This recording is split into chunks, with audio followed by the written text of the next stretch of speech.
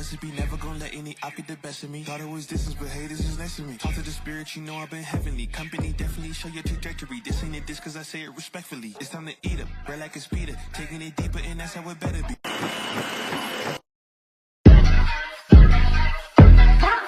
Ayy, I got the recipe, never gonna let any op get the best of me. Thought it was distance, but hey, this is next to me. Talk to the spirit, you know I've been heavenly. Company definitely show your trajectory. This ain't a diss cause I say it respectfully. It's time to eat up, bread like a speeder. Taking it deeper and that's how it better be. I never let the comparison get to me. I just remember the promises meant for me. I know the enemy and that he's sent for me. I keep the blood of the lamb as my centerpiece. I cannot trust in no crystals or energy. Look at the chemistry, it do not even mix chemically. Most of the tricks they be gimmicks, they mimic the truth. It's poison and we got the remedy. There is a bomb, apply it. The fire can stand to the tallest of giants. The tyrant and all the suppliers are scheming and lying. They selling his dreams and we buying it. Show me the chicken, I'm frying it. Show me the dough and I'm prying it. Ain't never lacking it, so what I'm packing, he taking it, he magnifying it. They say you ain't bout it. Tell them that you finna make it, but they doubt it. But you rose like a flower. Tell me what it's like to live with superpowers. I don't know, but I'ma get it. I'ma get it. I'ma get it. I'ma get it. I just know that I'ma get it. I'ma get it. I'ma get it. I'ma get it. I'ma get it. Ayy. I got the drive, the bus, the truck, the gas is stuck. I ain't the one to rely on the luck. I put in work and then he show up. I know it's fake, this in the reps, ain't no regrets, I do too much. It ain't me if you saying I stunt. He calling the plays and I do what he want. This ain't a front, glory to G-O-D. It's what you could do with a mustard seed. It's what you could do when you start to believe. Take fear and you cast it inside of the sea. 100% out of me, cause he gave it all on the T when he let it bleed. So what is you saying to me? You just insecure about the love that turned me to a beast. I take a step and I ain't turning back. He made me first cause I know that I'm last. I ain't got time for no thing in the past. Learn from it first and then I react. Hands off me, don't hold me. Get it jumping like a trampoline. All truth ain't no trolling. We in good hands, no folding. They say you ain't bout it. Tell them that you finna make it, but they doubt it. But you rose like a flower. Tell me what it's like to live with superpowers. I don't know, but I'ma get it. I'ma get it. I'ma get it. I'ma get it. I just know that I'ma get it. I'ma get it. I'ma get it. I'ma get it.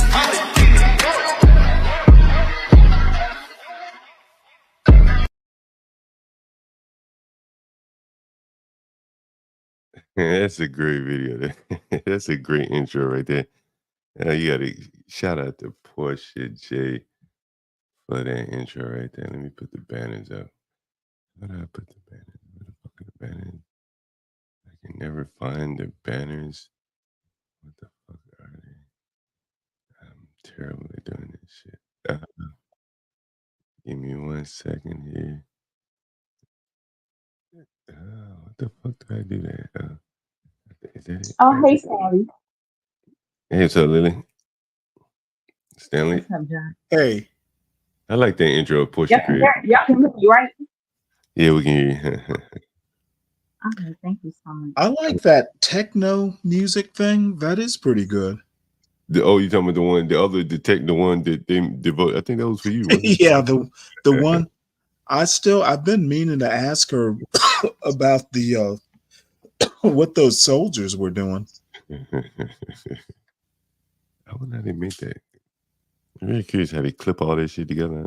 I don't know how to do all that. Yeah, I'm gonna see if I can't get her to teach me. I have faith in you, Stanley. Well, thank you. On the other. Thank you, Stanley. And you know, me being, I don't know, Aboriginal, quote unquote. You know, I come from Legba. You know, he claimed my head, and when you can't rely on, I feel like you can't rely on any other human being to relate who you are on this earth, because we're different spiritual beings. We're not humans, you know. We have reptilians, we have, you know, our president. They're different species of existence. We're not the same species, because how can you integrate on our land and take control over it and not know what is truly meant to be? Because we're Mother Nature is everything to us, and how, the Asians, they're putting poison in our oceans. Are there's only two white rhinos in existence. It's like, Actually, it I thought we were down to one white rhino. that's crazy, Stanley. And it's like, how did existence come to this? Because who are the enemies of us? We are the existence of Mother Nature. We are the existence of life. Well, that's a very pagan, very Earth Mother point of view. How'd you get it? Because at the end of the day, it's like, if I have no existence with Mother Nature, who am I, Stanley? For real. Well, I don't know. You tell me. How I, did I'm how did you nothing. how did you come to this system of belief? When she loved me more than I love myself, when I Hmm. had an existence, because in Revelation, and I was anointed in by the Bible. So when she allowed me to love, when she saw her existence in myself more than I did me, because I never wanted to exist because I never knew love, but she existed in love in my reality. And it's like, if I can't live with Mother Nature, who am I, Stanley? You know what I mean? Real shit in John too, because what do you think about that though? Am I crazy? Like, for real? Like, am I just insane? Like, like, you're a crazy ass bitch. Like, I don't know. Well, the last time I know I've seen you turned on your camera for a little while. I think the last time I saw you. Are you into what, magic, um, sorcery? What sort of stuff are you into? I'm into anybody who loves me, I see. and I'm into anybody who exists with me. We are a reality in our own concept of existence. We are each other's. We are. We build each other up. Don't you think? I hope. We can't live without we can't live without each other's consciousness. Or are we just living for nothing? I believe, I believe that we need each other. I believe so. But the needs are different for everyone. What do you mean by that, Sam? So, okay, you know, I exist for another reality, and it's like, but I love myself too, and whoever adopted me, because my family never loved me. I love myself more than anybody. You are your own reality. You are accepted to love yourself before anybody else, because you are your own God, I believe. What you think, Sam and John? Well, I think I believe the same thing. I just use a Mhm. slightly different language. And what I mean by everyone has different needs. I guess if you substitute needs for relationships, there Mhm. are romantic relationships, there are friend relationships, there are Mhm. uh, parent-child relationships.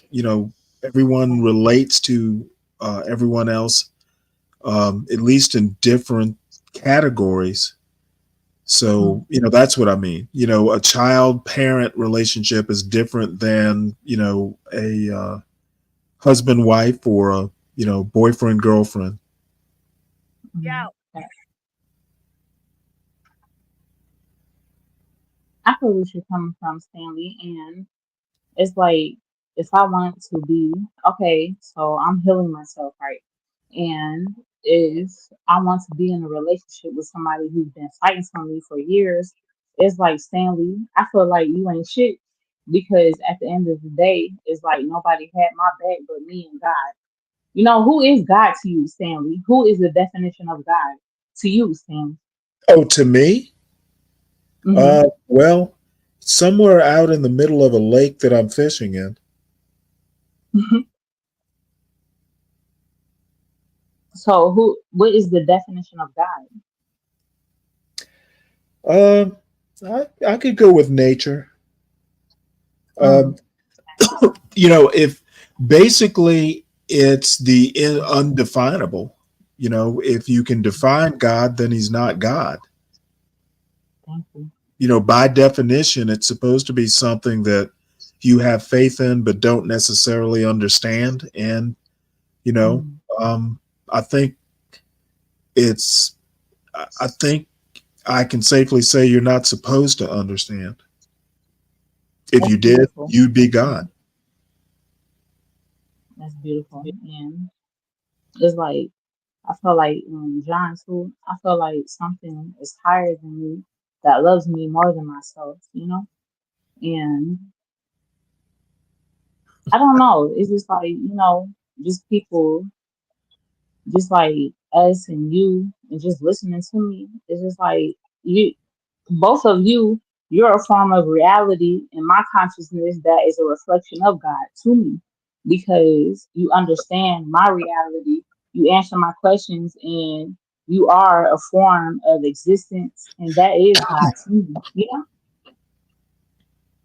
And that's beautiful to me. And it's like, you know, I don't understand how somebody can love me when I don't allow myself to love myself. And it's just like, John and Stanley, I just have to work on myself, facts. But Well, it sounds like you're on the right track. thank you, facts. How's Atlanta, Miller? I'm sorry, Lily. Hmm. I said, how is Atlanta? Hot. It was hot today. Oh, Really? Yeah, it was hot as hell. You only got up to And 81. man, it was hot as fuck. I'm like, what the hell? Well, I'm For out. real. I'm a ways from Atlanta, not that far, but I thought it was pretty nice. It's supposed to get a couple degrees hotter today, but I think our 90-degree days are over, so that's a good thing. I know, right?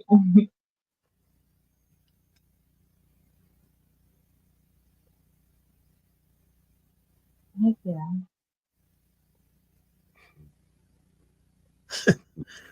I see innate ways is waxing poetic this morning. Treat it like a fat booty and give it a slap.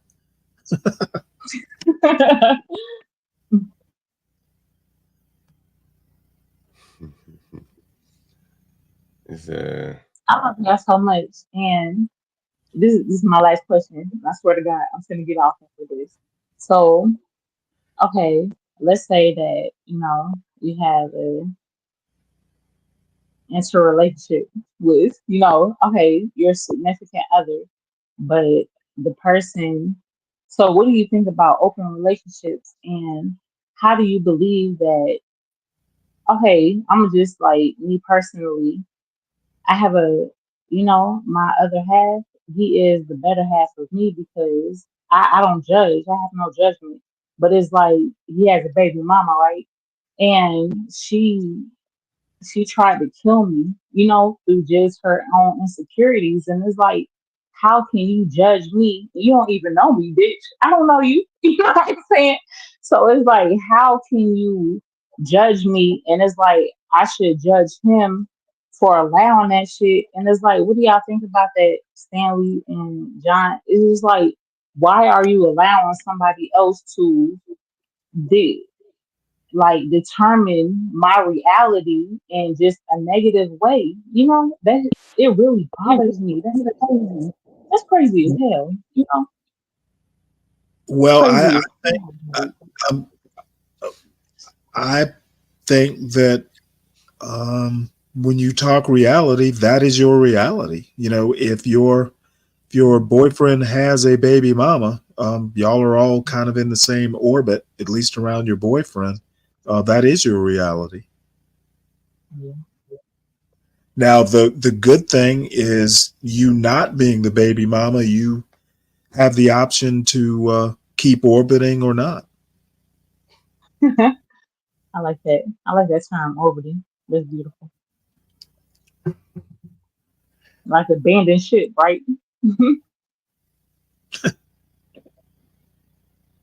That's beautiful. But yeah, you're right. It's like, why would you try to sacrifice my life? I don't even know you, hoe. Like, I don't mean to curse, but for real, on some real shit, like this how I live my reality.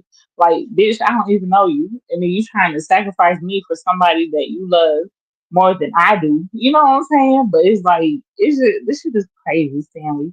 Well, I don't I know. think you're answering your own question if you listen to yourself. Remember, you love you. Make sure you listen to you. Mm, that's true. Oh, I love you so much, Stanley. I love you, John, too. Y'all have Oh, a great, beautiful morning. And, same to you. I love y'all. I'm sitting there watching something on Twitter. Well, that's a nice way to begin my morning. I'm Yeah, loved. indeed. Mm. Yeah, I was about to say, you want to show some of this Kamala on Call Me Daddy podcast? No, I missed it, so I'm eager to watch it. Hopefully, she wasn't too goofy. Uh-huh. I like Kamala, but I'm actually kind of impressed. I watched a rally of hers of maybe 3 days ago, and she was actually fairly poised. She wasn't flighty or anything like that. She had some gravitas, Mm. but I I don't know. I think she's doing okay, or at least good enough. The Call I Your Daddy lady asked her a question that, you could take it whatever way you like, but she basically asked her, why, you haven't been doing much long form interviews, and why did you choose to come here? Basically, like, because it's not necessarily a serious place, where you might expect her to come, considering like the topics that they talk about on this show. But I think here's one video. I haven't seen this clip, but see what she said. What made you want to do Call Her Daddy today?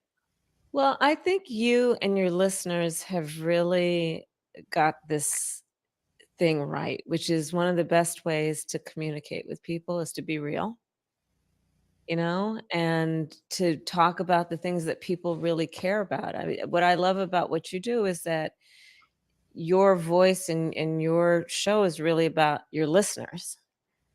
And I think especially now, this is a moment in the country and in life where people really want to know they're seen and heard and that they're part of a community, that they're not out there alone. And so I'm really glad to be with you. What made you want to do Call That's the question. And it is kind of interesting. Like, someone on her team would have gone and looked and see, well, what have they been talking about on the podcast? And then you see blowjobs, maybe I don't want to go in there. Maybe you do. I don't know. But it's kind of interesting that the venues that she chooses to appear on, it's just kind of, not very serious. I'll just say it, leave it at that. well, it seems like she's trying to maybe recreate some of Obama's magic with young people. That's the only thing I can think of. In 2007, 2008 is not 2024. Yeah. So I don't know that I don't know that. I mean, you're not going to capture that Obama lightning. And Ticketmaster did the ticketing for his first campaign. I can tell you right now, it was lightning in a bottle. Yeah. Even on the tech side, Um, however, I think that when Trump ran, he did some unconventional things. Why can't she? Yeah, I think that she's just maybe she's just not very serious, in my opinion. She's not very Well, serious. I don't think Trump when he ran was serious. I mean, he's been a serious guy. He's always been in business. It's a different um, point of view. A lot of these politicians, they're used to saying, the company line, not really answering any questions. They go and meet the press and we're gonna work on it. Da, da, da." And so, it's I don't think she's very skilled at giving concrete answers. And so, it's just a lot of fluff. Uh, that's just the way I take it. Um,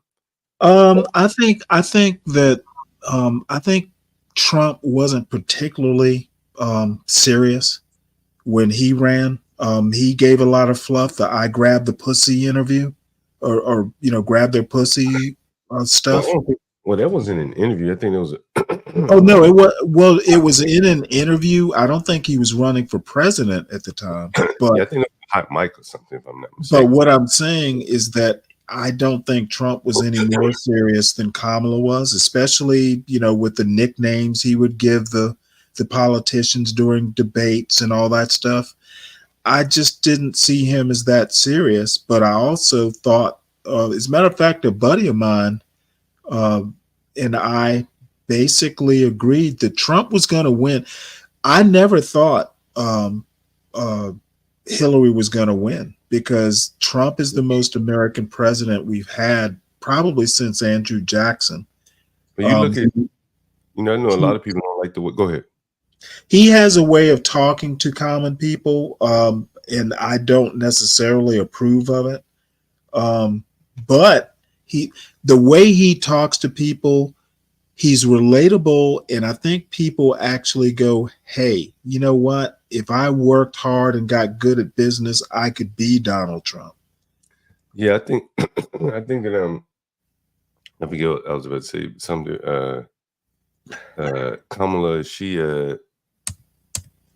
forget what I was going to say, but Kamala, she just is not a criticism of her. Because I haven't heard much of her speak, but I think all that laughing, you know, um, either it's a nervous laugh or it's a filler for not having something to say, something meaningful to say, and it comes off like silly or not serious, you know.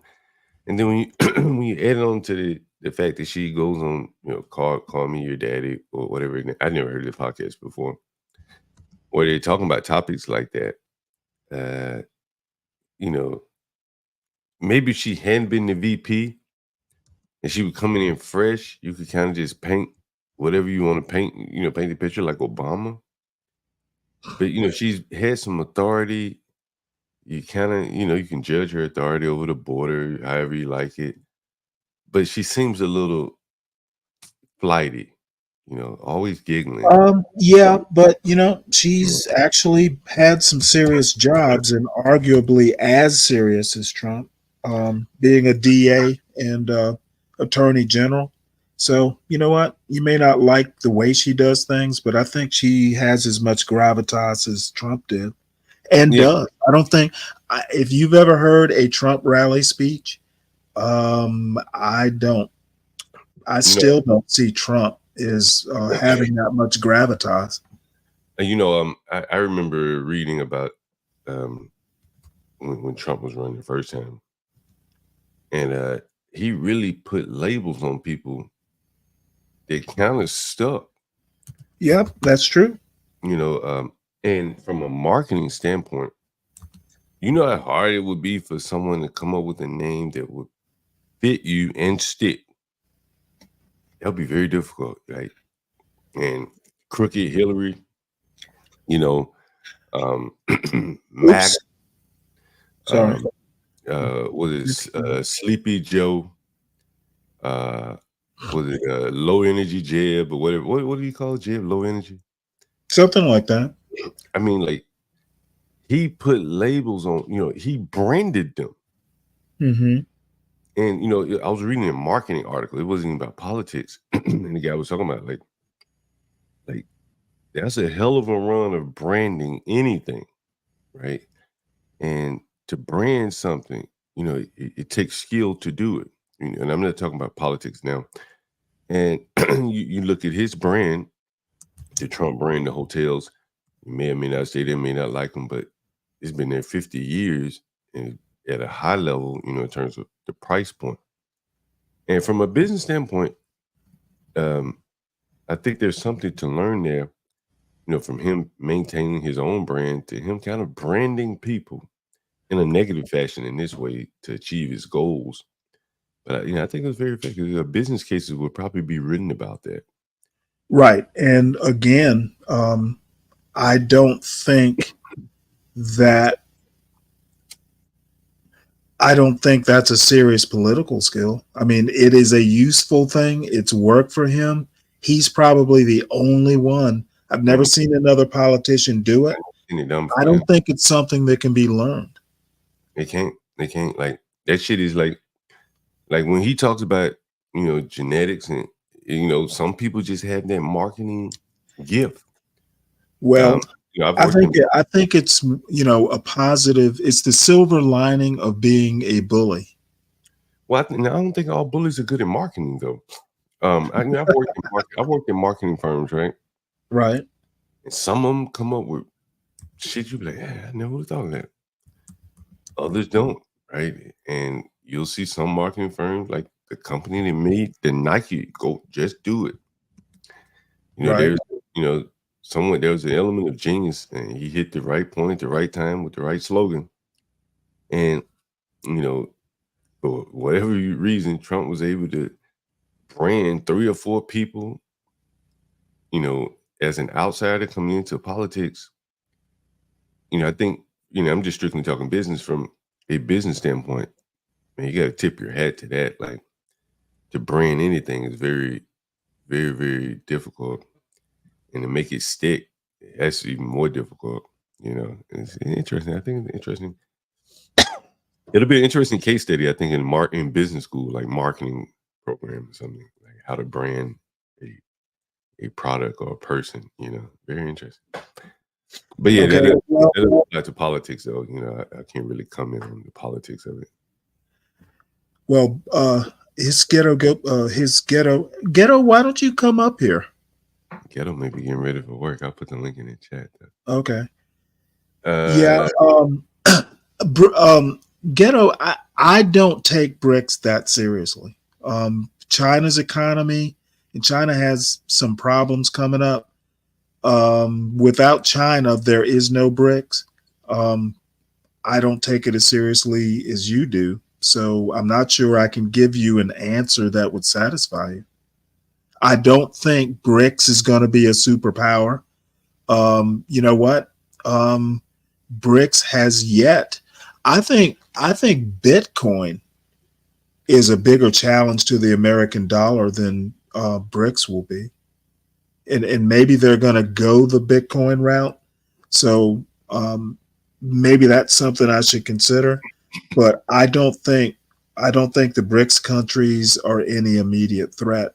Maybe there'll be once she's done her 4 or 8 years. But I think she can afford to not be that serious. No ghetto in my see. This is funny. You bring up I'm a military man. That's why I don't take it seriously, because I don't think China is up to it. I don't think Brazil is up to it. So that's my point. Someone named False. I don't know who the hell is False. You know what? That person was up here the other day, and damn it. Well, I'll put up a thing right quick. I think he's been on the show before. Yeah, I think I've seen that name before. Yeah. Putin making BRICS bigger, powerful than NATO? ?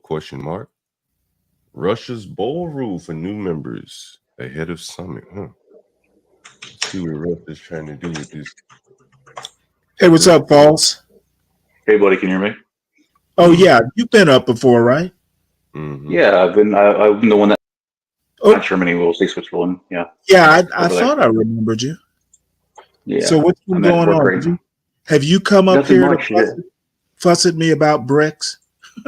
Uh, no, today I'm getting busy working right now, and just thought I'd spare some time and be up here. Are you guys talking about politicians? I would say that anybody that has the money can kind of learn how to speak in front of somebody. You know, it's like a trait that anybody can learn. So I'm sorry, say that again.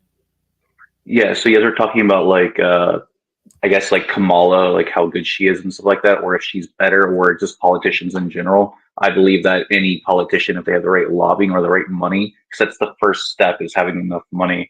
And if they have enough money, anybody can learn how to talk. Right. So I believe that a lot of us, like a lot of the dream of us believing that we'll ever be able to become president, it's just fallacies. You have to have the right connections and everything. Oh yeah, And yeah. if you have the lobbyist, anybody can learn how to speak. I don't really trust anybody in that kind of, especially me being part of the business that I'm part of. I've met the CEO, and I'm telling you right now, these people they're not nice. So I can tell you right now that a lot of none of us are ever become president. Well, And a lot of it's you're right. connections. Presidents are made, not born. The Yeah, only person to ever be born into it was George Washington. Yeah, that's a good point. That's a good point. It's sad too because, like, you know, I'm taught in school because I'm only 24, so I graduated around 2018. And what's so sad is like when you kind of get into the real world, they don't prepare us for any of this BS at all. It's quite saddening. Well, no, but they can't. That is a total like a fantasy. I mean, when you come out of college, your employer will train you how they want you to do your job. Well, no one walks into a job day one able to do it, at a high level. What did you I'm feel? talking about more like tax things. So like I own land, so I was able to write off this. I didn't find this out till like 2 or 3 years ago. I found out I can write off my land if I live there a year in the US. Over here, I'm still learning the laws over here. But like when I was in the US, I could write off the homestead tax or something like that. I also could have made charities and could have gotten tax reductions a lot more. Like this is the stuff I'm talking about, like actually how to make money or at least get ahead. Where are you located now? I'm in Gothenburg, Sweden. Yeah, Sweden. And so you feel unprepared to know how to make money and No, I'm just talking about like what needs to change. Obviously now, I mean, I probably about 1/30 of acres, and I make about 6 figures a year, so I'm doing okay for myself. And you're 24, so what didn't you learn? I learned it all myself. I learned it all myself, but it's still something that the world should prepare you for. Yeah, but I mean, you said your employer trained you to do what he needed you to do, right? Well, I think he's talking about I'm talking about like taxes and stuff like that, my dude. Yeah, like the little loopholes you can use and stuff like that. And then I heard from my attorney that I have in the US. That's why you get an accountant. Yeah. And then oh no. I like saving money as much as I can. No. So one of the things I heard, I don't know if my attorney told me I can do this. So if I pass away, I could put my body on one of the lands I own, like one of the acreages that I own, and I could get a tax evasion from there of not being taxed on my land because it's considered like a burial ground or something like that. I heard there's a loop. He told me about that loophole. I have to look into it more. Well, this is my personal opinion, and my father either had or has an accountant, and he wasn't like a high level like super rich or anything. I think a good accountant will pay for him or herself, his or herself, especially if you're in a high tax bracket. I think that sort of thing. I've been doing it myself since I've been an adult, and so I've been learning. But coming to find out from my attorney over in the U.S. that I'm making so much now where I'm in a higher tax bracket and I own land now, I own assets that I probably need to hire somebody this year for taxes. Is what he's telling me. Yeah, that sounds like Good advice. Yeah, because I don't want to be, in 5 years and the IRS their little interest they put on every day. But yeah, that's what's going to have to probably happen this year with all the assets I've acquired. And then over here in Sweden, I get my work, like I could get my citizenship through the work if I've been here like a year to 5 years. It depends on, I think, the time frame or something like that. So I have to be here about a year. I've only been here since the beginning of this year, so that'll be good too. But I'm a little bit worried about the whole tax BS. But I'm sure if I hire somebody, it'll get figured out. Right. So how is life over there? It's getting cold yet? I originally lived in Arkansas over there, so like I'm used to like decent like weather. So like cold is not really cold. I can check right now. Like we're about to be at. It's kind of crazy because I think over there where you guys are, it's dark. It's 1 o'clock over here. We're in the afternoon already. Oh yeah. What are you, like 5 or 6 hours, maybe even more? About 6. I don't know what time it is over there. It is almost 7, 6:56 a.m. So yeah, you're about 6 hours. You have about 6 hours. Yeah, right now it's 50. At least on my local weather station, it says 54, and then the high is going to be 60. So it's not really cold. Okay. Yeah, that's not bad. No. And then I'm learning that I have to make a will because I think I'm the person where you can die at any moment. So I have to make a will so my kids can inherit my money. I guess if it doesn't, it goes into probate, I guess, or something like that, and it can be a little stingency. So I have to get that settled out already. I know I'm young, but I still, I live every day like it's my last, so I can get that figured out too. Just a lot of legal shit I have to get through as I start maturing, and it's not just like the top percentage of brackets. I'm starting to learn that my taxes are going to be a lot more, which I knew, but I didn't know it'd be such a big jump. And then the land assets, I need to make sure I write those off. Well, we expect young people to live every day like it's their last. They know no risk. They think they'll most people my age are in a house or moving off parents or getting they're having some kind of handout. So a lot of them are kind of sheltered and I don't think they're living every day like it's last. I actually wouldn't say most. Not handouts anyway. You said handout could be considered living with mama's house. I consider that a handout. Well, you know what?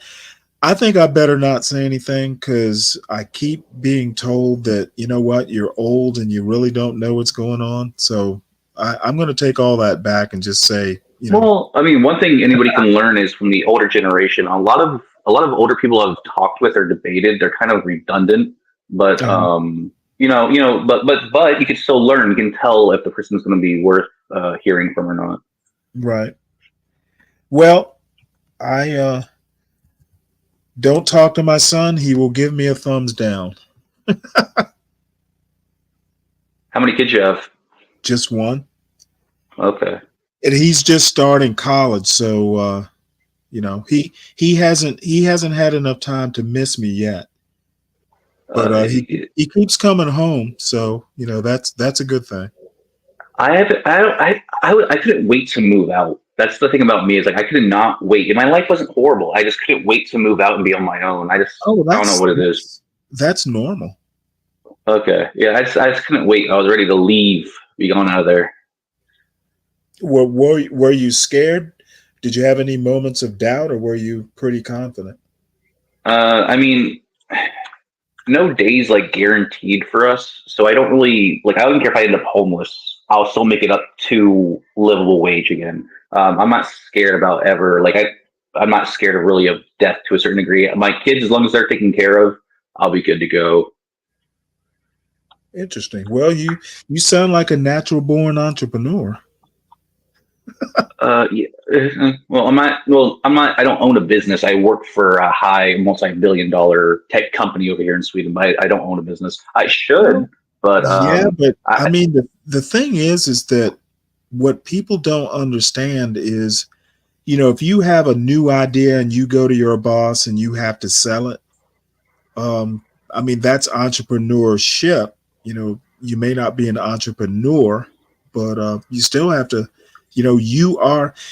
You are a product that you have to sell, say, in a job interview. You know, you put Yeah, I your mean, best. I'm marketing manager over here, so I kind of know quite a bit about marketing. Right now, I'm doing a few things, and I have to book a venue for one of the new showcases they're trying to do. So Right. So, I mean, your talent, you know, or your skills are your product. you know what's kind of blasphemy, to be fair with you, is like I can work on a computer and make this kind of money while people work on like oil rigs and make like 60 grand a year. It's quite devastating. That's why I didn't go that route. Well, what do you feel guilty? No, not at all. I feel it's you should I should no. It's the old phrase "work smarter, not harder," but still, I would still think they would get something. I don't think 60 grand is fair for what they're doing. Well, I mean, that could be true. Advocate for it, but that's welcome to capitalism. You know, that's what the Yeah, market. That's what the market thinks they're worth. Plus, they do. It's a hard life. I know. You know, working out on an oil rig, but you know what can you do? It's it's what the market will pay them for. You know, whatever What's skills they sad have. though is like if they stopped doing what they're doing, a lot of our electricity would be done. A lot of things that run electricity would be done. There's a lot that would happen. So I think it's more of like how hard the job is compared to like I mean even like it's not really hard, but it's demanding. You know, it's like it's physically demanding. You know what I'm saying? Right. So I mean, like it's like they're trying to one second. It's like they're trying to saying, "Hey, it's not hard, so we won't pay you a lot," even though it's physically demanding, and most people would collapse on their ass or complain about it.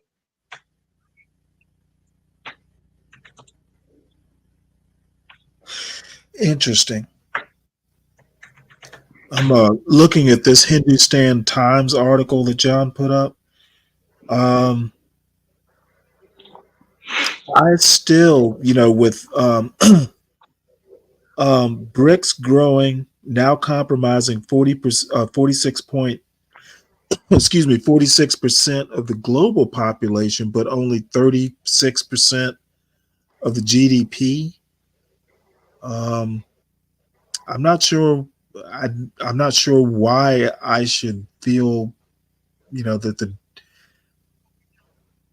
I don't know that America needs to worry about them just yet. His ghetto. There's a guy out in the chat who brought up BRICS. I understand that they are up and comers.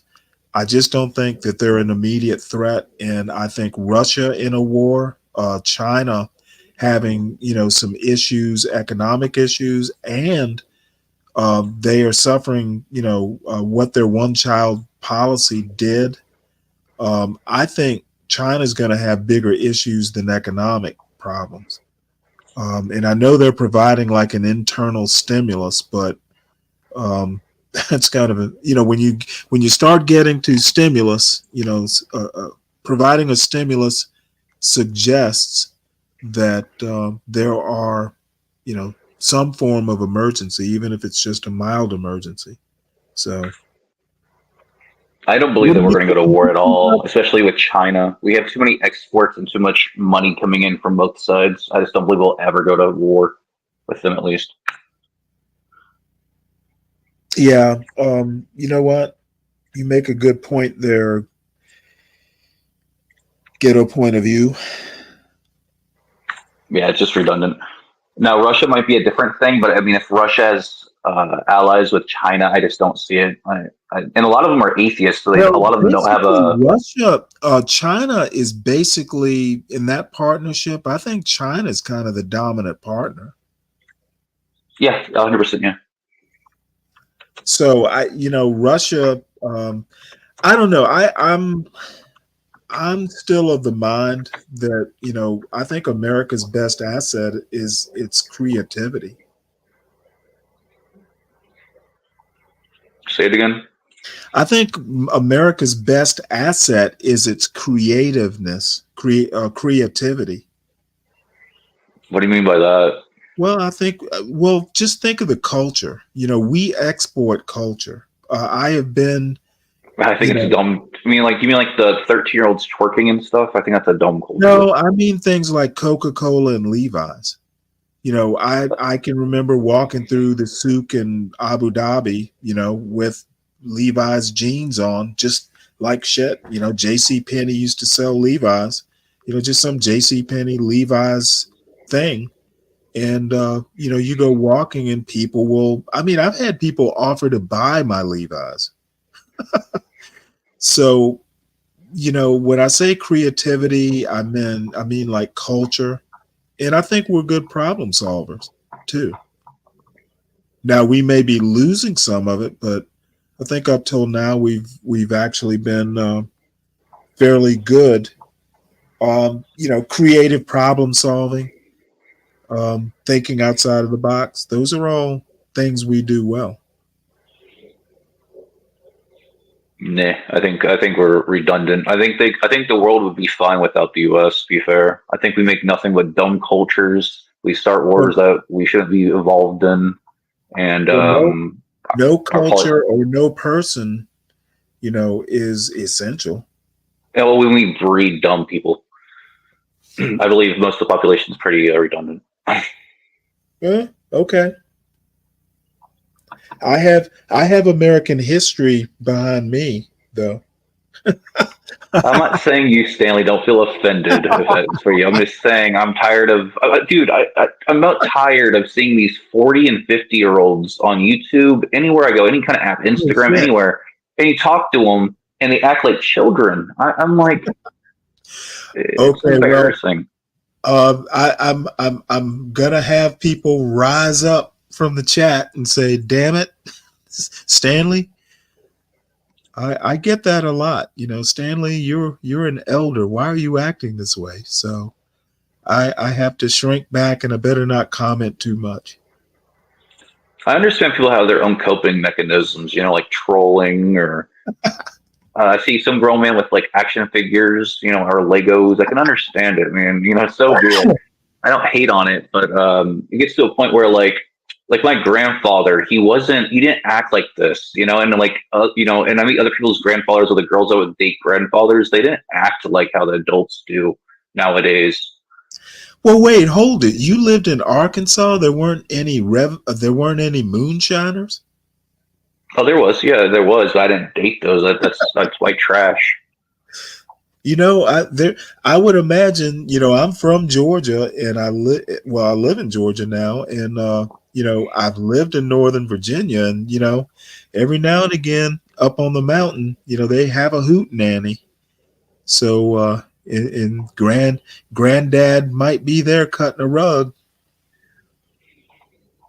Who do you guys believe is going to win the election?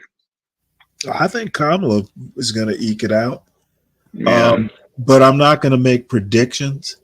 But I think that, I'm not going to go deep into it. I do it almost daily on this channel, but I think that Trump is a uniquely bad candidate.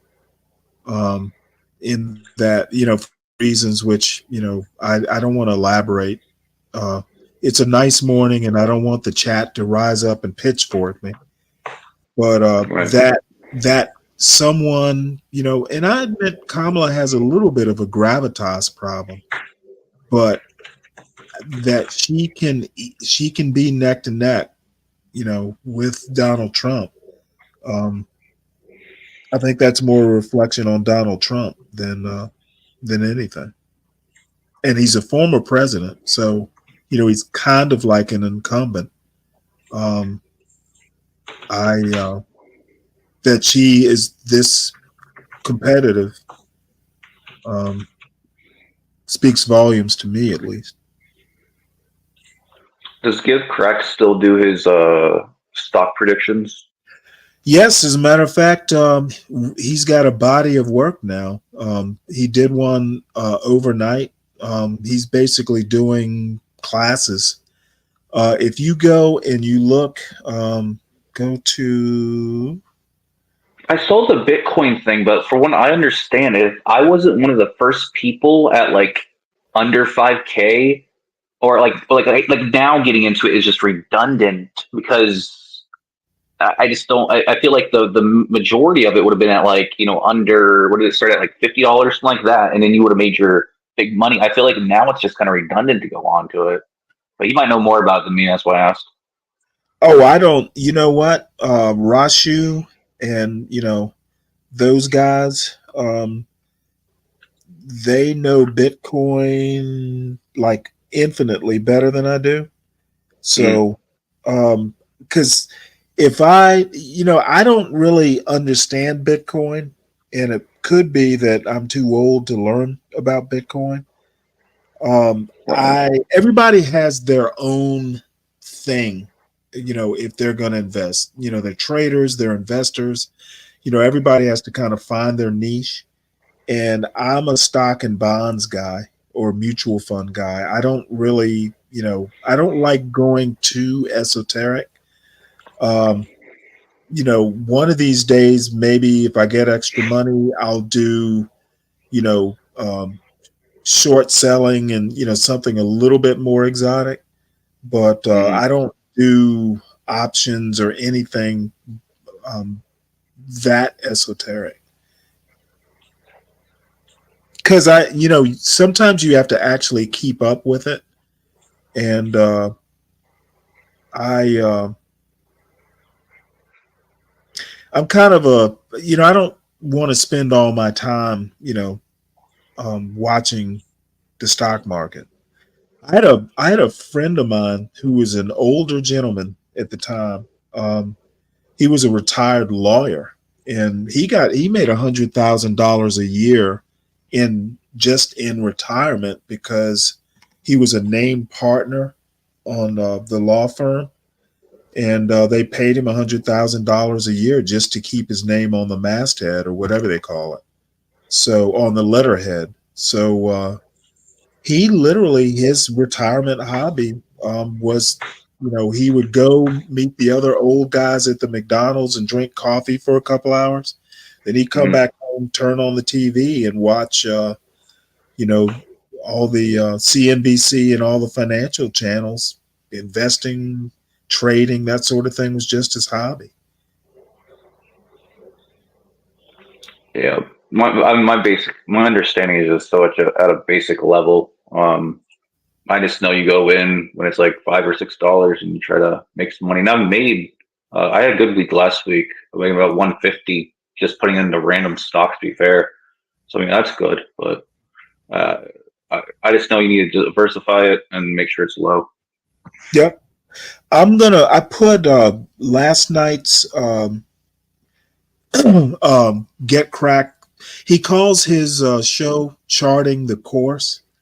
I put a link in your back chat there. Um, I didn't watch it. I watched the one before that, but if you'll be able to figure he's done two or three of these. So he's off and running, and enjoy. Yeah, I have to watch You them. can tell he's got you can tell he's done teaching before. He's got a PhD, and obviously he's done some undergrad teaching, before. He's actually really good at it. And I Master never had a Kim, problem with Kit Kat. Master Kim, Matt, you have you ever watched or of Master Kim? No. Okay, well he's our other. He actually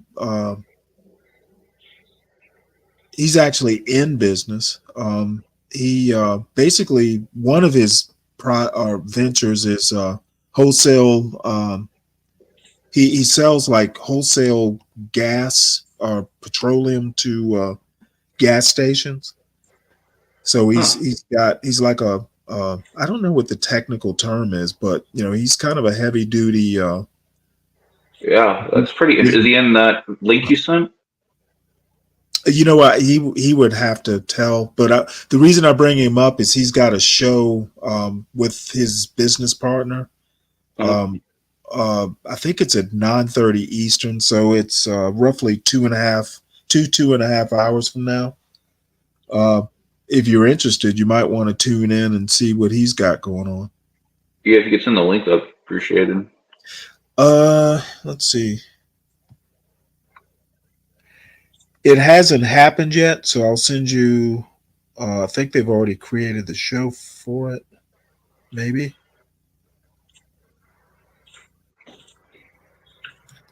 Let me see, can I find it?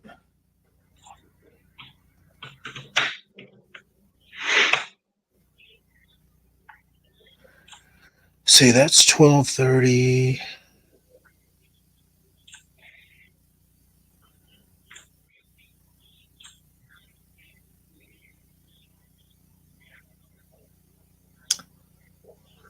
You know what? It's as a matter of fact, it's going to be this show, I think.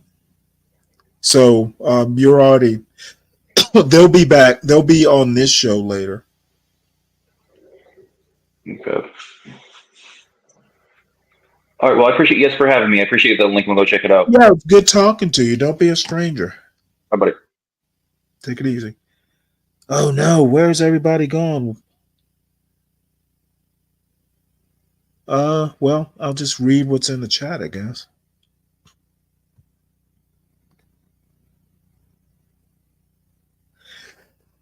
So you've been watching the Get Cracks show, huh?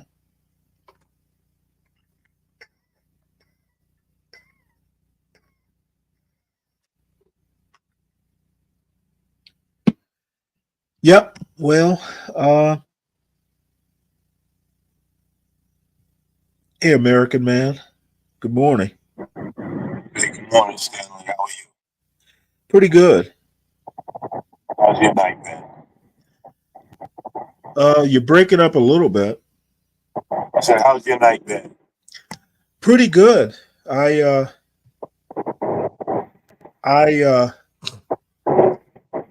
we there was a New York Times article about Kamala Harris's father, so I learned about him a little bit. That was my highlight, and then apparently in the Washington Times, there's an article about Elon Musk's trans daughter, I think, basically saying that he's a cruel parent, uncaring. So I made the most of that.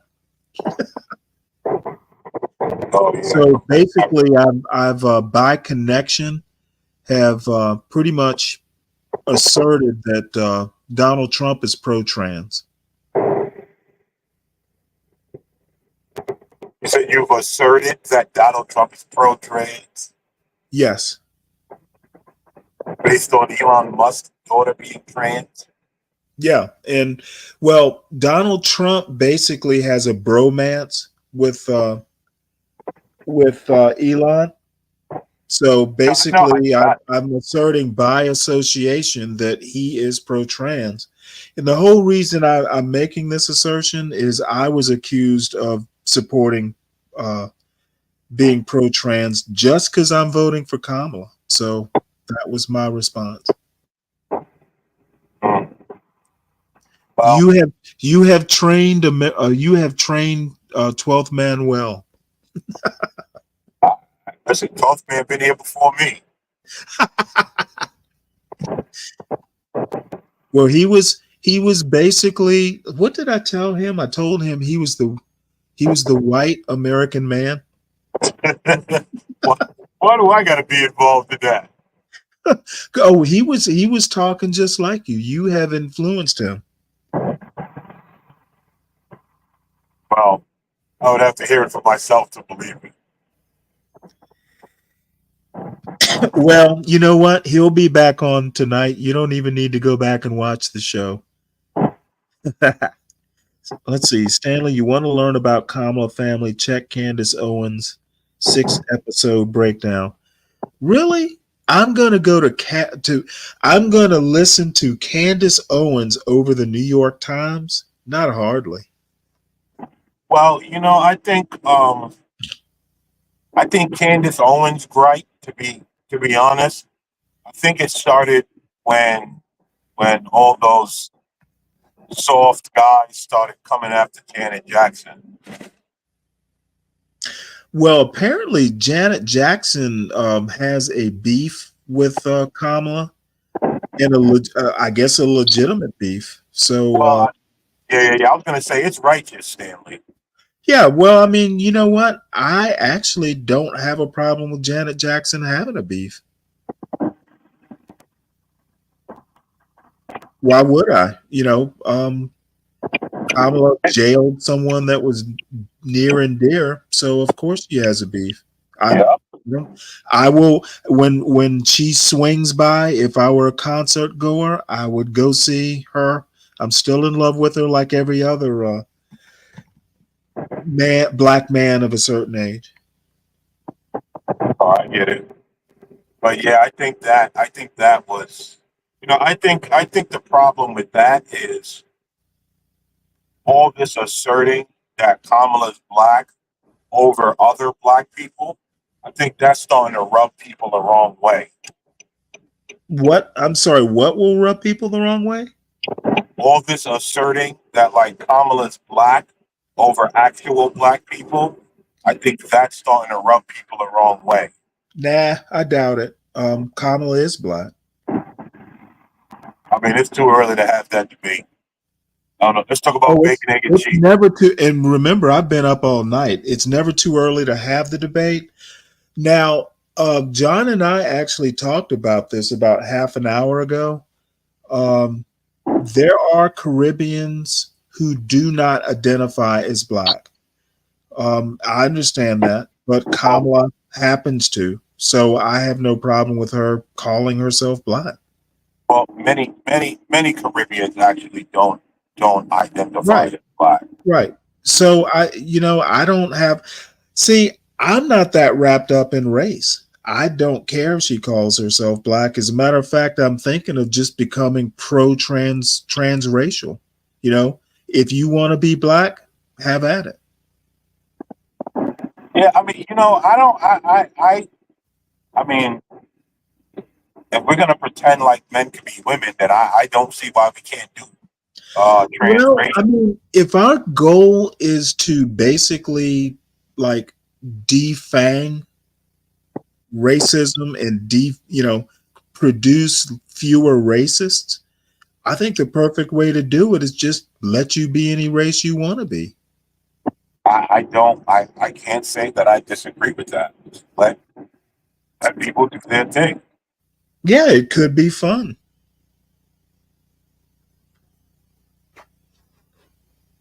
Yeah, I don't know. I'm actually half serious about that. Why not? Yeah, no, I kind of wasn't joking either. Let's just like get on with it so that honestly everyone can shut up. But I think the problem is that Kamala's not black and there's a lot of cosplaying. Okay, I understand your. And I just don't understand why she just can't be Indian. That's the part that's bothering me. Why not? Why is what? If she went to Howard and she felt comfortable pledging AKA, I think she should be anything she wants to be. She could pass. You know what? She can pass for black. Would you agree with that? I mean, if she says it, yeah, she can pass. America. In American history, there have been black people who passed for white. Why can't she pass for black? Well, I think the way it's being done is kind of diabolical. It's being used as a no, for real. It's being used as a bludgeon politically for black people.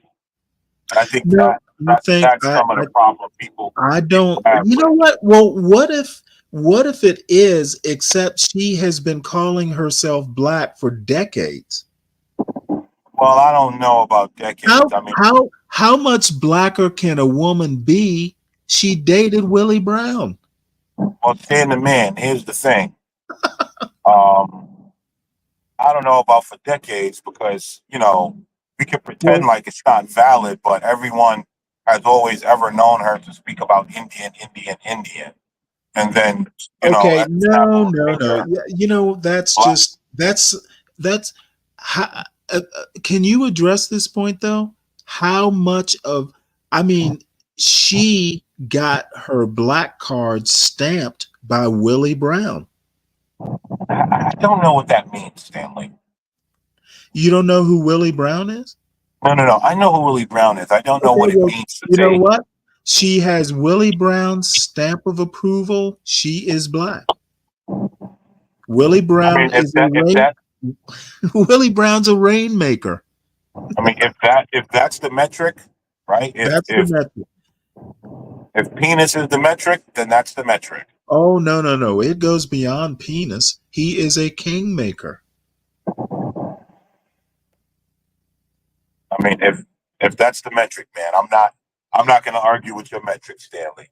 If that's what you accept, then that's your thing, man. I'm not here to change your mind. His ghetto point of view says tons of white people. Now, actually, back in my day, I have to claim old age. You know, I'm kind of out of touch. When I knew of one guy at the University of Georgia who pledged, I think he pledged Kappa, but it wasn't a lot of crossover back when I was in college. So, you know, I have to admit, I'm out of touch here. However, tons of white people pledge HBCU frats and sorors each year, Stanley. Doesn't change their lineage? No, it doesn't change their lineage, but race is not necessarily lineage, his ghetto point of view. So lineage has nothing to do with race if you want to separate the two, and it's perfectly okay to separate the two. Well, Stanley, that's where it starts to get convoluted, right? Because see, I don't think it does. If you are hold on, Stanley, let me finish. Hold on, right? That's where it starts to get convoluted because we're willing to accept anyone brown as black, and we'll use all these markers. Oh well, AKA and this and that. And then when white people do it, all of a sudden we want to start putting up these dividers. Well, no, we have to be consistent on something. I personally don't. I think Rachel Dolezal is as black as I am.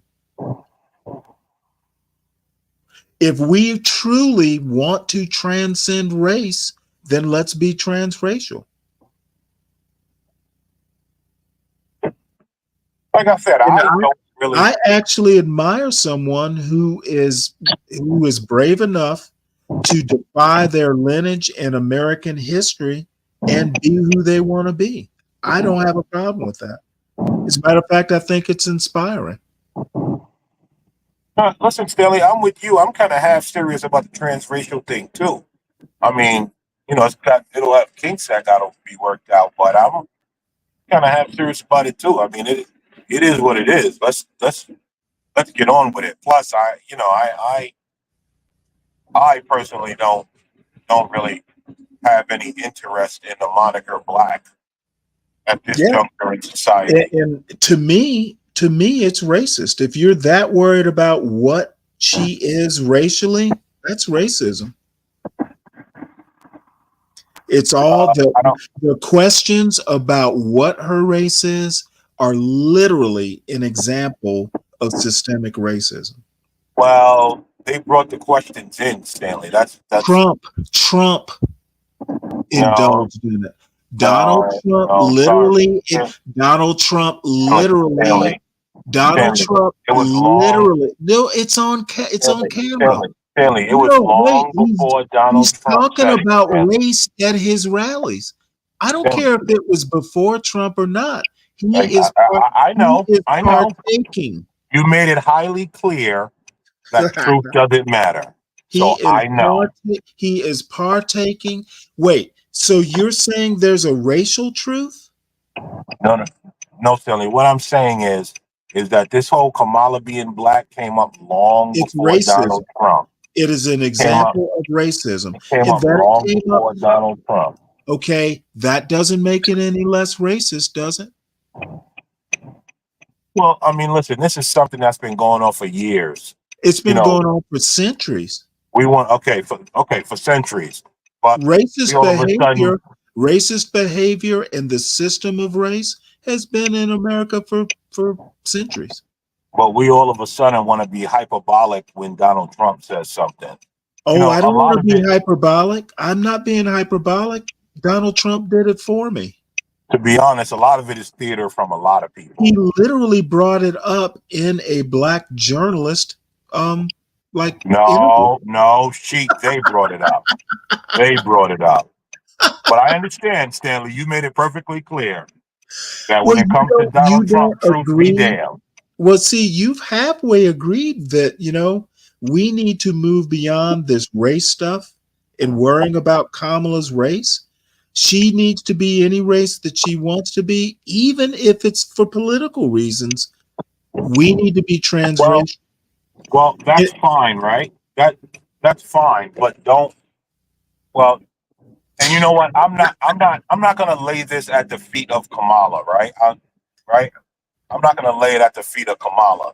The Well, problem that's is mighty that, white of you. right? The problem is, well, no, I'm just in transparency and fairness, right? Because I can't call you Trump deranged and then I be Kamala deranged, right? Like that's not going to work. Yeah, And that's true. so, in all fairness, right? Kamala didn't do the "I'm black, you gotta vote for me," right? That society did that for her. Yeah, it was a white man who said it.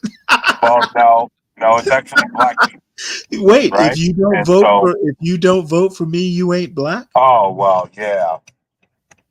Now Okay. whoa, that was racist too. And he got your vote. You proved your blackness. Well, And I didn't vote for him because I'm black. I voted for him because I liked him better than Trump. And let me make one point to Above the Trees. The Brown that is in Kamala's family was a white man who founded a town in Jamaica. So I don't think Willie Brown's a relative. I would hope Willie Brown wasn't a relative.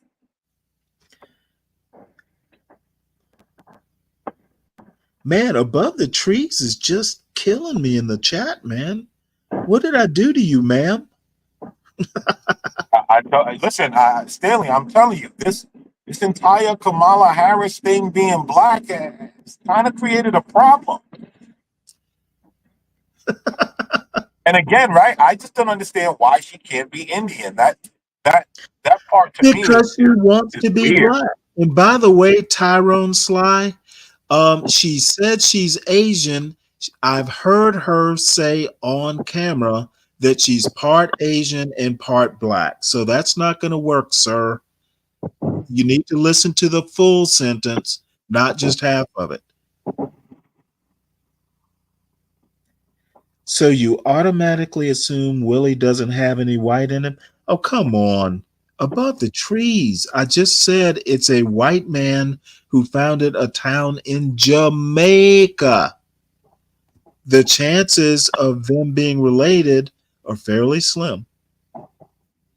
And most African Americans have white in them. We have European heritage too.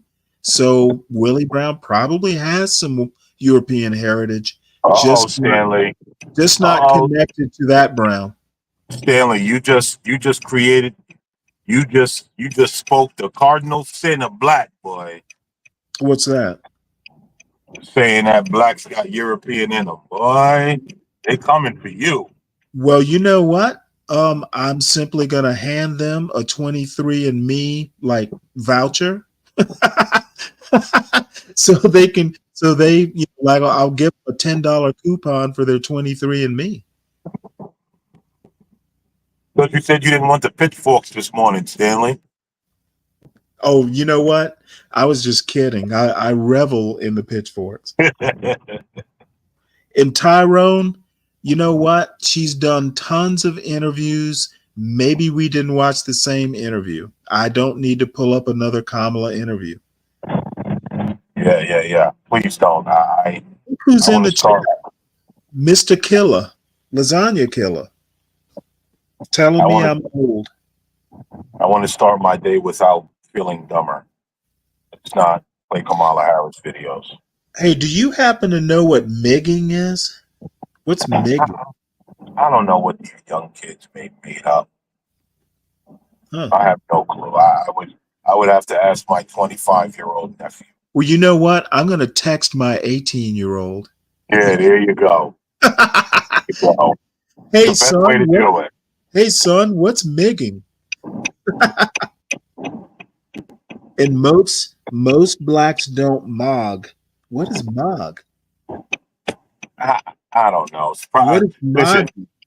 if he's not willing to tell you the definition, I mean, it's probably something sketchy. Play the clip where she says she's Asian and black. Oh my goodness, Tyrone.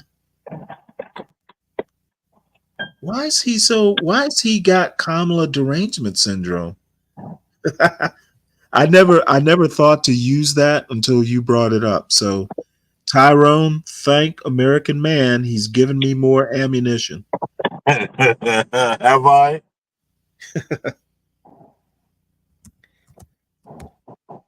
Kamala Asian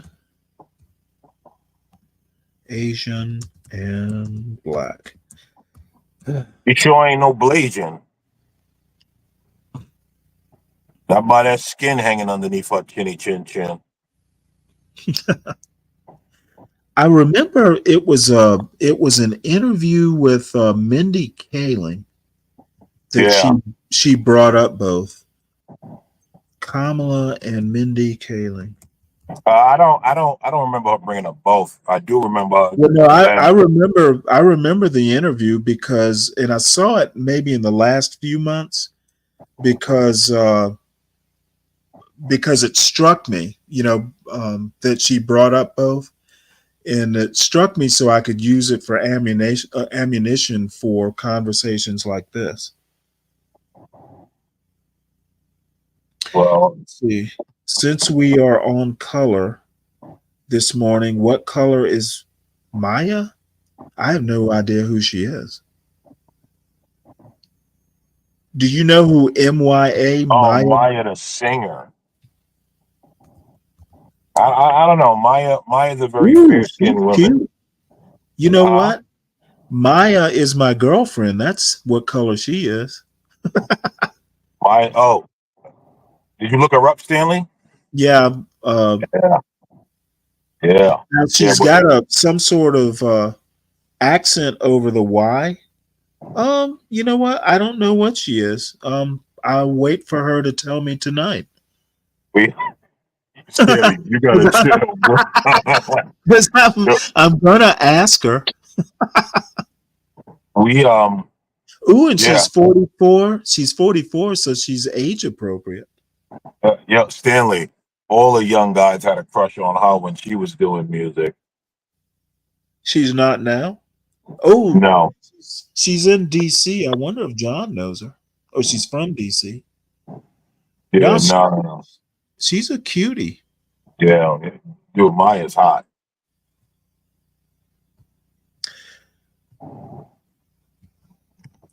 So, Chris, hopefully she'll tell me tonight. I'm going to invite her over for dinner. Maybe I'll ask her to come up on the show. Maya no black papi. Me no black papi. Is she Hispanic? I don't know. I was just saying that. I don't. Well, I thank you, Chris. I learned so much on this show, and I damn sure will listen to some of her music. Yeah, Maya was a big thing back in the day, boy. She was hot. She still is.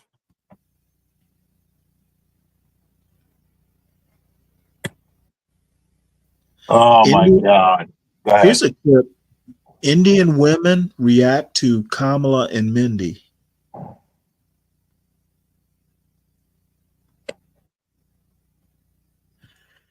I tell you what, let's see. No, I'll play the clip later on overnight. I'm not going to do it now because I don't want I don't want to get into it this morning. And I also need to remember this is drive time because Master Kim's going to be on, and I don't want him to be disappointed in me. This is drive time, huh? Well, I got in trouble for staying up till 5:30 in the morning the other night. Oh, did you? Sure did. It was a week. It was the weekend. Stanley, my daughters don't care about that. Oh, I thought it was with your wife. Oh no, she's fine. It's the kids. Listen, right? Especially Well, why would they be mad? dude. You think I know? Apparently I'm doing something I ain't supposed to be doing. Were you loud? No, they were just like, "Why you staying up?" Blah blah blah blah blah. You know, especially my 13-year-old. Well, sorry. Wow. You know My what? 15-year-old. Actually, kids do things like that. They'll like go. I guess they have expectations of their parents or something. Yeah, that's what I said. Like, especially my 15-year-old. She don't play. Like, she thinks she's the boss. You know. And I'll never say out loud that she's not, but I'll say it here. You know what I mean? His ghetto point of view, I had no clue you had Korean heritage. I don't usually ask people what their heritage are. It usually comes out eventually. There's really no need to, be so forward. Stanley, as long as you acknowledge my South Korean heritage, we good. Well, cool. You've got South Korean heritage. That's awesome.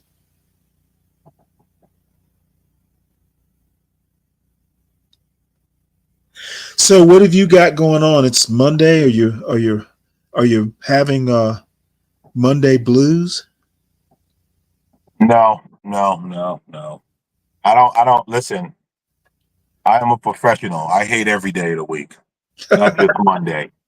Well, I can tell you there were some Mondays when my son was young. I'd actually be looking forward to going to work just to get out of the house. It's like, You answered a question that I always wondered the other night. You answered it because you said you've been raising him alone since he was 7. So your wife died when he was fairly young. yeah, he was in first. He had just finished first grade.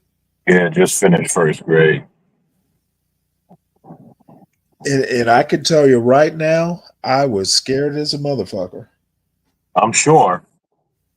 Well, the thing is, it is so well. I actually just wondered if I was up to the task. So, it took me a few months to kind of get my footing, maybe even a few years now that I think about it, but it all turned out right. Well, I don't even think it's a matter of being up to the task, right? I think it's actually just a matter of like adjusting life because you don't have that other person there that gives you the freedom to maybe work as much or this and that. I think it's more about adjusting life. Oh, that's exactly what it was. But the added bonus is my sister-in-law, her brother's wife, for some reason or another, they thought that, my son was gonna go live with them or something. And I looked at her, I'm like, what? And her response was, Stanley, you don't even know where his bus stop is. And you know what? She was absolutely right. But my response was, you know what? He's 7 years old. He can tell me where the bus stop is. Well, all I have to do is ask him. Well, I'll tell you what's even more disappointing about that. That it wasn't said, "Hey Stanley, let me show you where the bus stop is. Let me tell you." No, for real, right? it's just automatically, see, you're a fuck up, aren't you? I mean, I don't know. Well, you have to understand that my online persona isn't very different than my actual like day-to-day persona.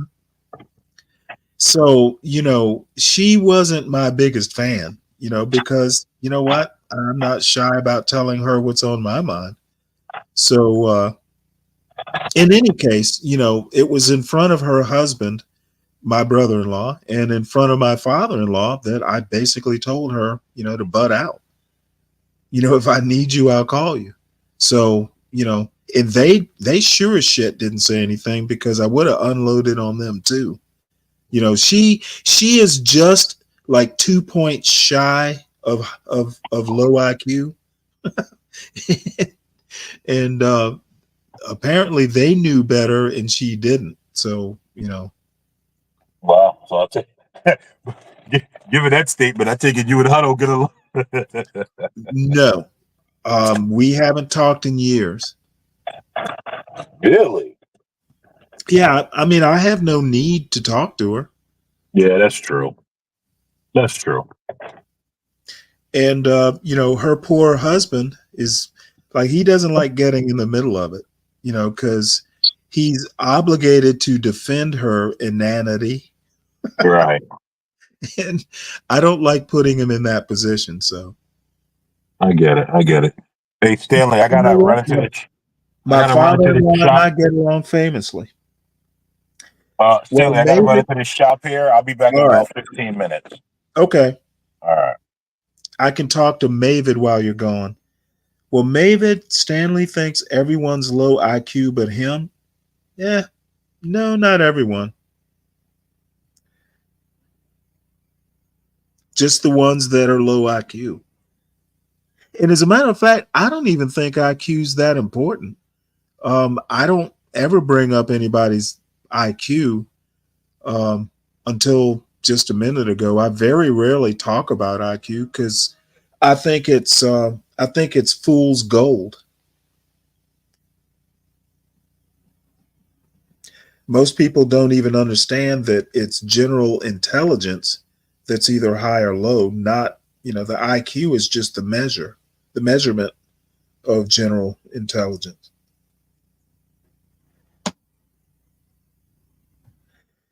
White John Galt, come on up, let's talk.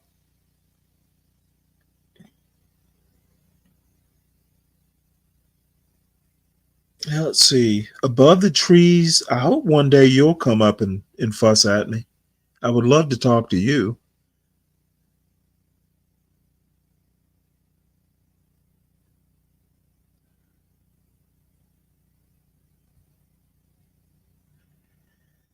Well, let's see. I have no one to bring up to the panel. I guess I should drop the link. How about let's do that?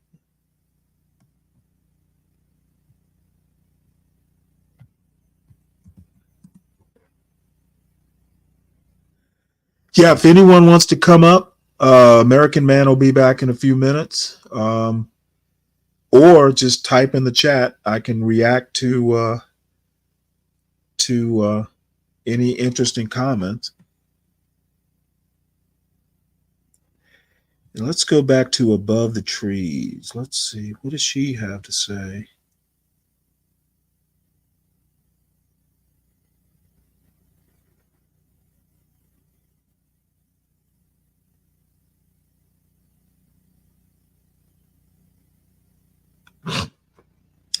Okay.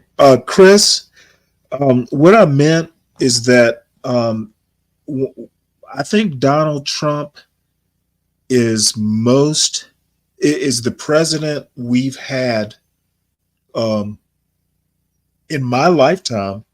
He is the most like if a plain old person who was unaccomplished, wasn't very academic, and has a man on the street attitude and demeanor. Um,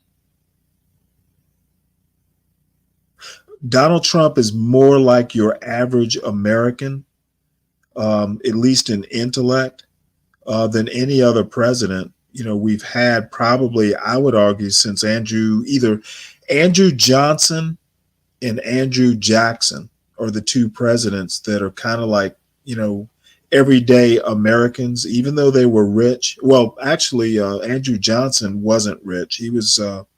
He grew up very poor, as a matter of fact. But most of the other presidents have been very accomplished in life, at least in government. And I'm not one who thinks that, inherited wealth in, becoming more wealthy. You have to work hard to do it. You have to have some talent to do it. But I would argue that someone like, say, George Bush Sr., who was a war veteran, ambassador, head of the CIA. He had a lot more like relevant accomplishments to being president than Donald Trump does. So when I say he is the most American president, he is the most reflective of average American culture, or average, the everyday American man.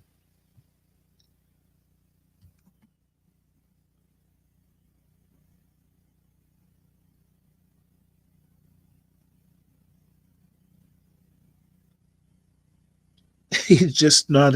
Oh, that's interesting. He's just not as smart as he thinks he should be, which is infinite intelligence. Now, see, you get me, White John Galt. I'm not as smart as I want to be or should be. I just have to work with what I have. It would be awesome to know more. And that is being a lifelong student. You should never stop learning stuff. So you kind of get me. I appreciate that.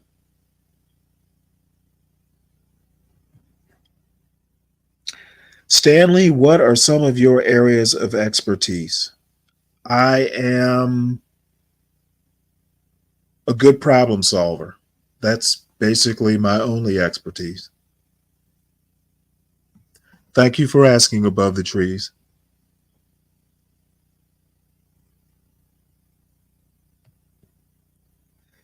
Lasagna Killer, he's not so much in his fifis as he is trolling young white passing guys who poke at him.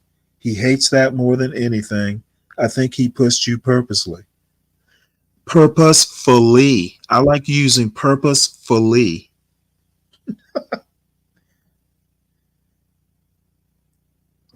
Poke at him. He hates that more than anything. I think he pushed. Hey, be brave.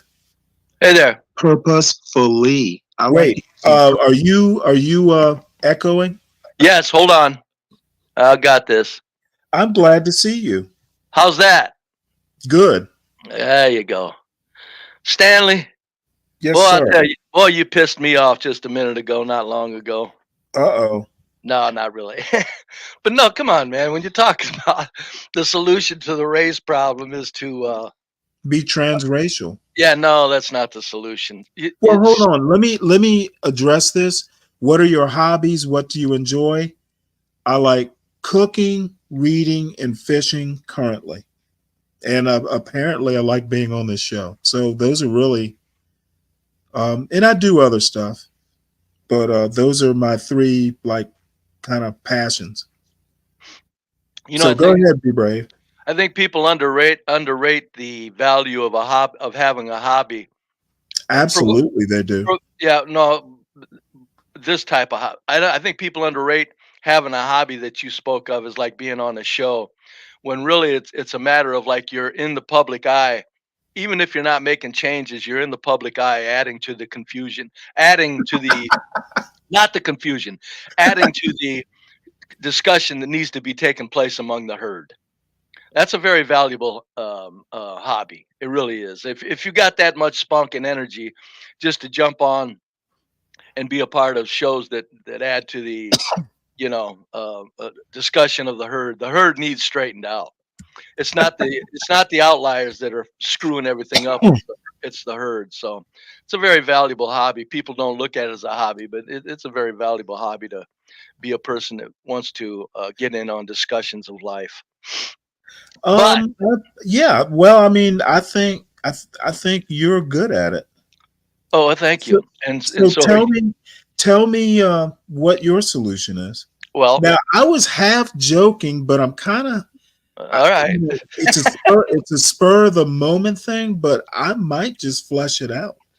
Why Well, can't people just be what they want to be? well, because for this reason, there's this little thing called, and I'm kind of more sensitive than you to this, Stanley, than you are, because you paid attention in life and did better for yourself in life materially than I did. Okay.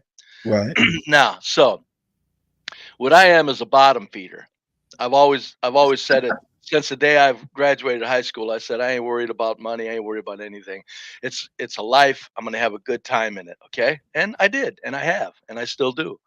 Well, good. But it's not something where in retirement you're gonna go cruising the Caribbean every other week. So, but however, Stanley, in Yeah. my life, now I've been around white trash all my life, but in my life, because of my earnings and where my lack of desires are, in other words, I'm not saying lack of abilities, but my lack of desires to earn money, I would end up, if I was in a large city, I could easily end up in a black trash neighborhood. You understand me? Because of my Well, income. Do you get that? Can we establish that? you established it. I don't know one way or the other. I have No, to take okay, your word for it. yeah, not me, just an individual with low income earnings in a large city could end up in where there's a lot of blacks living also, low income blacks. Okay, as housing projects, whatever. Now, I wonder why I keep freezing. Anyway, is my computer going out? No, you're fine.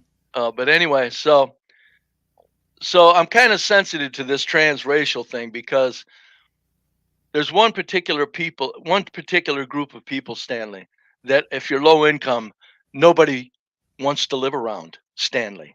You don't get to take that out of the racial occurrence, out of the racial I get you. category. Yeah, you can't do that. Not because it's so intense. It's not this little difference where if you live around low income trash whites, it's about the same thing as when you're living around low income trash blacks. It's But not at see, all.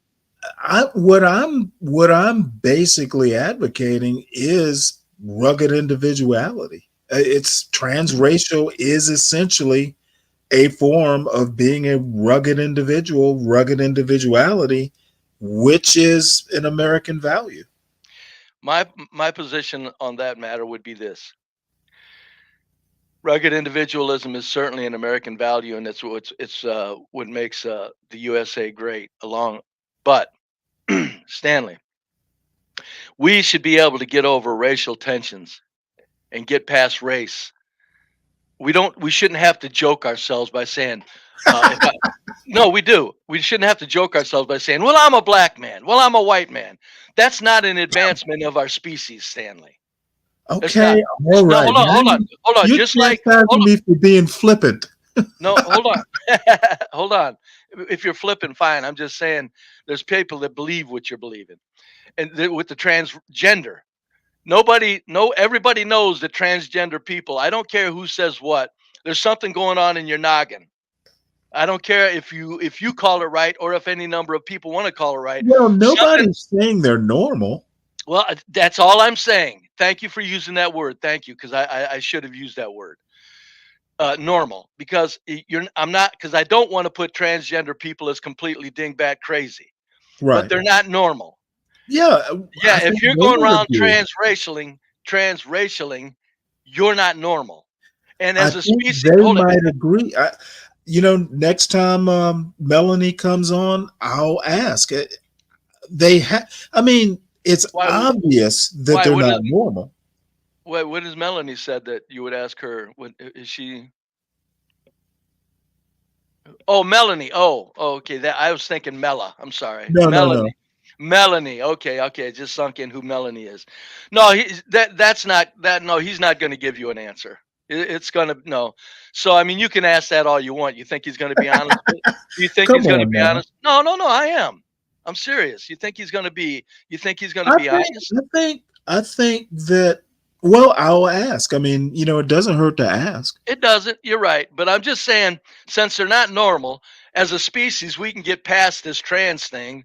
I think as a species, we want to hang on to what you call this little world, this little word called reality. That's how Right. you advance as a species, okay? Nobody needs to say I'm not black. Nobody needs to say I'm not white. Nobody needs to go transracial. But right now, the racial strife that's occurring, Stanley, is because nobody can live around the low income blacks. That's the racial problem in this country. Okay, well, no, I actually disagree with you. Oh, hold on, though. Hold on. Let me finish, and I'll Okay. finish in a minute. All right. Just a minute. Back to my example of me being a bottom feeder. I'm more sensitive than you, Stanley. I would have had to live around them. So you're not going to tell me it's my imagination why I don't want to live around them. I don't want random bullets. I don't want robbing. I don't want to have to work behind glass cases. If I work at a gas station, I don't want a bulletproof shield in front of me. That's why, to me, I'm more sensitive than you because I would have lived there. I would have lived there. It's not my imagination. I hold too much confidence in my thinking to write that off as my imagination, why I don't want to live there, or somebody trying to convince me that I'm a racist, why I don't want to live there. I don't want to live there because of statistics. Okay, well, Now, hold here, on. Let me say this on a polygraph and I'll wrap it up. Hook me up to a polygraph and tell me I can live around black people that where there's just as little crime in the streets as there are around white trash. I'm saying I would rather live around black people. Go ahead, Stanley. well, If it could be I done. don't think anyone or most people move, if they're able to. So black people don't necessarily want to live in the ghetto. I've never lived in the ghetto. So, I mean, there are black people who don't live in the ghetto. I know that. That's my point exactly. I'm saying it as a white person. I know damn well why I don't want to live there. Black people don't even want to live there. So since this But it's demographic, not because there are other blacks, it's no, because you're it's right. You're poverty right. stricken. You're right. No, it's not poverty. It's violence stricken, Stanley. Well, you know what? Violent. There's Violence no too. listen, Stanley, Okay, Stanley. poverty and violence. No, okay, no, the poverty don't exist. There's no real poverty in them areas. I've been poor all my life. I've never experienced. I mean, I've been low income all my life. I've never experienced anything close to poverty. Nothing. I've always had running water, heat, flush my toilet, housing, no matter where I went. I mean, I've supplied it with. I've never been on the government dole ever in my life. Don't get me wrong. But as a bottom feeder in a large city, I still could have ended up in the bottom of the city's demographics. And I'm saying if black people don't want to live around them, it's not because of poverty or the No, color. black No, people don't want to live around the violence. I was You getting. said it That's what I yourself. was saying. That's what I But was saying. I If black would people, add poverty. I mean, no, you know what? no, If there's you're no. living, if you're living in, you've been to New York City. I mean, there's some high rise like ghettos. Okay, do you want to live in a place that's roach infested? The plumbing sucks, et cetera, I et don't care. cetera. I don't care. I don't care. I don't care. There's whites that live Well, like that. see, there's some people. Stanley. There's whites that live like that by the millions in this country. They're not. Oh, I've lived near Appalachia. Yeah, I've they're been in not those shooting. Right. shotgun shacks. Oh, yeah, but Shotgun Shack is still better living than an apartment complex where Yeah, you're 10 stories high. I've called Okay. Appalachia a fresh air, a ghetto with fresh air. Very good terminology. But hold on, let me finish this. There's a millions and millions of whites living in them ghettos. They're not shooting up the streets. That's what the There blacks. are. No, there's not. There's no white people shooting up the streets that live in those ghettos. There are very few of them. What you got, Well, if what's going on here, Stanley, is the blacks are going to be held back. Nobody wants to be around them. You're going to be racialized until the bottom, until you get control of your black trash in let the me same In the same manner that white people have gotten control of their CK, white, hold on one they've sec. got, hold it. White people have gotten control of their white trash. That's what blacks need Let to me do. respond. You know That's how what? we get past race. Go ahead. There is a book called Black Like Me. It Mhm. was written, damn it, I can't remember. The author will come to me. He's a black author.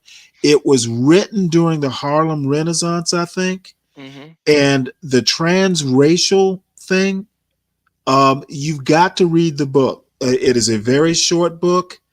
And I'm not going to even give away the plot, but it's they didn't have the term transracial back then, Mhm. but it is about transracialism essentially.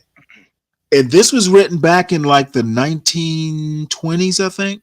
Transracialism, as in we're getting past the race problem, or people are trying to No, call I mean themselves something. transracial as in choose your own race. Yeah, get the hell out of If here. you want to be like Yeah. Rachel Dolezal, if she said No. she's black, No, then by golly, The, she's black.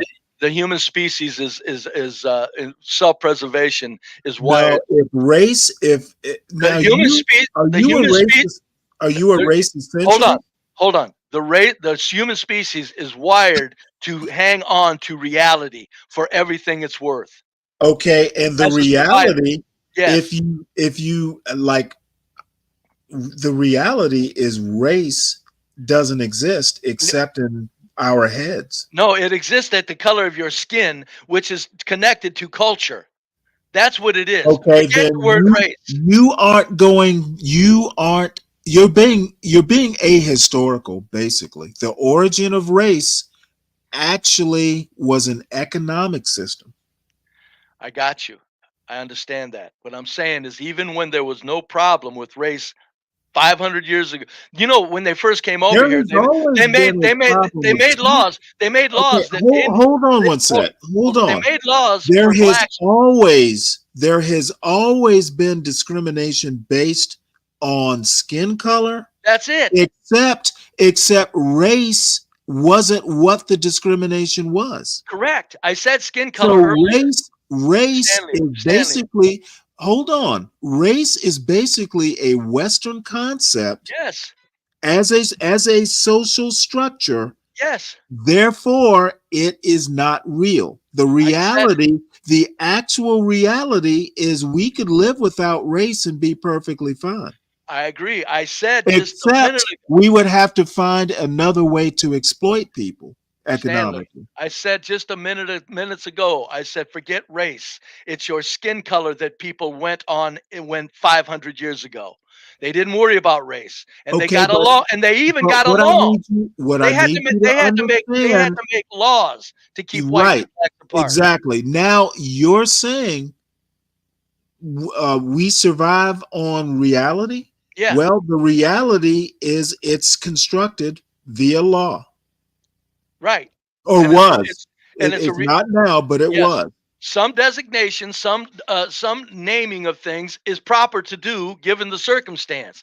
I don't know where race came up. I don't even care. I'm saying if this skin color does this behavior in these No. areas, I don't Hold want to on a live sec. around that people with that Universal. skin color. Universal. That's not the book. This book was a work of fiction by George. I have to look it up because I can't. I actually own the book. I can't remember the author. This was written back in the 20s. Black Like Me isn't fiction, it's nonfiction.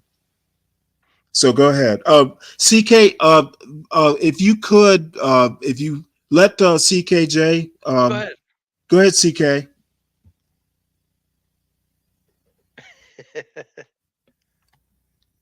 You there? Well, he's on mute. No, Stanley, I'm game. I'm game to declare and describe all realities. Where'd race come from? How'd we use it? Who brought it into reality? Who There made is it? a book. I'm not. No, I didn't ask you the question. I'm stating it as like I know who did. I don't know who did it, but I'm sure it may have been put in for political reasons and purposes of um, domination. Okay, whatever. Here's how this goes. I don't Damn it. care about the word race. I'm saying that if there's a particular group of people behaving a particular sort of way with a particular skin color, you can't get past that with just saying, let's everybody just be the same color as that particular group of people that are tearing up the damn culture. Or vice versa, or male, female gender, whatever. Nobody gets to do that. And if we go to that direction, that's further away from anything called advancement in the human species. And it's such decay that I would say immediately it's such decay that we don't deserve to get past these woes if we're so stupid to run from realities with trans bullshit, whether it's trans race or transgender. The reason right. And transracial, Hey, and I'm just saying, Universal. let me say this to wrap up my point. Right.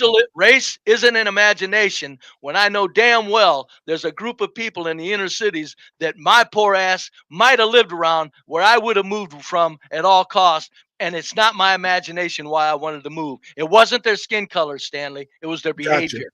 Got it.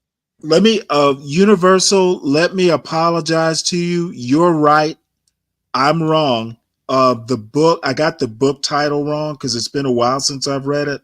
The book is called Black No More by George Schuyler. And essentially it's about transracialism. It was written, let me see. It was written in, I wanted to say in the 1920s. Apparently it's written in the 1930s. But so anyway, again, I apologize. Wrong book, wrong author. Well, 1930s makes it even more interesting of a book. Not that I'm going to read the trash, but it makes it more interesting. It's a satire. I don't care what it is. I'm not going into anybody's silly, putrid sandbox solutions for life and trans anything. Come on, it was the 1930s. That's what I'm saying. I don't care what I'm saying. It was probably, for the times, it was probably written out of desperation. He's wishing. No. It's a comedy. Whatever. It was written in the 1930s when the races were not together much at all. Well, let me tell you a little bit about this author. It was probably down south and very. No, he lived his. No, I'm not talking about the author. I'm just saying the author. I'm not talking about the author. Oh, well, see, I'd rather talk about the author. But yeah, anyway, well, I got you. Let CK go ahead. What you got to say? Accent. What's the topic? Like, what's the discussion about? Well, I was Me and American Man were talking Kamala Harris, and basically, why can't she be Indian was what his ghetto point of view asked. And my point is that, you know what, we need to just let people be whatever race they want to be, and we can finally solve the race issue by just letting people be who they want to be. And I'm half serious. Well, CK, what? You know how we can just solve that problem? Just say you're American. Well, but we can't. We've known this for like 230 some odd years. Yeah, I think my solution is relevant. It's topical, timely, and I think Rachel Dolezal is cute. I'm just saying, if you just say you're American, you don't have to divide and say like, well, I'm black or I'm Indian. You know what? We have had 230 years to do that, and we haven't yet. There's a reason for it. Why is that? Because you want to keep people divided. Because we're a racist country? Nope. I mean, yeah, that's because the cultures are so vastly different. That's true. The cultures are so vastly different. CK3. No. See, now you're not facing reality. I believe it's just American culture. I know. Yeah. Never mind. I've lived around. Never mind. I've lived around white people all my life. To hell with that. There be brave, but be hold brave. on, man. Y'all are. Oh my goodness! Be brave. There are so many books you should be reading. For what? You know what? They might help you out of No. I've out of taken my your. own notes. They No, might help your grasp of reality. I have an extraordinary confidence in my own thinking, Stanley. I don't need to read You know other what? people's books. I've I'm taken good sure. notes through life. I'm sure your confidence is well founded in that in the room you're in. However, That's what you have to resort to.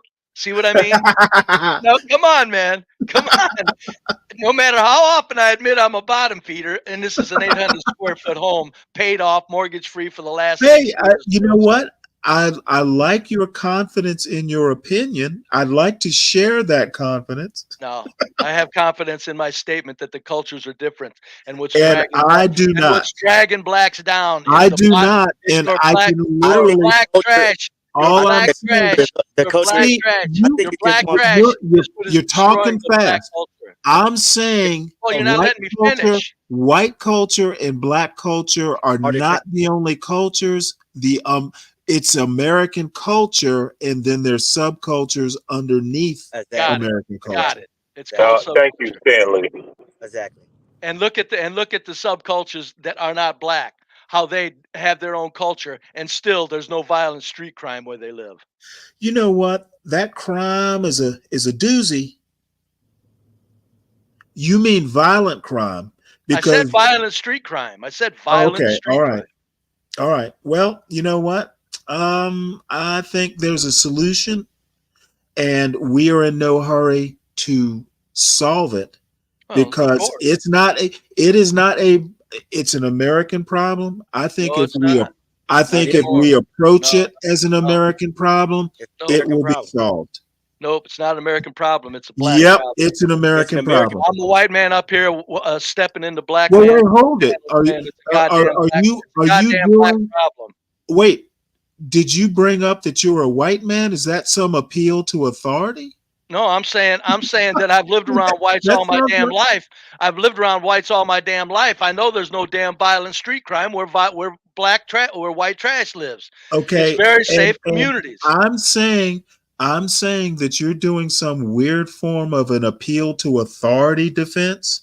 Oh, come So on. what? So what if there's no crime in your neighborhood? There There ain't is no- crime. There is crime in America, and it needs to be solved as an American problem. Where Now, all whites live. don't where be all like whites Robert live. E. Lee. No, Don't be like Robert E. Lee and claim you're fighting for your country I'm or your not. neighborhood. I'm not. Don't be I told you. un-American I like told Robert you. E. Lee. I told you if you could actually live around blacks, I would rather live around blacks than Okay, whites. that I don't care what you've told me. Well, I'm not making that up. I'm actually presenting my reality to you, and Well, my reality is that you are defending your own little pied a terre and No. you're not thinking holistically. Oh, You're yeah. not thinking of your country. You're thinking of your neighborhood. I'm thinking of my country because right now the black. You're thinking of your neighborhood where there's Stanley, no crime. Stanley, when you say something, can I respond? I'll make it quick. Oh, please do. I'm thinking of my country in that the black trash is the very most scourge taking place in these large cities. And That's my what's going on. response to that is I beg to differ. You're thinking of your own crime. I got stats, baby. You're thinking of your own. Wait, hold it. Can I talk now? Okay, I got stats. I'm just saying. Well, the stats mean nothing. The stats in your neighborhood are low, and you're proud. You don't care about the rest of the country. You care that there's no crime outside your window. I don't know where you're getting that, Stanley. Why do I'm you listening to why, you. why do you think I'm willing to bring up black trash behavior? Why do you think I'm willing to point out the fallacy of your statement? Because it's not a fallacy. Everything I'm saying is very provable. Oh no! Very easily Oh provable. no! I Yes, know it's provable. I agree that it's provable. I'm saying you like proving it. When somebody says that the answer to racism I think you is get enjoyment out of this. No, when somebody says the solution to racism is transracial delusions, I'm going, wait a minute. No, the solution to racism is moving forward in reality, and blacks need to take care of their black trash. Your question. Go ahead. How does this so-called black trash affect you right now? Because if they move into my area, I know it's going to be decay. Answer the question. How does this black trash I said if they move into my area, easy target. it's an easy target. Yeah, it's an easy target. How It's all does my it affect imagination. you? It How doesn't does right it affect now. you right now? It doesn't right now. In But your if they everyday move life. in, if black trash moves in, what are we your talking area is done. Is it a stat or not? When black trash Oh move no, in, decay occurs. Is it's that a a stat or stat. not? It's a stat. It's a provable stat, and I think you're bragging. But why would black trash move in your area? I'm hoping they don't. But if they do, I can't I'm stop saying, it. why would they? Why would they be He's brave? pro Why would they? segregation Because too. my area is still crime free in the streets. This is still a very crime free area where I live. There's no violent street crime. get that. None. But why? Again, But why again, would they move in your area, brave? To get around the safety. That's why blacks move around whites, to be around safe So neighborhoods. black trash is gonna move in your area because they want to be safe. No, Is that what you're because saying? they get Section 8 housing and they move in like a cancer. Section 8 housing brings them in like a cancer. Housing Again, project. Did again, you see? CKJ, Huh? CKJ, that like you're not going to get any logic. This is just EV targeting. Like American, but you get there's what no I'm saying, though, logic right? that's going to You get come what I'm into saying. this. Why would they move in? Yes, yes, but there's no logic. And let me say back, there's no logic black coming trash wanna be safe, from but American they man trash. either. But go ahead. That makes no sense. It makes all the sense. I know. That's what I'm saying. That's why the racial thing can't be taken care of. Look at you guys denying black trash destruction of the black No, community. I'm not denying Wait, nothing, be hold on. brave. Who's Sure you I are. denying said, it? Sure I you said it's are. not black Like trash. hell, you're not. It's You are it's denying an it. American You're asking me problem. why. You're asking me why I want to be around it. I'm It's going. an Why? What do you American mean? Well, no, problem. wait, No, you're asking me why I hold want to on worry here. about it. You're asking me I why I t- worry about it. What do you mean? Why do I worry about it? I said, how does What? it affect you right now? It doesn't affect you. You're right. You're Because complaining about I had. something that doesn't affect It did. That's why I moved and lost money on my property. You used to live around blacks? Where they were moving in. I seen sagging pants, 3 at a time walking up and down the dead end street. I said, I'm out of here. And why did they move in that area, be brave? Section 8 housing across. It was a dead end road. There was Who allowed it, be brave? I don't care who allowed it. At the bottom, I don't care who allowed it. I'll get into that with you too if you want. It's white people that allowed it. I'm saying it doesn't matter. That's why I said, be brave. It's an American thing. No, you keep blaming something on just one set of the people, and it's an American problem. Like that. Well, you can say that all you want. I notice you don't live around them. I bet you live around whites, fella. That means you're playing the game, huh? You say I don't live around who? You don't live around in black trash. I live around American people, be brave. I know. That's so noble and patriotic. CT logic. Yeah. I don't. I've been thinking this way before I knew CT, fella.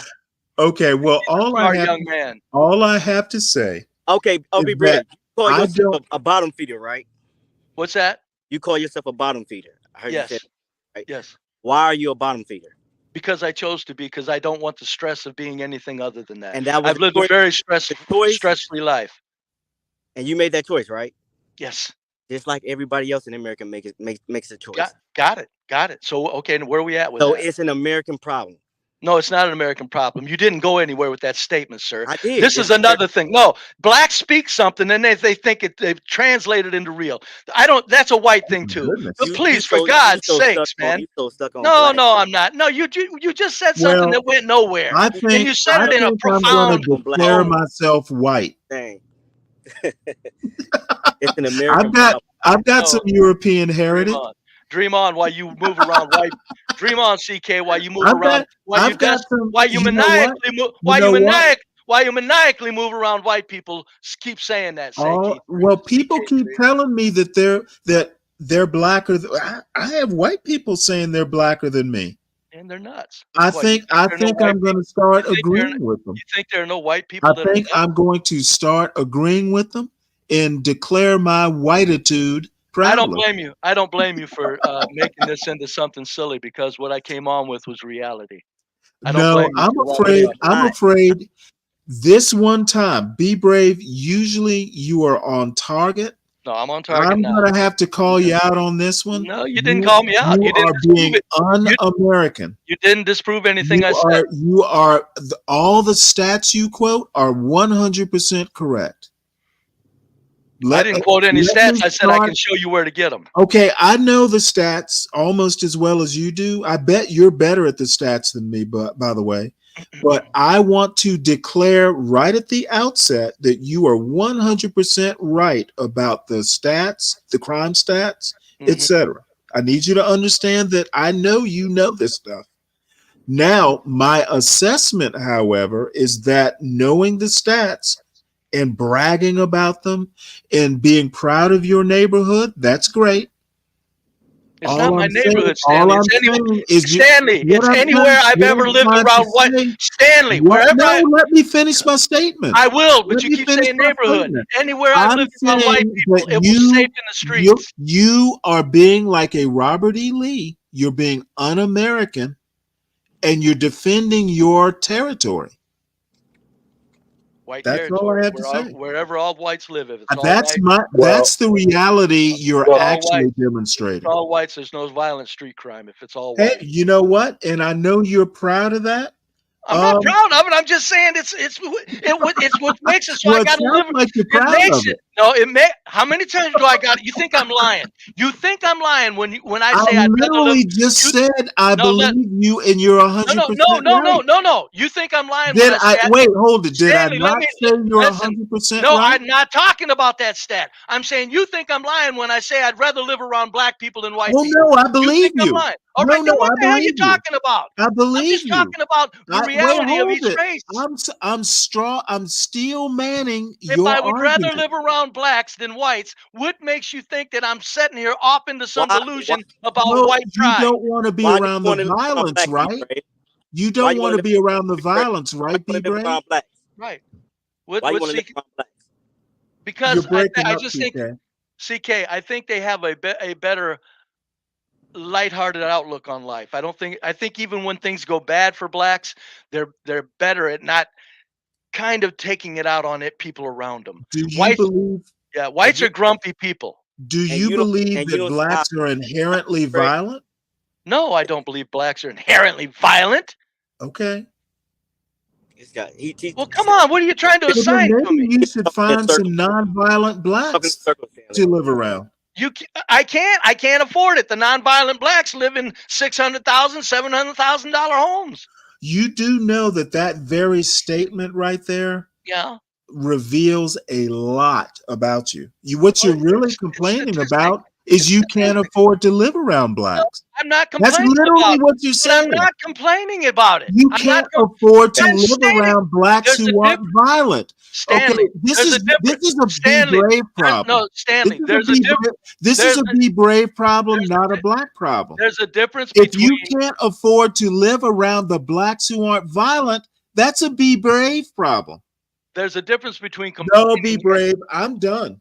Okay, there's a difference between you have proven your problem. It's that you're poor and can't afford to live around the good blacks. Hang on you can can only afford to live around the violent blacks. There's a difference. This is a Be Brave problem, not an American problem, not a black problem. It's a Be Brave problem. There's a difference between complaining and stating. You have given me the solution. I don't actually have anything else to say on the topic. Then stop talking and let me finish then. No. Let CK or American Man. We've done all the talking. Okay, go ahead. Now that they know what your problem is, they can help. Maybe they can help. It's not my problem. It is. You can't afford to live around. You can't afford to live around me. I can't afford to live around. I can't afford to live. I can't afford. How much is? That's a good point, Stanley. I can't afford to live around rich whites either. I'm not complaining about it. You could live next door to me, your buddy, but you can't afford it. That's not. I don't know. That's not a black problem. What are the houses in your neighborhood at? That's not a black problem. I didn't call that a black problem. I said the black problem is your black you trash. Said the blacks need to fix their problem. somehow they got to get a hold of their black Okay, trash but not all the blacks same have way the that whites have problem. gotten a hold of our white trash. We don't let No, them act dude, up. you have just shit on your own argument. No. Yeah, You you did. you can You think kind that of out of did. you're desperate. That's why. If Don't worry. you don't, oh, Don't I'm worry, not Stanley. desperate. Stanley, If I kick you admit, Stanley. I kick ass so thoroughly. A not lot of all, people lie about what they're thinking. it is A lot of it people is distort. sweet the way I just peeled your onion. No, you didn't. No, you didn't. No. Can you afford to live next to John? I'm telling you, all I can afford is living next to my white trash. That's where I can afford it. Okay. What I have gotten from And this, there's what no I have violent gotten street from crime. this conversation Mm-hmm. is that not all blacks are violent, and you Right. can't afford to live next door to the blacks that are not violent. That's true. Very Okay. good. Thank That's you. a be brave problem, not a black problem. No, it's the problem is no. I'm telling you, you blacks are being judged because of your black trash. That could be true. That's why you don't get to transracial out of it. Your black But you know trash, what? and there's no need to transracial if You your know what?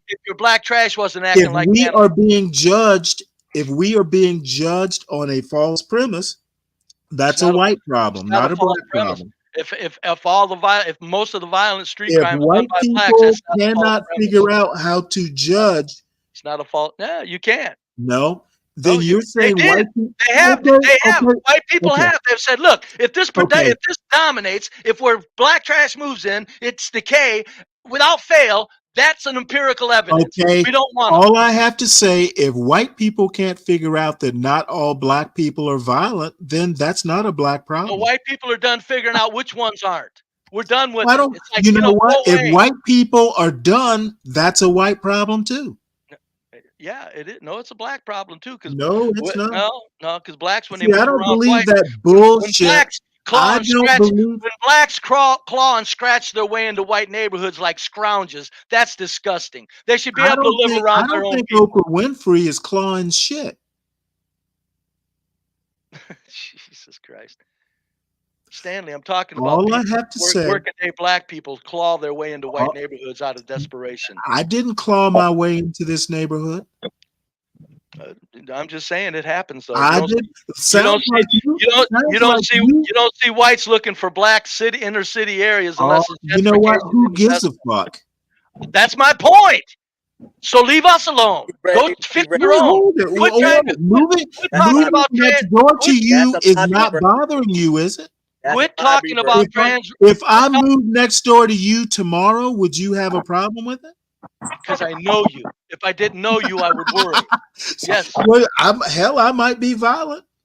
I said I don't. If I know you. If I didn't know you, I'd be going great. Just fucking. You know what? I think. Okay. At least you're nice to me. I think what civil. you need to do. I'm always civil. You think white live in urban areas? CK3, you're breaking up, buddy.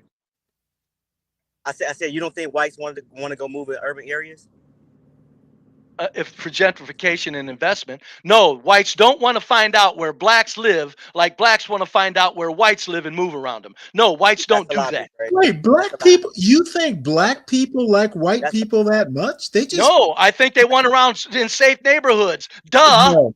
There are some people like Thomas Sowell types who seek white people, but normal black people who aren't Thomas Sowell,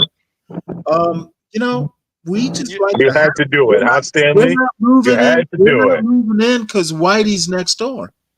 Anyway, I'd actually like to parse out We're this. not all, sir. We're not all, sir. I'd actually like to parse out this. Blacks have a lighthearted look on life. I'd like to know what that means. God is my witness. I've worked around blacks. I didn't live around them, but I've worked around them, and I'm telling you, the blacks that are well reasoned, they have a way to keep in a good, not a happy-go-lucky silly mood. They just have a way not to be grumpy. They have that ability. I think it's a racial cultural thing. They just are not grumpy people. Whites can very easily, even if whites are civil, even if whites are harmless, a lot of them are grumpy, and they make you want to say, man, get your grumpy ass mouth away from me. Take your negative ass away from me. A lot of whites are like that. I've rarely been around a black in the workplace where I had to say, get your negative ass away from me. They're always showing. Those blacks are always showing teeth and whatnot, right? You want to talk, black? What's your new name, American? You want to talk, or you want to play insult, and I'll say fuck you? Which one? What do you want? What the fuck are you talking about, you dumb poor fuck? There I you asked go. you a question. I said, are they showing teeth? That's what I asked you. It's a I stupid asked question. you, are they showing teeth? It's a stupid question. That's what the fuck I asked you. And it's a stupid question. It doesn't surprise me coming from you. The fuck is that a stupid question? I asked, are they always the type of blacks that's showing teeth? What do you mean by showing teeth? Maybe I don't know the cultural reference. The type of blacks you like to hang around. What's that? I know the type of blacks you like to be around. What type is it, American man? What type of blacks do I like to be around? You said it. Be a man. The ones where you get to make stupid comments like, "Oh, you're a good little colored nigger boy." Those are the type of blacks you like to be around. The blacks that I was around in the workplace always made it clear to me first that they wanted to partake in that. I never did it without assuming or getting permission. American man. I've never ever said anything racially like that without getting permission. I don't do that. I think it can be very damaging to some people. I don't wish to cause anybody any angst over thinking I can just use the word nigga. So you're wrong. But you come online and do it. I don't do it. I do it. There's two places I do it. John Galt's and over there. And I won't mention it. That's because they said have fun with it. I have fun with it. And those are the type of blacks you like to live around. Yeah, I like to live around John Galt's and chaotic truths. I do. Yeah, I do. Well, listen, I'm okay with you admitting the truth. I'm cool with that. I just didn't know what you meant by the showing teeth. Yeah, I think it is actually kind of like a euphemism that's kind of restricted to the black community. Hey, let me answer this from Mavid. Let's see, somewhere up here. Never in my whole life have I heard a white person say they wanted to move to the hood. And Mavid, my response to that is up until I got into black conservative YouTube, never had I ever heard a black person say they wanted to move to a white neighborhood. Well, sure, they don't admit it. You dipshit. Well, you know what? The thing is if that is the response, then Mavid's statement, maybe whites want to move to the hood and they're not saying it. I'm telling you, if in the hood, the majority of people are fun-loving people. They're not out to do anything to anybody. They're not out to hurt anybody. Oh, I don't have. I know. What I'm saying is, if you could take care of the 3% that are tearing the shit out of the black culture, I'm telling you, you would have a lot of whites moving into the hood. Okay, and my very calm response to that, not to mention, you know what? If we are being judged on 3% of the population, you are. Yes, that is a white problem. No, it's not. It statistical is reality, and it's not the 3%. If they are not bright enough to know that 3% does not make a culture, then you're right. If that 3% was isolated, you got 70% of blacks that apologize and make excuses for them. Let me go. Thank you very much. Let me go one step farther. Go ahead. I don't want to live around white people that's stupid. Good. I don't blame you. I don't want to live around stupid I would white not. people either. People who can't figure out that 3% don't define 97%. It's the 70%. I don't need to live around white people that dumb. They probably burn crosses and do weenie roasts. It's the 70% that apologize and make excuses for the 3% that you don't want to be around. Whoa! I'm not apologizing for it. You're among the 30%. Great. I'm literally saying it's not my problem. Good for you. You're among the 30%. Rah rah. It is an American problem. and it No, it's needs an not an American American problem. approach. No, Yes, it no. is. It's a Yes, black it problem. is. It's a Well, black I'd like to problem. know. I Anyone would like to saying know. anyone Well, saying it's not an American problem You is well, don't have un-American. well, you don't You have are whites living not in the a ghettos good shooting up the American. well, streets. well, Stanley, hold on. I would like to know why is it that there's 50% of whites that's apologizing for that 3%, right along with the 70%. Why is that a thing? Because it's not 50% either, but it's sick because they're sick. American man, they're sick people. But when they come into white neighborhoods, they know So better than so to bring. so Hold why it. don't you Well, go?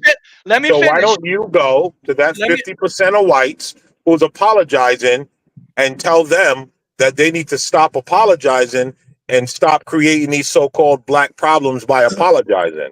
Why Because it's why because is it that you seem to ignore that because they continuously? because they don't own the black race. The black race are in a race of adults. You don't need to look to whitey for your instruction. Do it yourself. Hold You on. can't See, blame white people for black culture. now you're trying to conflate things. No, I'm I not. never said anything about blaming white people.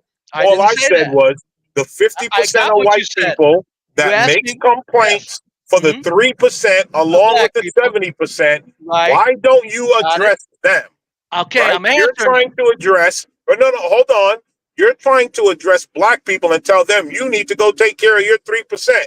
All right, fair enough. Now, Okay. why don't you go address the 50% of whites that make excuses, right? It's not black people's job to tell Are you 50% gonna let of me whites don't answer make ever? excuses. You're gonna let me When answer? you let me finish, it's not black people's job to go to 50% of whites. It's your job to go to them and tell them stop making excuses. But you conveniently ignore them constantly and just say, oh, you black people, 70% of you black people. Why don't you go address the 50% of whites that make excuses? Why don't you get up and go ask Robin DiAngelo to stop her stupidity? Okay. Can I answer now? Okay. Because blacks are adults. I don't care.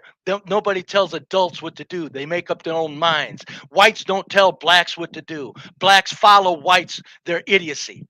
So I'm saying, blacks, your skin color is the same as that 3%. You have a lot more to lose than that white skin colored, blue haired liberal. You have a lot more to lose if you don't say something to your 3% because it's your children that are getting What? hit by random bullets and your children that are getting No, shot up at graduations. that's not true either. If everything I say is not true, Okay, again, all day you're long. off on the But, numbers. If it's but you 3% didn't of the population, all our the hold 97% on, Stanley. has to worry about it. Stanley, hold on, right? Hold on. Because you're still not addressing You're breaking up, American is man. You're breaking up. Still not addressing. Just because you say I'm not addressing it doesn't mean right. I didn't. He I addressed it. I addressed it perfectly. address. The whites He keeps don't telling own us you. to address the black Yes, people, which is fine. yes, Which is yes. fine. They're the But ones why are you killing. not They're addressing killing the white people? because the white people aren't killing. The blacks are. That's your problem. That's your number one step. Stop the bullets from flying so people can live around you. And them blue-haired liberals aren't shooting Oh, bullets. bullshit. Okay, you keep flipping back and forth. Okay, 3% does not make a whole population. I know it. That's the Okay, shame then of it. why do you keep generalizing Because like it's the this? 70% that apologize and makes excuses for them that Okay, also people don't want no, to be that's around. not true either. And what are the consequences if the 70% keep defending them in your scenario? What is it? What are the The consequences? consequences are just that people get more and more sick, or get more and more sick of black people. Okay, and what is the ultimate once they get over sick or they get tired of it, what's going to happen? Oh, nothing. Whites are going to go off into the Okay, sunset. I didn't think so. Nothing. So whites are going to go off into the sunset quietly. They're not. No, people. Well, hopefully A they lot of fucking yeah. go with Elon Musk to Mars. Here's the thing, At right? least the one, Here's the thing. the good ones can stay. If the whites go off quietly, and that 50% of whites ain't constantly talking shit to black people that's agreeing with the stupidness, that would work for everyone. Yeah, it would. That's why I say That would work for maybe you everyone. know Go off maybe quietly. it's whites' That would time. work Maybe for everyone.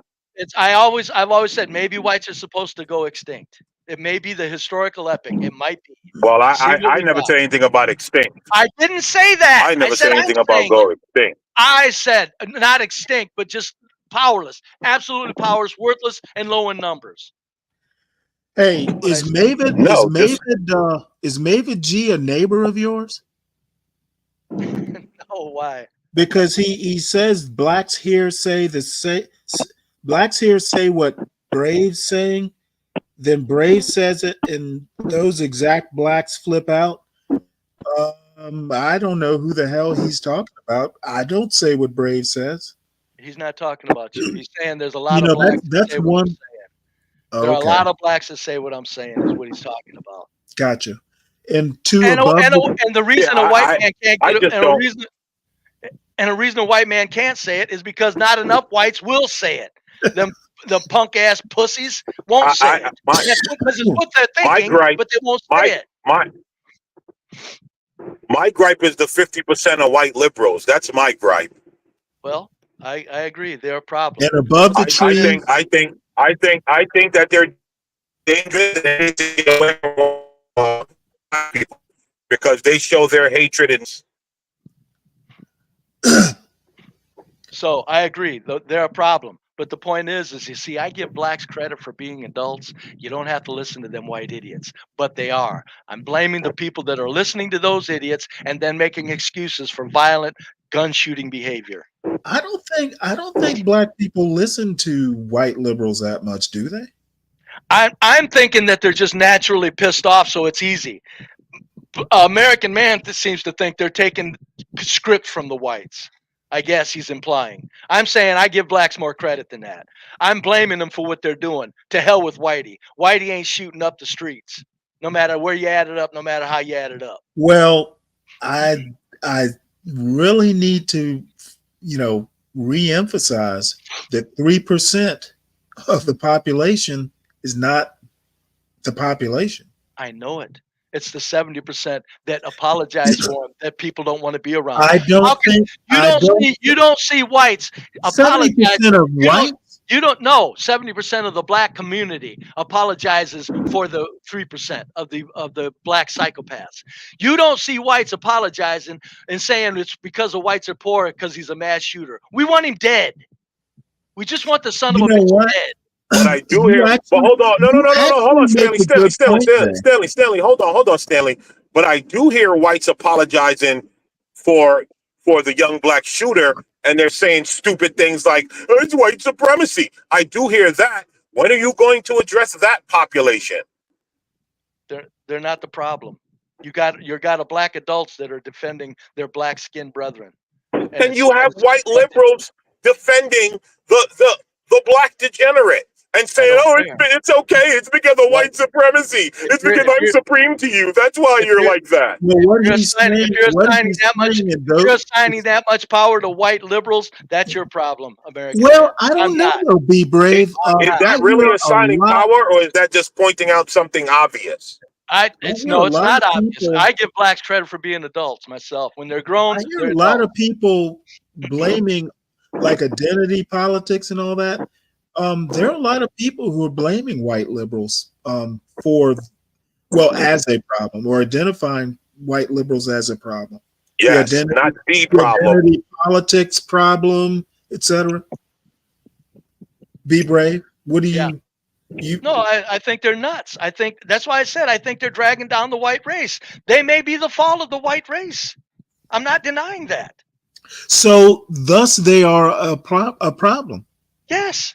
You literally just said they weren't a problem. No, I said that blacks don't have a right to blame them. Blacks are adults. You can't blame Whitey for your thinking. My God.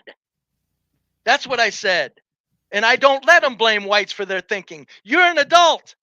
You just seen that kid shoot up his neighborhood. How dare you make excuses for a kid that just shot 2 people and wounded 4 others?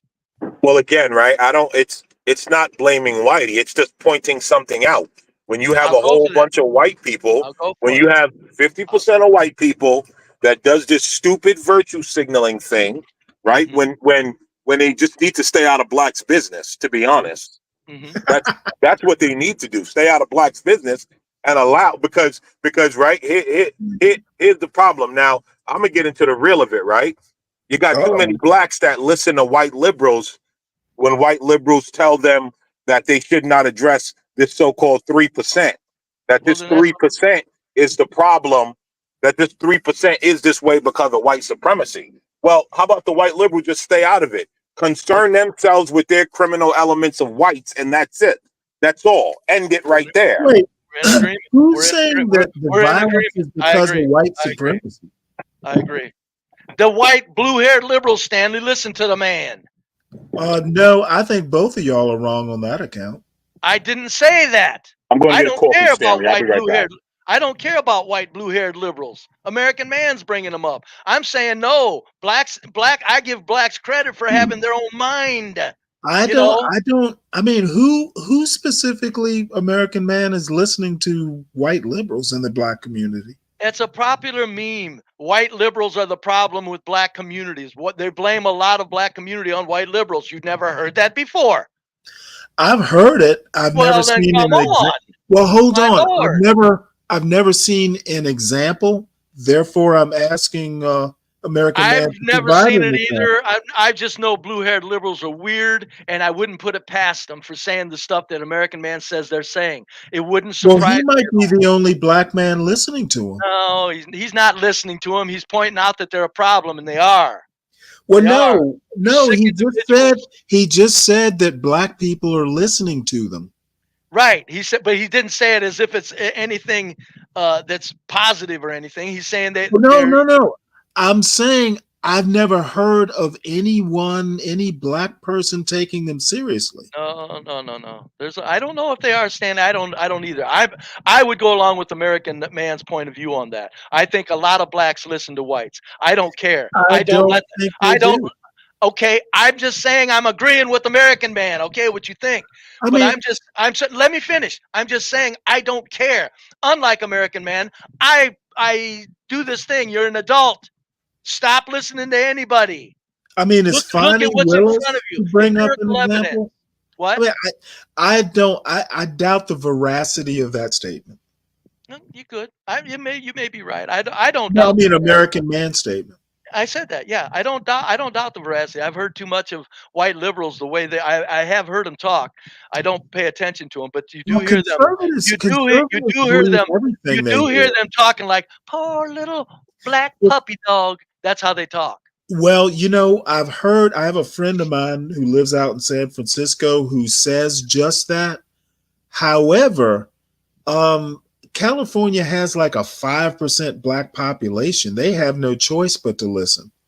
Back out in the real America, I don't know of too many people in Georgia, for instance, listening to what white people are saying.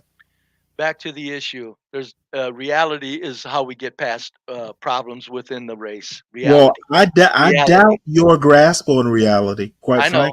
Okay, but I'm okay. So then my grasp is wrong, but I'm saying reality. We don't need trans anything.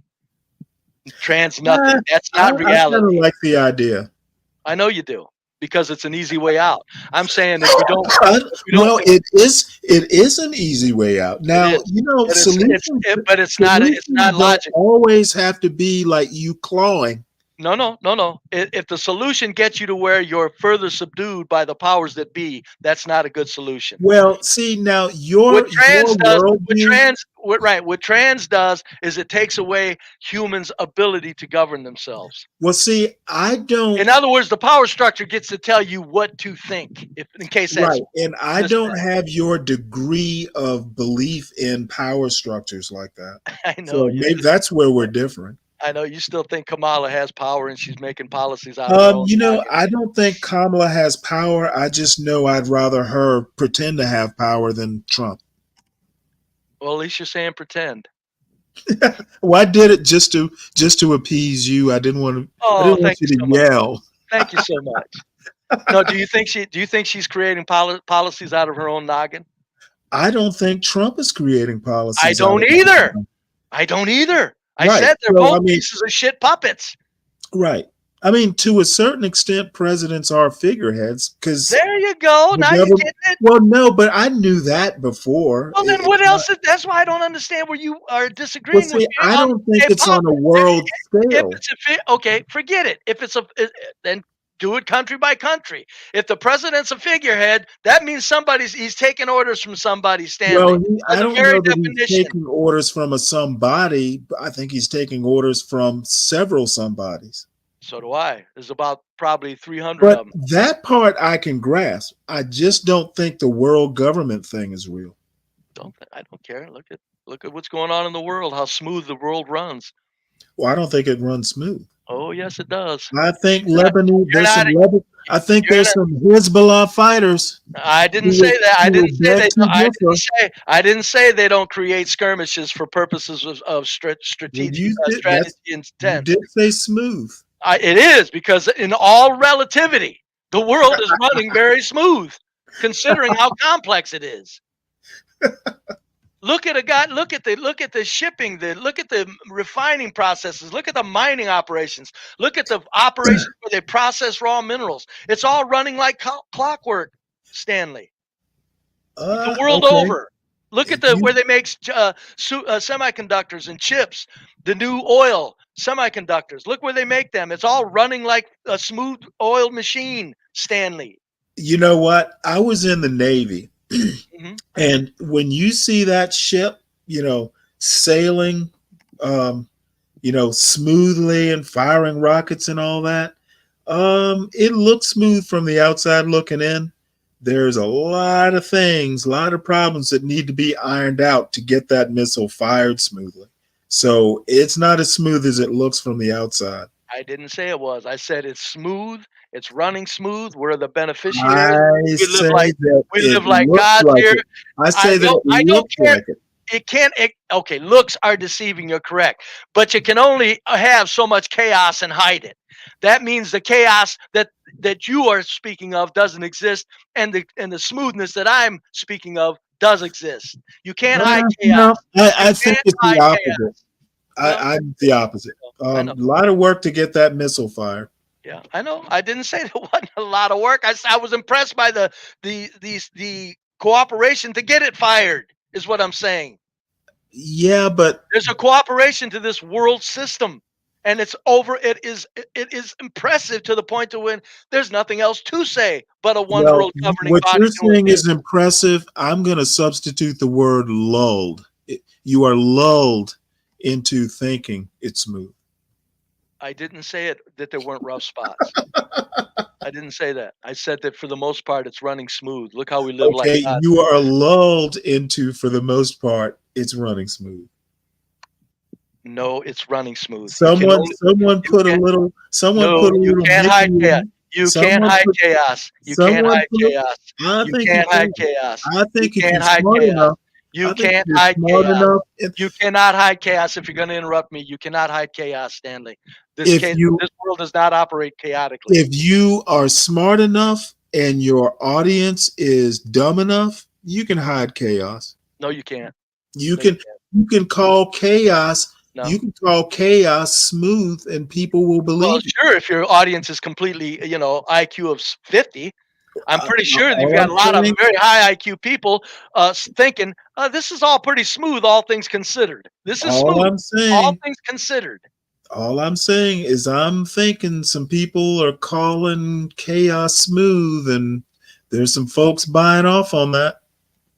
You can do all you want, but I'm saying that there's chaos, and you can point it out, but you can't hide. And I'm saying be brave is lulled to sleep. Well, you can call it that if you need to get comfort, but I think you're the comfortable one. No, I am. I don't worry about things. I just point out realities for the entertainment purposes. I think they're handing you a pair of furry bunny slippers and a cup of tea. Mm-hmm. That's okay. Go ahead and belittle me. I don't blame you. I'm just teasing you. I'm not belittling you. No, you're belittling me because I wouldn't tease you like that. I wouldn't tease you like that. Not on and on and all right. On. Well, you know what? I mean it with fondness and respect. I don't mean to I don't mean And to offend. you're not offending me. Don't Okay. give yourself that much credit. To me, I feel Oh. sorry for you. When you do this, Stanley, I feel sorry for you because you're too smart for this. I do. You're not offending me. I'm a man of pity. I give pity where it's duly needed. Well, do. I appreciate it. You do. I like this comment here. Grumpy old man story hour is back. Grumpy old. Well, bring your ass up here, black man, and see what comes out of your mouth.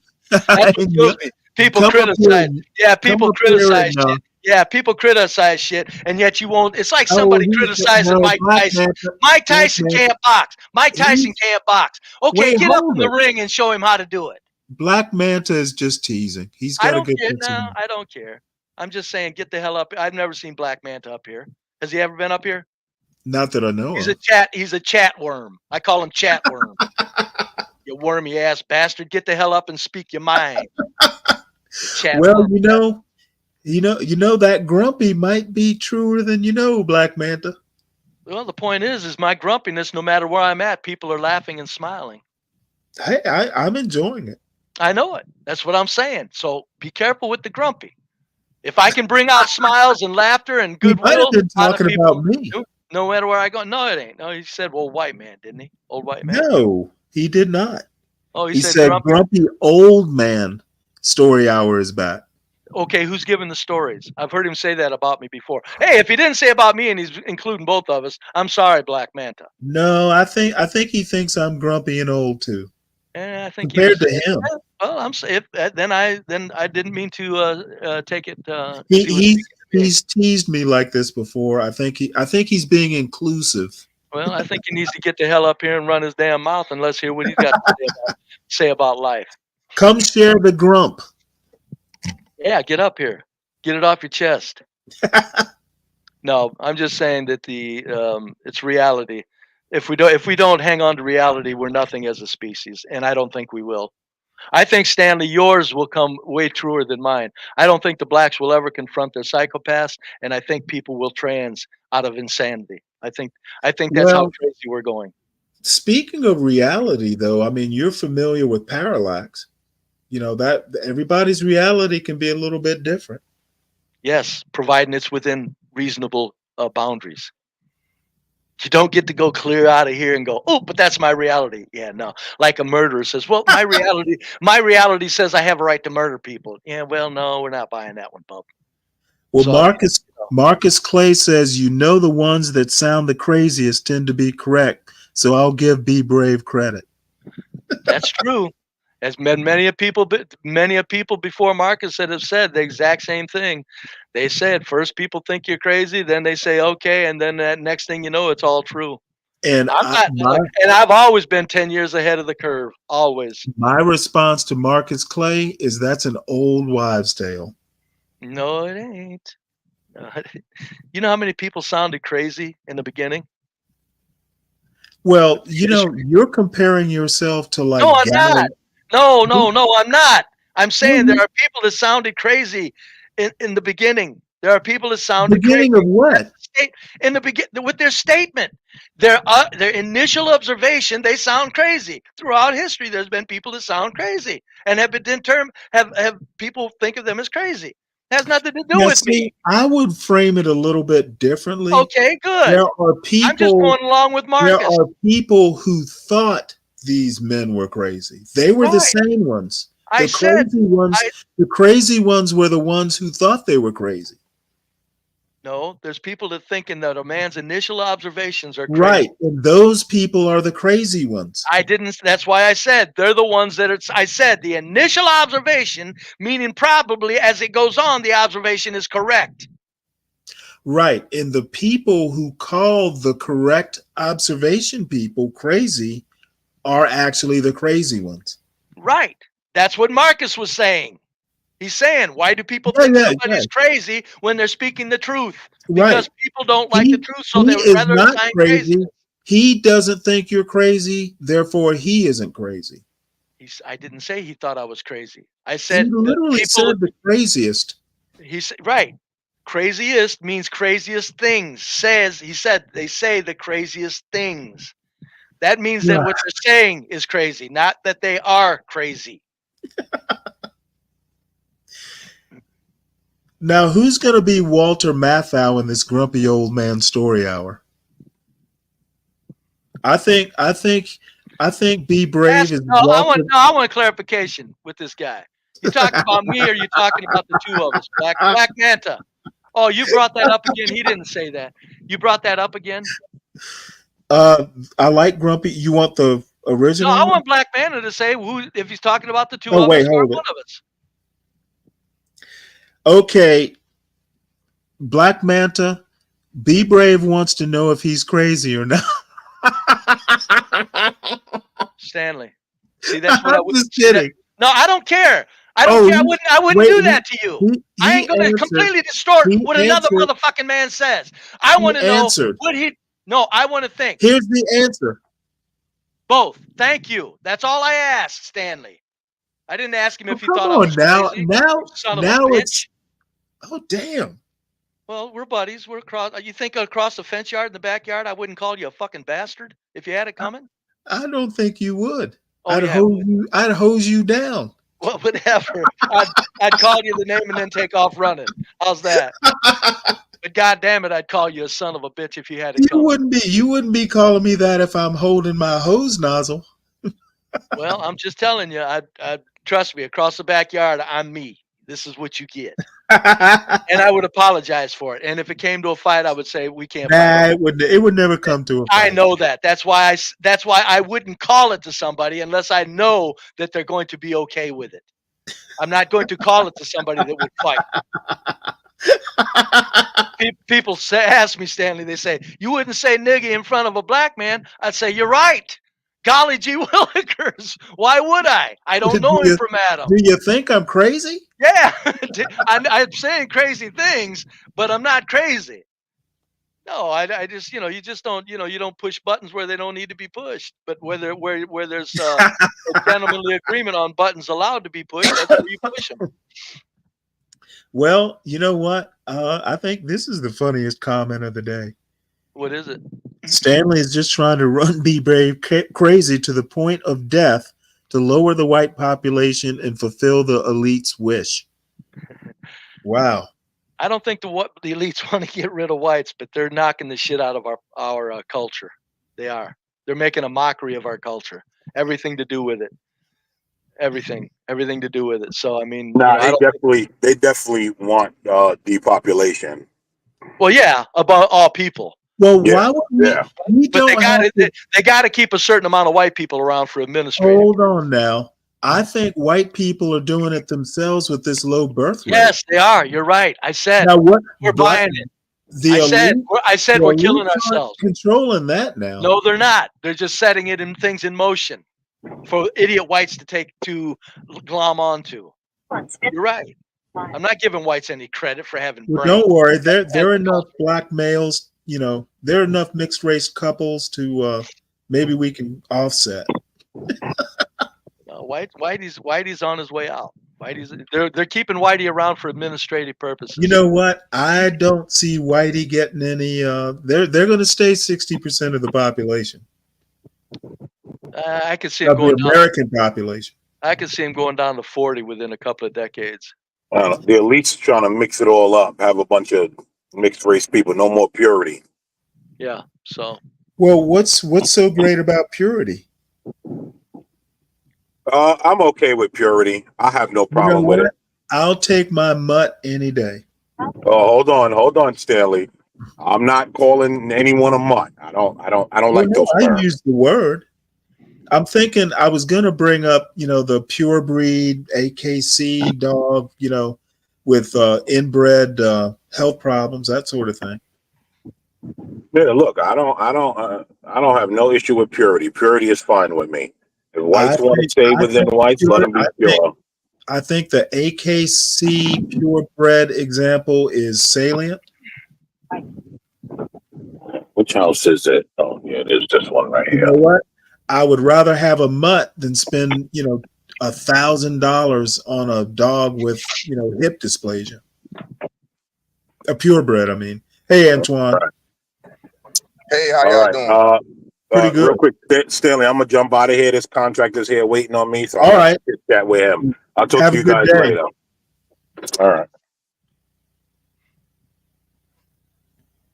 What's going on, Antoine? Hey, I was just coming in and listen to see what y'all was talking about first and see if I can get some input. That's all. Well, all I can say is you should be glad you missed this. He didn't. How much of it did you catch, Antoine? Do you get the initial gist of what what was said? He said they I'm saying I support transracials. People should be whatever race they want to be. And I said, Antoine, that at any time, and you said that as something that would help society. I'm saying there's nothing that helps society if it's not based in reality. It's all negative if it's not based in reality. Transracialism, transgender, it's not reality. That means it's going to turn out to be negative. I might have to agree with. Pro Shop hat? What was that again? Is that a Bass Pro Shops hat? All right. Yes, you know I'm from the South like you, Stanley. Yeah, yeah. You know I like fishing and all that. Yeah. Yeah. I like fishing. I usually agree with Stanley, but I gotta agree with you, Be Brave, this time. Oh, damn it. Because I'm deep in the church. You know, I was raised in the church and all that. So, you know, the principles of the church that, you know, man, woman. So I don't agree with that, with the trans and all that.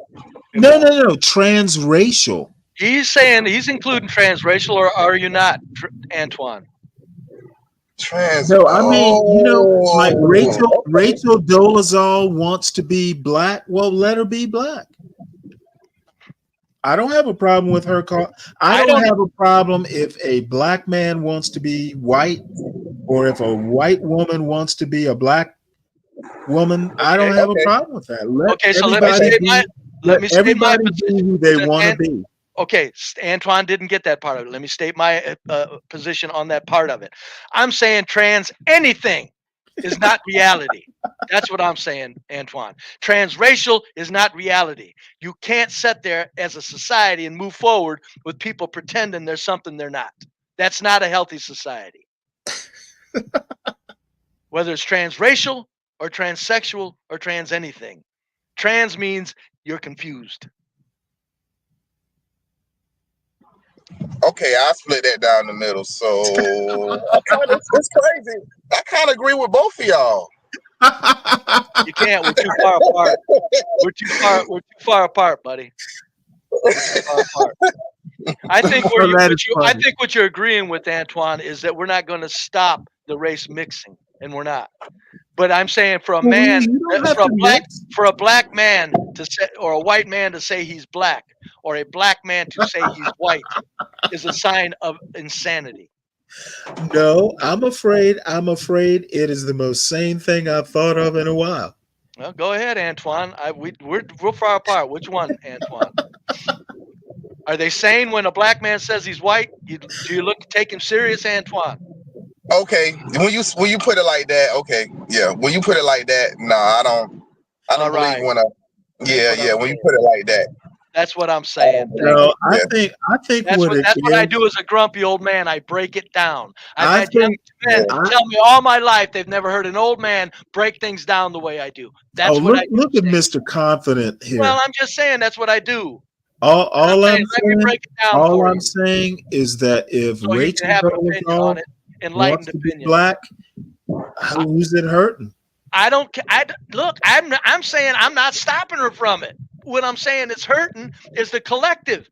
It's like making us all accept an insane person. All of a sudden you're a collectivist? I've always been. Oh, that's right. I've always been a collectivist. I'm used to dealing with these MAGA fools. No. I've always been a collectivist. I love entrepreneurial spirit and I love rugged individualism. But no, I'm a collectivist because that's what we all are. We're born that. Nobody gets around that. I think you know what? Here is who we transracialists have to battle. This fool thinks race is biological. It's phenotypical. That's about it's skin deep is basically what race is.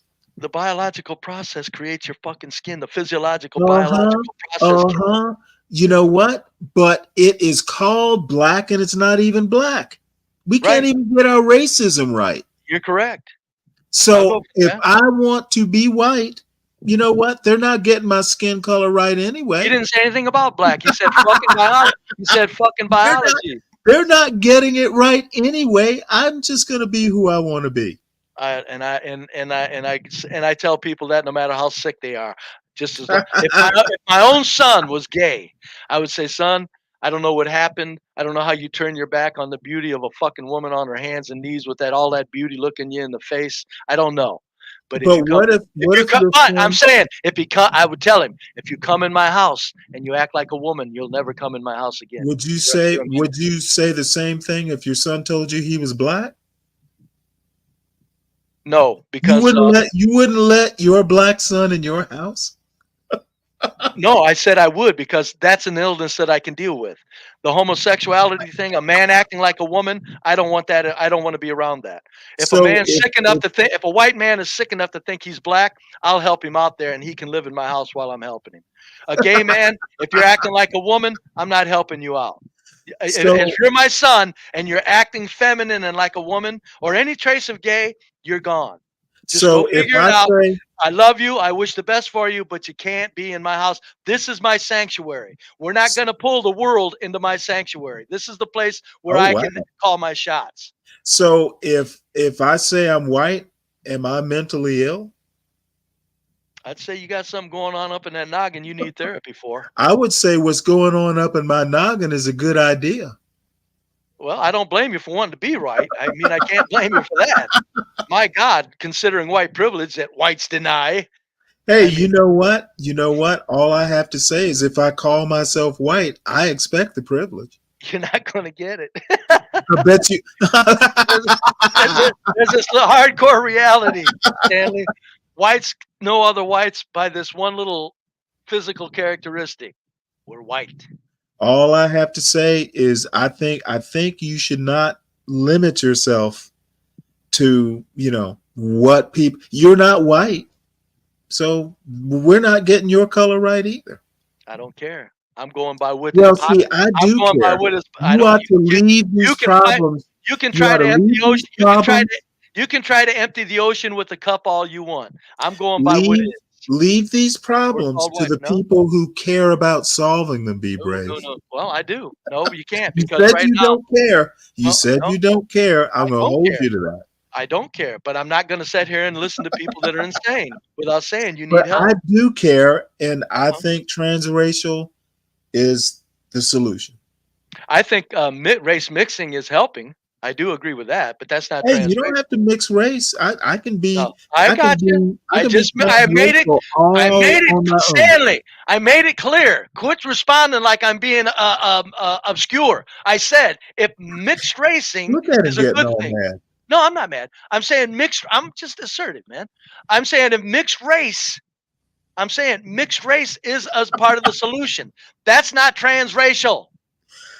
I personally think if you got a black white father or a white black mother, that's not transracial. That's mixed race. I married a white woman, and you know what? I should have told her I was white. Damn it! It wouldn't be a mixed marriage if I said I was white. Somebody's calling me a pink supremacist.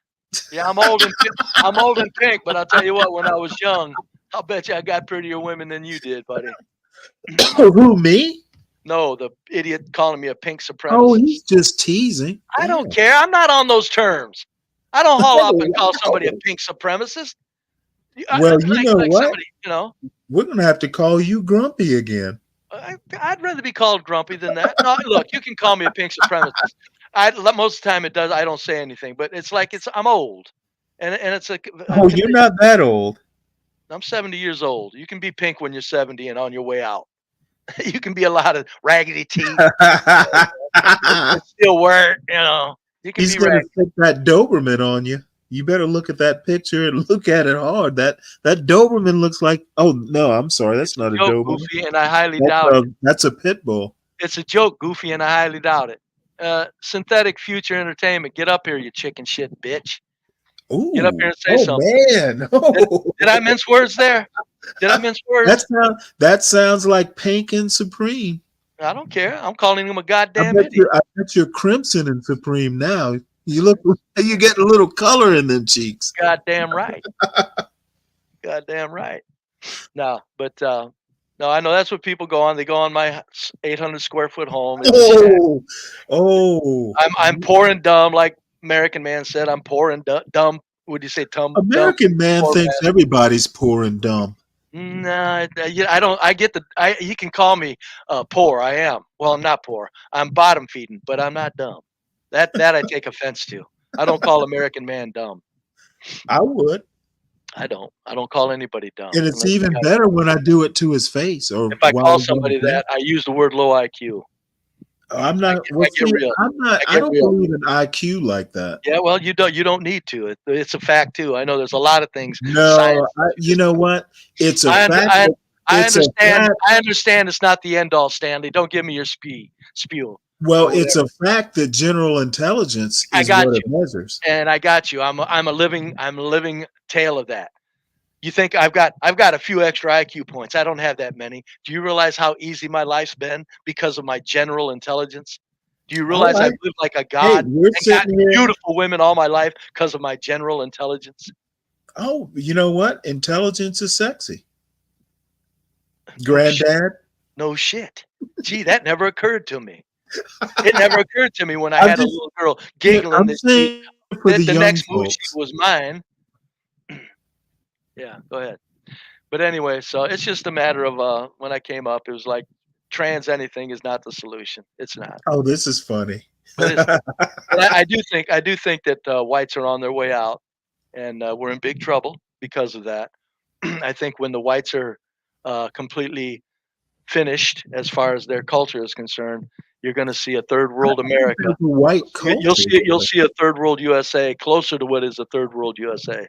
I think in that scenario, America will be better off With whites being disempowered. with whites assimilated. We'll just call it assimilated. Yeah, let's say they're not going to assimilate. You can't assimilate into trash right now. The black And you American, know what? the black If American we all culture think is nothing. we The all black think American, we're white, the black American culture is trash. You can't I assimilate into think trash. And get away with it.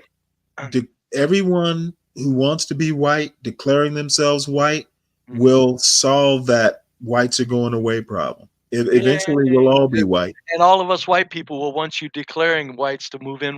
You next. won't be able to tell the difference because everybody's going to call themselves white. It doesn't matter. I got eyes, unless I'm blind. You know, I guess if I lose my sight in my old age, I won't. But if I'm seeing it, I'm going, yeah, I don't think you're white there, bub. You know what? And that is a very sad thing and not good for America. What? Because I don't buy transracial bullshit. I think that's the solution. You'll see it. You think on it a little bit. No. I said mixed race is part of the solution, not trans. No, you're not leaving me out of that. I'm saying mixed racing is going to help things out. Okay. It will help things out. Yes, mixed It races. wouldn't help. Like, you do know that there's been race mixing all throughout American history, it hasn't helped. Right. No, there has not, like there's going to be. As a matter of fact, it's made it worse. Yeah, not like there's going to be. No, there's going to be a lot more race mixing as whites dwindle away, and more white trash women just are sitting there and getting into black female behavior. The whites will dwindle. Yeah, the whites will dwindle. I don't think that history's going to bear you out, and that's why it's good to like study history sometimes. Yeah. No. You don't come up with these crazy ideas. Ain't no crazy ideas to it. I don't do much future forecasting. I'm talking about what exists empirically in front of my face, and I do empirically. Really? Yes, empirical evidence. I haven't heard an empirical argument other than the stats you. Say what you want. Say what you want. Antoine, you live around Whitey? Antoine, you live around Whitey? Yeah, I do. Why did you move around Whitey, Antoine? Antoine is white. No, let Antoine answer it. Antoine, why did you move around Whitey? Why? And let him answer it, Stanley. It's unfortunate. It's unfortunate, but living around people that look like me is kind of dangerous for me. Hello. Oh, wait, hold it. He didn't say color. He might have been talking criminality or violence. Look at him getting all racial. You just had a black man tell you the truth, and now you discount his truth. See, You know can't what? win. We don't, I You can't just we win. heard don't him like to say admit it like though. him. I'm not judging. What did you say, Antoine? I'm thinking when he said him, he was talking about character, not color. He said Yeah, people. a He lot said of us, people a that lot look of like him. Hold it. He said people yeah, that look like him. What Oh, does did that you say mean? look? Well, yeah, damn, look yeah. at me People that Would look you? here. like Would me, you? yeah. Antoine, since you said people that look like me, would you use the word black in that statement and say it again, please? No, look at Come on. you. No, please do it. Because you said people that look like you. That means you can use the word black because you're considered black. Please use the word and straighten Stanley out, Antoine. Would you Oh, please? man. Yes, it's Go ahead. unfortunate me living around people that's black, Latino. It's kind of dangerous because I lived in those neighborhoods before and I had problems, so I moved out to Who? of Okay, well, a lighter see, neighborhood, and I ain't be have no brave, problems since. No, be no, you brave, don't. No, you don't. Say be white. brave, God damn it, Antoine. Say white. I want to be hear you brave. say the white neighborhood. Thinks he's making a point. What he doesn't realize is that not all black people live in that type of hood. He didn't say that. And what, Antoine, he's implying Yeah, that you're a half-wit moron.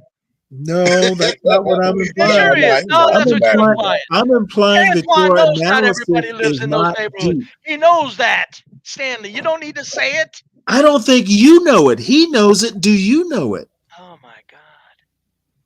You think I think all blacks are just pieces of shit trash, Stanley? You tell me you don't, but your analysis is belying your real beliefs. When I say 70% versus 30% of When you well-reasoned say blacks, blacks, when I say my best friends in the no, it workplaces, belies you. my best friends in the workplaces have been the black co-workers. Every white man says that. I What don't I'm care. I mean it, and I can prove it. I can give you their names. Okay, I don't need proof. What I'm I saying, understand that. what I'm saying is when you say blacks, meaning all blacks, it's just too general. I didn't say all. I said 70% of blacks are out of their goddamn I minds. I don't said think it's 70%. 70%. 70. Well, Where whatever. are you getting that number I from? said 70. That By means the way, if I said 70, that's not all. Is my point. okay, where are you getting that I don't 70% care if number? it's too high. It's not Where? all. No, I no, did not no. say I all. asked where Oh, are you getting the number? because no matter what, no matter where you see them, no matter what you do, and blacks are pissing and moaning about Whitey. Okay, hold on. Where are you getting the 70% number? It's the 70%. It's everywhere you look. Okay, that's not empiricism. No, yes, it is. You can Oh, add that up. no, You it's can add not. that up. You can Because add Be that up. Brave You can't can add look that up. everywhere. You can. Yeah, you can. You can No, Be Brave. everything on the Looking internet, at everything on TV the or looking at the news, Fox on the News or news whatever feed. your news Anytime source you is hear a not black looking mayor, everywhere. anytime you hear a black councilwoman, Okay, you anytime you hear can't black fake. it's always Whitey. That's You 70. That's can't safe to say fake. 70% of them You think can't that. fake the empiricism. No, yeah, I can. It's you Okay, look well you're if, faking then. Gotcha. got it. I am. Okay. Don't Okay, call I it got you. empirical.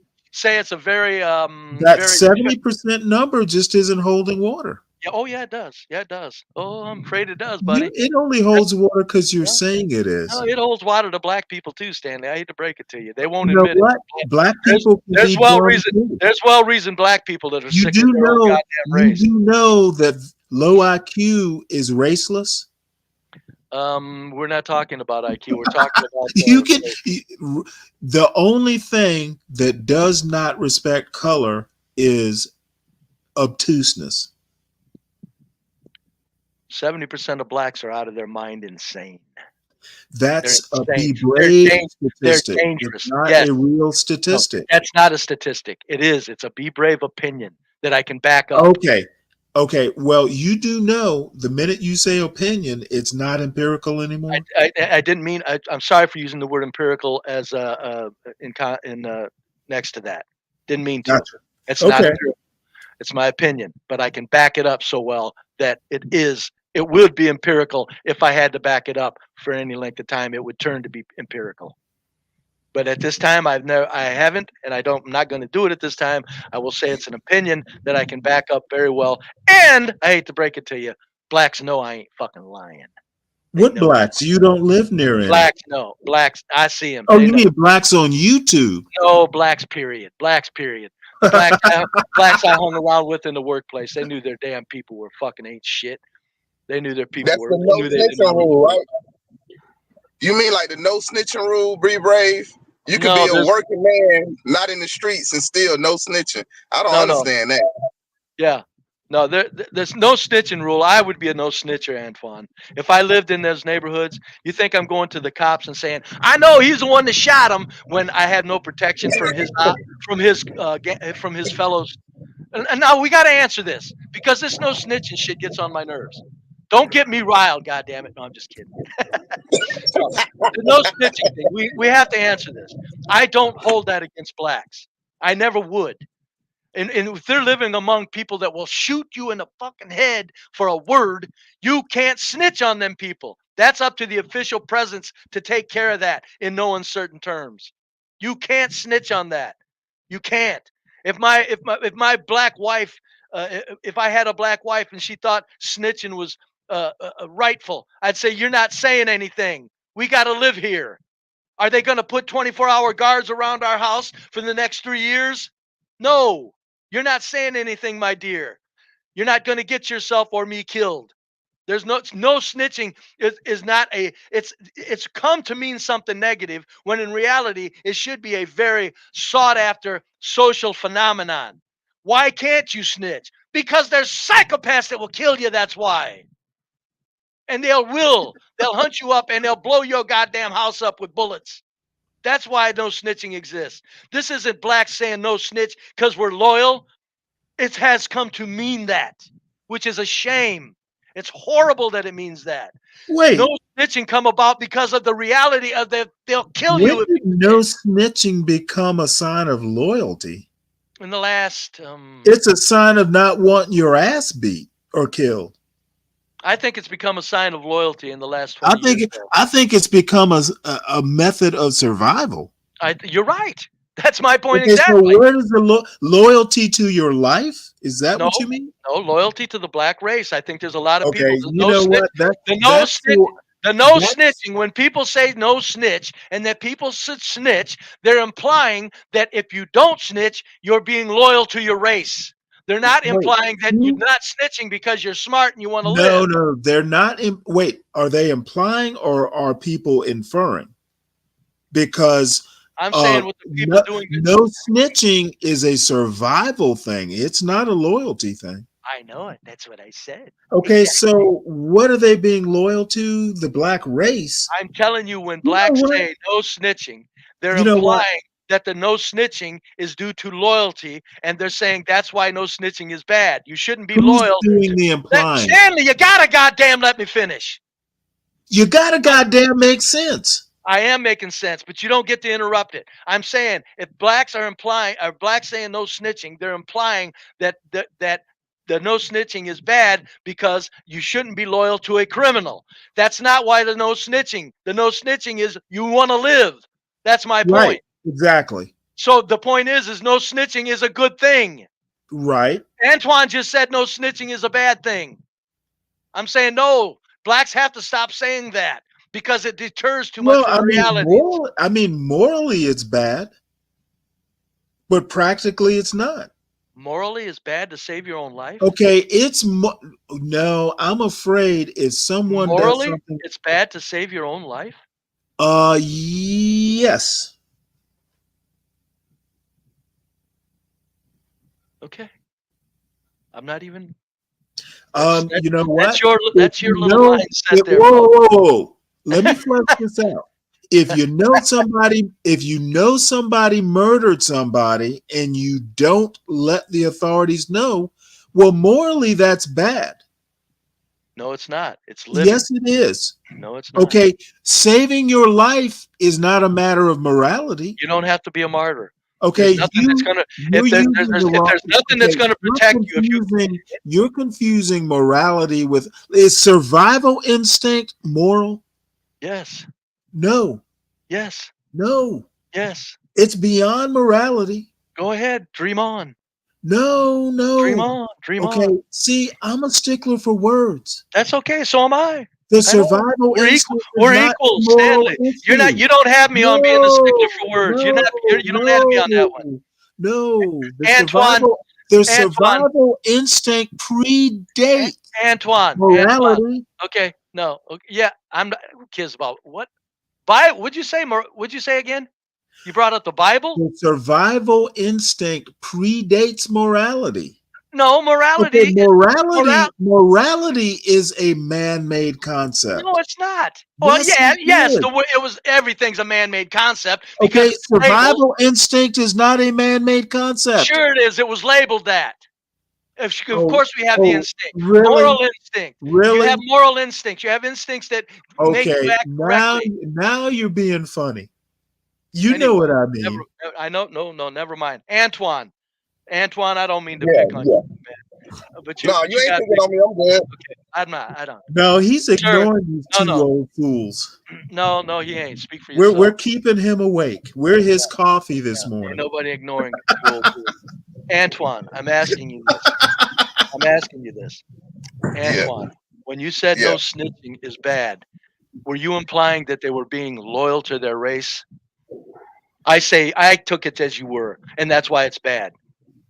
Yeah, it's bad when you in situations where you can go to jail, and if you don't snitch, you go to jail. So that's why I don't like it. Like, for example, like if you younger and you hanging out with friends, you know, back in the day, like the police would jump out, somebody throw something down, and most of the times they'll just take it and won't take nobody to jail, but sometimes they'll take everybody to jail. The person needs to say who that is, but a lot of times they won't, and they'll just let you go to jail. You know what I'm saying? That's when it's bad. In that circumstance, that's when you're in a situation, yeah. And they be like, "Don't snitch."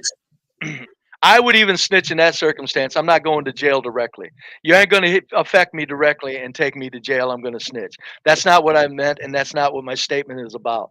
The no snitching statement. When blacks say other blacks need to stop snitching, tell me if I'm yes or no on this. Is it no? Tell me if I'm correct. I'm saying that now when blacks say snitch, the no snitch is bad. They're saying stop being loyal to your race to the extent of protecting criminals. They're talking about loyalty as opposed to the reality of the danger. They're talking about don't be loyal to your race. I probably worded. In other words, that's what no snitching implies, that somebody's being insanely loyal to their race. That's why you should snitch. As opposed to Stanley and I agreeing that snitching will get you killed. If somebody said no snitching is bad, and they followed that up with, even though it gets you killed, the statement would not stand on its own very well. Okay, the implication. Okay, that's where my safe implication is at. Because nobody says snitching is bad, and you have to risk your life to do it. That's not what people are saying. They're saying snitching is bad because it's your brother that you're snitching on. Okay. Yeah. Okay. That's right. I totally disagree with Stanley. that. Sorry, Stanley. I think you're both white. I know. Well, Antoine's fed up with black culture. I don't blame him. I don't blame. If I was black, I'd move among whites. You do realize. You better damn well believe. You do realize that I'd move right in among whites. Although I'd make them comfortable with my presence in media. You do realize that black culture is a generalization too, right? It's a safe generalization. Very safe. Very safe. It's only a safe generalization if you think like Be Brave. No, it's safe whites because don't really know. Whites don't want you in their neighborhood. Really know so-called black culture. Whites don't want you in their neighborhoods because of that. You know what? Then if whites think that there's only one facet to black culture, then that's why they have low birth rate. Stupid. We run the world. We're not stupid. What we do is we take into real consideration what happens if the black decay. No, what you're doing is you're taking broad generalizations and making them truths. They are truths. Whites don't want blacks around you. Why do you think blacks? They are not. Why do you think whites don't want blacks living in your neighborhoods? See, now I can't remember if you were a part of this conversation because John dressed me down on this. I don't give a shit if whites don't want to live Oh, next I to don't them. either. If I was black, I wouldn't either. I'd move Well, in with that's Whitey. right. You were there, so we've covered that ground. I'd move in Um, with Whitey if I was black. I don't care what they think. I'm moving in with Whitey. I'm getting where it's safe. no. But I would be man enough to tell them, please allow me to live around you That's not because what I white was people saying, are out though. of their goddamn minds. That'd be the No, black guy I am. I was saying I don't care if I move next to Whitey and he moves away. No, I don't care. fine. I don't care either. You're assigning concerns to me I don't have. I don't care No, either. we covered the ground and we agreed on that. You got my point. Yes, I So did. I'm the one that got your point, as I recall. I'm the one that right. got your point. So I don't have. That's not. We've covered the ground. Yes. I'm just So saying, I'm just saying. snitching. I'm saying, Antoine, that was the first thing he let out with.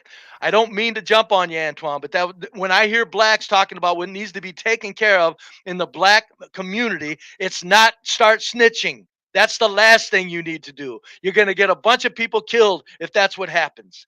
Well, I know I'm personally touched by your concern for black communities. You think I'm but lying anyway. I think I agree. I'd say I this shit on agree the with podcast. your advice, You know? but you're right for the wrong reasons. No, I think I'm right. that's what I mean. There's no being right for any wrong reasons. If you're right, it's just a You rough can be truth. right for the wrong reason. It's just a kick-ass truth that you could that is what it is. You can hook me up on a polygraph. Everything I say. No, I think you know what? Hooking you up. I know you think you're right. I know you think. No, I'll say highly something of your own opinion. You think I'm lying You're on a not polygraph? lying about that. You think I'm lying on a polygraph when I say I'd rather live No, around I blacks? You think I'd be you lying on a polygraph when I say I'd rather live around blacks and whites? You think that polygraph would catch a lie? Oh no, you would prefer to live around blacks. Thank you. All right then. But That's why I'm you can't concerned about afford blacks. to. Remember, you can't afford to. Not the ones that aren't causing problems. The ones I would move around are shooting up the streets. Right. So you can't afford to live with the good blacks. I can't afford to live with the rich whites. So? Well, the rich blacks can afford to live with the rich whites. You can't afford to live around either of us. Right. Would you move to the holler? Oh, if I had to get away from blacks, yeah. Oh, well, all I'm saying is I know from like experience that there's a lot of crime in that holler. There ain't no street now. They ain't street fight. They ain't shooting up. They ain't three Oh, kids no, looking no, for. no, no, There no. ain't three kids roaming the streets looking for ops and shooting through houses and random bullets hitting little white kids in the backseat. Nice try, Stanley. That might not be quite true. Nice try, Stanley. You're crazy. Oh, I'm not. No I snitching don't is have for to people who try. commit crimes and I'm snitch not on going to their even partner. go any farther because I'm running out of steam. I'm running out of steam trying to educate you. Oh no, get out of here, man! I've lived around trash. I've lived around trash whites all my life, man. It ain't been nothing but tranquil, quiet summer nights. You're crazy, Stanley. I know blacks like to think that because they can't fathom. Wait, hold it. You live. think all blacks are like me? No, I didn't say all blacks are like you. What's said this you all know word? you- What's with the goddamn all words, Stanley? Well, blacks implies all. No, blacks doesn't imply all. I said Yes, blacks. it does. If I said all, I'd mean all. I'm saying I a think lot you of. need to put Okay? a qualifier before a word that You mean I gotta say implies. a lot of blacks? I do say quite often 70% of blacks. I do say that quite often. You do say that quite For often. anybody that knows what I'm saying to know I'm not concluding. Well, I know what you're saying. I'm just saying that that 70%, I don't even. That's just ridiculous. Well, you can pull it up all. You can disagree all you want. Oh, I can't pull it up. I can't pull it out of your head. No, it's okay. I got you, Stanley. I just feel sorry for you when you don't see the 70% decay among black intellect. It's sad. It's disgusting. They're pissing about things. They're pissing about things. They're pissing and moaning about things that don't even exist. And when it does exist, there's nothing to be done about them. Stop pissing and moaning. Turn around and look at your black psychopaths that are shooting up your inner city neighborhoods. Deal with that. And the black race will be much better off immediately. I think that it is a bigger problem than a community problem. And I think it's going to take a village. I think it takes the National Guards now at this time. Or military. Yeah, right. Yeah. They won't hire enough police to do it. I think you and I see America in two different ways. Yes, we do. We do. We do. And I will agree with And I that. see Portia has pulled up probably to fumigate the place so Master Kim can come on, and Oh, it's time. she'll probably let us know. Oh, okay. Okay. So we'll just do filler until is that what you want, Portia? Is it time to hit it, Portia? Time to say goodnight, ladies and gentlemen. No, she'll let us know. Okay. Yeah. So So no. Antoine, are you going fishing? You know the hurricane about to hit down here, and everybody going crazy about okay. that stuff. Yeah, so I'm about to get some stuff for my mama and for my girlfriend. Gotcha. So they ain't got to Are deal you with gonna all that. hunker down with him? Yes, I am. Not with my mother, but with my girl. Yeah, we gonna hunker down. Yep, yeah. We used to this. We used to it. Yeah, I figured as much. I just hate she don't know how to swim, so she be nervous every time we get a hurricane. You need She to don't know buy how a to John swim. boat. What was that? You need to get a John boat. John boat. I ain't heard that. You know they don't even make small John boats anymore. It's hard to find Is them, that which right? is a shame. That's right. I tried to find one.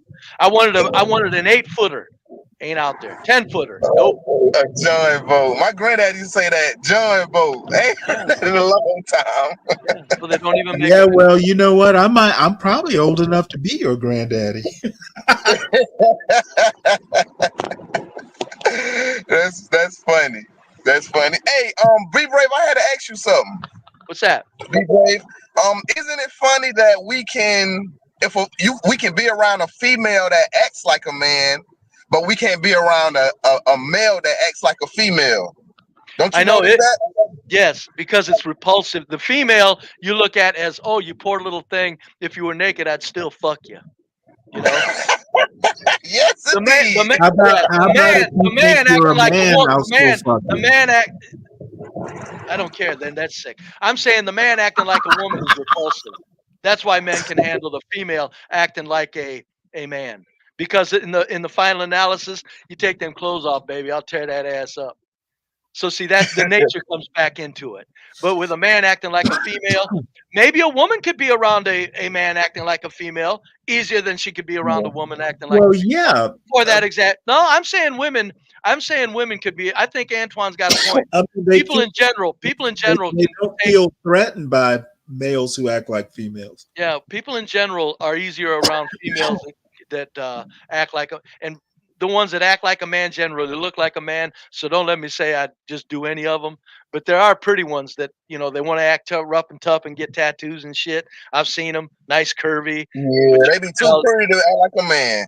Yeah, They be no, too pretty. I know, and it's sad when they try. It's almost you want to make them go, you still got that certain something that a man wants to slap that ass. You do know that, don't you, honey? I know you got tattoos, and you think you're the man in the Well, you relationship. better watch it, Be Brave. Master Kim might come up here and fuss at you. Yeah, no, but that's why men can be around women that act like men, and nobody wants to be around a man that acts like. I don't want to. Nah, I shouldn't say nobody. That did imply all. People don't want to be around a man that acts like a woman. If my son acted like a woman, he wouldn't come in my house. I'd say no. If you're gay, if you're gay, my son, you're not coming in my house. And Well, at certainly, least you'll let him in when he says he's blind. no, I'll let because that isn't as repulsive as being gay. You see how I'm consistent like that? Oh yeah, I like that consistency. Yeah. No, if you're acting gay in my house, you're out. I don't care if family member or not. I think if he thinks he's black, he's If going to think you're my black. daughter wanted to be a butch in my house, I would constantly make her aware that she's got a mental illness, but I would let her in my house because Oh, the wow. females Double standards. No, it's not. The females are the helpless sex. I'm saying, Mr. Man, if you want to act like that, it's a man's world. Go out there and Mr. make your Man. way. Yeah, Mr. Man, it's a man's world. Go out there and make your way. Mr. Man on a John boat. A little frail little female that wants to act butch. I'm going, no, you don't know what you're thinking, and you're going to get yourself hurt. Get to the protection of Dad's house. Wow. Them some Andy Griffith values. That's right. That's right. Goddamn right. Yeah. Mayberry RFD. Not nary a lie in that statement. Ain't nary a John boat either.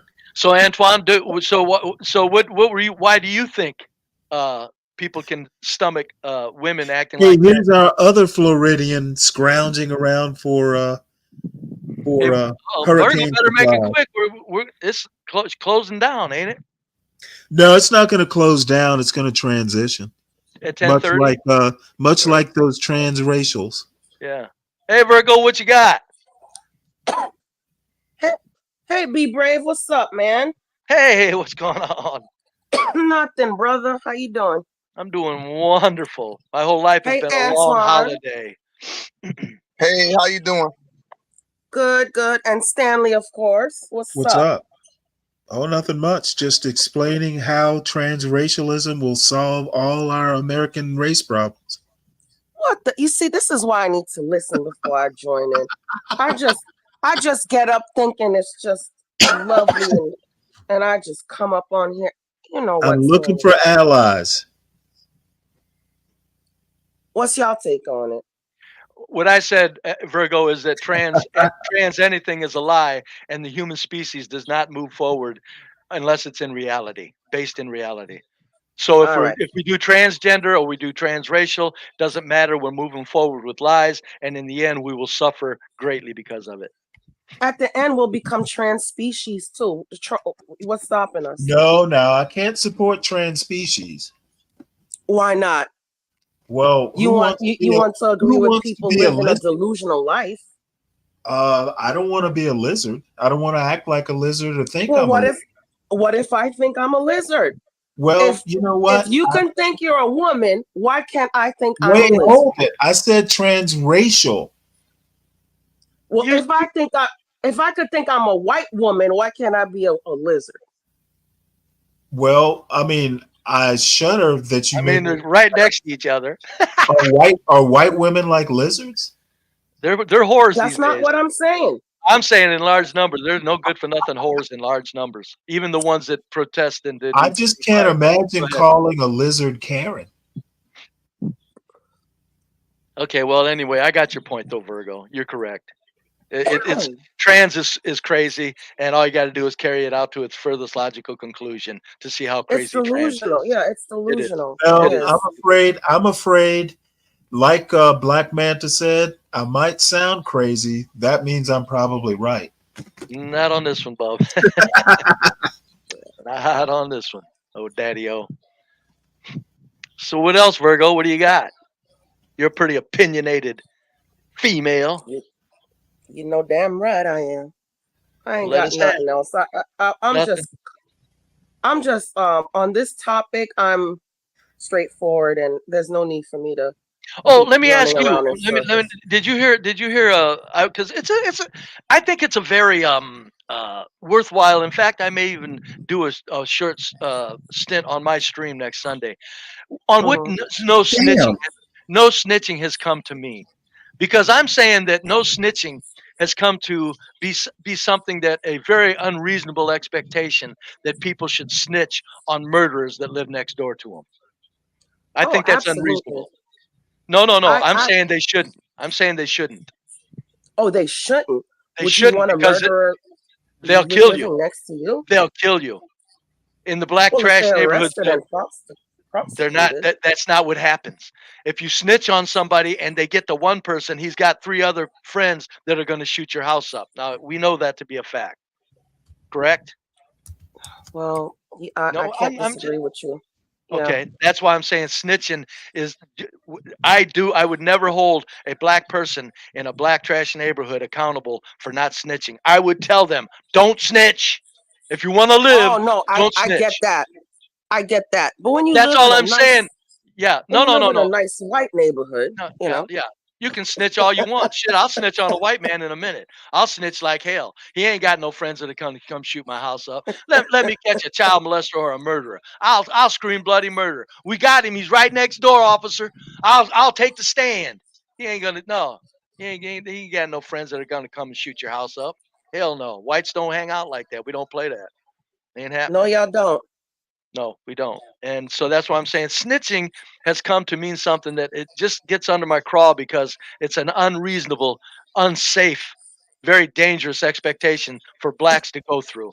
And I don't like that blacks are the ones that are always said, you got to start snitching. I'm going, leave blacks alone on that. I'll criticize blacks till the cows come home, but not the fact that they're not snitching. I'm saying leave blacks alone on that. All they're doing is they want to live. Leave them alone. Be brave. Would you let me move into your neighborhood? How dark are you? Oh, No, shit. Virgo. Number one, I would never I try to can't stop with you. anybody. I can't But with you. if I knew you, of course I would. But I'd tell the other neighbors I'm sponsoring her. She's okay. Oh, Lord. You'll vouch for me.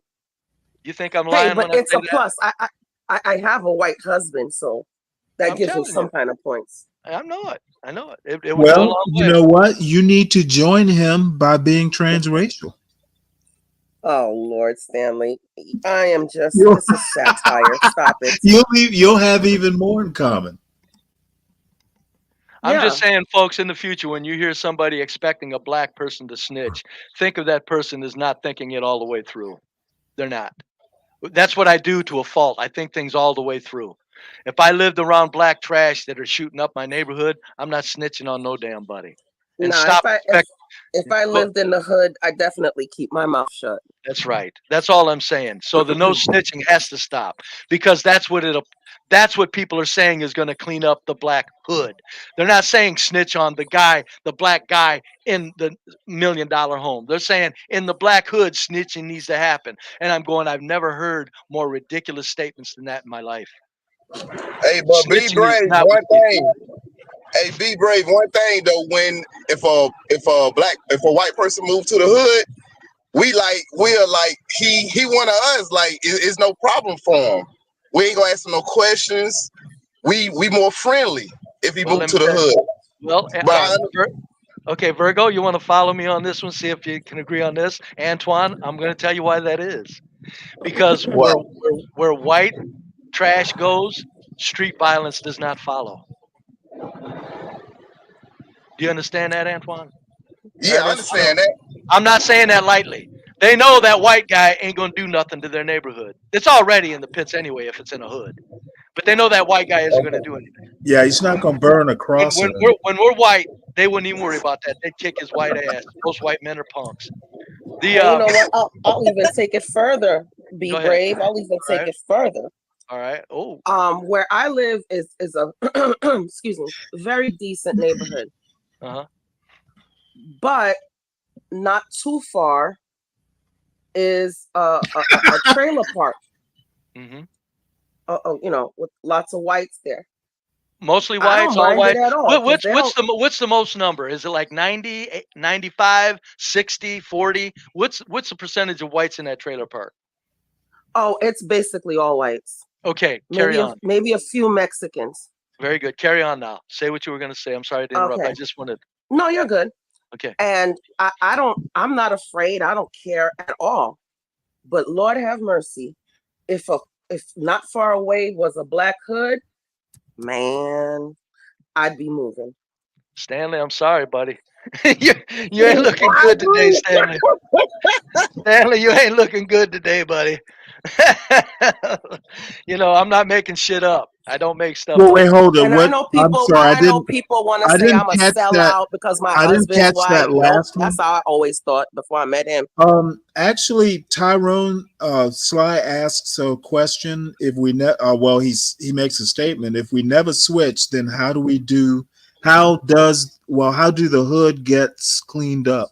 They move official presence in and they do what they're supposed to do instead of the global white power structure keeping police away from black hoods like they on purpose so that the black psychopath can destroy entire sections of the city, which then reverberates out to a lot of destructions in many other areas, which serves the global power structure well, because if they tear the hell out of a good portion of the American culture, that means they stay in power with no questions asked. They don't want people thinking. That's why you don't snitch. If the white official president won't do it, too bad it's the hood. It's upon no man to take it upon himself to give his life up or his wife or his children's life because they snitched on an 18-year-old and 3 other 18-year-olds decided his wife needed to be shot in her car in her head. Are we crazy? Like Fred Sanford asked. Are you crazy? And by the way, Virgo, I said I've always hooked me up to a polygraph. I'd be a white man to marry a black woman too if she was my girl. I'm not racist. Oh, I knew you liked chocolate. You damn right. If I met That's me a black girl that was supposed to be, she's gonna be my I could girl. tell a mile away. hmm Damn right. That's why I always say, just because I'm speaking about blacks, don't get me wrong. A pretty little black thing come my way, and when I was a young man, I wasn't around them. Although I did have a beautiful black woman try to, get with me, but she was too gangster. And I said, no, honey, I'm sorry, but you're on the rough side of life. And I did have a little black girl that I asked out for a date, and she was feeling me and touching me and on my arms, and she said, God damn, you age, because I was about 45. She said, you age like a black man, firm and strong. And I said, yes. I said, I'd like to take you out. She said, and she gave me her number. She moved in on the house across the street. First black in the neighborhood, first one. And she was a cute little black girl. And I got to thinking, now I'm too old. This ain't going anywhere. And I didn't take her out, but it was just because of age difference. But you know what happened? Drug dealers moved in with that little girl. I'm thinking she was on a good path. And if I'd have dated her, she may have stayed on that path. Drug dealers moved in with her. The whole house was busted. Detroit drug dealing. And I'm telling you, that little girl met somebody that moved in on her. She didn't bring them to that neighborhood. She was just too well reasoned and everything. She might have been down with them. You don't know. But I mean, Yeah, I don't respect men that move in with women. That's I don't do that. You got to get your own place. You don't move in with a woman, man. I tell my sons, you got to get your own place. Don't move in with no woman. You can't do that. It can be very dangerous, Antoine. You're absolutely correct, but that's not a rock solid rule. If a woman's very responsible and she's got a nice house going, and you guys are getting along fabulously, and she's the one with the house, come on, Antoine. There's no harm in a man moving in. Yeah. You can do that. She respects That's what I'm. you. Yeah, that's what I'm saying. There's a lot of variables. Like Stanley, the stickler for the word all. You can't say that all the time. By far, I'll say 50% of the time, a woman can be moved in with. 50% of the time. Not that I've ever done it. I don't think. Yeah, not that I've ever done it. Stanley, you gotta highlight some of these comments. You got people really hating on me on here. What people really don't understand, what you eat don't make me shit. So I really don't give two fucks if you like me or not. Wait a minute, who's Witchy Bishy speaking here? Oh, and I thought she was cool. She's just ripping me a new one. I never attacked her. She's not saying anybody. No, she feels that I mistreated difficult Dennison overnight. So she is chastising me for cutting him off and just generally not letting him be how he is on I didn't realize that I was insulting her. I was expecting Dennison to complain. I wasn't expecting her to complain. Yeah. No, I'm just saying, name who you're talking about. Some people just want to find no, you got four. No, it's me. It's me. Is it? Somewhere up there, she mentions me by name. Oh, okay, all right. Okay. Yeah, she did. It's just one of those things where, Oh, I got it. A continuation. Okay, I get it. I wasn't in on it. We have different people that come here from different spaces, and of course, we're trying to grow our channel, right? And we don't want to create a precedence where folks that come on a regular basis, okay, they stop, or we have people striking, or stuff like that. And I'm not saying this to you, specifically, Stanley. I just don't know what happened last night up until nothing after out I of went the to ordinary. sleep. Okay, so I imagine Dennison and I sometimes clash. Yeah, like Dennison and Virgo last night, they were arguing over lasagna again, and I think it's hilarious. So, well, I mean, I understand Wishy's concerns. Yeah, and of course she is definitely a huge fan and supporter of Dennis, and so that's just something I would do if it was one of y'all. Well, like, hey, one what's thing going I on? do want to address, I don't hate Dennison at all. So I don't hate him. I don't know why Stanley, she thinks that. Stanley, I don't know who you think you're kidding. We know you don't hate anybody. You're just a damn asshole. That's all. It's no That's big true. thing. That's It's no true. big thing. We know you don't hate anybody. Nobody thinks you hate people. Not a person Well, anywhere in this universe thinks you hate people. well, I guess it was just a question. I don't hate Dennison. As a matter of fact, I actually like Dennison. I like Dennison too. He's pretty great. I don't love him like you do, but I like him. Yeah, I mean, I love a lot. I love a lot of personalities. That come up there. So He has his purpose. yeah. Apparently, it's not lasagna making, but he has his purpose. That's The all. best recipe I gotta go say ahead. for lasagna. I gotta say for lasagna, I made the recipe that's on the goddamn lasagna noodle box, and it turned out fabulous. I'm telling you, that lasagna recipe on the lasagna noodle box that I did, and I followed it to a T. I'm telling you, that could have been restaurateur $30 a meal with a good tip following it. And it's not because I cooked it. I'm just saying that recipe is right on the money. If you've ever looked into it. Hey, Witchy, I was going to respond, but now that there's a pause, as far as your point about like it's intentional, sometimes it is intentional. So, yeah, you might be right at least sometimes. Sometimes you just want to be a bigger jerk than at other times, right, Stanley? No, I think usually it's for a reason. Now, sometimes it's not, but Well, most if times they're it calling is. you a jerk, I'm just saying, going by what they're calling you. Witchy. Well, you know what? I gotta address Witchy. What's she Witchy, saying? I don't think you being white is a crime. Come on now, I'm married to a white man. Jesus Christ. Witchy. Witchy, do you want to come up? You're allowed. Let me drop the link for you. Virgo she's been up before. Yeah. Virgo does not strike me as anybody that hates Whitey. Not even a little bit. Witchy. Not even a little bit. Now, if you say that I hate certain niggas, I'd agree, but wait, hold it. Who said? Oh, did you say you were taking her to court? Virgo? No, I'm taking Dennison to court. Okay, does she? What, for libel? Does she think you mean? No, it's jungle justice for insulting my lasagna. We have a mock court. What? Well, I'm saying some people say things that they need to be in court for libel. Go back if you ever get a chance. There's a jungle justice thing. We did like a mock comedy trial thing. Okay, Witchy, no. It wasn't you. I thought I made the exclusion because you, Witchy, was on there, and I forgot who else.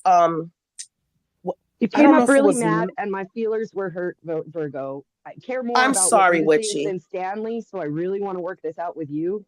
I thought we were friends. I've talked to you for a while now. We got along. Yeah, I didn't mean anything towards you, Witchy. Friends, but we talk about bullshit friends.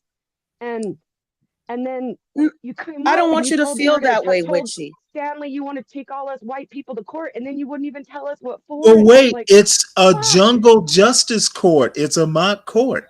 Yes, and I was trying to understand. This is a friendly court, and we're supposed to be friendly. Why the fuck does my supposed friend want to take me to court? It's a bit.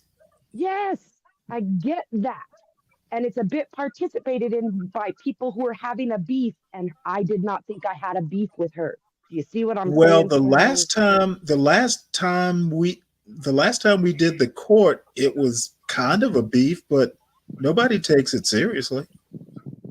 No, what I took seriously was her throwing me in with some idea without even telling me what the idea was. No, Witchy. About court, but she never would tell us what charges, and I was like, "Well, fuck, that hurts my feelings."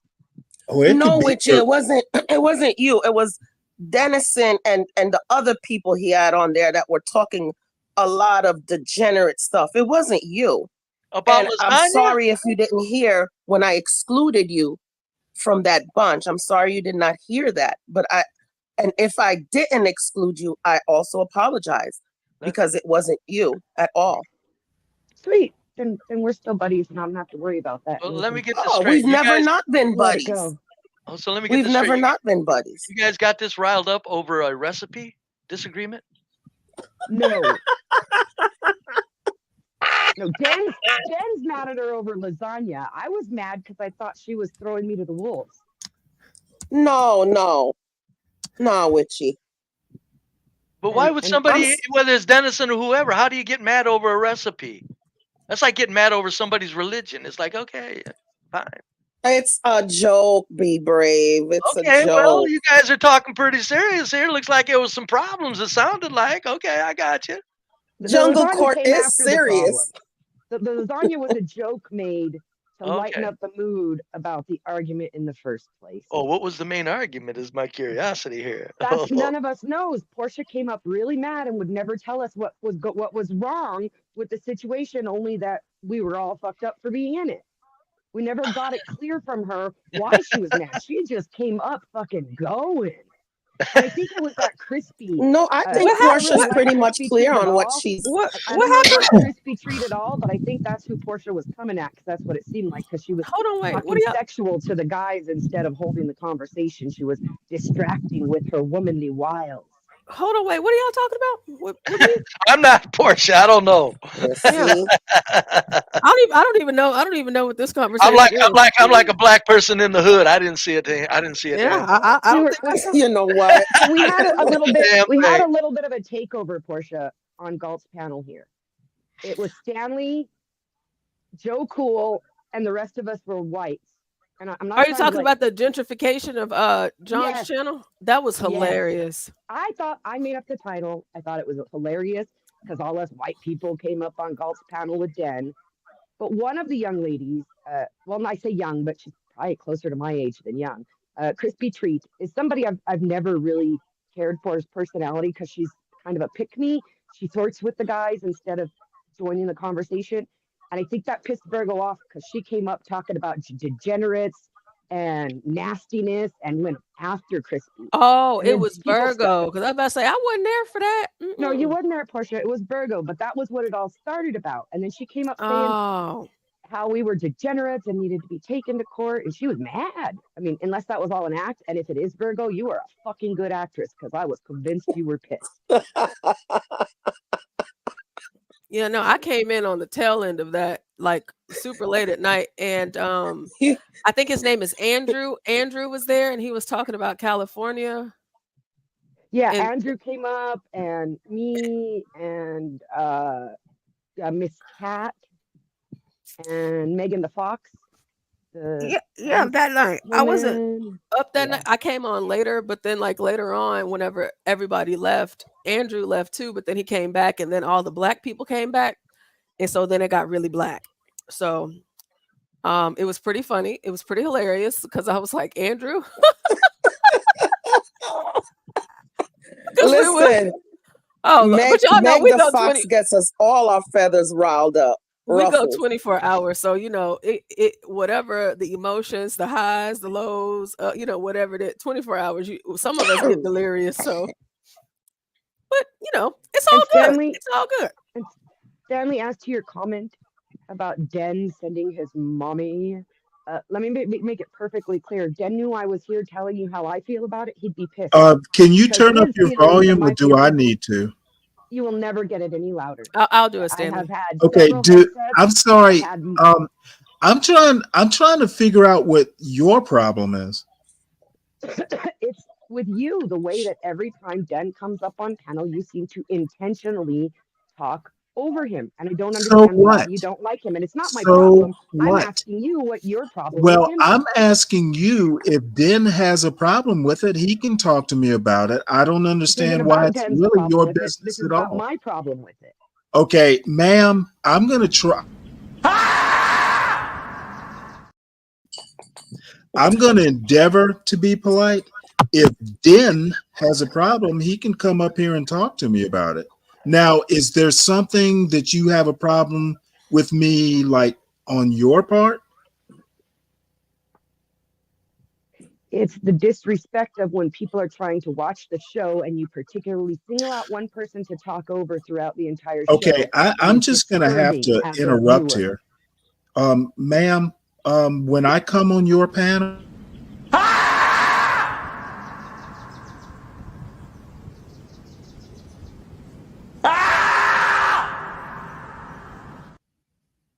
when I come on your panel, I will play by your rules.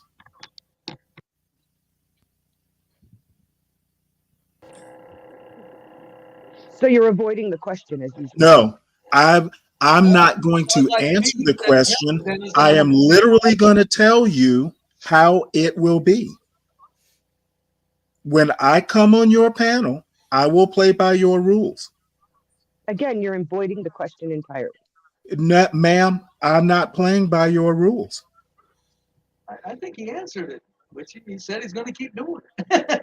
I mean, No, my question was why be brave. I don't care that he keeps I doing don't it. I feel want to that I have understand to why. explain I'm myself asking to him you, for my Witchy. Why personal do I have knowledge. to explain Why myself is to it you? him in particular that you go after? It You has nothing to do with okay? him. It You has know what? nothing to do with I feel that I am not rules. being treated like a man here.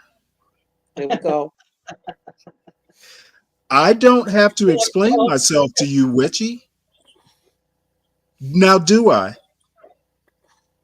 No one ever has said you have ask you a to. I question, though, asked. Stanley. I mean, You avoided the question. That's it. I will say it one more time because maybe you're not reading between the lines. I don't have to explain why I do anything to you or Dennison. There's your answer. No one ever said you had to explain. I asked the question. You avoided it. It's over. Move on. I not only that, I shit on it. Oh, all right. So it's we're going to take a quick provocative. music break and we'll be right back in just one Who's this moment. dude? Can't argue with the numbers. The numbers are the numbers. Drake knows the business. It's all about the singles. Damn, what happened? Now you got me like in my Ja Rule kind of mode, Jungle. Like just talk about like rap music. One of my favorite songs of Ja Rule was Put It On Me. I die if you ain't with me. So baby girl, put it on me. What would I do without you? I only think about you. I was tired and lonely. So baby girl, put it on me, on me. 10 more seconds in, Ja Rule get a screen for this. Keep going. Who would I be without my baby? Without on my break, man. I don't wanna go crazy. So every thug needs a lady, lady. I think Ja Rule just got paid for that one. And we are back. Good morning, everybody. How's everybody doing today?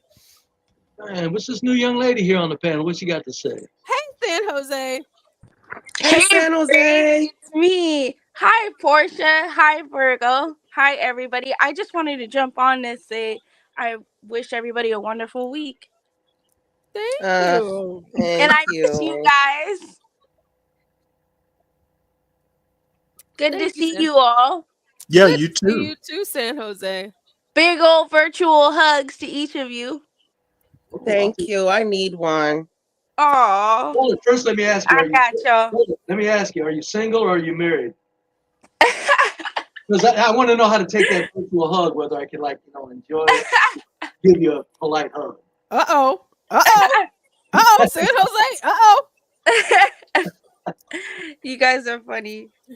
I am undecided right now. It's just I'm doing me and putting my kids and my priorities first. But Amen. You're interested in Jesus take the wheel, Yeah. Do you have I a man want you're whatever interested God wants for me. Pardon? Who's playing the spooky music? San Jose, do you have a man you're interested in? I'm sorry? Do you have a man that you are interested in at least or not? previously. I'm off previously. Oh, she threw his ass out. see how nice women are. They don't know. Okay, we're doing some Threw his ass matchmaking. out. Some matchmaking this morning. Listen, I'm not mad at San Jose. San Jose is a I'm sweet not trying to woman. hate on you, San Jose. Oh, I'm thank just you. nosy about people's business. And, You know and I trust love me, you San guys. Jose, I'll put on my sneakers, grab my Vaseline and my sock with a can of corn in it, and I'll come fight for you. Hey, me too, because I was like, wait, nobody better be messing with Stanley or Virgo, is all I know. Oh. No, it was just a Cause misunderstanding. I'll pop out. I think me and pop out. Witchy, I think we're cool. I hope we're cool. Actually, because I do Virgo, like her. I wanna address a comment made to me about you in the comment section, Virgo. It says, to be careful, you'll stab me in the back because you snitched on an ex after cheating on you. And what I want to say to him is bitch, she didn't stab nobody in the back. He stabbed her in the back and she turned around and stabbed him in the face for it. He knew what was coming. Uh-oh. That's right, girl. And he must be cheating on his wife or his girl for him to even say that. I'm just because saying, what if once the you tables were cheated, all turning? I bets was the were one off, cheating. man. What if I was the one cheating? Then I'd still be the bitch. You know, you can't win with some of these nickels. But I mean, that's just the facts. Once they cheat on you, they're the ones who broke the contract. It ain't your fault. You got to pay them what they're owed.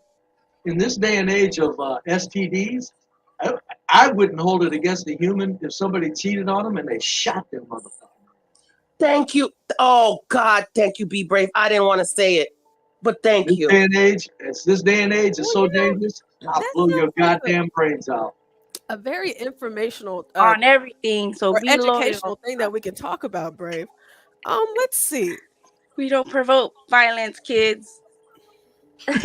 Don't try this at home. I didn't say I'm going to do it. I'm saying I wouldn't hold it against another human for doing it. I'd say, even though they're going to go to prison, you got to go to prison. You did it. You got caught.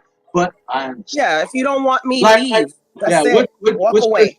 Chris Rock had a joke. But I understand. Ain't gonna hurt my feelings. Walk the fuck away. That's right. Don't bring that. Don't fucking get into no damn disease. Jesus Christ. God damn. But be brave. They gonna have to share. It's more of them than us. They gonna have to share us, man. It's too many of them. I don't think it's the best, Yikes. but as a solution, and to keep women off the streets, if polygamy is the solution, we'll do that. We could always choose the bear. What's the bear? You never heard that? You never heard that one? I've never heard it either. I was proud that I just learned what that is because I'm so out of touch with like modern day what's going on in modern day. What does that mean? Very white meme, choose the bear. They're all white women. They went up to What's a bunch the of bear? Choosing the bear means brave. they went up rather to a bunch of white women in public, Be Brave, and asked them if they would choose a bear or a man, and they chose the bear. Oh, that thing. Which one they feared more was the man. Oh, wait, what are we talking about? Lesbianism? Oh, okay. Yeah, they can always choose the bear. Like they think men are so dangerous. If you got lost in the forest, would you rather come across a bear or a man while you're alone lost in the forest? And most women said a bear, like idiots. Wow. Yeah, so I was joking, but I guess you guys didn't know the context, the premise of the joke. Yeah, and it is a funny joke, Virgo. They could always choose the bear. Like, I mean, it would certainly cut down the population problem if we just let them choose the bear more. Well, I tell you what, Witchy, I choose the gator. Yeah, same difference. I could wrestle a gator. I don't think I can wrestle a bear. Women are charting the course, though. They are. So men are saying, forget it. Men don't know what to do with it. So, Lord help us. May the corporate machine have mercy upon our souls. Yeah, this is why I feel sorry for my children, and I'm kind of glad that at least one of my children has a steady girlfriend that he met in college. So let's see where that goes. Nice, pretty young lady. You'd be proud, be brave. She's a red-headed Irish girl. Ooh, boy, I tell you, that's my girl. This would be my granddaughter. All right, so for people that do not know, like myself, I just found a clip that I thought would be very educational for all of us to see what this thing is here. I'd like, before we do that, I'd like to address this comment from Mavid. Okay. Oh, he's a fool. Yeah, well, I'll try and work with him, but for some reason or another, if I do it more, I apologize. I'll fuss at old white guys more. I think I fuss at Be Brave enough. Yeah, y'all fuss pretty good. Mhm. So anyway, maybe I just have high expectations. So do better. Yeah, I don't. Expectations are just pre-planned disappointments. That's a good point. But I try and be a little bit more optimistic. Stanley. I just answered my own question too, because I had expectations of you and you let me down, and it's my own fault for having the expectations in the first place. Well, let me put it to you this way. I'll sleep okay tonight, and I don't hate you or Dennison. Well, there was an answer. Fine. All right, so bear versus man. Who would a woman, or what would you know what? I can't even talk. It's too early. Let's see. Wow. In an insanely viral video, random women are asked, if you were alone in the woods, would you rather encounter a bear or a man? Well, here's how they answered. Would you rather be stuck in a forest with a man or a bear? Bear. Man is scary. Yeah. With a bear. Depends what man, but probably a bear. Oh, 100% a bear, which is like terrifying to say, but definitely a bear. Some men are very scary out there. A bear. I would say a man.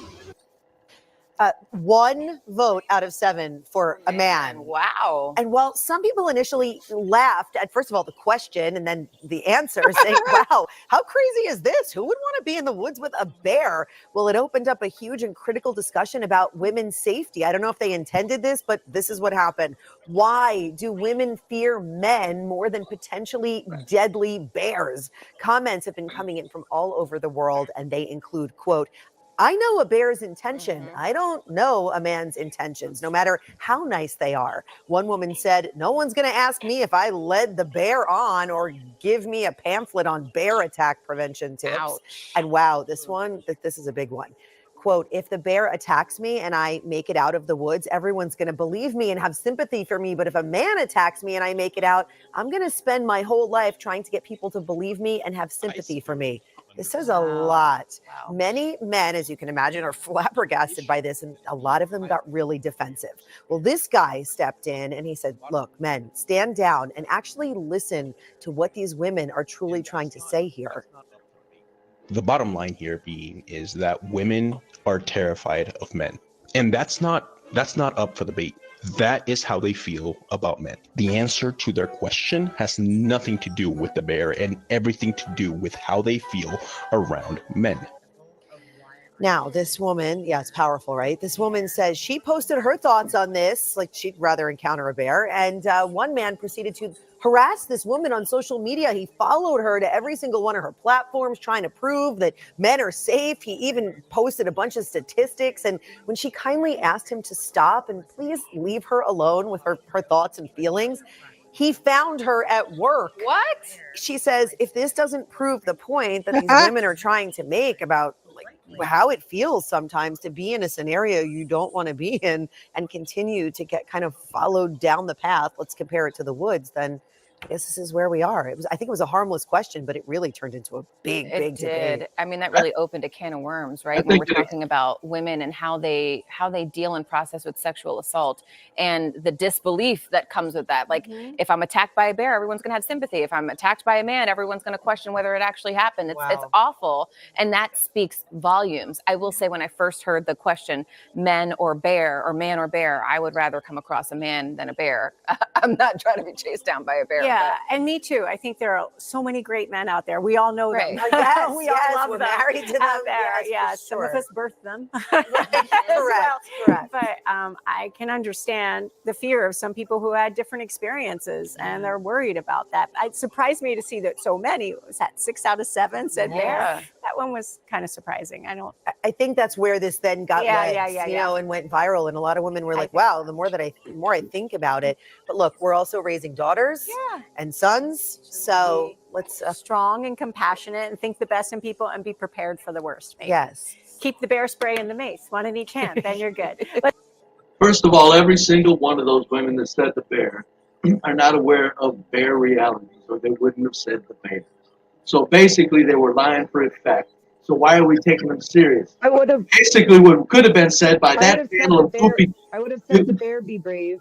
No, listen, I know, but you're wrong, and you know you're wrong. There's a chance you can outrun the man. No, the bear. You know, if a bear is going to do something like that, but those three women at that table, whoever they were, could have said, wouldn't the question have been better phrased some way else than to make women talk like goddamn fools? See, that's what we do. That's what they're going. I would pick the bear be brave because I can eat the bear and wear his skin after I kill him. I can't do that with the man. Yeah. I mean, you could. I mean, I'm not walking out in the woods. None of those women. What are you I'm kidding. going to shoot the? What are you going to shoot the bear with, Witchy? The gun I carry. I live in I the know. woods. I know. Pull out Yeah. without a gun. Well, I'm asking, you know what? is it a 357, a 44, a 38? What is it?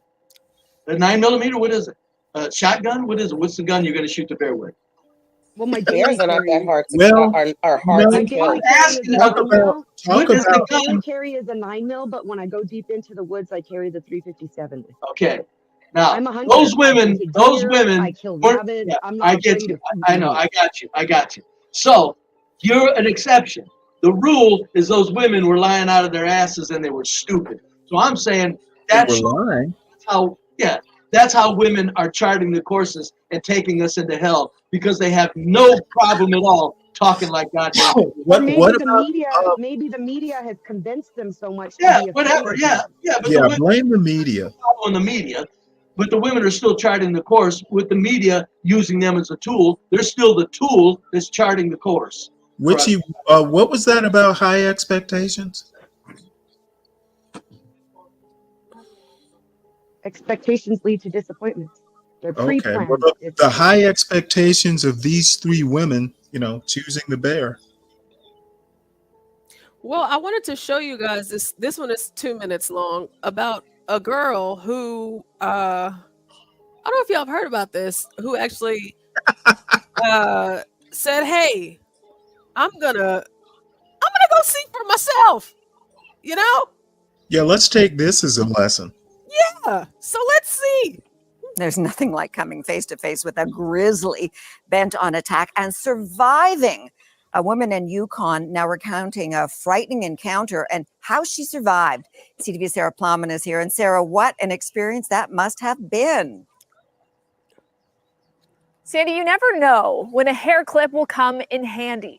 The woman who survived this attack on June 30th thinks that's what helped her. It was along this trail where Vanessa Chaput and her dog Luna faced 3 grizzly bears. I was right beside them, and it was it was too close. There was no. She tried to give them space as Luna chased off 2. One bear attacked her. When the bear had taken me down with my head in its mouth, my first thought was just kind of protect your vitals. So I went straight into the fetal position. My saving grace was from Walmart. A plastic hair clip like this atop her head that she says snapped in the bear's mouth. That's when the bear let her go. Shapu believes the bear was stunned. And I was able. She hid behind a tree. The bear charged again. Luna distracted it. If it wasn't for my dog barking, the bear was going to come finish the job.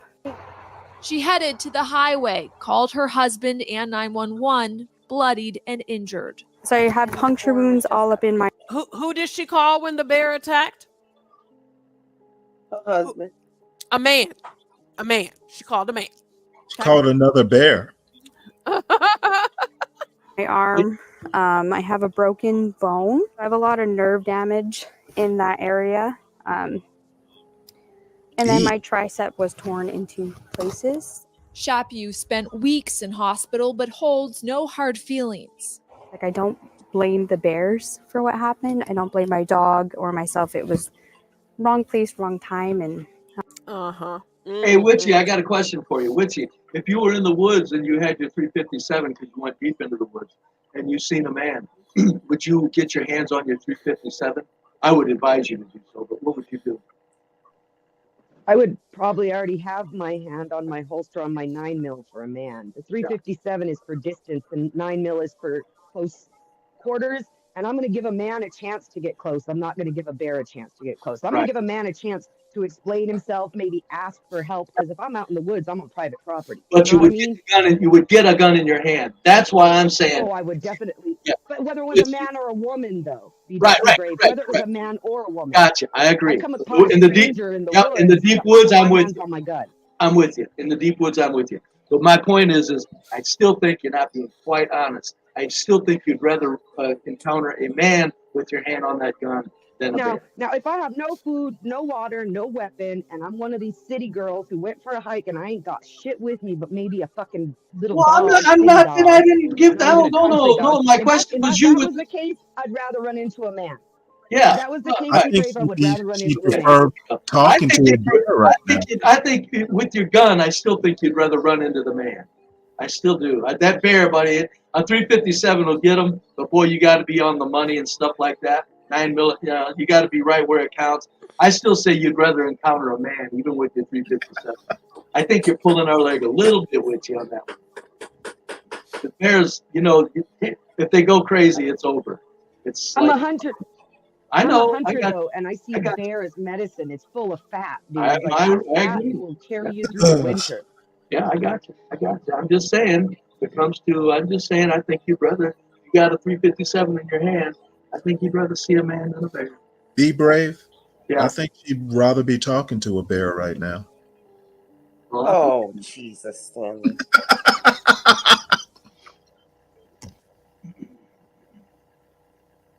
I thought I was. I'm pretty rough and tumble. I'm not to be messed with, but I never attack. It's Yogi the bear. For those who didn't get that, that was a gay joke. And actually, in her defense, I didn't get it. Hold it. Bears are more aggressive. I didn't get the than gay black joke. Bears. I didn't get the gay joke. You said you thought you were talking to a gay man? No, you're the kind of man that young men who like bears go after. A straight, somewhat bulky, woodsy, outdoorsy, strong men. You're the kind of straight guy that gay guys fall in love with. Oh, but we're in the understanding I'd fucking knock them on their ass if they got too silly, right? Okay, I got you. Man, that was way too deep a joke. Way a little too deep for me. I'm saying, wait, hold on. But thank you for the compliment. What was the A brain? Virgo? Yeah, you go, Virgo. What were you asking? Wasn't that you, Virgo, saying something about black bears, or was that Portia? No, that was me. Yeah, black bears are less aggressive than grizzlies. Definitely. I think the other most aggressive bear are polar bears, but we're not over there with 12th man, so we won't run into them. They say a grizzly, it don't matter. That's just if you're out there, you're a human, you're meat. A black bear has to be like thinking. Oh yeah, absolutely. But at least a black bear has to think. If I did have to run into a bear, if I had food in my backpack or something, I'd probably throw the food far away from me and let it go eat it and kind of like, get the hell out of there. Black bear in the I was just looking on the internet and seen that a couple of days ago where it's the polar grizzly and the black bear as far as aggression. Mm-hmm. What was the age range on these females they was asking? They had to be young. They Because were. any person that's logical would say they'll want to be out there with This a is a man. Gen Z thing. This is a Gen Z thing. Well, the other question is, has any of them ever seen a bear in person outside of the zoo? Probably not. I'm willing to bet you probably not. It's just not like they look in the zoo. No, these women were lying. That's what women do now, and 80% of women now are liars. They're whores. They're shot to hell. We're done. I remember taking a picture with a tiger. I took a picture with a tiger and an orangutan, but doesn't mean I'm gonna go out in the wild and go willy-nilly all touching an orangutan or a tiger. Hell to the hell no. I think the question proves where women are at. Insane, large numbers. Insane. Well, I think the news report kind of touched on the idea that it's not about the bear or the man, really. It's about women's victim state. We've allowed women and a lot of young men to put themselves into a state of victimhood instead of being the victor. They want to always be the victim, so they never win, and that means we all lose. That's right. That's what I'm saying. But even if somebody's leading you, you're supposed to have a frame of mind where you can't be led. The one lady answered correctly. She wasn't led. They tried the same thing with her. She said, yeah, I'll take the man. That's because she thought about it just for a second, is that all it took of reality, and said, I'll take the man. Those other women, I'm saying, that's the case, that's the state of females in America today. They're liars. They think about their own selves. They think about destruction of anything that disagrees with them. And they act like goddamn whores. That's 80% of women in this society today. That's what that clip proves. Goddamn idiots is who's out there in large numbers. 7 out of the 8 said, I'll take the bear. Yeah, you stupid. Yes. But okay. And not only that, you notice the one woman had her cleavage showing. I'm going way out in the woods. Yeah, you probably don't. If a man's crazy, yeah, you probably don't want to be wearing that way out in the woods. Jeez. Okay, be brave. I'm gonna agree with you, but then kind of like give you a little bit of resistance too. So, yes, a lot of these women now has lost their morality. They're not marriage minded, although they say that they are, but this doesn't usually come until they notice that their biological clock is ticking and they got to hurry up and get a husband and get married and have kids. But what makes these women become whores? Is it because these guys are buying into the OnlyFans and stuff like that? Because if nobody was paying attention to it, they wouldn't do it. Men have always been pigs. We have. I use the word whore a little too roughly. Women are now pigs. They've joined the man in the pig mentality. The women. We were not meant to be pigs. I know. No, you're not. That's what's sad about it. Not only that, but men know how to put the pig away for a woman that he loves. These women don't know how to put the pig away for the man they love by the way they dress. Yoga pants up the crack of their ass, tits hanging out, everything crazy. It's just like too much revealing shit. Thong bikinis everywhere you look. Women don't know how to. Women don't think they have to put the pig away. Men have always understood. I'm a pig. Guess what? If I meet Mrs. Right, the pig goes in the closet for good. Because now I'm a man. I'm her man. Because as women, we like affirmation. That's the problem. We like affirmation too much. So it's like whatever got us our husband, we want it from every other guy. No, you can see it. I understand. No, it's not right. And that's why I'm gonna say it's not about affirmation. We understand women have to attract a mate. We get that. Have you ever been married? Well, yes. Once they attract a man, then it's over. But they're not letting it be over. They still got to attract everybody else around them. And a lot of times you can tell the punk ass male is the one that is too afraid to ask them, put some more clothes on. So basically the women are having free reign with their need for affirmation outside of their marriage, which is a destruction to marriage. Any man that puts up with it is doing nothing but destroying his own very soul. So A man be isn't brave. there to Yeah. control. A man isn't there to control a woman. A man is there though to suggest to women things that he should, and they're not doing it anymore. What's your Be marriage brave. status now? In that video, Be Brave, one of the responses women gave as to why they would choose the bear is because nobody's going to hand me a pamphlet about how to avoid bear attack when I come back. And what you just did was exactly that. You put it onto her clothes and how she was dressed and what she might attract. I'm still saying the rapist male needs to be dealt with harshly. Okay, don't get me wrong. Okay, he needs to be dealt with very harshly. The point is if there's a crazy man out there, you don't want to attract that crazy man. That's my point. Now, past this. That's why I don't do all this work husband shit. Yeah, we're talking. Yeah, no, it's not good. Because I've been the work husband. Trust me. So kind of like I live in the mountains. I live in the woods. One of the things we do is we bungee tie our trash cans closed and keep them inside the fence until trash day. So the bears, we don't attract the bears. We don't put out food so that we don't attract the bears. You know, you don't leave a big old fucking pile of food sitting right on the edge of your you know, by your house to draw the bears in. We keep dogs to scare them away. So you're saying that women should do the same thing in defense from the animals that some men are. Yes, cover up. Cover up. There are crazy men out there. And you're so beautiful. Did you see that woman's breast? Them babies were probably nice looking. And then you get a crazy man, he wants to see them all. If you show a woman, look, let me tell you something. And I'm not going to get vulgar here, okay? I'm not. I'm going to say it very clinically, in perfect terms. Women are so naked in public these days, so often. Certainly thong bikinis on the beach. Don't get me started on that. But even in the store with yoga pants, low cut, everything tight.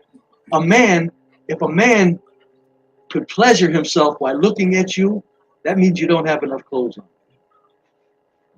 And I'm telling you, these women are naked, and it ain't me. Well, no, if he's a creep, I don't think it matters what you have on. You're right. I gave credit to the men as being gentlemen. I'm saying if a gentleman would look at you, but he could pleasure himself if he was allowed to, then you've got too few clothes on. You got too few clothes on. And it's not just the women. What's appalling is that these young little girls too, at like 12 and 13, are wearing these little, what's those jeans called, the little booty shorts from Hollister. Jeez. That just shows off all their little butt cheeks. And like, why would parents even allow their kids to wear that? I do want to say something uplifting into what you just said, Virgo, is I have children aged 11 and 13, both girls. And in peer group, what I'm seeing is a move towards modesty in the young girls. They're wearing the high-waisted jeans. They're wearing shirts that cover their entire cleavage area. And they're looking at those other girls and going, I don't want to be like that. And maybe it's because I homeschool my kids, so their peer group is different. But there is a movement in the younger generation to try and combat that immodesty. I agree. It's a personal question, Witchy. You don't have to answer it. But have you ever told your daughters the reason you dress conservatively is so you don't attract an insane male? Have you said that? That's what I would tell my daughter. I'd say you're out in the world. I'll give you an example, Be Brave. Okay. I'll go very personal for you, Be Brave, and give you my own personal life example. I have a daughter who is 24 years old, and I have two daughters who are 11 and 13. I've raised them essentially the same as a fairly modest woman in the way I dress. And yet my older daughter, who went to public schools by her choice, because I homeschooled her two brothers that are also adults, she still to this day dresses quite provocatively, where my two younger girls dress more modestly. So like I said, it may be because I homeschool them. They're not as exposed to the pressures of society. The peer pressure, yeah. Do you try to talk to the one that dresses provocatively at all, or do you just leave her to her own devices? We've had quite a few conversations. We've of course had quite a few conversations about it, but she's a grown woman. She pays her own bills. I'm not in a place to tell her what to do anymore. I got you. I don't when she lived in my house, she would wear modest clothes out of the house and change with her friends in the car to something less modest. We which all I did found that. That's why. That's why. displeasing. I found displeasing for the lying. So we had a discussion about it and agreed that I would not overrule her fashion choices, but she wouldn't hide them from me anymore. That's why I took In the her word team. whore. That's why I took the word whore out of it, because for the sake of women that have daughters that are dressing provocatively. But I feel Well, safe. and just so you know, my daughters have the same boyfriend for 4 years now. They're Very good. engaged. They Very own a home. They go on vacations. They have no children. You I know, got you. she I just see it. dresses immodestly. She doesn't act immodestly. I got you. Well, if you're dressing immodestly, you're acting immodestly. But I got you. I understand that. I've always said it's obvious that these men are doing everything right. It's obvious this woman is in a good relationship due to their house, their standard, their kids, their SUVs, everything. They're living the life. Why does this woman have to dress like a pig? That's what I'm saying. Is such a shame. In some of their minds, that's how they got their man. So they want to keep him. They don't want to lose him. Right. I understand that. I get that. My point is if that loses a man, you got a man that's a pervert. Most men want their wives to stop being a pig when they marry them. Trust me on that. They don't need this stuff. They don't need it. They don't want it. They just can't say anything. Most men now. And there's ways to still give your man those visual pleasures, but when you're alone and in the house, yeah. I guess so.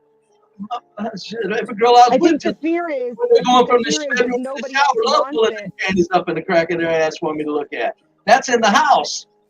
Men are competitive by nature, and I think the fear in these women is that if the men don't feel like they have to continue to compete for this woman, that they will lose interest. You know what? Someone else, they do have to compete. Well, that's misplaced. That's misplaced. The reality is if a man loves a woman, men are pigs, but when a man falls in love with a woman, many times the man is more in love with the woman than she is with him, many times. So I'm telling you this, that is not an excuse for hauling off and keep dressing like a damn pig when you're married. And there's no reason to do it. There's no need to do it. If you got a good man, he isn't gonna. If you got a man that you got to act like a whore for, I would advise, if it was my daughter, I'd say you got to get rid of him, because somewhere your beauty's gonna wane and he's still gonna leave you. So just get rid of him now. If you got a man that needs you to dress like a whore in public or a pig in public, get rid of him. There's something wrong with it. Most men, I'm telling you, I've been around too many of them all my life, not to mention have been one. They don't want their women being pigs after the ring is on. It's like, stop the pig shit. Let's just be married. Brave, if they respect you, they're not gonna dress like that anyway, Brave. If they respect you, they ain't gonna dress like that. That's what I'm saying. No, hold on, Antoine. Hold on. Because of the acceptance of it, a man might have to suggest that it's time. And I wouldn't hold that against the woman for needing the suggestion. It's how quick she takes on the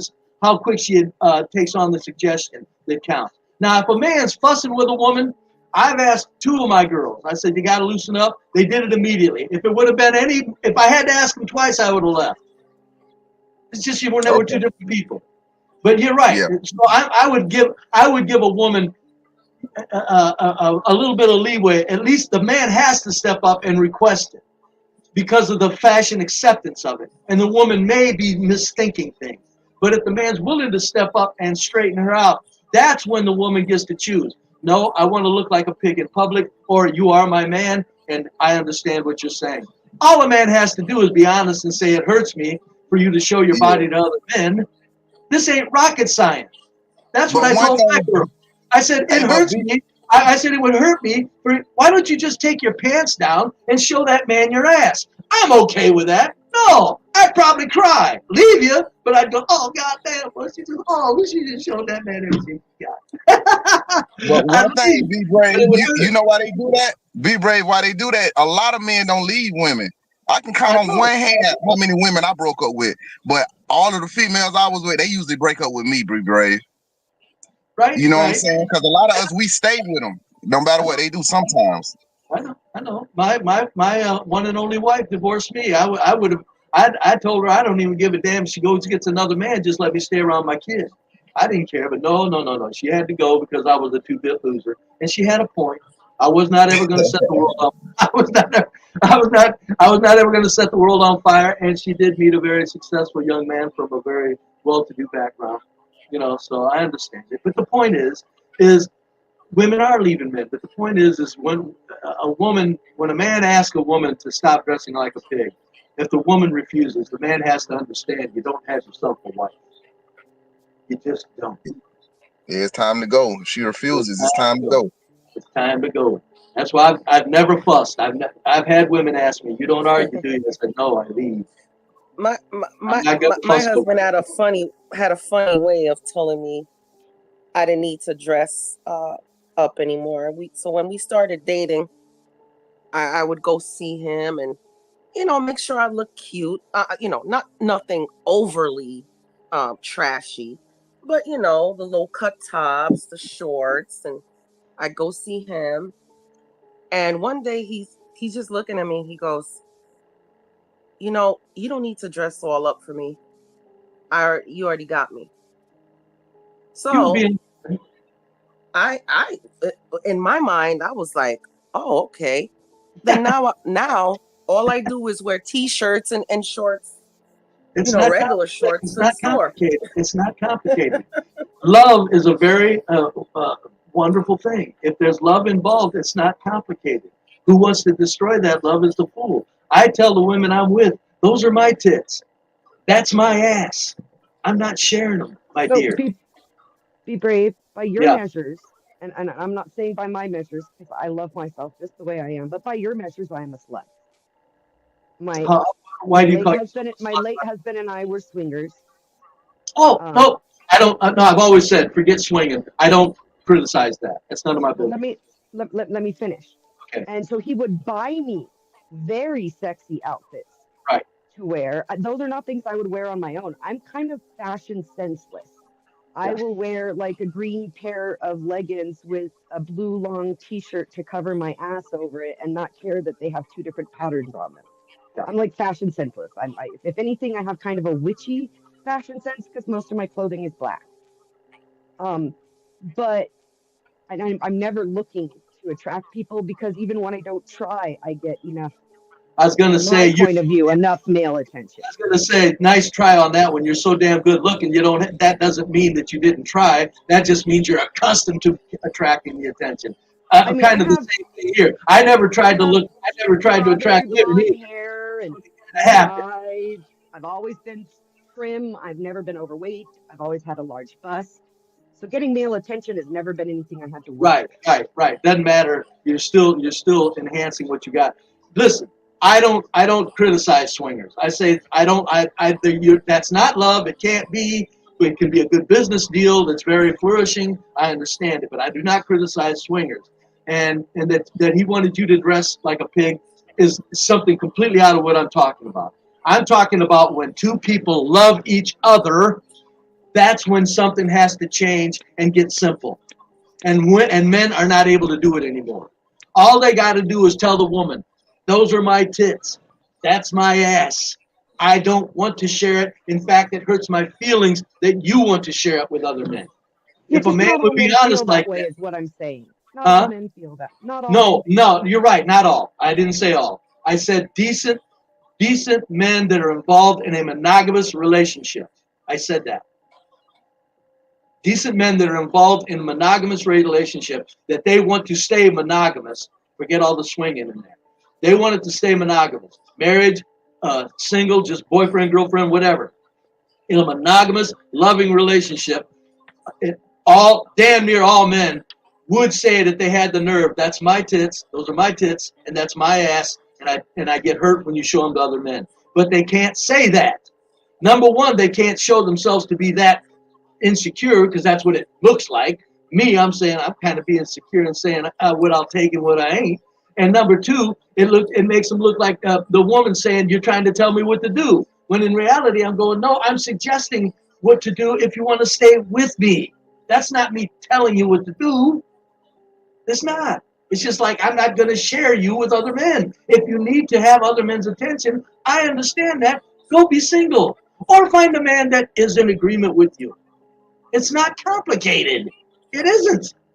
We make love like a goddamn some scientific experiment, and it's so ridiculous. If men would stand up and say, honey, don't dress like that because it hurts my feelings, You realize you know how many men wouldn't think of saying that because they're afraid of looking insecure? Do you know how many men won't say, honey, don't wear that because you look like a pig and you're attracting a lot of attention and I don't like other men, you looking like a pig in public. Oh, that would be them being bossy. So either the man's insecure or he's trying to be too dominant. When in reality, the man's just going, no, I'm trying to be a husband and I want my wife to be my wife. Now, marriage is few and far between. I get it. I say if you lined up 100 people, probably 5 of them know how to do a marriage. That's what we're up against. But that doesn't erase the reality of what simplicity is inside of a loving relationship. It doesn't. Can I ask what date you converted to Islam, Be Brave? I don't do religion. If I'm anything, I praise the Lord a little bit, and do that. Hallelujah. But it's not even a matter of religion, Witchy. See, you're reducing the species to something that needs to be treated like a child. I was making a joke about the point of covering women up. I got you. I know where your joke was at. I'm not stupid. But I'm still saying a lot of people think that stuff revolves from religion. It's not. It's just basic man stuff. A man don't want to share his damn woman if he loves her. That's Where do you all. think religion got it from? I don't look into I don't concern myself much with religion. Well, I'm just saying it comes from that same basic man stuff that you're claiming. Well, of course, we're all moral. We're born moral. We're born moral. We're born knowing right and wrong. We're born psychologists. We're all born psychiatrists. We're all born psychologists. We're all born moral philosophers. It's just that we give it up because of external forces that we're intimidated by. Everybody's born with the sense of right and wrong. Every goddamn man and woman is born. They learn very quickly by the time they're 2 what's right and wrong, and then they refine that into 5 right and wrong, and then it jumps to another level at 10 and 8 what's right and wrong. But we're all born knowing right and wrong. Even the youngest, the first things babies learn is right from wrong, in that they know they get hurt, so they don't want to hurt another person with doing something. So they immediately learn the golden rule. The first thing a baby learns is the golden rule, and we talk like religion is needed to teach us that. That's what gets under my craw with this statement. I got you. Yeah, I was about to say, even as a kid, when you did what my mom used to call a oopsie, when you're done and you have that guilty look. I mean, even animals, man, my dog, when he gets into the trash, he likes coffee grinds. So even when he gets into the trash and tips it over and chews the coffee grinds, and we walk into the kitchen and we see him, he goes straight, run into his bed and just gives us the sad eyes. My God. That's an like, excellent. Don't yell at me, mommy. That is an excellent quiver or arrow in my quiver, and I'm going to use it in the future. We're talking about people who are born with morality. Dogs know right. Guilty? Dogs know right from wrong. Dogs know right from wrong. Is he guilty I'm pretty or sure afraid that you're going to yell at him? It doesn't matter. He says there's consequences. That's what the dog understands. Humans, if dogs can figure that out, I'm pretty sure humans can, minus religion. Thank you for that story, Virgo, because I'm going to use that story many times. Okay. I'm going to use that story. The issue is humans. Because I've had dogs, and I've never noticed it. But you are correct. They immediately know when they've done something wrong. But humans, it's not that we don't know right from wrong. Is a lot of times we don't give a damn about the consequences. That's what I'm saying. My point is that we don't need the religion to teach us right from wrong. That was my point. And your story about the dog helps to prove that.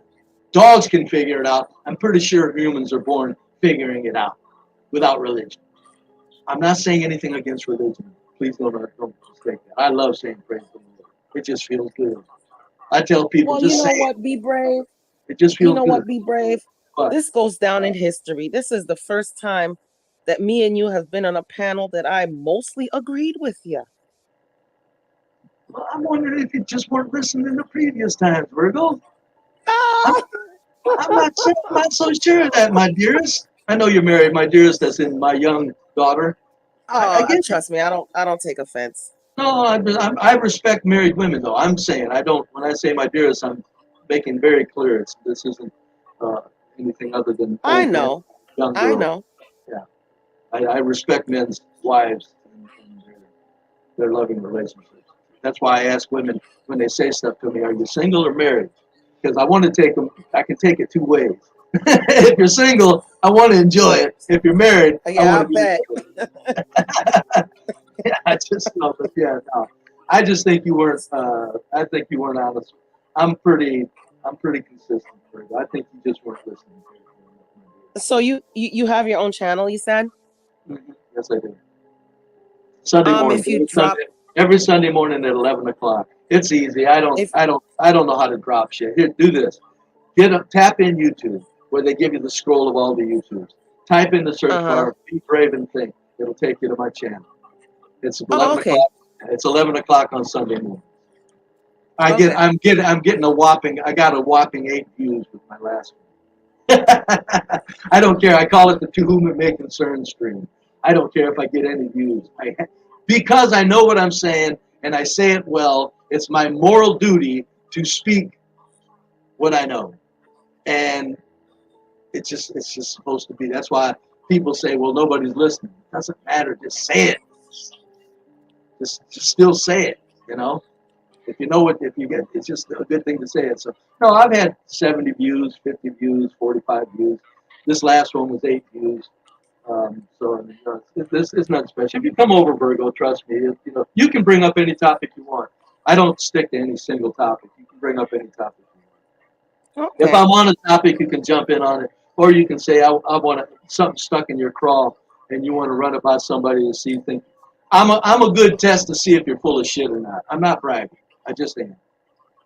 I think things through. I think things through, and I always say, if you think you're right, try an old man. Not me. Try an old man. I'd like to make a totally unrelated comment. Go ahead. I noticed that there's 4 women up here and Stanley disappeared. Did he? I didn't even notice that. You probably need some sleep. Where is Stanley? Oh Lord, Stanley. Well, he's been up like since like 2 or 3 o'clock. Probably need some sleep. Oh yeah, that is true. He took over last night when John left, right? And when you went to sleep.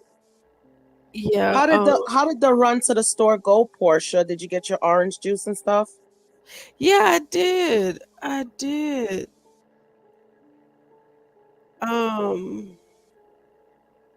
What did the doctors tell you happened? Oh goodness gracious! You see, I'm gonna have to call him because Lolo.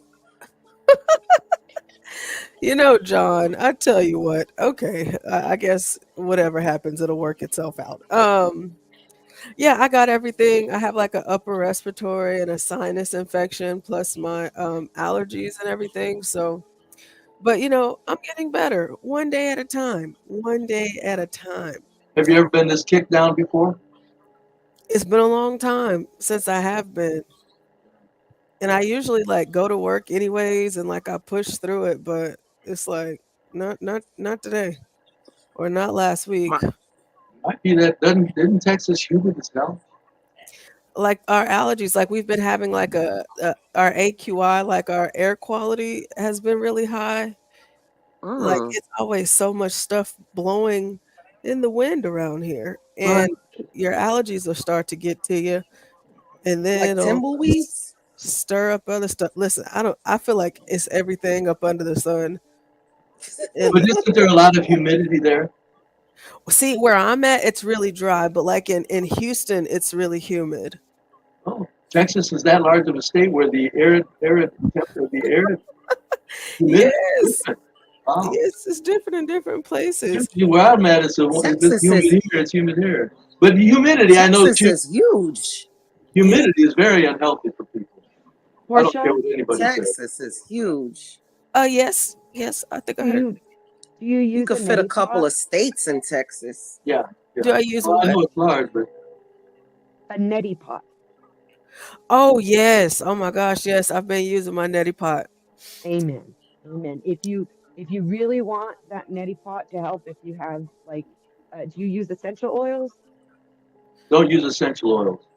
I just use the neti pot, like with like the salt. Yeah, if you want to And really warm feel water. relief in your sinuses, a little bit of lavender essential oil makes a big difference in the nitty pot. But the reason that Ooh, is yeah. because of the chemicals in it. If And there's any way to lavender helps you relieve your sleep sinus, too. if there's any way to get around essential oils, do it. Look at what's in that stuff. Trust me, I did. It's not good. You don't want to be using that shit. It tells right on there. Don't get it around small, tiny children because it can be damaging to the concentration of such small anatomy. I mean, come on. I suppose it matters where you get your essential oils because I personally make a lot of essential oils and there's no chemicals in them and they're easy enough to purchase completely just a substrate and the oil that the plant matter that you want. I would certainly, if I was advising anybody to use essential oils, I would certainly make that very clear in your advice, because the Well, stuff, I suspect the that stuff that's Portia, chemical anything ridden. she puts in her body, she's going to read everything on the label. It doesn't hurt if you suggest that essential oils. It doesn't hurt to make sure they're natural, and as you say, the substrate is what it is, as opposed to like a chemical essential oil. A lot of essential oils, that's not lavender you're smelling. That's chemicals that attach to the air and bond to the air molecules, and you breathe them in. I did a stream just last week on mothers poisoning their families with fragrance products. They're literally poisoning their families with fragrance products. They are. Dryer sheets, softener sheets, the plug-in on the walls, the spray, the Febreze. Are we crazy? I would divorce a woman for that shit. I would. I'm not lying. I say you're crazy. You're poisoning our children. Of course, I wouldn't leave her if we had children. But do you use the detergent? All clean and free. That one has no scent. Tide is unscented. Tide unscented. Oh, they have a Tide one too. Okay. Yeah. I don't even because I'm a laborer, okay, and I take baths every day. I don't even use deodorant. This ain't happening. I'm not putting no aluminum on my underarms. You're supposed to sweat from that part in your body. You're supposed to. You know what? Be brave. I haven't used deodorant in years. Bless your heart. And when I say this, I know people are gonna be like, "Oh, you must stink," blah blah blah. No, I don't, because I've used deodorant since I was a teen. You know, when you're going through puberty as a teen, hair doesn't even grow under my arms anymore.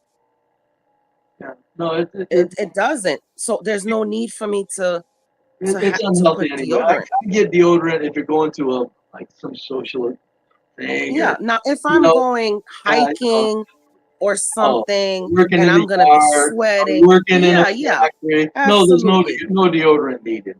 I've never smelled. The women I've all been with, all of them, were very clean women. I've never even smelled a bad odor on them anywhere, ever, nowhere. And they didn't do. I think we condition our bodies to stink. I think people look for it. I mean, I mean, okay, my dear, at the end of getting this little lovey-dovey after a work day, it doesn't smell as fresh, but it's like it's not offensive. It's like, that's just my lovey-dovey girl. Let me in there. I don't get it when people are worried about the females. Just stop it. My God. May I ask a question, Be Brave? Go ahead. Have you stayed with a woman through menopause yet? Yes. Well, because those night sweats, the smell of it it bothers myself. I have to get up and shower, but I'm not a deodorant user. You know what? I'm telling you, I don't recall anything offensive though, even during their periods. You know what? I haven't gotten night sweats, Witchy. I haven't gotten night sweats. Now, does my mood change? Yeah. Hardcore menopause. Oh yeah, I think I was premenopausal before I had the hysterectomy. Only one woman I was with during that. Actually, more than that, 2 or 3 maybe. The one I was actually involved with. I get hot flashes and night sweats pretty bad. Not often, because I do my black cohosh, which I'm not recommending that to anybody else. It's just what works for me. But every so often, the night sweats, especially, I'll wake up just drenched, and I don't like the smell of it myself. Well, if you were my wife, I'd say, don't you worry about that smell if you're going to use chemicals. Don't worry about it. I got. Oh no, I get up and shower and then I wash. Whatever. I'm saying it's not offending me as your man. I don't want a woman to put chemicals on her, in her, or on her, or around her. No fragrance products. My God, they got garbage trash cans for the kitchen that are scented now. They got That everything is true. scented. Yeah. It's ridiculous. Look into how they do that. They don't even have to list the chemicals that are on these products. Moms, you've got 3-year-old children. Mothers that are 5 feet away from that wall squirt of chemicals. Mothers. It's like, dads, you could easily talk them out of it. It's these, pardon my French, it's these goddamn marketable women. They're out of their minds. Dryer sheets? How soft do your clothes need to be that you poison everything in your house with dryer fragrance, softener fragrance? Well, you know why that is, Be Brave? Yeah, because they're back nuts. back in the 50s, when it was more common for women to stay at home. Yeah, fall from our. They were the ones that handled all of the buying for the products for the houses, and that's why they called those shows they used to watch soap operas, because it was basically advertisement. The commercials were advertisement for women to buy all of this unnecessary things. Well, not just the commercial, the entire shows were full of product placement. Yeah. That's true. Yeah. And salesmen, door-to-door salesmen, who do you think is at home back in those days? It's going to be women. And they'll impulse buy, and probably when the husbands got home, they were like, "Why did you get this?" I would. I don't know. It's just. It didn't. It doesn't take rocket science. I remember the first girl I lived with. I was probably 25, 26. Used a softener shoes. I said I can't. I told her very nicely. I said, please don't do that. I said, I don't know how soft you need your clothes. Do the like if you got jeans and use a softener shoe. Are the jeans that much softer? I don't know. Are they? Because I don't get the softening. Considering the chemicals you go through breathing and I live a different lifestyle than what you're talking about. Like, we have a clothesline, and I mean, I use the dryer, but we have a clothesline, and like. Well, I notice people with clotheslines, Witchy, Who use the hell is knocking on my door? I know people that use softener in their wash, and then their clothes stink on the clothesline. I'm going, my God, if it's smelling that bad in the fresh air, or that strongly, I should say, because it smells nice, but it's chemicals. If it smells that strongly, don't you understand what you're doing in your house around your children? I'm flabbergasted. I don't get it. That's why I say I think women don't understand. They need to be called out for it. Like men just say, hey, Americans stop dressing like a pig. understand. Hey, stop poisoning my children with fragrance products.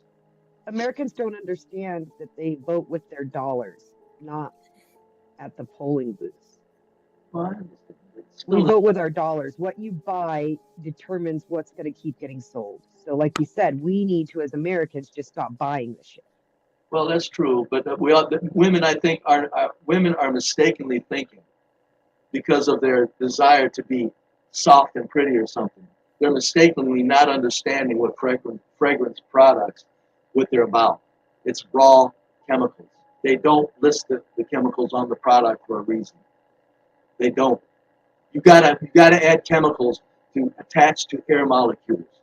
That's a bonding that takes place chemically.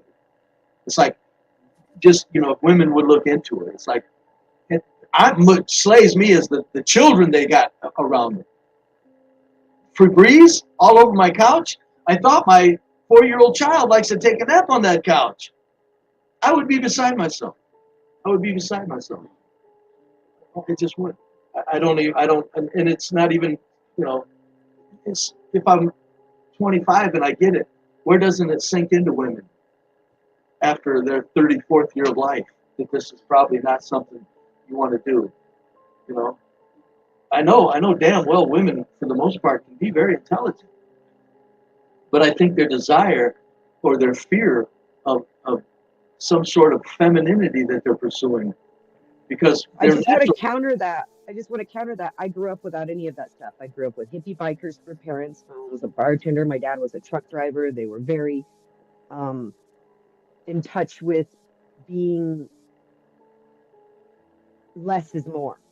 You know, we had dirt floors. We only had running water in the kitchen sink. We boiled water for baths. We had a solar shower in the summer. And when I married my second husband, Did you have an outhouse? We did. There wasn't running water in the house. You had, we had a basin in the winter where you poop in the bucket and dump it in the outhouse in the morning because you didn't want to go out in the middle of the night in the snow.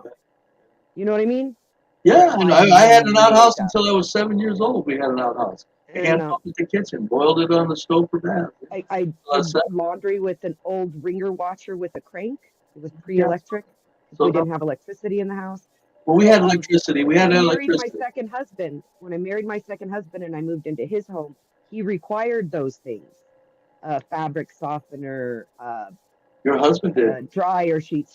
His mother did them in his home, and that's what he knew to be a clean home, and it was expected of him. Yeah. Well, they didn't have. I was a good wife. Be brave. I was the type who adapted my lifestyle to his. Well, you had to have been. Your man wanted you to have sex with other men, and you did it because he told you to. I went to unless you suggested it to him. And spent 2 weeks living with a mother-in-law who hated me to learn how to cook from her, so I could cook the way he liked. Like that was how I was raised to be a good wife. And he was very materialistic and modern, and he required of me to learn these modern ways of adding fragrances to everything and cooking things that were in a box as opposed to making it from scratch. Like his mom always used this certain gravy mix. So I used gravy mix, even though I preferred to make my own. You got rid of him, didn't you? He passed away. Be brave. I'm a widow. Both of my husbands passed away. How old was he when he passed away? 37. Wow. He had a stroke at home. Okay, please. Okay, your husband and you aside. Probably he was poisoned all through his life. Oh, I don't disagree. But I'm just saying it's not just the women who do it. Some men who are raised that way are used to it too, and they need to break the cycle as well. That's what I was getting at. My mom would occasionally throw a dryer sheet in the dryer. We cooked from scratch. Grew up very rough, but no, I get you. I mean, I understand it. I'm just saying that I hold it more against women than I do men, because I think most men, maybe your husband not included, if you talk to them and you show them the stats and you show them what fragrance products are about, the chemicals involved, men would go, okay, that's enough. Where the women are still going, I don't know, I want to chance it because I like my house to smell like roses. It's like it's not smelling like roses, though. It's not rose. That's petroleum. It's petroleum chemicals that's made it smell like roses, you silly woman. But no, it's way out of hand now. But they couldn't sell trash bags scented. You think that, but so many men often will come up in their mind with the illogical, but they consider it logical reasoning of, well, there's already so many fucking chemicals in the air, and there's already all this. What's a little more? Do you know what I mean?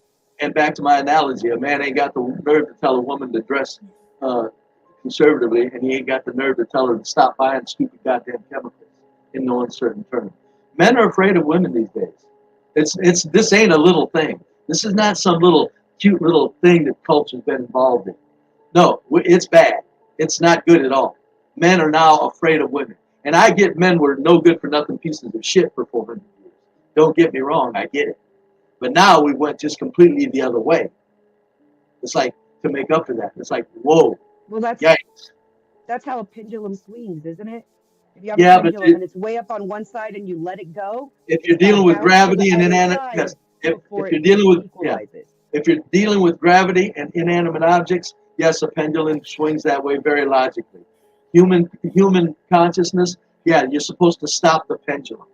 It's like, okay, let's get this in the good zone and then stop it. That's what we're capable of. We're not doing it. We're not doing it. Just the same as like the 50s, the door to the 50s needed kicked in, trying to tell a man how to wear his hair, trying to tell him how short his hair has to be, everything like that. Now I know men are crazy now with spike hair and stuff, which is crazy. But in the 50s, they tried to tell everybody what to do. That door needed kicked down. They kicked the door down. Fine, okay, now we're free. We dress how we want. You know, we don't have these stringent things. We can relax. Guess what we did? We just kept on going into stupid land. It's what the global corporate machine pushes us to do. There's no, if you ever notice, there's no gray areas allowed in anything. An Politics, object in motion will product, continue everything. motion until it faces resistance. Right. That's what I'm saying. That's where the logic comes into the human species. And be brave and witchy.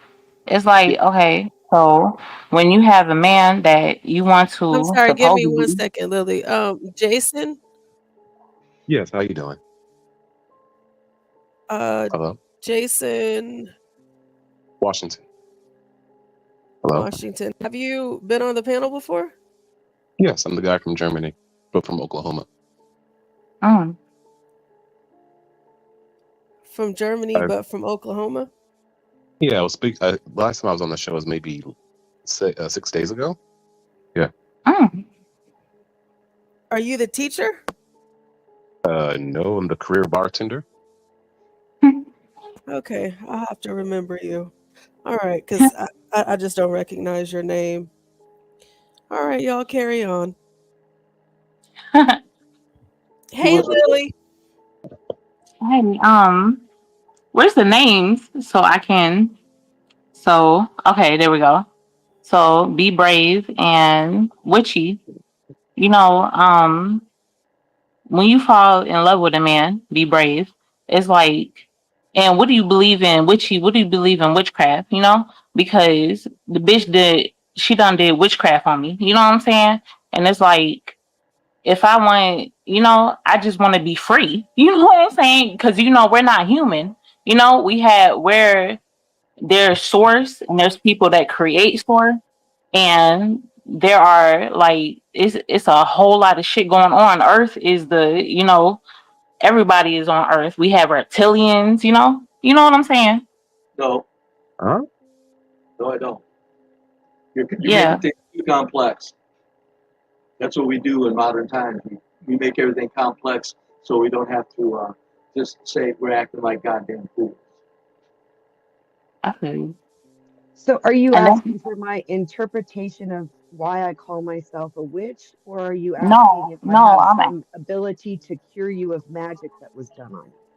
I'm asking what is the point of witchcraft, and why like, okay, so my husband's first baby mama or whatever, she did witchcraft on me, but she tried to kill me through witchcraft. It's like, what is the point of witchcraft? I don't understand it. You know what I'm saying with you? What is the point of What's the point of how Christianity? I mean, our elders have been practicing hoodoo and witchcraft longer than they've been practicing the ideas of Christianity. So I So mean, for just me, because witch, maybe witchcraft has been perverted and turned into what we think is dark magic, and maybe it's been used as dark magic against you, and I'm sorry for that because it's a real thing. But her having that name doesn't negate or say that she's like a positive witch or a negative witch or whatever it is. But there's important information that could actually heal our community, especially some of the herbs that they use, some of the potions, some of the medications that they use. I think it would be actually a great investment for a lot of the Black people to learn more about what they think is witchcraft and hoodoo. so witchcraft, it says it in the word, is craft. I craft things. I make potions and tinctures. Like I cured my cancer with a cannabis tincture. I treat my cough with often with tinctures that I make. I pick wild herbs, I dry them, I grow things, I make things using the magic that's within me, given to me by the spirit, I guess is what I would call it. I don't own anything, and nothing owns me. I live a life of meager means with a happy fulfillment in the things around me. Like in a little while, I'll be going to pick pinon from the trees on my property and living off of what the land provides as much as I can. It's a craft. As far as what you're talking about with your ex, The only person who has the power to break it is you if you believe in it, and you certainly have the power. Thank you so much. And I heard that we're living through karma because the first enslavements, we aren't the first slaves. The first we black, quote unquote, black people enslaved white people. So we're living through our karma. And I believe that, it's just that I believe witchcraft comes from just having, we have to have people in the esoteric realm to protect us because on earth, we don't have anybody because when somebody put a 4 or 5 towards your head and they pull the trigger, you will die. You know what I'm saying? So it's like we have to have people in the esoteric realm that will protect us. What do you think about that, Wishy? And it's like, I feel like, witchcraft, I hate that term witch because it's not being a witch, it's about being yourself, you know? Okay, really quick. We have a comment for you in the chat. Lily, it says Lily is a witch. I remember when she turned her cam on. So are you a witch, Lily, or I know you I said you hate don't that like term. so like Yeah, what do you call it? I call it just being in existence within your reality, you know? Like how you want to live your life, you know? It am I not accepted in life because I want to live the life that I want to? And is it just like, and I love just living You're with making other it. Wait, people. wait, stop. You're making it too complicated. You could say you're an alchemist. You could say a lot of Right. different things. You could say you're a Christian. You could say you're a more. All she's asking is the label. And since you said you didn't like the term witch, then what Right. would be a term that you would call like-minded women like yourself? And it can't be something that long. When people ask me, "What am I?" I say I was raised on a reservation and I study alchemy and Tao. I keep it that Mhm. simple. That's my base foundation, alchemy. What I do right and wrong, I base on alchemy, not from Christianity. I study Christianity, other religions, and Mhm. put it all into a part of me. But what I hold myself accountable to is alchemy. And most women who are in witch type mentalities or into the stars, playing potions, understanding the power of psychedelics and mushrooms, they usually say the same thing. They're alchemists. Mhm. I would also like to I get Brave's input on this from what you're hearing. Brave, what are you taking away? Like what are you hearing? What are your thoughts? I think alchemy is a nice word for concoctions, which can work. There's Mhm. concoctions that work, but for the most part, anybody that's thinking that something esoteric or something in the movie is going to save you, it's not like it's like I Mhm. look, I have pity for you. People that think witchcraft is like you can cast a spell on somebody, I feel sorry for you. Mhm. I mean, I'm not saying you can't try, but I'm saying, Mhm. yeah, come on. No, it's again, as I said, life is too simple. We're gifted with simplicities of life, and witchcraft and the casting spells and all that stuff isn't part of it. I don't care who says what. I'm never gonna I mean, that's think that fine, it sir. It's not is. really speaking to So your DNA. I Jason, mean, not many people who are. So may I And Well, say Jason, something? what is your Portia, definition of alchemy? What is alchemy? Hold on a So second, you concoction, Lily. I concoctions at think work. it's my name that alchemy triggered you is on the witchcraft because this wasn't the conversation. I think it's my name that triggered you, and perhaps explaining the name is more important than all of us getting into our religious beliefs, which is not a conversation Be Brave likes to be in. The name is the I name comes from apologize. my I need channel to name, offer. which used to be Witchy Bitchy, because everywhere I went, they either called me a witch or a bitch, so I just owned it. oh yeah, that's true. You did have bitchy at the end of your name, witchy. You My did. channel I does, remember yeah. When that. I come up here, I was lazy and I just typed witchy instead of bitchy too. Okay. All But right. you know Well, what? I've I learned don't. I to don't want to. I don't master want the to offend anybody. So I'll get off of here. I'm sorry. I'm You're I'm not not. no, offending no, don't anybody. go. No, no, no, Oh, no, no, no, no, no. I don't I've want to be I've learned to I've exit. I learned let. to master I've learned to master the alchemist and D&D. So mhm. I'm very intrigued by it. And yeah, I do believe in holistic healing, whatever you want to call it. You know, I think like drink very enough water. Drink more water. Duh. But look stop up. it, be brave. No, I'm just saying. No, I'm just no, saying. There's a lot no. of things that you can do for health that people they think it's a magic thing, and I'm going, no. There's these things But you called know, vegetables. we have different realms. So you know, we have the 3D, the 4D, the 5D, and the 10D on Earth. Right. Okay. So it's like, how can we build a family on a 10D when we can't even build a family on a 3D? You know, I just want. My dear young lady, if I met you as a woman, I'd say we ain't building nothing. You're crazy. And Sir, I say, wait, sir, stop. Whatever. Wait. Again, let's have this conversation logically, okay? It is. I said that nicely, You are sir. saying by the standard of what you kind of Oh my understand God. believe, you're saying, It's nonsense. I'm sorry, am I muted? No, we can hear you. Go ahead, Jason. All right, I'll be quick. You're operating in a standard that, you know, with Christianity has been kind of in charge for let's say the last 500 years on this planet. Okay, is that fair? 500 years that Christianity has been like the majority. So before that 500 years, what was practiced? What was the still?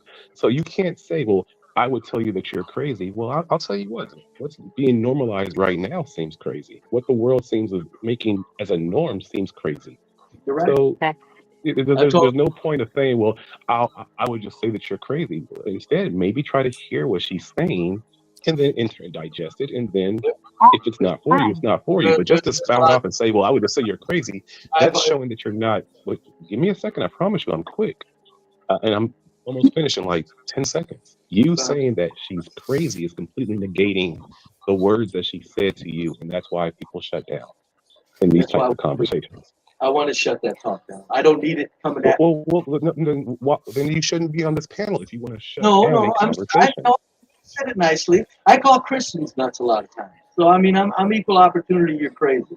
Too many woo-woo shit, and I'm going, excuse me, life ain't that complicated. So most people are crazy. So you're just pointing out that she's also crazy. Why? I'm not saying I shouldn't say crazy. I'd say get there. You did. That's what I'm pointing out. Words matter. But I said it nicely.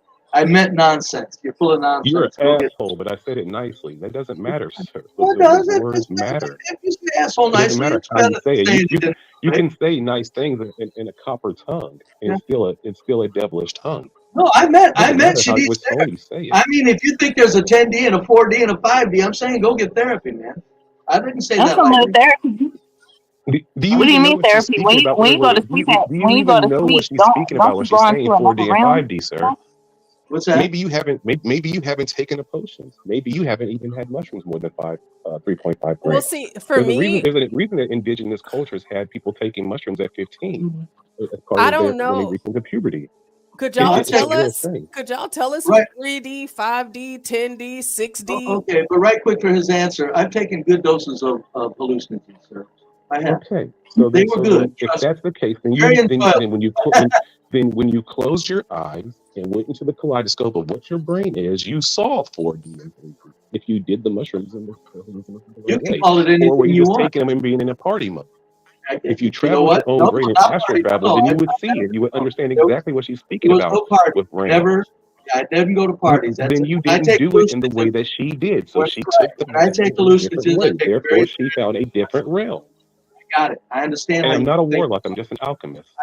I do think that you can think you found a different realm. What you found is you found a plant that gives the human physiology an entirely different. Okay, so maybe she can say you're crazy for not experiencing the plant the right way instead of just taking the plant for drug I reasons. wouldn't get offended by that. I wouldn't. Oh, I wouldn't. But I'm just saying, just like, yikes. Ooh, yikes. Yikes. Okay. Which, Yeah. Okay. yikes. That's what I say to probably people. Okay, bet. Keep that same energy. All right, so I I'm will say gonna this. get off. Go ahead, ladies. I do call I really do hallucinogens. think. I do call hallucinogens. I do call hallucinogens the appreciation drugs, because when you do them, after you've done enough of them, you appreciate everything a lot more. So I will give. I do say that. I've always said that it's an appreciation drug that people are terribly overvalued. I want to be sure that we get Virgo in here too. Virgo, did you have any comments on what you're hearing? Any thoughts? What do you think? Well, I already said that I do believe in holistic medicine. I'm a firm believer in that. But it doesn't take away from my faith either. I don't think the two should or does clash. You know, because Not so if much, you're but truly there's not so much alchemy in Christianity, and this is what my papa said is that yeah, the idea that you can do something there's with not there's more just give me alchemy in Christianity than there is science, if you really think about it. no. Well, I'll tell you why I disagree. Because again, with Christianity, the idea is Okay. taught to a lot of people that as long as you ask for forgiveness and believe in Jesus Christ, that you're always forgiven, and that completely contradicts everything about alchemy. If I do something wrong, I can't just say I'm sorry. I have to go through the works to show that I'm sorry. I have to do something to offset what I've done wrong. If I'm gossiping about somebody, I have to offset that. I have to atone for gossiping and ill things that I speak with my tongue. And for some reason, God is those not things that aren't really strict. He is not I that didn't say strict. God. I said alchemy. Could we get a definition of alchemy somewhere, please, somebody? What did you say, Stanley? I said, call me Stanley, girl. Oh, I'm sorry. I thought it was Stanley. My bad. I'm sorry, Be Brave. I'm proud to be mistaken for Stanley. I am so sorry, Be Brave. I did not mean to insult you that way. I'm lying about being insulted. It pleases me that somebody confuses me for Stanley. I just want to know the definition of alchemy. Oh, so What you is got a it? computer right there. You can go ahead and look it up because now you've heard the things that I've said, and now Somebody you can want me look. to define something for you. You No, have the no, no. information right there in front of you. Get up and read. Wait, no, sir. I know how these conversations go. Computer illiterate. If I tap on something, You're not computer illiterate, sir. You're the one right now with the camera on. You're the one who has. Doesn't matter. I barely got You this. have a computer. You're not computer illiterate. How quickly I can. Okay, fine. Okay, then fine. Is alchemy not in your Look up. dictionary that you probably have There, behind you? thank you. Thank Now you. read it. Now it's too small. I can't read it on my screen. I'll make it bigger, Brave. Okay. Or somebody just read it. It says, hold on, wait. I'll It enlarge my says the medieval forerunner of chemistry based on the supposed transformation of matter. It was concerned particularly with attempts to convert base metals into gold or to find a universal elixir. It says similar to chemistry, magic, sorcery, witchcraft, and enchantment. That's what I get my definition from. Read the second one. Yeah, I think that's the wrong definition of it. I was about to say, like, right there. No, that's the definition. You guys are just using the wrong word. Healing magical process. A No, sir, I'm power not or a using the wrong word. process that changes or transforms something in a mysterious or impressive way. Yeah, think about plastic surgery. Plastic surgery. Alchemy is the precursor to modern medicine. It's where we got the herbs that they extract from to make modern pharmaceuticals. Yeah, it's a practice of using herbs and natural resources to heal.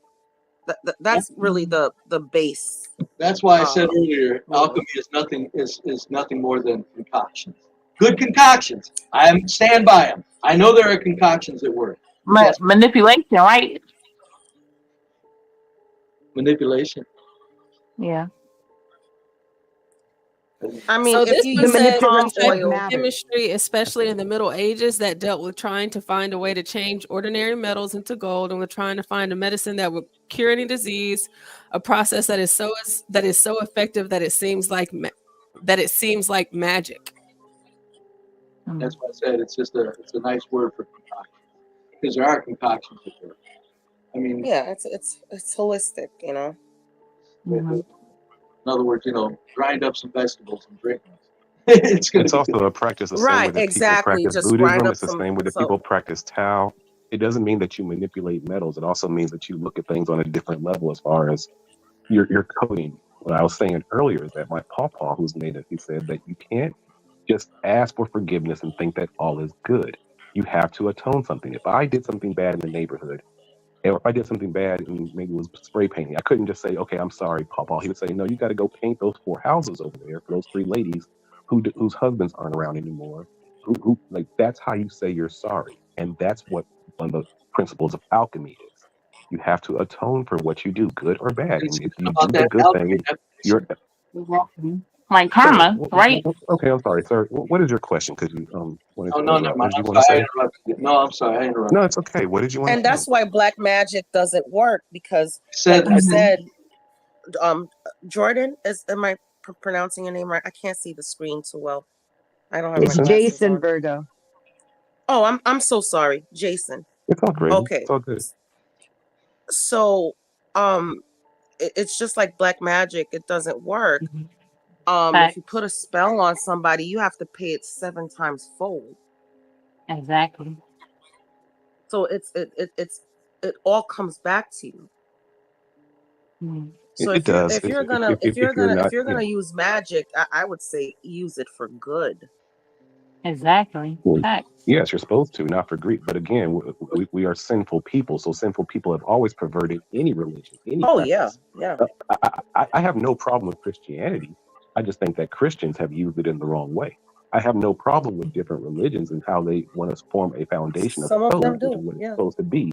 But it's how people have perverted it. Even in this planet, when say, "Oh, well, God's not real because God wouldn't let these kids be getting shot." It's like God has nothing to do with that.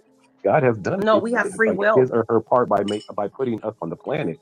What we've done to the planet and what we do in the name of capitalism has nothing to do with God.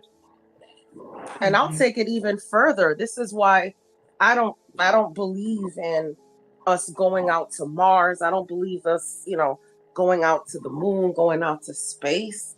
God put us here for a purpose. And if we can't even fix what's wrong here, what makes you think we're going to be any better on another planet?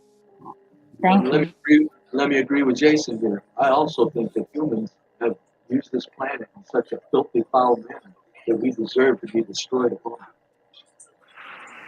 That's how filthy I say we. I think I agree with that As too. humans, I yes, think as thinking I think we humans, have corrupted this planet so bad we have used it in that such yes, a filthy, maybe foul manner that when the planet spits us out, we deserve everything we do.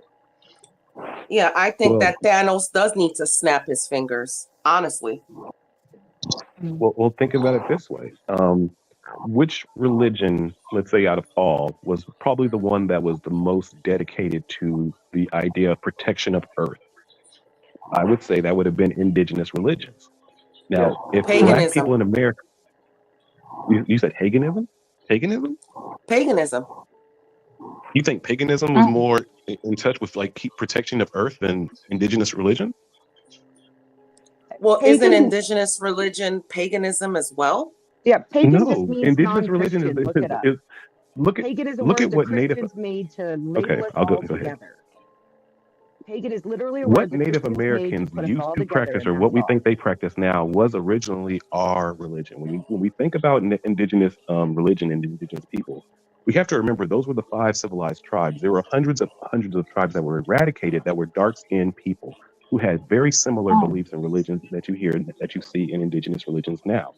So that's why I say that the indigenous religion has been eradicated globally because it was one of the only religions that was talking about perversion and protection of Earth. That's why they were erased in Australia. That's why they were erased in Canada. That's why they were erased in Japan. That's why they were erased in South America. And that's why they're erased in North America. Because those foundations of religion are the ones that were probably the ones that could have offset what capitalism is and like this industrial society that we built that's destroying the earth. Now, Yeah, and hypothetically, that's why if black people had the West worships false gods and we believe in technology and AI. I don't yes, I'm guilty of it too. We all are guilty of using technology. I'm not gonna lie. Hell yeah. but for the long run, it is not good for the earth. We sit here and we make atomic bombs. We make weapons of destruction that can kill off a whole nation. You think that's good? Look at the fracking process, Virgo. Look at mining processes.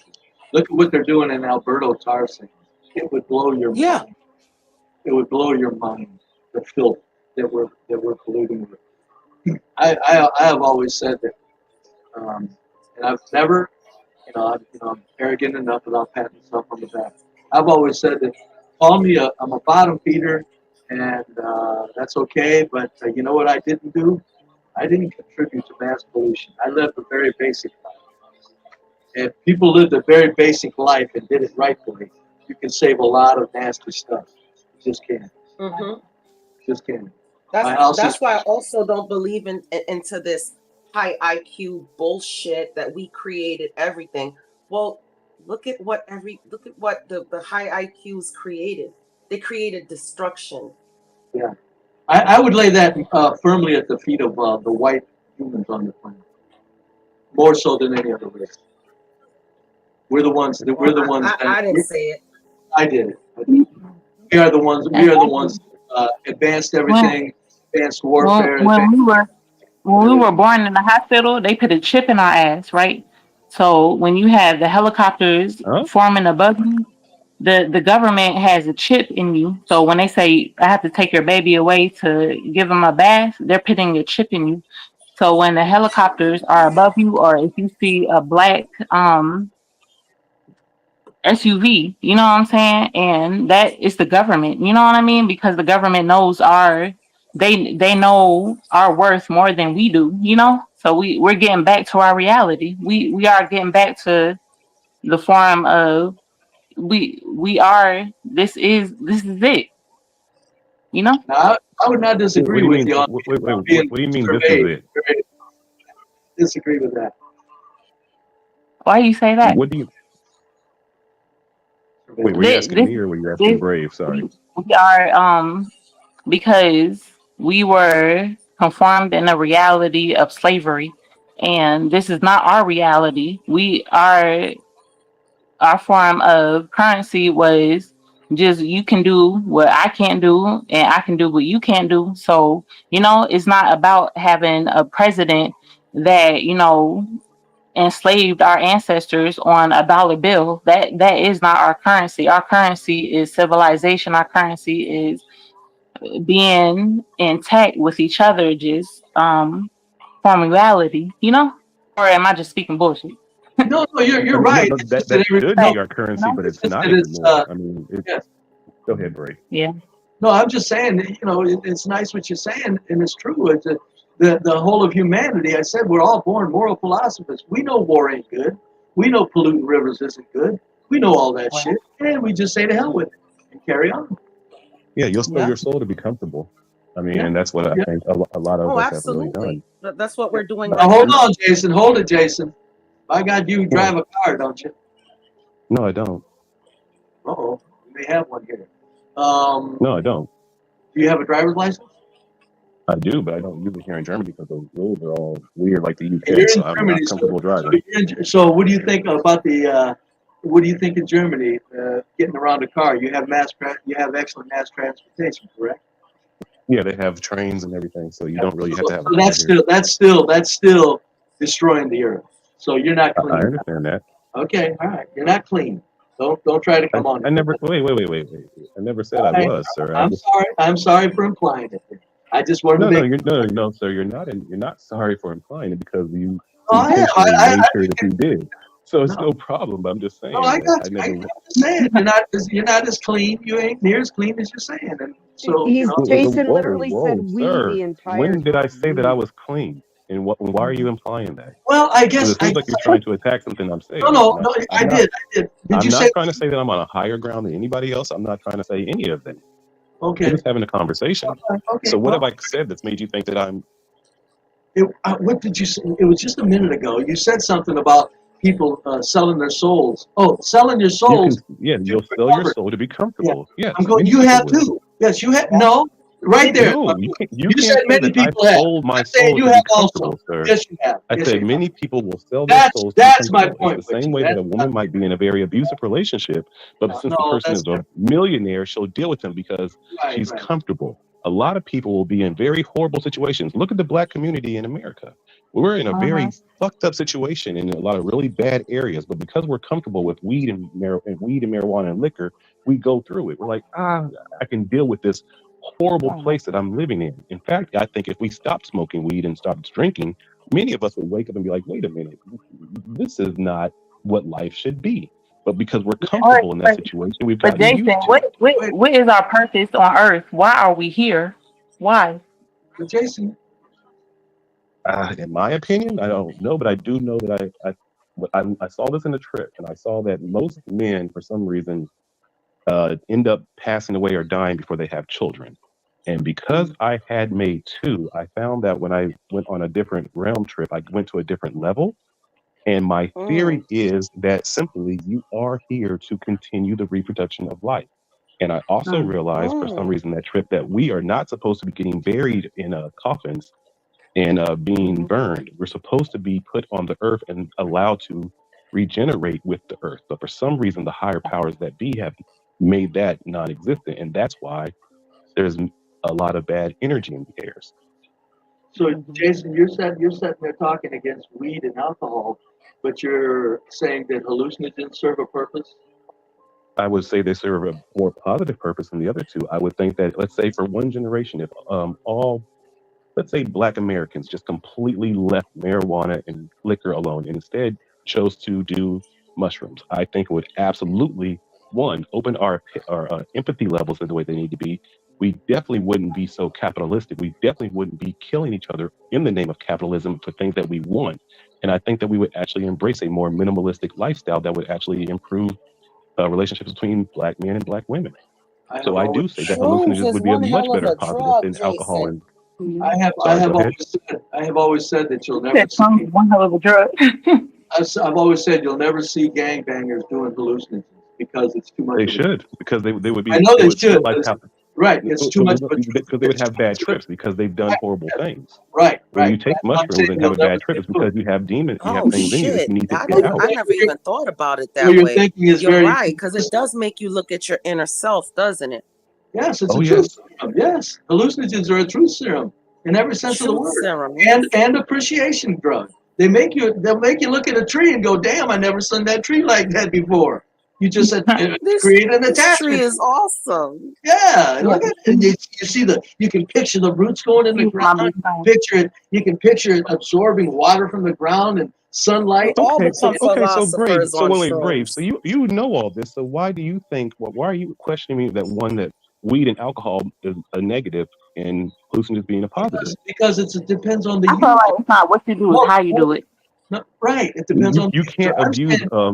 abuse mushrooms. Like it's not No, you like can't. something you can just. I've always said there's no addicts to hallucinogens. Everybody talks about hallucinogens. I know that. Yeah, you go ahead I and know explain that. it then, sir. Yeah, I was gonna say people say, well, drugs, hallucinogens are. I said there's no addicts. There's no people addicted to hallucinogens. You do that once, you're good. You do it twice, 3, 4, 5 times. Do it once a couple of times a year, you're good. There's no addicts. There's no addiction to it. People will do it that are out of their minds ridiculously often, but I'm just saying the reason marijuana and alcohol really can't be condemned if you're going to put up hallucinogens is because it's the user, like Lily said. If I smoke about 5 tokes a day, drink a couple of cold beers. In my youngest, stupidest days, that was just always served to let me lay back and relax for a little bit, and I was always more appreciative even doing that mild drug.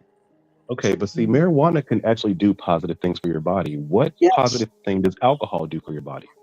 Not very much. That's why I said a couple of beers. I didn't say drink. So that's why I said not very much. Combination. Listen, when we really look at what I'm opening my when next we think year. about our culture, okay, when we combine hard alcohols, which was pretty much the downfall of a lot of indigenous culture in the first place. When we combine hard alcohol, because when settlers came, they were able to use firepower and alcohol to start more wars among the tribes that really weren't there, or they would kind of use those things to empower one tribe over until all the tribes pretty much eradicated themselves, except for the 5 civilized tribes, which were the whitewashed versions of the indigenous people. All right. So in a very strange way, the way that we kill each other, it's a very strange karmic way of us using alcohol. Because as a career bartender, I see when we're partying. I've done a bartender here in Germany. Everyone was drunk as shit. People got into a ring in a fight, and everyone broke it up right away. And I was like, I've never seen that. versus in America, especially when we're drunk and in that music vibration, it's something that happens. And when we're drunk and in party mode and also in marijuana mode, it's a very strange concoction that allows us to take each other's lives. And I think that we very much negate the power of that. But I think there's been enough examples of when we are in party mode and it turns into death that we should maybe take a step back and see what are we ingesting during these party mode moments. It's the hurts. No, I said I don't think it's the drugs as much as it is the culture, Jason. It's the hurts. It's the level of vibrations. This is scientific. I know it, but it's the culture in the end that determines it. Because I know too many drunks and marijuana smokers that don't shoot or beat each other up or stab each other. It's just too. Have you lived in a black community when people are? Have you lived in a black community? No. I understand blacks are doing it. That's why I'm strictly speaking about when in a black community when black people are getting around each other in party mode. Those three concoctions lead to death. Neely Fuller speaks about it. Unfortunately, a lot of times where black culture is nothing but a reaction to what white culture has given us, and what black culture in America really is look at me mentality. Look, sir, what did you want to say while I'm speaking? Go ahead. I'm sorry. Go ahead. Because you keep what. Go ahead. I'm sorry. Neely Fuller says that, unfortunately, a lot of black culture is strictly look at me and showing off to other black people. And there is about maybe 15% of great black culture that should be acknowledged and studied. And then a lot of black culture that's buried, like the lady was speaking about witchism and hoodoo. A lot of that culture is buried to a majority of us. And what we are given in supplement is idols and false gods and things that are going to lead to our destruction. And unfortunately, when we think about entertainment and black culture, a lot of it is strictly tied to capitalism, the 7 deadly sins, and look at me mentality of showing off to other black people. And that's why we get the karmas that we get. Well, it's not my style to just isolate black people and criticize them. Well, I know that's why before the conversation I brought up the fact that I wanted to say about the music before we get off this topic. It's the hertz frequency in music that makes us act differently. Like they've been battling this since the 50s, and I think the current, back then the frequency was like at least like a 400 or something, 430. It was 520, I believe. Whatever. Yeah, but now they argued that has to be specifically 432, and it's very calming, but anything above or below can alter your perception. So that's good because frequency is language, you know. Yes, ma'am. Yeah, exactly. Let's make this clear. Like they did an experiment. Do you guys know that No Limit song from C Murder that like all the people? I'm sorry you interrupted me, Jason. I was going to say something.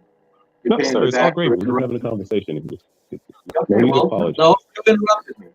You gave me help for doing it to you, and I'm giving you help for doing it to me. Oh, I'm sorry. So we're doing a tit for tat because I really didn't know. Yeah, I know. And I thought the lady was responding to her. Gotcha. I accept your apology. So here's how this goes. You can say anything you want. The black culture is acting over and above anything that has to do with any chemicals, frequencies, or anything. It's the culture. You don't have people killing each other where blacks live in those numbers for anything other than cultural reasons. There's no frequencies, there's no drugs, because everybody else is... Oh, I'm sorry for interrupting you again. Damn, Jason, I'm sorry. No, wait a minute. Bullshit. You get to interrupt me, and I get to interrupt you. You've never lived among us, but you're going to say that, you guys don't do that for this. Can we let him speak? Yeah. Can we let him speak? Like, you just keep interrupting. I'm sorry, I didn't interrupt anybody. Let you speak, because he keep interrupting me. No, I'm not. I'm sorry for it. Go ahead. Now, look, Brave. okay. God damn it. This has nothing to do with frequency. It has nothing to do with drugs. And it has to do with everything to do with culture, because all of the people in the USA are affected by those same frequencies, the same trash rap music, the same drugs, and you don't have whites shooting each other up in the streets. That's true. Okay, that's all I'm saying. So it's All not the I film. know is death. All I know is death in the streets. You know, when we gang bang in the streets, all we know is death and selling drugs. And when we don't sell drugs anymore, it's like, how can we live in a society where we're not comfortable with? You know what I mean? All I know is this, and it's like, I don't see any.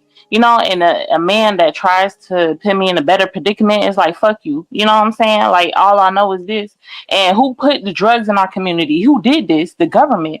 It's bullshit, man.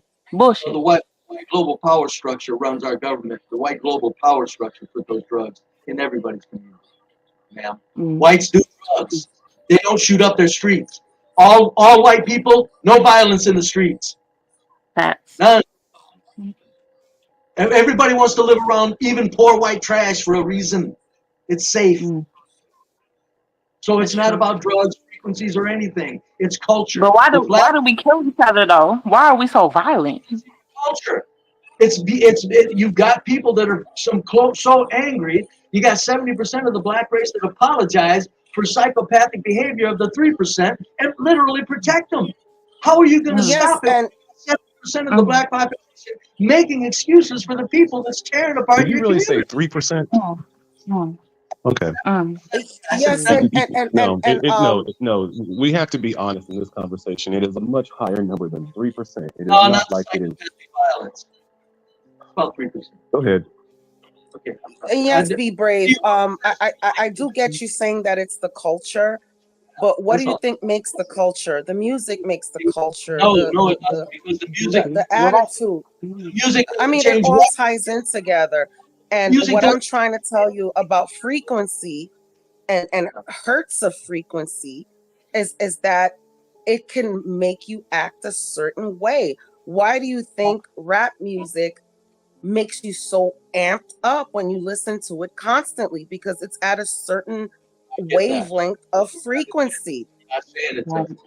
I'm saying, but you can't blame it in the final analysis, because who's the biggest consumer of rap? White people. Where are the safest neighborhoods in the world where whites live? We do not receive frequency the same way. That's what I'm trying to say. That's true. And also, the people who digest that white music are not living in that type of environment, so it's not the same. It'd be one thing if they were living in the neighborhood that we were living and subjected to the hip hop and then seeing it and play out in real time and everyday activities. But in reality, when white people are digesting hip hop, they're doing it from a safe space. They're doing it from a different ideology, and they're doing it with like, oh, I admire that, but they've never exactly lived in it. That's the difference. You can't say that both groups listen to the hip hop, and because white people aren't shooting each other, well, hip hop it can't be the problem. No, white people are one. They're living in a different area. They're living in suburbs, and the young kids are digesting the hip hop as like a form of rebellion versus black people who are listening to hip hop in these poor, horrible ghetto areas, and they're subjected to the activities of hip hop and gang activity and things like that. It's like who's our enemy? Who allowed drugs to be in our community? Who allowed our aunties to be drug addicts and just not feed our children? Who put us in this predicament? Who is our enemy and why? Why are we? Why? Okay, I'm gonna have to put a little we did it pushback. and they did it. It's a whole thing. We took the poison. Just because somebody drops a pound of weed at my front door doesn't mean I have to take it and smoke it. Right. That's true. Right. But it's the same way during the riots when those bricks just showed up out of nowhere. Like, where'd these bricks come from before the riots? And it's the same thing. Yeah. People will put the poison. People will put what's supposed to destroy you in front of you, and if you take it, it's your fault. So we have blame in the black community. I'm gonna listen to the background. I love y'all so much. Y'all are great. Your minds are fantastic. I love y'all. See you. Love you too. I lived around white trash all my life. White trash is no Shangri-La. It's just white trash hillbillies. They ain't shooting each other when they're listening to rap, and they're living. But you know what? Are not that great. All right. You know what? Be brave. I'm gonna give a little pushback to that. Have you ever met a white dude that grew up in an all-black neighborhood with that same mentality? He's the same thing. He does the same thing as a nickel. No, he doesn't. I grew up in a black neighborhood for my 11th year. Yes, he does. No, I'm telling you, Brave. I'm telling you. I'm not saying whites. I'm not saying whites don't occasionally turn into wannabe black dudes. I'm not saying that. I'm saying by and large, it's a cultural thing because whites are exposed to the exact same stimulus. They're not I'm saying per capita. Her hypothetical was if a white person grows up in our neighborhood, do they not end up having the same kind of frequency and acting like us? That was her question, and you completely missed it. No, I said by and far it's just like a black person growing up in an all-white neighborhood. We're more likely to be not a gangbanger and act a different way to it. It's goes vice versa. Nature versus nurture, absolutely. There's that are testimony all on around this. black culture. They do not shoot. They do not pick up guns and kill other white people. Okay, I guess you've never been to the deep parts of Detroit or. Testimony on this, guys. There's testimony on this from people like Ice Cube and a few others who have come forward and made it clear that they were to glamorize that lifestyle in order to feed a prison pipeline, because the people funding their record labels were the same people who owned for-profit prison companies. They don't actually own the prisons. The prisons are state prisons. But within the prison, everything in there is privatized. The lunch they get, the security, all of those are contracted for-profit companies. Very true. Even I remember Crazy Bone was speaking about how they had a meeting with different record labels and with the prison people, and they wanted certain lyrics and certain activities to be promoted in hip hop and in music. And he spoke about this. It makes logical sense when you really go back and think about it. Left the rap industry because of it and went into movies instead because he didn't believe in that sort of behavior. And if we're being honest, if we think about it in the 1990s when a lot of us were young, and I remember when Maxine Waters was trying to have a whole rebellion against like hip hop, and everyone was laughing at her and calling her a sellout and saying that she's not black. When in actuality, she was absolutely right. We look at how relationships between black men and black women have evolved. Here we are 25 years later, and here we are, we having this crazy culture war because we've not learned how to actually have relationships that lead a lifelong relationship together. Women are always being accused of finessing and lying, and men are always being accused of lying and finessing the same way. Our dating culture is completely warped, and we are always saying, well, bitches, bitches, bitches, and women are saying niggas, niggas, niggas. And in reality, that's made us less than a man and less than a woman, which is what white supremacy wanted anyway. When you ask somebody, what is the definition of a nigga? Or what exactly is it? When you really think about it logically, and when black people are yelling at each other, it means less than a man. Somebody who's worth robbing, somebody who's able to be killed, somebody who's able to be tricked, somebody who is a lower level than a man. And that's why we speak to each other. And when you hear us having conversations and you see the N-word dropping, know that you're in a vibration where you're not going to be understood. Know that the vibration is a place where you're not going to be empathized, and it's probably going to be a bullshit conversation. So you're better off just leaving it. Culture. Just describe culture. That's what I said. It ain't drugs, man. Nice try, everybody. Sir, our culture is so wrapped up in drugs. So how are you telling us that? How are you telling us that black culture is wrapped up in drugs? There's a lot of white culture wrapped up in drugs. They're not violently shooting up their streets. Babies in cars getting hit with random bullshit. Cars no. But is it still as detrimental he's to going to the trailer park. society? He's going to the trailer park. Wait, give me a second. And no, I'm not out of desperation. I'm gonna make a point. No, you're not making a point because in an all-white trailer park, where did we learn violence from? You think with guns? Aren't white people the most? Wait a minute. Who has the majority of guns in America in the first place? I can't. I don't care who has the majority of guns in the first place. I don't care. You guys are taking. You guys are killing. Why are you not answering that question, sir? When you know the answer. No, I said. Didn't I say earlier, Jason? Didn't I say, Jason, earlier that the white man? That the white man is simple. Who's the largest population in America? I did make it simple earlier. I said this. Did you not answer that? Who is the largest population in America? I said white people are bringing in the drugs and doing everything. Okay, so if white people are the largest population, now who has the most guns in America? We do. Okay, who uses the guns the most? You do. No, that's not true. You all have you have drone capability. You have different type of weaponry. We use guns in crime aspects, but you all use guns for absolutely everything, for protection, for hunting, and for intimidation. So white people have used guns way more effectively than we have as black people. If black people were started turning their guns onto you, if there was a gun war in America, we would get destroyed because you have way better technology with guns than we do. So really, who has the gun issue? If there's a war on guns, with them, we got guns. We're not killing each other with them in the streets. So who are you killing with them then? Why do you have Wives, them? family members, domestic violence. No, that's gun not why violence. you guys have them. No, go ahead to your trailer park. You guys nonsense. have them I gotta because hear you're this afraid of the trailer park. government. I You gotta guys hear have this trailer guns to park. protect yourself from. Jason, go to your trailer No, park. you nonsense. don't want to. No, you know what, sir? You don't want to hear anything that I say because it seems like no. I want to hear your insane rant about all white trailer parks. It's a lie. You're lying. Wait, okay, so what have I said that's insane? What out my mouth has you? What out my mouth have I said that you're deemed? I'm sorry. No, no. Stop. What did I say that's insane? You brought up trailer parks. I'll hold my trailer. Wait, no, stop. So by me just saying trailer park, you're now saying that my point is insane. Yes, because I know where it always goes. If not, then sir, you're not listening. You have a problem listening because you're already calling me insane. No. Tell us what you're going to say about it. Ladies, am I bugging? Because you are I'll be bugging. quiet. I want you to say about trailer parks. You were going to say something. Say No, I have nothing to say right now. Go ahead. You're going to say. You were going to claim. I have to agree with Jason. I do. I'm sorry. What? I said I'm going to have to agree with Jason on what? What are you agreeing with? Oh, Jesus. No, on what are you agreeing? Really? Have you not been paying attention? Yes. So you think it's frequency in music, and whites that are affected by frequency in music, they don't shoot up their streets. So this is just the blacks are victims of the frequency in music. Is that what you're saying? Well, it's not just that. There's a lot of things, absolutely. There's a lot of things that come into effect.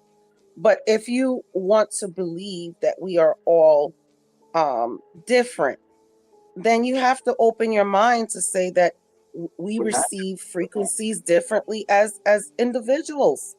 This is different. I never said we're different. I don't believe we're different. We're all humans. We're all humans. We all and have it's not just that. And like you were saying, it's like it's culture. You it's said culture. that it's nothing to do with drugs or frequency or music. Absolutely, and it's culture, and anybody could adapt to culture. That's what I'm trying to say. Anybody could adapt to culture.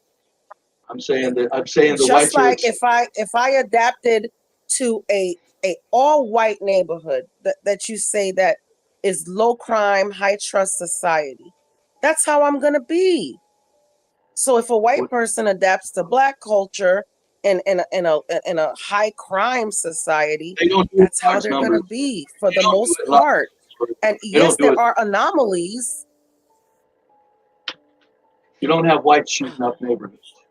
You got whites doing a lot of drugs. They're not shooting up neighborhoods. Well, there are white gangs. I tell you that much. White bikers don't even shoot shit up. The white bikers don't even lose their minds and shoot up.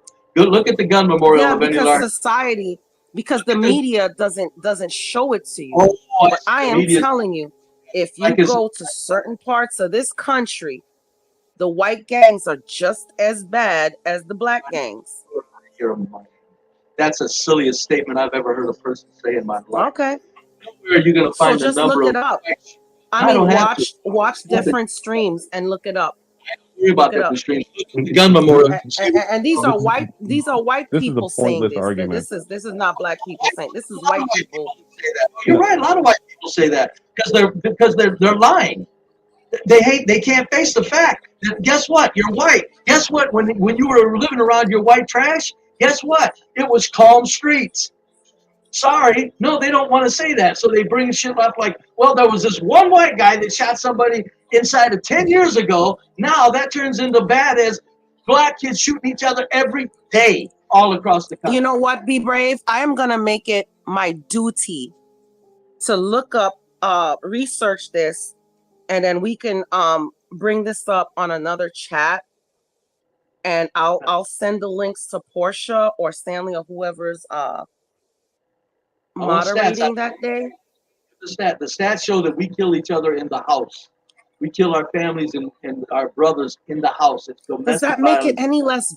Does that Yes, make it any yes, better? because in the streets, yes, because you can live around the same murderers. People want to live around whites. You think there's no crazy white people where you want to live? Yes, they just keep it domestic and to themselves and among themselves like family. The blacks are out in the streets involving no matter who, randomly just involving everybody, tearing up the entire neighborhood. Yes, there's a difference. You know what Yes. I don't like, Be Brave? You know what I don't like? Because I'm very open and honest when you want to kick in the backs of the blacks.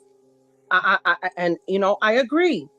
But when it's time to kick in the backs of the whites, it's pushback. I'm kicking them in. I'm telling you where they kill. They kill their kids. They kill their wives. They kill their brothers. Whites are probably more in the child molestation area. Whites are, but it's inside the house. They're not tearing up the streets where people want to live and go to work and have business. Well, They're if not doing all lives matter, then I think all killing is wrong. You can think it's wrong. I'm saying what does the most damage to a civilization is street violence, where people can't All walk of down. it does damage to a community. All of it. That's why you got to live around whites, honey. Virgo, you're telling me that you want to live around whites. I know. That's what I'm saying. You want to live around whites. You think there are no crazy whites there? Meaning that proves my point. Oh, absolutely. I'm sure there is. We keep it to ourselves. Our craziness is kept to ourselves. We're not taking it in the streets, tearing up communities, Virgo, is my point. That's what's happening in the inner cities. You can't walk down the street without worrying about a stray bullet. You know how many kids were killed in St. Louis last summer? They had to do a public service announcement. There's now 16 kids killed in random shootings in St. Louis.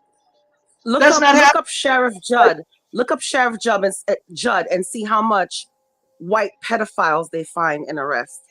I'm not denying that. I'm not. That's detrimental too.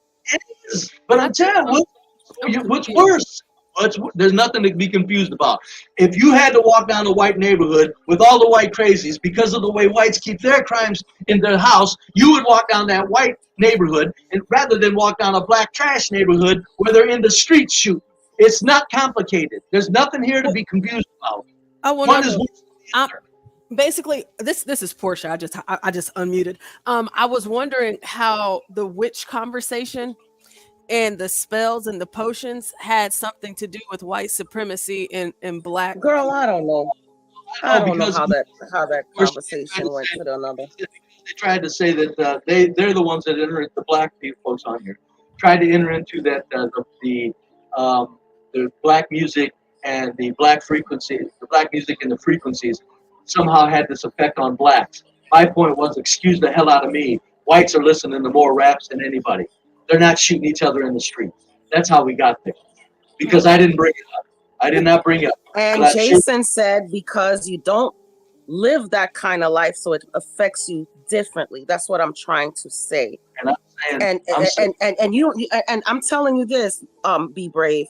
You don't have to worry about the blacks living in the suburbs who are, you know, working hard and stuff like that. Maybe their cousins and them may come and cause a ruckus every once in a while, you know.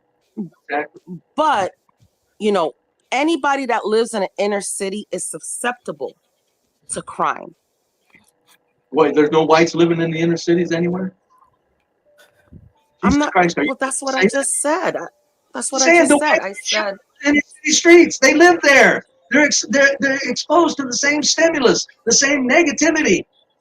They're not acting out, shooting each other in the streets. They're not shooting up businesses. They're not going into businesses 12 strong. They're not doing street takeovers. Your black culture is fucked. There's something wrong with it. It ain't got nothing to do other than your culture. There's something wrong with it. I can agree with you. I can agree with you to an extent. I'm not saying that our culture is not fucked. And, you know, I agree with you. But what I'm saying, well, who is Antifa? Is Antifa full of blacks or are they whites? I don't care. Because they sure did do damage as well. Sure set some blacks off on a bad path. You're right. So that's why I say, why do blacks listen to those whites? It's cultural. It has nothing to do with drugs, concoctions, music, frequencies, and or if nothing. you adapt to that culture, that's what I'm trying to say. If you adapt to that culture, then you become that culture. You understand what I'm saying? Such large numbers. Yes, I said the culture is the culture because of so many people taking part in it. Meaning people have adapted to it. That's my point. Stop adapting to insanity. So until that happens, I don't want to hear about what drugs are doing it, or living conditions are doing it, or frequencies are doing it. I said, no, it's fucking people that are out of their damn minds with their culture that are doing it to each other. That's how. Look at the gun memorials in any large city. Look at them, for God's sakes. Look at the National Gun Memorial. The whites that are on the National Gun Memorial, domestic murders. Killed in the house. Killed by you know what it is about the white bikers, because Manta said something about the white bikers, and I can admit this, when whites do crime, I think they keep it hidden. Like I said, I grew up around a lot of Italians. A lot of people went missing. Blacks are more susceptible to being impulsive and just doing shit sloppy. It doesn't mean that we do it more. It doesn't mean that somebody else does it less. We just get caught more because we're dumb. We just do it sloppy. All I'm saying, in the streets is where the economy, where life is carried out. Streets. No other race of people tearing up the goddamn. You know how many bodies they got in the Hudson River? Shit. Don't care. They did it like you said. They didn't tear up the streets while they were killing them. That's all I'm saying. I'm just saying this thing about in the streets where kids get shot, people at McDonald's get shot, people sitting at dinner tables get shot. I agree. Well, that's what I'm saying. That's something that you can't assign to any other race. And you don't get them to hide behind concoctions or hallucinogens or drugs or weed or marijuana or alcohol. There's something going on in the minds of the black cult, in the black people, that culture is so accepted to them. That's all I'm saying. When people try to bring up whites, I'm going, shit, we'll talk about white crime. I'm game. Let's kick it in. But I'm saying, gee, them same white trash people, why does everybody want to live around them? Because they're not in the streets doing their filthy nonsense. And I'm saying in the streets is where life is conducted. That's why it's so damaging where blacks live. You can't do business around them anymore. You can't go fix up an old house and leave a damn chop saw out in the front yard while you go to lunch. That's what's going on. That's the difference. And it has nothing to do with drugs, alcohol, or anything. It's black people thinking in a particular way. Bring up Antifa. All of them Antifa people go home to their little cozy middle-class neighborhoods as whites. What do you think they're out there shooting up the streets, Antifa? I mean, they're a bunch of trash, I get it. But no, the actual violence that blacks are experiencing in their inner cities has nothing to do with anything other than a good number of blacks have lost their goddamn minds. 70% of the black race apologize for them. Just as Jason was doing. Well, it's their living conditions. No, whites live in shit conditions. All over the U.S., they're not shooting up their streets as they live in their shit conditions. Oh, nice try. You got to focus it. You got to deduct. Okay, everybody's exposed to this. So not everybody's doing it all this. So that must mean this, and this isn't a cause. So there's something else. And when you look into it, it's just simple, degenerate, filthy-ass mindset of the black culture. And there's nothing else to say about it. You can't live among black trash. You can live among white trash. It's culture. Ain't got nothing to do with anything other than the way people think. And as you say, Virgo, the way they want to adapt, what they want to adapt. Well, Brave in the chat, Jason says we celebrate death and destruction in our culture in a way that destroys us. Well, what I would say in response to that is don't celebrate death and destruction in the culture. And so that way it won't destroy you, because I too am a Negro. I so happen to be a Negro, and I don't indulge and what is it, in death and destruction. Now, if you consider Lil Bootsy destructive, Oh Lord. I do engage in that whenever I am in the car or getting ready or working out. You know, I like my rap music here and there. Okay. But beyond that, I don't go out and bring harm to the community. I actually stay as far away from it as possible. So Was that the Jason that was just up here, Portia? yes, that's he said we celebrate death and destruction in our culture in a way that destroys us. I don't know. He says that. Is he coming off with as a reason for it? Or is like you say, Portia, isn't that something where you go, Portia, where you said it very well? Duh, don't do it. Because that's my point. Duh, don't do it. Right. I mean, Brave, like I'm trying to figure, it's like hi Denizen. It seems like it's so simple, but like it's kind of complicating it. But then like whenever you mix in like the alchemy and the witch stuff and the 6D, 10D, 40, it's like it's kind of trying to make up too many excuses or something. Like I don't get it. Like I just got lost in it, you know. I don't know. Just don't do it. All of Portia's us so cute. Portia's so cute. She said little Bootsy. It's little Bootsy, girl. You know, we have white people listening, Virgo. You know, you have to pronunciate. Oh yeah, because they don't like the way I say debauchery. It's debauchery. I can't say I can't even say it. I gotta Debauchery. say it just sounds weird to me. I'm from New York. I have an accent. Hey, Trackable, long time no see.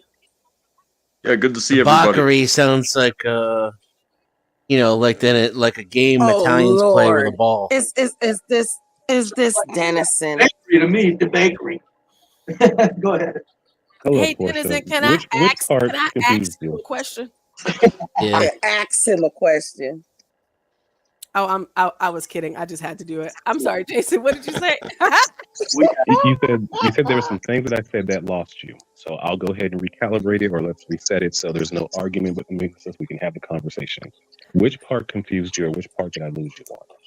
Well, I got lost in, because I thought we were talking about like witchcraft and herbs and alchemy and potions and stuff like that, and then it turned into white supremacy and black people. The point that I was saying is that because we ended up negating that religion or that foundation, is that's why we have the culture that we have now. And that's when Mr. Brave was jumping in and saying that, well, that's not the fault. That's just your culture. Your culture's bad. And I was saying that our culture is nothing now but a reaction to what white supremacy has given us.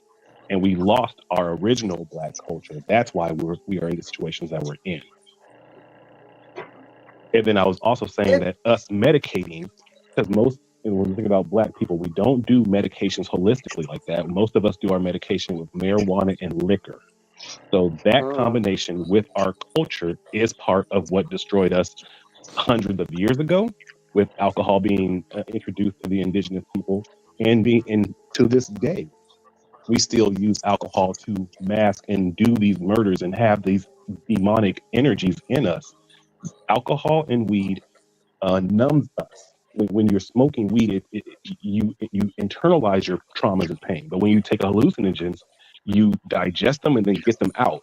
And that's why I say that psychedelics are way more important for the black people to actually start taking, because we have a lot of toxins in us that we need to get out.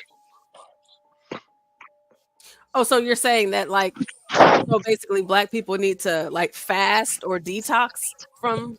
Absolutely. Yes. And then the killings will all stop. No, the killings won't all stop, but I will say absolutely that taking mushrooms would lead to a positive in the culture, leading to most of us not wanting to kill each other so frequently the way that we do now. I agree. Totally. You know what? Be brave. It's all Whitey's fault, and I'm oppressed. if you were single, Virgo, I'd ask you, is there anything I can do, sweetie, to make it better? Please let me make you feel very unoppressed. In fact, just visit the hood. Just in fact, you can tell me what to do, and I'll do your visit the hood, Santa Claus. There's a whole generation of black people who are pissed off that you never visited us. Okay, so why don't you just bring your ass to the hood, Mr. Santa Claus, and give us the presents that we always thought we were going to get from you? Okay, we didn't have fathers, we had you, and then your Santa ass didn't come to the hood no more, and now we're all pissed off. Well, he can. He'll get robbed. Yeah, why are you not coming down our chimney? We ain't got no chimneys. That's why. Oh, okay. I got a chimney. Then do this for me. Make some indication that we're part of the 30% of the blacks, and I'll pop down those chimneys. But as it is, I can't chance it. Okay. I just can't chance it because the risk is too high. You go down the wrong black chimney, it's on. I wanted to give some visuals to what Brave may be talking about. And hopefully you guys in the chat. Why does he look like an actual ninja? Hopefully you guys are able to follow us in the chat because we're going to have some breaking Negro news.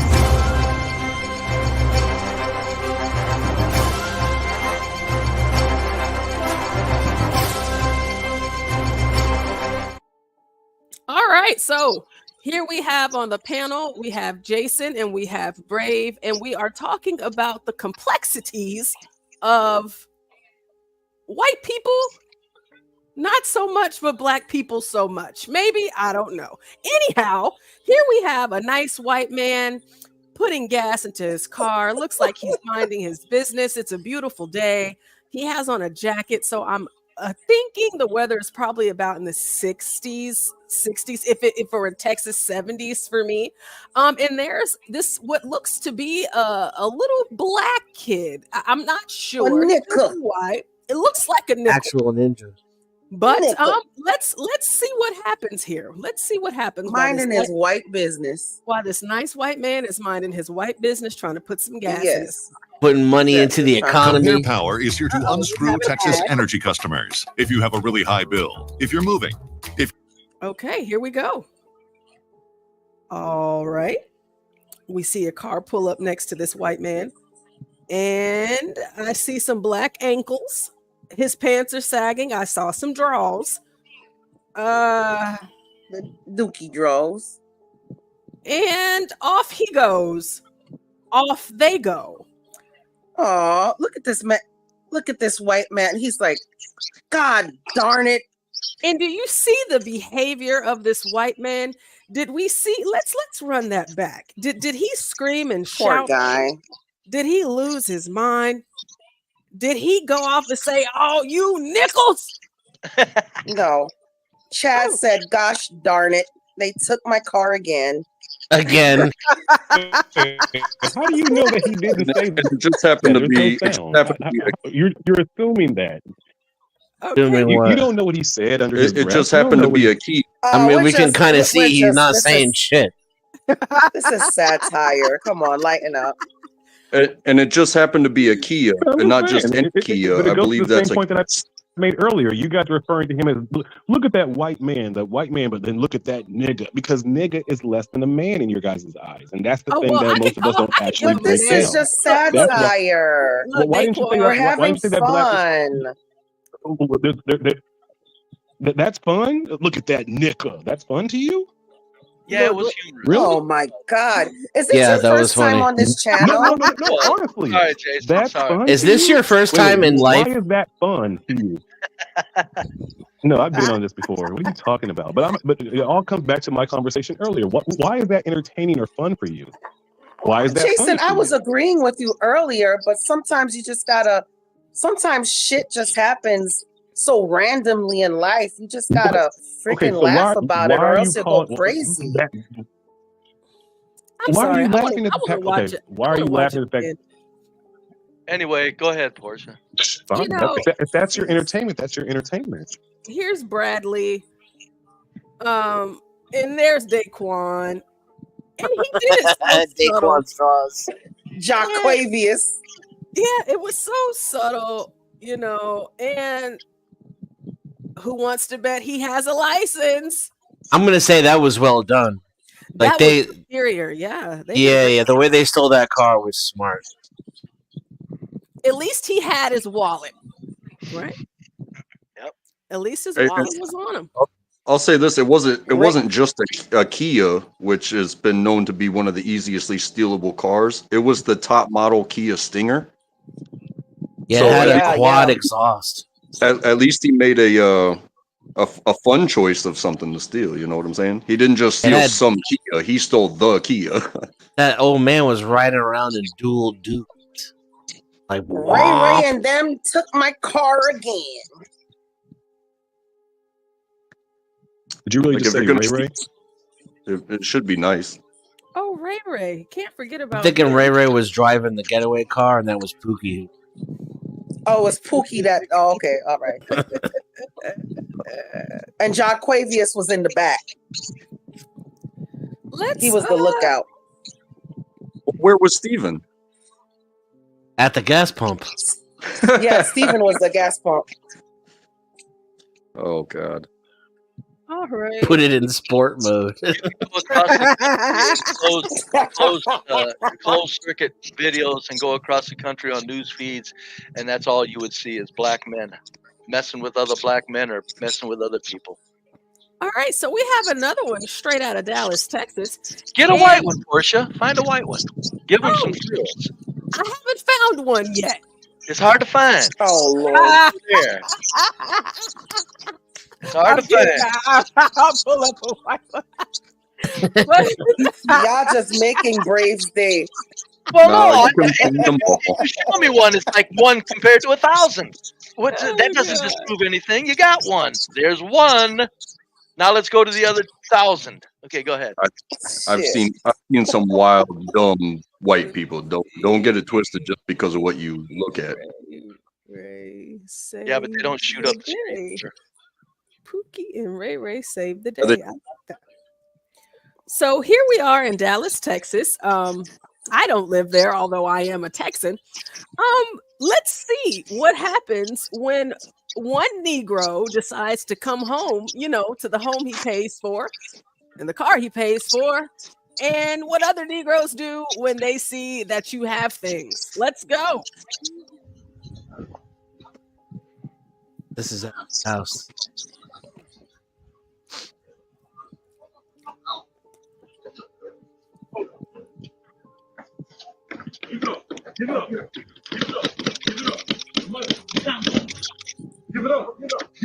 Or just drive off. Yeah, why don't he Yep, just try? pretty much. He did. Oh, okay. Go, white dude. No, this is a black man, wasn't it, Portia? That was a black guy. Yes, That was a black man. Oh, yeah, these Negroes don't discriminate. And did we see the precision of how he pulled out of the driveway? He didn't hit their car. He didn't hit the other car. He didn't even damage his car. Everything was safe. Now, if it were me, I would have shot all three of them. However, yeah, they got to live to see another day. I would have shot all three of them twice. You don't think they would have shot you back with the guns they had in their hands? Nah, not faster than me. I'm a quick draw. Yeah. The smartest thing was to drive off. I agree. you trying to shoot three people. Like, you're not You're not Jane Wick, miss. It wouldn't have turned out. You're not Jane Wick. Jane Wick. I'm pretty good. But dumb. They kill your dog. What would have happened if that had been me getting jacked like that? I'd have given them the car. I'd have given them the keys to the house, and then I'd have called India and extended the warranty for them. You know what I'm saying? Jesus. Oh no. See, I haven't had to use my weapons in that way, but if you'll probably freeze up when the thing actually. No, not me. Not me. Nuh-uh. Sister, I wish a nickel. I wish a nickel would. I can't wait to I'm a pop off. diehard, red-blooded. I mean, 2A through and through. I've been shooting guns since I was a little girl, and I shoot Man. more. And I've shot and killed a couple of things. So it ain't above me. It ain't above me. Virgo, were you saying And you same can't thing with wait my to shoot kids. I somebody when they started them finally off test as you? like 6. I made them shoot at like 6, so my kids are trained too. And let me tell you something. I wish a nickel would. I wish a nickel would. Jason, are you sitting down in like a toilet stall when you took that picture? Will you have that same energy if it's white people who try to do the same thing? I'd have the same motherfucking energy. What a question. Okay, because Oh no, they're white. You're it's the same okay. thing that a lot of black guys will always like. I'll kill a nigga quick. I'll shoot a nigga. I'm like, you know what? You don't have that same energy for white people. You don't have any same energy for cops. You don't have any same. You're so ready to kill another black person that looks like you, but you have zero animosity for anyone else. So Whoa. Why is There's that, a Jason? difference. Is that a result I'm of not black gonna culture? walk out my house. I'll absolutely answer that. Hold on, because in our Dennison. Give culture- me 1 second, Oh, Dennison. go ahead. I'm not 'Cause, I'm yeah. not gonna walk out my house and just go shoot a random person. Bang bang. No, but you said I wish a nickel would. Like I wish a you're ready nickel for it. would. I wish Okay. they would. And a Okay, nickel so doesn't always have to be a black person. You don't get have that. same energy. But hold up, you don't when get it's a that a white nickel person. doesn't have to that be same always energy when a it's a black police person. officer maybe doing something to you. Okay. Well, that's Because different. I think That's it's easy. different. I think it's easy. Why is it different? Why is their life more Equating valuable than a police- random black person? Equating police Because with I three wouldn't guys put myself with in a that gun. predicament. Equating police. No, let me race? say this. He's equating police with 3 people that threatened to kill a man for his car. He's equating police to that. You think black culture ain't in trouble? Are you out your I goddamn know mind? black culture's in trouble, sir. I You said better it at the goddamn beginning well that black believe it. culture's in trouble. You're equating police So- with 3 people who would kill you. Well, I didn't agree with that, because Blue like I Brave. said, if you What's that, listen to what I said earlier, I said a lot of us I in said our I didn't community agree have with that zero because I said problems I killing wouldn't people who come look at a like cop us or like have that. Oh, good, very good. Very good. If somebody was attacking me, I don't care what color you are. I don't care what race you are. I don't care what gender you are. If my life So is you threatened, you wish a I'm white gone. person would? So you wish a white person would, right? I wish You can't anybody wait for it to would. happen. No, say it. I wish a white person would, so I can shoot all 3 of them. The same way that you had the same energy. I wish a nigga would. Okay, then Jason, fine. If that's what he Jason, wants to hear, I wish a whitey Virgo, would. Virgo, I Give it wish to a him, Virgo. whitey would. Hit him with it, Virgo. Thank you. Virgo, That's all I want to hear. you can bend the I'll knee. say this. I'll say the same thing to all the rappers who always talk about rapping, killing black people. The Do the same. only black man I I take wish you orders would. from I is wish you would my own. switch all those nigga words and put white people instead, and see, But and when see we what say happens. when I say My nickel, man ain't when I here say right now. nickel, I'm not shouting out orders. specifically targeting black people. A nickel Who are you could be speaking any about? color. A nickel could be any color. A degenerate person. Anybody that tries to freaking rob me or a threaten nickel my is now life a is a degenerate. nickel. Wait, are you really trying to pull that? Okay, so you're saying that the term nickel means a degenerate person? Yes. And Anybody. what urban? I have never once heard anyone say nickel refers to all people who are degenerate. Has anyone else on the panel heard that? Yes. I don't think I've In heard what, white in what We context, actually sir? use that term quite frequently. Yeah, for all blacks. I wish a nickel would come around. Especially here. I think it actually sounds like you saying nickel because you don't want to say nigga. I've never heard anyone else use the word nickel in that term or that way. Wise old black It's the man. same way. It's an It's the same way that they do here in Germany, where they We're try to use copying the word from a wise nigga old black because man, white Jason. people didn't want to say they don't want to say nigga, but they wanted to have that same sort of like verbiage when like street talk. So they came up with this dumbass term called What digger. did white It is an people do inside to joke. you? What did white people do to you? The same thing they did to you. Yeah. No, they ain't did Show nothing me to on me. the doll. They Okay, ain't well they did ain't do nothing nothing to to me. me either. They ain't Okay. did nothing to me. I owe a Okay. lot to white folks. I really Hey, do. just in the way that it's being talked about with the they, black people as a whole have never done anything to me. I can honestly say not even a single black person has ever done anything to me. The same way I don't believe that white people as a whole have done anything to anybody, but there are eras of consistencies where these people were living culturally and evolutionary and up to the point of revolutionary, and things change. But to blame the color rather than the individual that did the things, I think that causes a big divide in my brain. Too bad. I'm You blaming get the it color. wrong too. I'm blaming the color. I'm going straight for color. Straight I'm blaming the goddamn culture. color. I'm I going blame straight the for culture. color. I do too, but I'm going for the color of that culture right now at present day. When that culture turns to Asian or turns to white, I'll still go for white or Asians because I'm going color for the sake of discussion. It ain't whitey. It's black folks tearing the shit out of inner cities. Well, I would like to also explore something else. You know, how might some people act in a neighborhood and how might that impact other people that live in said neighborhood? Why not? Let's just go for it. We're already here. It's Monday. Are you getting all these videos from World Star? Let's see. 2024, officers responded to a report of 2 individuals pulling weapons on each other at an apartment complex. I wonder what they look like. Oh, what's up, dog? Just keep your hands up. Keep your hands up. Keep your hands up. Keep your hands up. Keep your hands up. Put your hands on my eyes to see. Right now. Nothing gonna happen to you, dog. Just keep your hands up. I hope so, because the world about to end and somebody me. Well, nobody's gonna do that. I hope so, because they on the ground. Will my fall? On the ground. All the way to the ground. Just don't reach down to just go to your knees. What I'm going to do? Rayshawn, you're not going to jail, bro. Remember me from the car. You know. Is this just how they say hello? Get down on the ground. Go down. All right, I'm going down. I'm listening. I'm not sure. He threatened him first, Denizen. That's why he said go down to the ground. I typically don't speak to other black people that way when I first greet them. I don't say, "Hey, get down on the ground. How you doing?" You know. He threatened him first, folks. Play it again. He said What did that he say? after he threatened it. He said somebody's going to go down if this doesn't go a particular way. Somebody's going to go down. Yeah, Play it again. Let's go. Yeah. On April 26th, 2024, officers responded to a report of 2 individuals pulling weapons on each other at an apartment complex. Hey, Rayshawn. Yes, sir. Oh, here we go. Oh, what's up, dog? Just keep your hands up. Keep your hands up. Keep your hands up. Keep your hands up. Keep your hands up.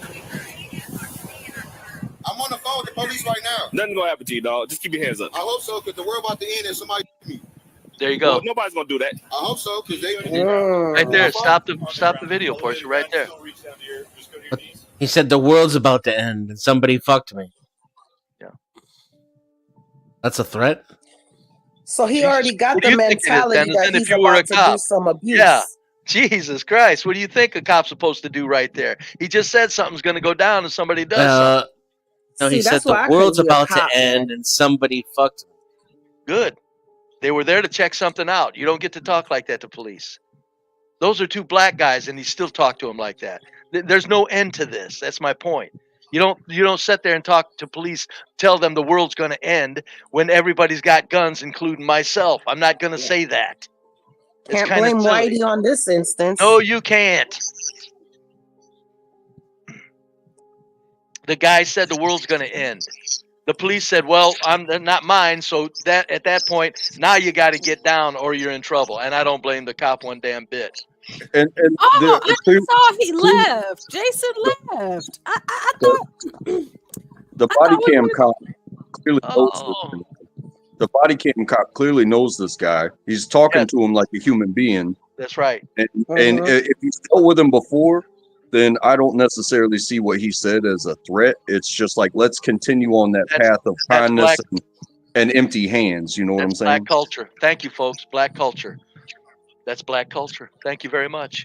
Ain't no white. If there was a white man standing there, there ain't one white man that would come up and say, he just said the world's going to end, and cuss out a white cop for telling him, now you got to get down on the ground and behave.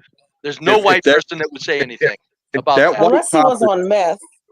If that white cop had dealt with this guy before and knew him by name and was willing to talk to him with empty hands, then that's not the culture thing. That's how you deal with an individual type of thing. He knows this dude's name, and he's approaching him with empty hands, and he's getting compliance. If it had been a white cop and he knew his name and he knew him like that, I think you would get the same reaction. Now, the cop coming around from the back, he's the one that gave the order. And he's the one I'm saying whites would not complain when he gave that order. Blacks complain. That's black culture. Whites wouldn't. They'd say, hey, dumbass, don't threaten cops. That's what whites would say. I would say I'm not white. In this instance, I would say white cop should have just stayed at the corner and let the conversation unfold.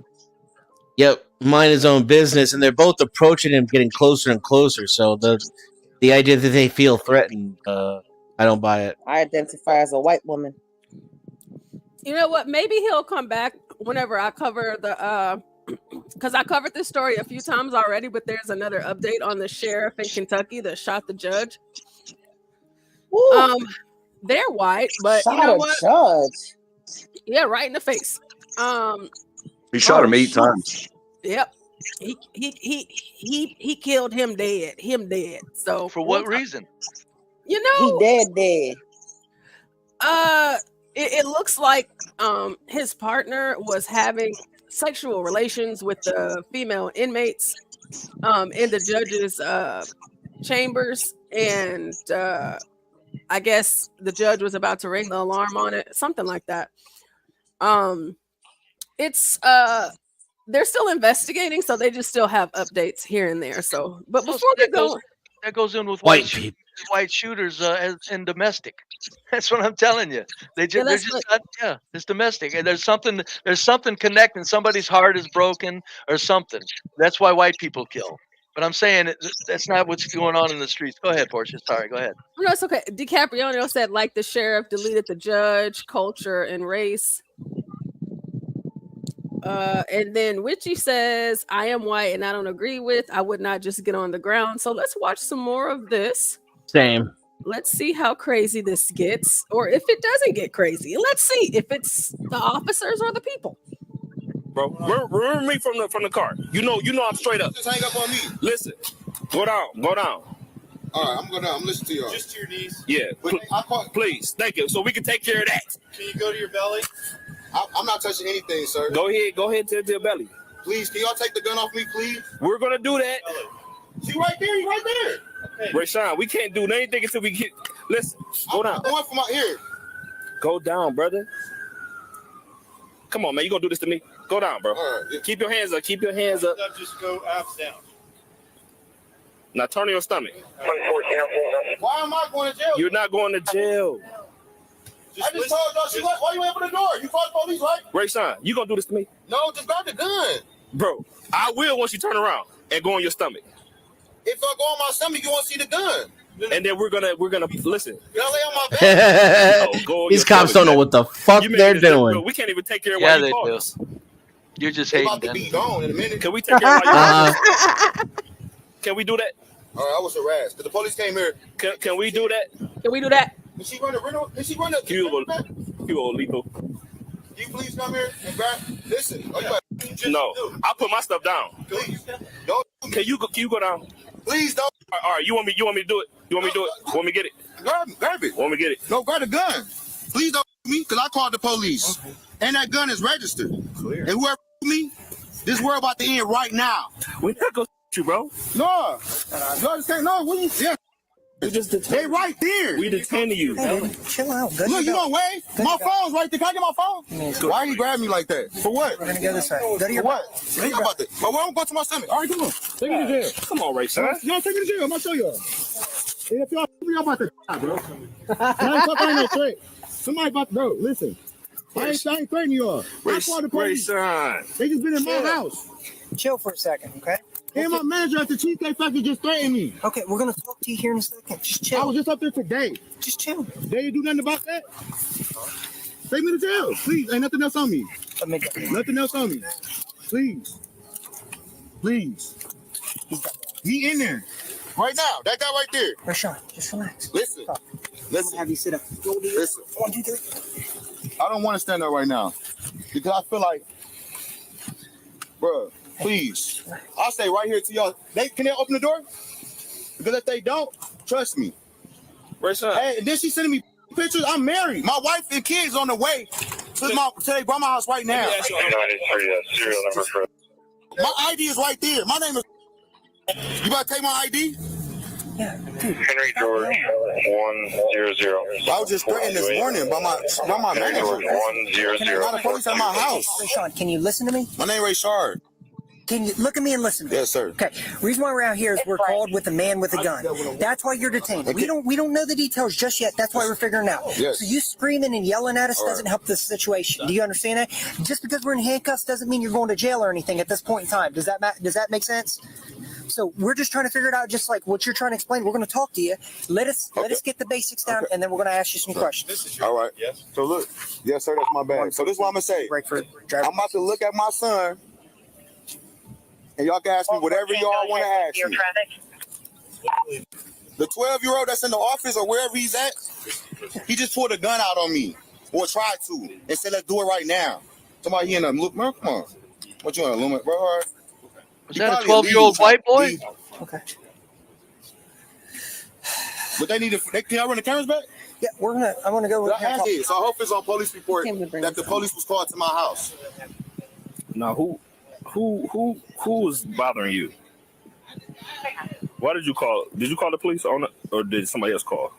So look, I go to the Cheesecake Factory. You know I work at the Cheesecake Factory, right? So I go up there, right? And I tell my manager, Matt, I think his name Matthew or Nathaniel or whatever. I don't know his real name, but you know how they go by. Can I stand up? Just give it. He don't know the manager name. He work at the cheese factory. I guess they have a really close relationship or something. Like he like, hey, what up, dog? Hey, what up, dog? Ray Sean. Hey, what up, dog? You know. I mean, I've had jobs where I didn't know people's whole names, even the ones in charge. They were just the one that gave me the job, and I gave no fucks about people's names. I just knew that I was going to work. Cheesecake factories aren't sprawling factories. They're just little restaurants. You probably know the manager's name. Yeah, it's just, the person, your manager, right? Not everybody's like that, and some people change jobs every week. Oh, yeah, that's true. That's true. Excuses. Okay, you worked up. I don't want you to pass out or nothing. I'm telling you. Give it a second, now I'll let you stand up. Okay. I'm not gonna pass out. I just want to see my surroundings. I'm telling you, I didn't. There's a lot of people looking at you. I know. And can I turn this way? Go ahead. I ain't do nothing wrong. That's all I said. The police out here, but she in there. Is this your lion? Is that your lion, Ray Sean? Ray Sharp? I want to see the person that's about to try to shoot me. What's he pointing at? In the building. Real talk. I want to see the eyes. Can I get up? Cause he right there. Why is he not detained? Why is he not detained? I would never come back over here again if I don't have to today. But I know what I saw. And the camera seen the same thing if they work. What happened, Ray Sean? Let me be calm.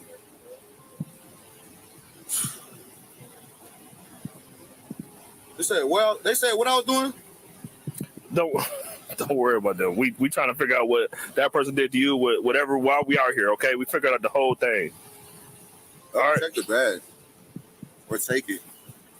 But can I stand up? In a minute, man. How long? Because I feel what? Can you grab me and pick me up? Yeah. Thank you. I'm not going nowhere. I know I'm helping you stand up, bud. Thank you. That's all I wanted to stand up. No, I'm not. Listen, they're right there. Come on, Rashad. They're right there. Listen. Yeah, I've been talking. Hey, look. Can you grab my phone? Yeah. Where my phone at? Where? You show me? Yeah. We got your phone over here. Why am I being Let's walk over here so we can see your phone. I'm not going in the car. Come on, man. All right. We're not going to do Hey, that. they say about bro. No, we didn't. Yes, y'all did. The door open. We didn't say Yes, y'all that. did. Since I'm crazy. They say about me. Don't put me in the car. Not true at All all. right, about to catch on fire then. We trying to get you some help, bro. Yes. All right. No, don't take my ID off. Hey, yo, don't take my. You called. Did he say he finna catch on fire? He said you're all gonna catch on fire. Oh, I thought it said he was going to catch on fire, as in erupt. Maybe start being violent. Is that what he said? Play it back.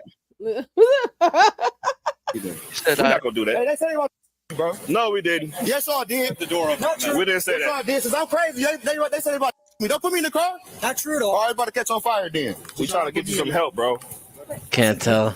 You need said some too help. fast. Yes. All right. No, don't take my ID off. Hey, yo, don't take my. You She called right there. causing the scene, bro. I'm not causing no scene. Because you get on the other side. Listen, am I gonna have to carry you like a cat? All right, listen. Wherever y'all about to take me, Come on. y'all make sure y'all do your job. Because I'm not coming back. Watch your head.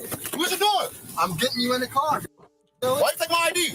Because you're All not. right. What you reaching for? Hold on his teeth on his. Go ahead. Hey, y'all. They about to me, bro. It looks like he's been huffing. They about to me. Look like I've been huffing. All right. Oh, no, that's just chat. Watch this. And they gave me fentanyl at the job. Hey. I can't see. All right. What? All right, so They gave him fentanyl at the job. He said, "Watch this," and they gave me fentanyl at the job. You can't just randomly rat out crimes and get out of the back of the car. That's not.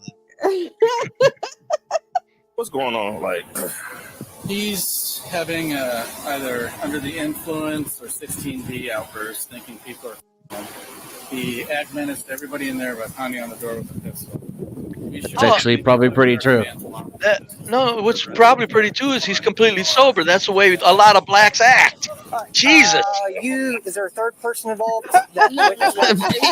Brave, how many fucking black people? Okay. No. I don't care. You see it all the time. They're not on drugs. They're just idiots. My God. Brave has a point. He might be sober. He is. And that dude is either crazy or on drugs. Yes, he's crazy. He might be sober. He could be regular. That could be his normal self. Or he's not saying anything. I mean, his normal self is literally paranoid schizophrenic, though. Not. So what?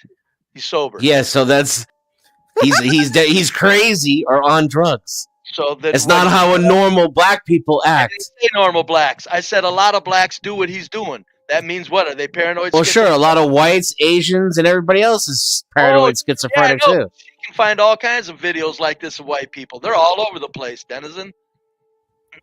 Yeah, you can. Oh, no, you can't. Yes, you literally can watch these exact same interactions between police and people with crazy white people all the time. Yes, it happens every single day. I watch hundreds of them all the time. Not near in the numbers as the blacks are doing it. Sorry. I even have. I mean, I even wouldn't have know. first- I haven't counted. family member that. Yeah, was I very have. much- Thank you very much. I have. So what was the total? Oh, it was like I think it was like 1 to 3,055.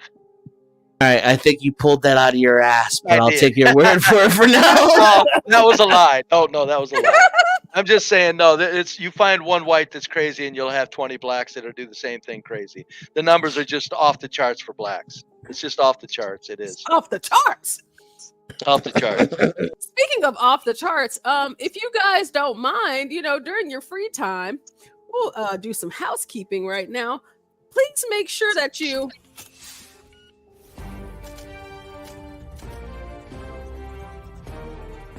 Uh-oh.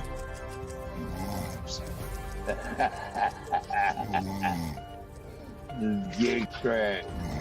Wake up, motherfucker. as you see that Asian man in that video there, that is our great one of our great hosts, Crack charting the course. Make sure you go check out his playlist. He's been popping out videos talking about, stocks and stuff. You can make money in your sleep.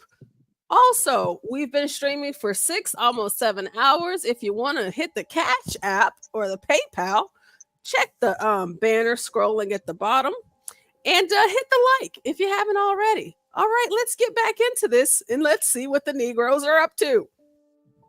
Yeah, we're all three witnesses to this. Yeah, 1, 2, I'm 3. the property manager. All right, let's go in here. We'll get this done. I don't know what has gotten into Rayshard because he is absolutely. This is new. No, something wrong. I don't know. Yeah, we found some things on him that explain. I'm gonna explain. Some illegal substance. Oh, that's what he's talking. Makes sense now. And I've been refraining from calling the police on them because I interact with them on a daily. Like I talk to them. I don't never have any issues with them. I don't never. Do you know where that tenant went? Candace, she went home. Well, they know that too. Whenever you catch a person like that, dehydrated, mouth dry like that, you're high. You're off of some type of drug. Everything. Yeah, I don't know what. And you know, listen, Mouth was remember I told you around this time, I like said, listen. this. I'm seeing a different side of him. He's been my tenant for. Oh, he lives here? Yeah. Who is he threatening? The other tenant, the other lady or whatever it was? Oh, no, the lady heard him say. No, the other lady heard him say. Something about the little boy. That's why she's like, I'm not calling the police. Is that her son or something? No, it's not her son. It's another kid in the neighborhood. It's actually my neighbor. Can you? He came outside and it was just like, okay, well, he kept pointing. Try and clarify what his address is. 51-3 what? He's being weird. Okay. That's why, I've never seen this moment I've ever seen. I've been through a lot like this. And I see him every day, every morning. Yes, ma'am. What can I do? Why my baby stuff on the ground? Where the rest of his stuff at? Come on back here. Where the rest of his stuff at? Okay. Give me the rest of his stuff. I'm going to ask you to step out so I can talk to you. Okay. For what? Because It's not nothing you got to talk to me about. You took him to jail already. Can I get the rest of his stuff? It's That's probably fine. out there. Where's that? Out there. Why would you call the police on his son? He literally called the police on himself. The 12-year-old kid out there. He said, if they don't come right now, everybody's going to die. He literally started waving his gun out here, and he had. He had narcotics on him. What's narcotics? What he have on him? Drugs. So we. No. What drugs he have on him? Powder. Why are you giving You me lying? Because my baby they don't even that shit. Why you lying? That's okay. What's okay? I don't need you to believe me. I don't. Right. Stop talking to me. Anyways, where the rest of his stuff at? You can stop talking to me. It's gonna be- Where the rest of his stuff at? I said you can stop talking to me. Okay, Where the rest of his you stuff can at? just leave. I didn't leave. Who you talking to? I stay here. Okay, you can just leave so I can talk That's to the them. thing. You don't. That's her baby daddy. I want to leave. Oh, You yeah. want me to go get it? Hey. Do you want me to go get it? I know who you're talking to. You're talking to. Yes, okay, and that's fine. I know. So listen. Okay, listen to what? 14,100. And I never had no issues with you, but where my baby daddy stuff at? Where my baby daddy? I'm not talking. I was talking to the police, but now I'm talking to you. Where's the stuff at? I have no clue. That code 3's baby mom's in here. She's. Baby mama's in here. That cool 3's baby mama's in here. Shut up talking before Hi. I way. I see ya. Shut up. Okay. She can. Are you going to tell her to get off the property? Yes, right She's now. not on leave. Okay. As long as She can leave too. Okay. You leave too. Doesn't she live there? You live in that You apartment? just want to talk to me when I came in there and try to talk to you. Now you want to come out and talk to me? Don't say shit to me. Why are you Don't. screaming? Stop talking to me. Okay. Do you live in that apartment? Like, do you have Stop stuff in talking there? to me. Don't talk Here's to the me other like issue, that. which I didn't think of this. If she's not on lease, however, if she Who has lives stuff there? in Yeah, there, that's the thing. Yeah, just go ahead and. that's what I'm saying. Like, if Go she ahead. if So she one stays thing there with I'm gonna him, tell you is if y'all leave, yep. and I hope you're recording this. Gotcha. Please do. Y'all leave. That woman says anything to me or does anything, and I feel threatened. I'm beating the. As long as you're doing in self-defense, if that's the case. That's what I'm saying. If I So what I'm trying to says anything Better let her to hit you me, I guess first, my whole ma'am. point Let her is hit you first. as long as she, and I didn't think of this, if she's staying there with him, toothbrush, yeah, we can't. It'll be a civil thing. I know. As far as What? that. I'm not talking to you. Okay. You don't have to talk to me. Now, see, earlier it was said that it's drugs, fentanyl, and frequencies causing this. Yeah, that's right. It has nothing to do with culture. Goddamn people are insane. This right here. Well, the two aren't mutually exclusive. Nah, they are. They are. My name on the virtual thing? Whites ain't acting like this shit, Dennis. Get out of here. When they get all fucked up on meth, they are. Yeah, I don't care. They ain't acting. They're not sober and doing this. Yeah. Drugs are drugs. You They wasn't the only affect one that was everybody. Yeah. I'm gonna have you go back. Excuse me. Come on, y'all. I'm Let's gonna have go. you That's black trash ass culture. And no respect for the police. No respect for nothing other than their putrid little self-centered ways. So she Everything- has her 2 kids with her, and then she just said to the manager, she said, "You ain't the only one that's effing him. I was effing him. You ain't the only one effing him." And her kids, those are 2 daughters. What a stand-up mom, you know, Well, it's drugs, frequency, and alcohol, Portia. and witchcraft Yeah, and witchcraft. I and forgot. alchemy. Yep. Alchemy. Yep, I forgot that. Yep. Yes, the fuck you do. Yeah. All right. You wasn't the only one that was. Yeah. I'm gonna have you go back. Excuse me. Come on, y'all. Let's go. You're not normal. I'm gonna get out of here. So I just told your brother the same. No, they're perfectly normal. They're just black. So, and if something else were to happen, please just give us a call. Okay, I will. Thank you. So yeah, ma'am. That lady forgot to go to black class. I know, but so, ma'am, you need to stop yelling, or you're gonna go to jail too, and I don't want to do that. Okay.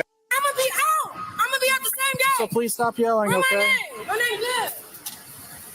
Is yelling a misdemeanor or a felony? Just stop yelling, please.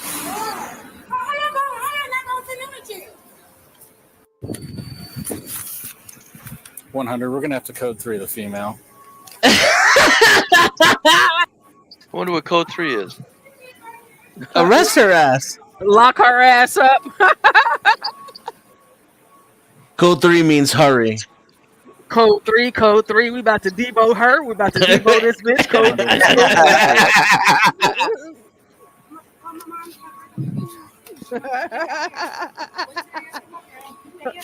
Code 3. Code 3. You need to come over here. Ma'am, you're under arrest for Code menacing 3. right now. Code 3. Okay. Oh, Dennis, Come and they here. got it for Stop. menacing. I didn't do nothing wrong. I need you to stop. Put your hands behind your back. You're Oh, under what'd arrest. she say to the You're lady? under arrest. Stop. No, I'm not. 100. I need more units. It was here. probably one of those Non-compliant bleeped female. out things. She threatened to hurt her or something. Brave. Are black people afraid of the police? It looks like they're terrified. Looks like their whole world caves in when the police come around. It has nothing to do with them talking like they're going to kick somebody's ass or tell the police to go get fucked. That's just our That's our imagination that they're doing that. Brave, but Black Lives Matter. She's so scared, Brave. I know. She looks frightened. She looks so afraid. She's trembling. You just stop walking. For what? You're not about to arrest me for nothing. I didn't do nothing. No, you didn't arrest them for nothing. Turn around, put your hands behind your back. Call somebody that you know. Call Turn your, around, call put your your hands boss. behind your back. You're under arrest. Call my mama. Turn around, put Can you wait? Can I get my kids situated? No, turn around, put your You better wait. Call my kid. I mean, Turn call my around. mama. Put your Call hands my behind your back. mama. Call my mama before I Put go your to hands jail. behind your back. Can I get my Older kids kids situated? are Your kids are plenty old enough to watch her and learn from her. That's sad. get to your stomach. Hey, don't fight me. Don't fight me. There you go. There you go. Give it to her good. Goddamn right. How are you with me? How was on the road? Get on your stomach. You win. Put your hands behind your back. Put your hands behind your back. Right in front of her kids too. She has no respect for her own. Let kids. your face slam into the concrete teeth first. Here, let me help your face slam into the concrete, bitch. And you punch me in my face. Yeah, because you bit me. Oh, Okay. fuck, she bit me. All That'd right. be on. Oh, that'd be on. I feel like that was a bit much. Okay. You don't say. No, it wasn't. Not considering that she was not going to ever do anything to comply. They had to end it. They had to end it. I mean, they tased her. He punched her in the face. The kids. She bit it. She Note bit to him. self. Hold it. She bit him. Note to self. Don't let Be Brave be a cop. I was hired as a cop. She was bit. She That bit makes perfect sense. him. I was hired. I turned it down. That makes perfect fucking sense, was dude. hired. That's my I can't tell you, my universe never felt so much in alignment until you just said that, Be Brave. Well, You made my fucking year with that statement. I was as 25. He told me I was the youngest cop on the force when he hired me. I turned it down though. I miss The what world makes sense to me this morning. I miss what happened. If Dennis is saying that they treated her too rough, or Brave saying they treated her too. No, you know Brave ain't saying. Brave. You think they treated her appropriately, Brave? Not. I think they could have been a little better, but it's like it. Once you cross a certain line, it's like then I go with the cops. Just stop it. The cops have to make a living. And then what? You don't think they treated her fairly? No. I mean, the menacing, I didn't catch it, what she said. But to say that it's imminent or that it's serious, I don't think so. And then this is excessive force. They didn't even try to use their words and let her at least talk to her mother to make arrangements first. And then when they used force, they used too much. Even if you have to use force, you need to use appropriate force. This was them getting it out of their system, especially the guy just leaning on her with the fucking taser while the other guy punches her in the face. I mean, She bit him. She bit him. You're leaving that out, Denizen. She bit him. She might have had an STD, maybe. Who knows? Yeah. She bite my ass as a cop. I'm busting you upside your fucking head. And that's excessive force. I don't care. Good. I'll sleep real well that night. Pow! I mean, in America, you probably will. You're right. Goddamn right. Bitch won't bite another cop. She can't afford an attorney. If she were white, then you'd lose your job. Yeah. You got people out here biting people, man. Like, and you think they just because that's their job, they supposed to not punch them in the face and tase them 4 times while they're already on the ground? Yep. Unfortunately, that's the responsibility of the job. When you're given a monopoly on force, then you should be held to a higher standard than everybody else. They would. And you should only be a use force as it's appropriate. Look how polite they were for a half hour with her. But just as you say that, Dennison, if you know that just as well as I know that, and assumingly she knows that, Portia, let's watch it again. Okay. If you know that they have a monopoly on force, Dennison, then you got. Well, yeah, you're asking me how I'm going to handle it. That's not. She should have handled it. Like, but I'm saying if I were in her place, I'm not a dumb, idiot, ignorant, poor person who doesn't know what's good for them. But she is, and it's their job to respect the rights of those kind of people. They deal with. How long have the police been talking to her now, Portia? Is this about 15 minutes the police have been talking to her? I mean, it's been about 15 seconds since they decided to arrest her. No, they've been talking to her. She was told she was under arrest a single time, and it's been less than a minute. They told her that 5 times, and they've been talking to her for a half an hour. I gotta call my mama. They've been talking to her for a half an hour. What did you say, bro? I gotta call my mama. More units here, non-compliant. I ain't do nothing. You just stop walking. For what? You're not about to arrest me for nothing. I didn't do nothing. No, you didn't arrest them for nothing. Turn around, put your hands behind your back. Call somebody that you know. Call your Put your boss. hands behind your back. You're under arrest. Call my mama. Turn around. Can you wait? Can I get my kids situated? No. Turn around. Put your. You better wait. Call my kid. Call my mama. Put your Call my mama. Call my mama before I go to jail. Behind your back. Can I get my kids? Put your hands. Knock that bitch out. Knock that bitch out. Bust her upside her fucking head. Bitch. Pow! I tell all the other 4 cops, look at that jet up there. Bam! She's holding her legs so that he can keep grabbing her. Get on your stomach. Put your hands behind your back. Put your hands behind your back.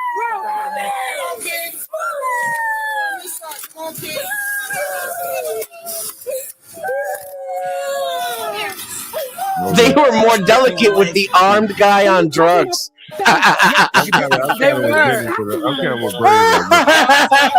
Thank you. I'm kind of brave on this. Stop resisting. I'm in handcuffs. Can you get off me? He's big. My guess is they were a little worried to do this to the guy who was armed. Yeah, there's this thing called a They gun wanted to area. do this shit to him. Yeah, They had to wait until the unarmed woman gave him an excuse to go hands on. Yeah, that's what they did. Get it out of their system. Yeah, that's what they did. Hold on. Yeah, but the armed guy was complying and conversating with them. Wait a minute, who was armed? Was someone armed in this situation? Someone was armed? Her baby Yeah. daddy. Oh, her baby dad was on. Okay. All right. Down on his back because he didn't want to conceal the gun that was in his front waist. So he laid down on his back with his hands over his head. They took the gun peacefully. They handcuffed him peacefully because he was compliant. Well, you She remember was- they told him to lay on his stomach, and he said no because that's retarded, which it was. But he was maintaining a posture of compliance. He just didn't. He questioned the order, whereas she was never going to comply. No, she won't. I understand I that. don't know how you can predict that. I understand that she's worried about her kid. She They showed what? you she wasn't about to comply. You talking about you don't know how you can predict that? Her action showed you that she was not Yeah, because the police escalated it every second of the situation. When they say, "Hey, put your hand behind their back," she said, "For what? Call your people." Right? Call Yeah, somebody he should else. have. He should have called the supervisor as soon as she said it. Call your people. Call my mama. Hey, call your boss. The judge. As soon Let's as call she the said judge. call your boss, he should have called his supervisor. Kept going with the arrest, but he should have called his supervisor. Okay. So he called his supervisor. Yeah, I'm just walking you through it. I'm not challenging you. So he said, "Okay, ma'am, I'm gonna call my supervisor." And what does he do with her? Because she's walking away.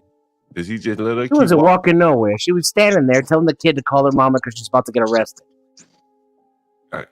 And when he told her, "Hey, you about to get arrested, put your hand behind your back," you get a phone call. That's the law. She wouldn't. Yeah, that's the policy. That's the procedure. Nowhere. No, it's absolutely up to his discretion. He could have let the kid make a phone call. He could have used his words instead of his hands. The other guy runs up to the situation and immediately tries to go hands-on while everybody's in a tense situation yelling at each other, and he doesn't even know what's going on. When he goes to grab her, that's when she shoves him, and that's when he says, "Oh, now you've touched me. That's assault on a police officer. I can do whatever I want to you." So he throws her to the ground. He punches her in the face, and then while she has only one hand to hold up her body weight, they're trying to get her to put it behind her back. I don't know how many times you've been thrown to the ground by grown men and have them scream at you to put your hand behind your back, but it's the hardest thing in the world to do when you've got two guys on top of you, you're being electrocuted, and the only way you can stop your face from face planting into concrete is with your one hand that they're demanding to put behind you. There's a lot of shit going on. They could have used words. They could have tried to de-escalate instead of escalate every single step of the way. And you can't tell me that you can guarantee there's no way it could have turned out any differently if they had used different tactics. Notice how Dennison left out the fact that she bit him in his description. She shoved him too. I don't know when she bit him. That's his claim. I didn't see that. Well, okay, yeah, okay. That was his claim. So I don't know whether the bite came before or after he punched her in the face and threw her to the ground for shoving. I'm pretty sure it didn't come while they were talking to her. She didn't. Well, you're pretty sure. I'm not. Well, you're pretty sure of a lot of things that I'm not pretty sure of. He didn't bite him across a 3-foot span, Dennis, and you can't really bite somebody. She bit him when he was wrestling her. Yeah, so he had already grabbed her and thrown her to the ground, and potentially it was even after she was being tased or punched in the face. Who knows? Because I didn't see it. But Dennison, couldn't she have had a weapon or something? Like, this man is trying to get someone to do something that doesn't want to do it. She could have. She could be. Not only could she be calling her mama, she could be calling her nigga to come to the scene. Well, she had a nigga there. She could be calling another nigga she fucking. Hey, police. She wasn't calling anybody. She was yelling at her daughter to call my mother. She didn't want to call. So I guess if you believe that she has a code with her daughter, that when I yell to call my mother because I'm getting arrested, that's code. That's code. That's code for call backup and come shoot the cops. Do you remember when Michael hands up, don't shoot? When Michael hands up, don't shoot was killed. Yeah. It took the police 7 hours to get that nigga's dead body from the scene because all them blacks were coming from everywhere, coming out of the trees. Yeah, again, John. So if you think, right, John, listen to me for a second, please. John, listen to me for a second, please. So if you believe that she has a secret code with her daughter, that when she's about to get arrested, she says, "Call my mother. I'm about to get arrested." That's code. Bring out the surround the cops. Then sure, you got a point. Otherwise, it's a mother who's about to lose custody of her children, trying to get her mother to the scene so that her kids don't end up in the system. That's what I think it is, because I'm gonna put my reason up against these cops, and I'm gonna say my reason wins every day. If I'm a cop, and I don't know what kind of neighborhood this is, but I'm assuming she lives in a black neighborhood, and I'm having an interaction with a black woman, I'm trying to get this shit over with clean. Get this motherfucker up off the floor in the car and get back to safety before all these niggas start coming out of their houses, their huts, they lean-tos and shanties and shit, and surrounding me and threatening me like Derek Chauvin. Like Derek Chauvin, George Floyd. I ain't trying to be involved in this shit. All these niggas start coming out their houses. Bitch, get in line. I'm gonna get your ass in line real quick so I get the fuck out of here. I don't want to be here. This motherfucking ghetto ass apartment complex.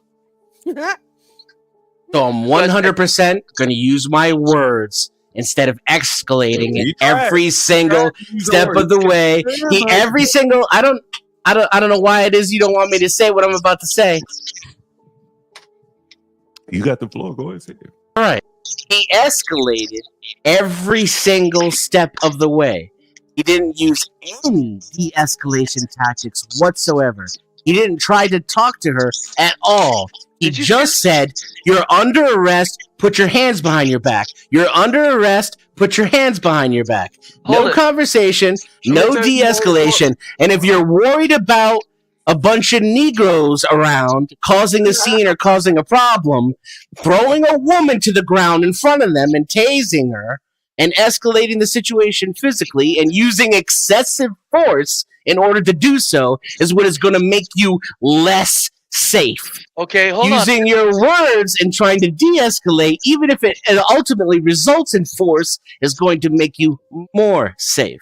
John, you didn't see the first part of this video, did you? This lady walked into a lobby and was talking to him like dogs.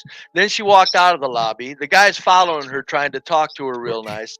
The others are talking to her real nice. They talked to her very nice for a long time. Now, Before she was under arrest. Yes, before she was under arrest. They talked to her very nice for a long time. Then all of a sudden, Dennison, you're implying like they just rolled up on the scene and went right to this. No, I'm just saying that once they decided they were going to arrest her, they rolled up on her in this. We literally watched it. Right. That's exactly what happened. They said you're under arrest. So before she ever did anything to get arrested, they were talking to her like nicely. Once she was under arrest, they decided words were no longer necessary, and they went this route. Comply when you're under arrest. I think that is the point, Dennison, is that like he hates cops. Dennison, I didn't know this. Yeah, I understand. Of course I do. They're pigs. Whoa! I ain't a big fan of cops. Me neither. Me neither. I think I got no respect for any man that thinks because he puts on a badge, it gives him sovereignty over every other man. They need a lot more. They need a lot more cops. And this is textbook classic excessive force. It's not got nothing to do with Dennison's opinion. They didn't need to punch her in the face or electrocute her to get her under control. Dennison, I showed some nigger ass cops up here rapping the other day, singing DC's version of drill music. I've criticized the cops that, killed Tyree, what that fucking boy named Nichols. Them guys didn't hardly get any time. But I also deal with these kind of people, man. Like, there's a whole bunch of niggas in their house, wherever this apartment complex is, playing their video game. They hear some bullshit outside, they run outside to protect this black woman they don't give a fuck about. That's the way it works out here. That's why these cops, and I'm, I ain't taking up for them, but they don't want to be there, man. They rather be in an alley and backed up to a building somewhere chilling. Their perfect day would be not taking one goddamn call. Not one. Right? John, can you rewind? Yeah, I don't think you understand how cops think. Shit, I guarantee you, the average cop, lazy motherfucker, he just want to sit somewhere in a back alley and nobody fuck with him. He play on his phone all day. John, can you rewind the video back to about 14 minutes? The 14-minute mark? Of course you can do it. And so Dennison, what I'm saying is like, when these people have to come in here and deal with this bullshit, man, like it's like they knowing that it's a threat could come from outside the building. Niggas might start shooting at them from the. It's possible it's happened. They could get surrounded by 50 niggas. Yeah, that's not reasonable, John. Sorry. The fuck it ain't reasonable. It's not reasonable. Christ, he thinks that don't happen, John. I didn't say it doesn't happen. I said it's not reasonable to use excessive force on this woman because something in your fantasies may happen. Jeez. That's not how policing works. That's not what the standards are based on. You know what? And that's not my opinion. let me say this right quick. Dennison, you have a point in that policing is messed up in this country. So now we got to decide as a society. Okay, you got people like this black woman that wants to create chaos and would create chaos everywhere she goes if left undone. So you got Right, people so- that want. No, let me finish, Dennison. You got people that will create chaos, or you got the cops that are going to overreact. I say, sorry, people that want to create chaos. Right now, we don't have our cops acting perfectly. So understand something, people that want to create chaos. You're going to get treated rough because the rest of society wants you dealt with before we want to deal with them cops that are acting excessively. That's And what these you cops need to be. and these cops are increasing and exacerbating and creating a lot of the chaos. Dennison, when they I get think out of everybody hand, would agree with like you, man. blacks aren't Nobody's up here in the back pocket of the cops. Nobody, not me. No, not me. Not me. Ray, I didn't hear you. What? You know what I'm saying? But I do think that, like, you to deal with these type of people who've been told that they're above the law, they can just talk to the police however the hell they want to, and the police have to go ahead and do their job. They can talk to the police however they want to. I'm sorry? They can talk to the police however they Well, want. if you do that's true. But there are consequences for talking to people the way you want to And talk. I'm just telling you, if I were in charge of, I would reprimand these officers and recommend they be fired. And I would train my police officers to de-escalate even when people are saying mean words to them or being sassy or having an attitude or refusing immediately to comply with orders. Dennison, they try- Especially in a heightened, tense situation where someone's partner has just been arrested and she's the only one in guardianship of her children who are right in front of her.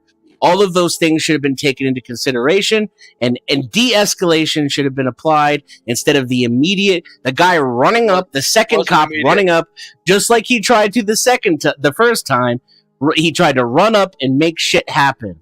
And that run up and make shit happen attitude is what leads to this shit It was all not the immediate. time. It was not immediate, Dennison. It's a matter of fucking seconds. It was not immediate. A matter of It was not fucking immediate. seconds. They talked to that girl for a half an hour right in the video before you It's got nothing to do with the arrest. Play it back. Zero to do with the arrest. Play the Brave shit Dennis, back. Brave Dennis. Hold on for 1 second, guys. I'm gonna let you go. In a way, it says she walked up and the first thing she said is, "Where's my gun?" The gun they took from her, man. Man, listen, shit. Nigga, I woke up on some niggas and they talking about guns. Everybody going to the floor. Yep. You give him a couple of punches in the face and some tasing too, right, John?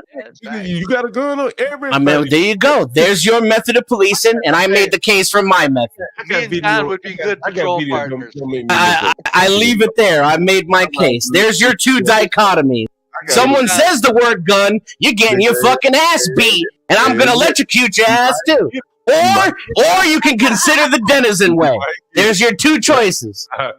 You might get it, but I ain't fucking around letting your ass pull that motherfucker. And I think the police have a reasonable point of view when they approach situation with guns and crime and ghetto ass neighborhood, man. Like, this is a job, bro. Like, the fuck you mean? Like, this ain't no fucking. This isn't a job. They're given sovereignty and a monopoly on force.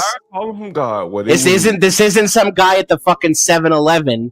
The way we police has consequences for generations. Our society depends on how these people interact with the public, and they escalated and used excessive force. Dennis, I ride a bike just to stay out their lane. I got a motherfucking car, but I still ride my bike, stay out their way. Because I know when I get on that road, man, nigga pull me over for anything. One of these ghetto ass cops can do anything, right? So I stay out their way. But if I do encounter them, and a couple times I've been pulled over, yes sir, no sir, yeah, you want to arrest me, nigga? I've been in jail. Okay, put my hands behind the back. Let's go. Let's get it over with. They never had to throw me down on the ground like that. She took it too far, man. Oh, they'll throw you on the ground whether they have to or not. Wow, shit! I get down before they throw me down. Yes, they do. Yes, they do. I was arrested. Yes, they once. do. They didn't throw me on the ground. They Oh, you tried- got arrested once? Oh, well, shit. I guess all the tens of thousands of examples of excessive force don't mean fuck all then. He was a perfect gentleman. I turned my hands. I missed a. It was a misunderstanding. I went and took care of it. I turned around, put my hands behind my back, said, "Yes, sir." I asked him if he would go in and turn my lights off the house. He did it. I said, "Could you go turn my lights off? I don't need. If I'm going to be gone for a while, and lock the door behind you."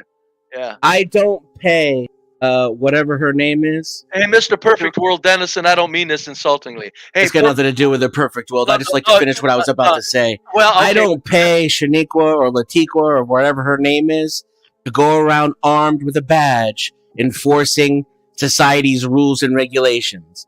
So I hold the guy with the badge and the uniform on, the monopoly on force, and the Supreme Court has given him immunity to break the law. I expect that guy to control himself and use appropriate force, and I also prefer that he attempt to de-escalate every situation he comes in instead of deliberately escalating it and going hands-on as soon as possible, which is what we saw here. So you guys think it's justified, but you don't deny that it happened.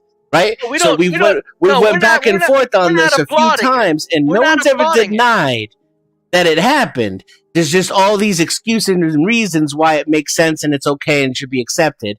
And that's what I'll push back on. A society that lets this type of behavior become accessible from its police is an enslaved society. Oh, we've been enslaved for 100 years. But Dennison, at the same time, though, if you notice, you've seen the police acting ways that you don't agree with. You should minimize your contact with them. The blacks call the police for every fucking infraction that they have with their brother, sister, mother, cousin. You know, if you call the police, you deserve what happens. Well, they No, call them. I definitely agree with Dennison, but I feel like people just know how cops are nowadays, and if you decide to be disobedient and whatever, like, and they do that to you, then hey, by all means, like, that's your fault. So Stay out of their way. Don't call them. You know I do. I never would. Lolo, did you see the first part of this video? Hey, and I can give. No, it was they talked to her for 20 minutes trying to calm her down. And no, 20 that's what I'm minutes. saying. Like, I know how people can be, especially towards cops. So that's why, like, I agree with both sides. Like, cops definitely need to have more training and just, like, you know, compassion and understanding people's, like, different points of views and lives and perspectives. But at the same time, people know that, like, police are the police for a reason. You shouldn't fucking be out here saying like, oh, where's my gun, or like arguing back and forth with them. Like, bitch, if they say you're under arrest, just go be under arrest and go fight that shit if you really, that's how you feel. Like, you know what I mean? Quick question for Lo, and I'll make it quick. Lo, if you got your choice, you got the people, the citizens that are acting hard-headed and not complying at all, and you got the police that are acting a little bit aggressively. Now, which one do you want to take care of first? You want to take care of the police acting aggressively and let the people that are acting crazy just have their way, or do you want to take care of the people that are acting False dichotomy. No, it's not a false dichotomy. Yes, it is. That's a false dichotomy. You got your and let Lo answer. Dennison, let Lo answer. I'm not stopping it. Yes, you are. You're interrupting. And the Who are you? aspect that there's more people in the world than there are cops, I would say, yes, we need to fix the, you know, our population first. Thank you. But at And the do you same think you time, fix like, them by No, you don't smashing them in the need- face? You don't need to say it at the like- same time. Your answer was sufficient, Lo. Hang on to it. Be proud of it. You're a smart kid. Yeah, We so know- Lo, nobody- may I ask you a question now? Nobody wants cops to go crazy, Lo, or Dennison. Yeah, Lo, may I ask you a question now? Well, you know what I would do? Still continue to hit that bitch. And if you got to arrest me, you got to arrest me. That's just it. Lo, do you think that the way you fix the population is by bashing them in the face and tasing them?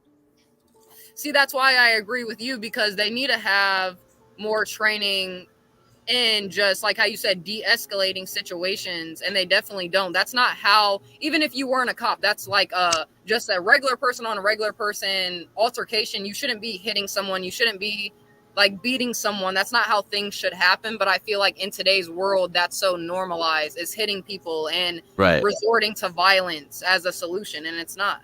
Like, Sorry, Lo, there's no takebacks. You said we need to take care of the idiot citizens. no, I agree. That is 100% first. But if we could fix both of the problems, Yes, it would that would be wonderful. It would be Of more course. difficult to fix It'd be wonderful.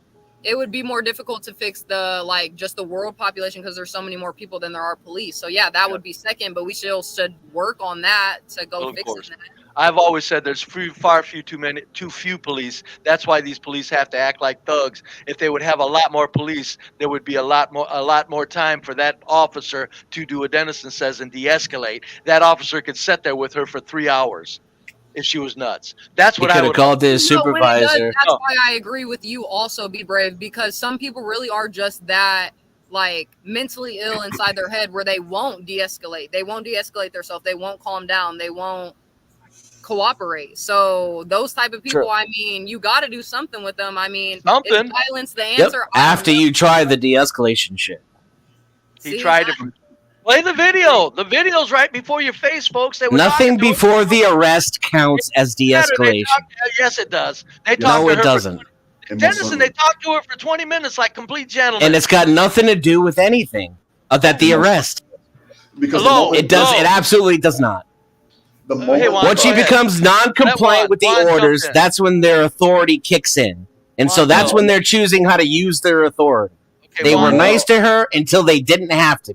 Okay, Juan, the go. moment that the officer says you're under arrest, all bets are off. You are no longer a citizen at that moment. You are a prisoner. You have to comply. If you're not, I understand that the arrest might be illegal. If the arrest is illegal, that's where you fight it in court. You call my boss and cha-ching, cha-ching. But the moment that you're acting out, call my kids, call this, call the other. No, that's off the table. We'll call DFAX, or here in Texas, we'll call DFCS or CPS. They'll deal with your kids, or in Georgia, we'll call DFAX. We'll deal with your kids at that particular moment. You should have thought about that before you did what you did. You're under arrest. Now, at that moment, if you're under arrest and the cop effed up, again, that's where we come in. That's where my boss comes in. And at that point, we'll take care of it. You're not going to fight. You're not going to resist. You're damn sure aren't going to bite a cop and let somebody act sympathetic. That's where you and I keep disagreeing, Dennison. I understand where you're coming from. If I'm complying with the officers while I'm being arrested and they throw me down, my hands are behind my back, I'm getting cuffed, I don't slip, I don't bite anybody, and they're like, well, we're going to go ahead and make your face friends with the asphalt. I'm going to smile because at that particular moment, I'm going to laugh all the way to the bank. However, that's not the case here. I'm sorry, that's not the case here. Yeah, but I mean, you're making comments about nothing. Of course, Let me finish because I got to jump real quick, Dennison. As such, qualified immunity would apply in that particular situation. Now, again, if I'm being arrested and all of a sudden, just because they want to be dicks, they say, you know what, your face is now friends with the asphalt, there is no qualified immunity at that point. It disappears. And as a result, they've deprived myself of civil rights under color of law. So they're going to face charges, but I don't care about the charges. I care, at that particular moment, I'm going to take money from the city because they acted in a way that they shouldn't. That's not the case here. They said you're under arrest. She decided to not be under arrest. The moment the other officer grabbed her arm, because again, she is a prisoner, and she decided to fight back and bite the officer, all bets are off. She did this to herself. Play stupid games, win stupid prizes. there's no argument when no one's complying. When the person's complying, we don't need to have this discussion. The discussion is the appropriate amount of escalation and force to use when someone isn't complying. So we know the law. We know that once they say you're under arrest, then you're under arrest and you have no right to resist. Now, technically, that's not true. Many states and the Supreme Court has held that you can resist an unlawful arrest under certain circumstances. So that's not true across the board. But this whole conversation is how to deal with stupid people who don't know how to act and don't comply. That's what we're talking about. So if you want to live in a society where the lowest people and the most vulnerable people get their fucking teeth smashed in and electrocuted when they don't listen for 40 seconds, that's on you. You can have that society. It's the one we live in. How's it working out for you?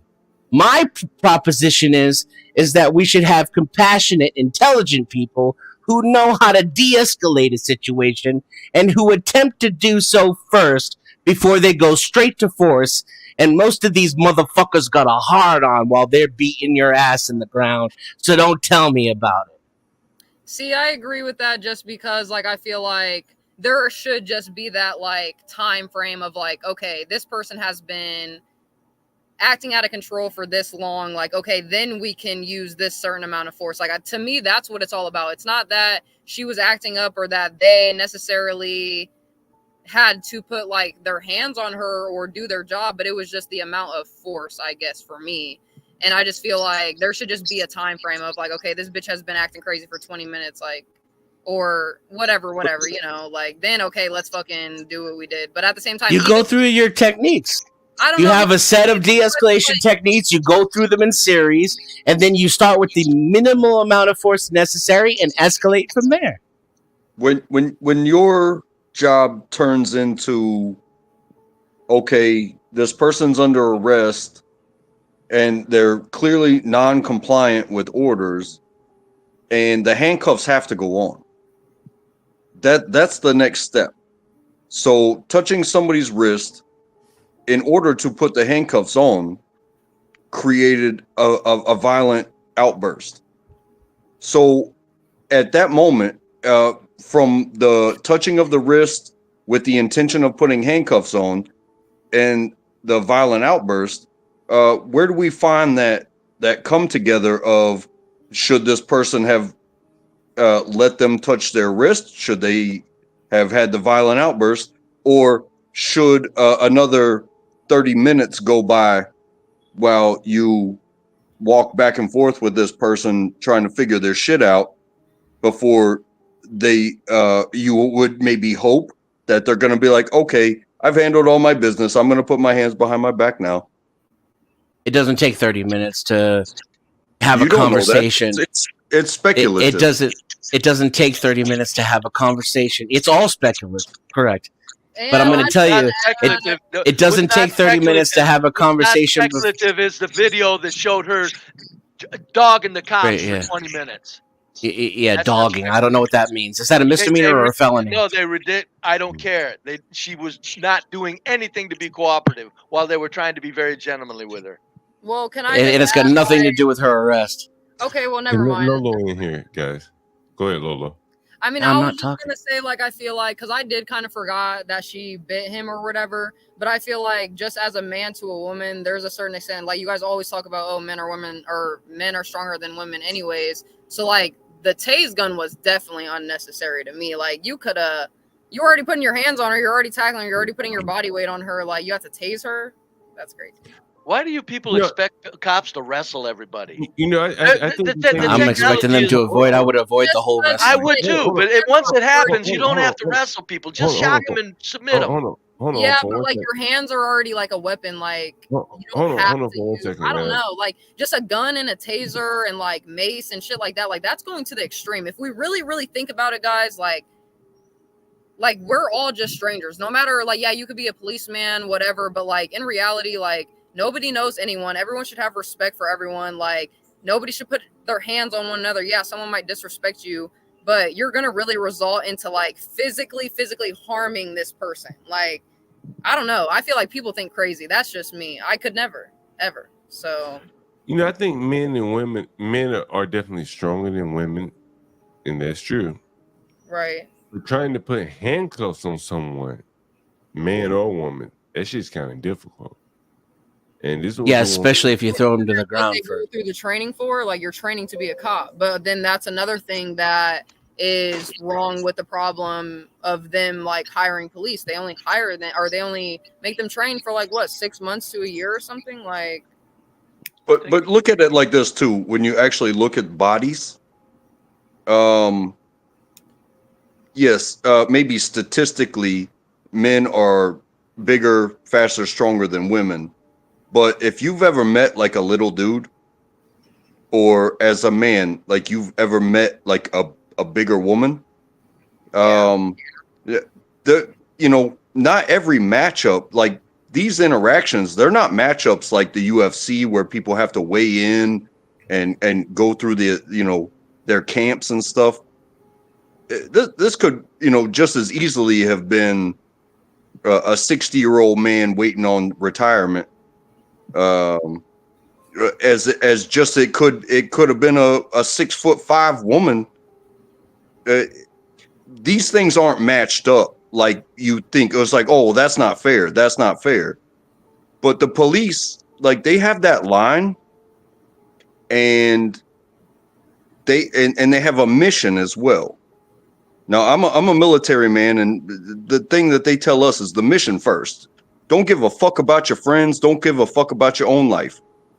The mission is first. So when you place somebody under arrest, yeah, that's why they do what they do with the tools that they are completely strapped with. They have every tool in the book on them.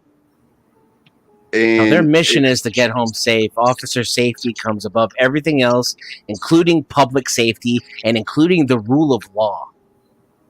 Yeah, and again, that coincides with war because, yeah, there's rules to war, but hey, you squeeze off because you were scared, they're just gonna write it off as threat was detected and eliminated. Right. Not only that, but I'm not saying that is necessarily right. I do think things can be done.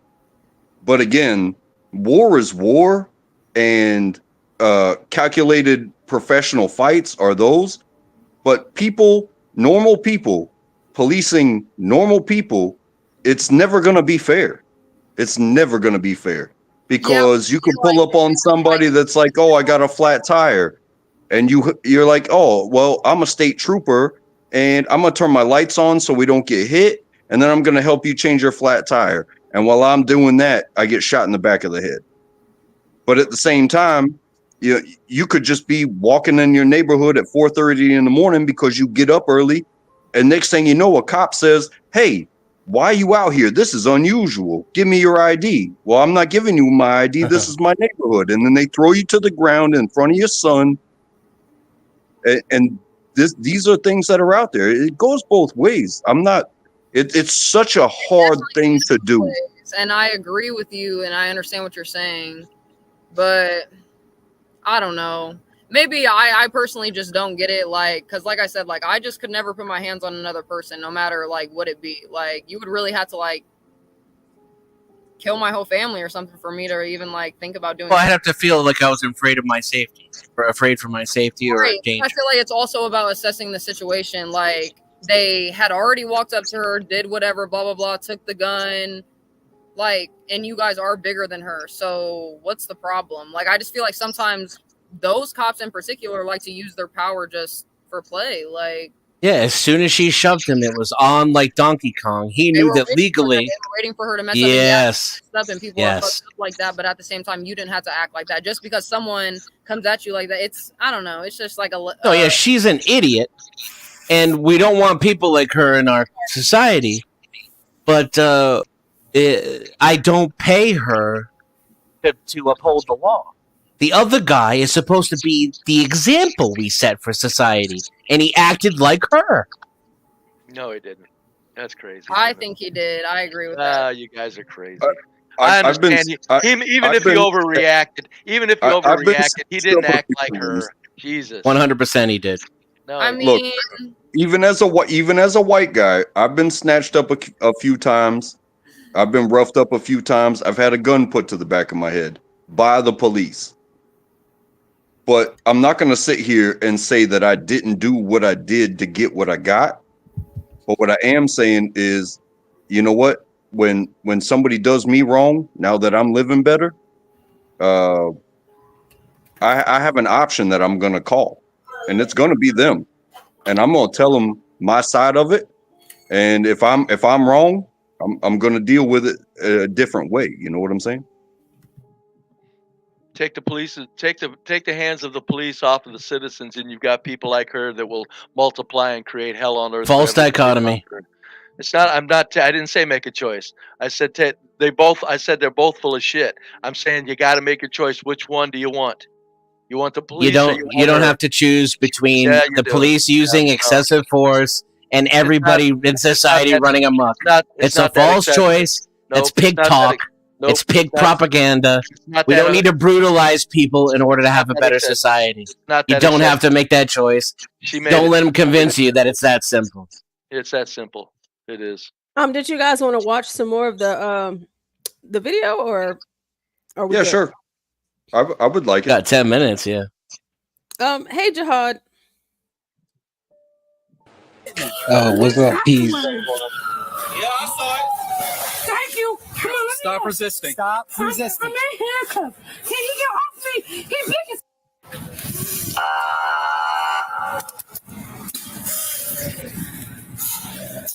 Oh, he pronged her and put it to her skin. She got the barb in her back. Need 2 medics, one for a taser deployment, one for a bite to an officer. DeLuca!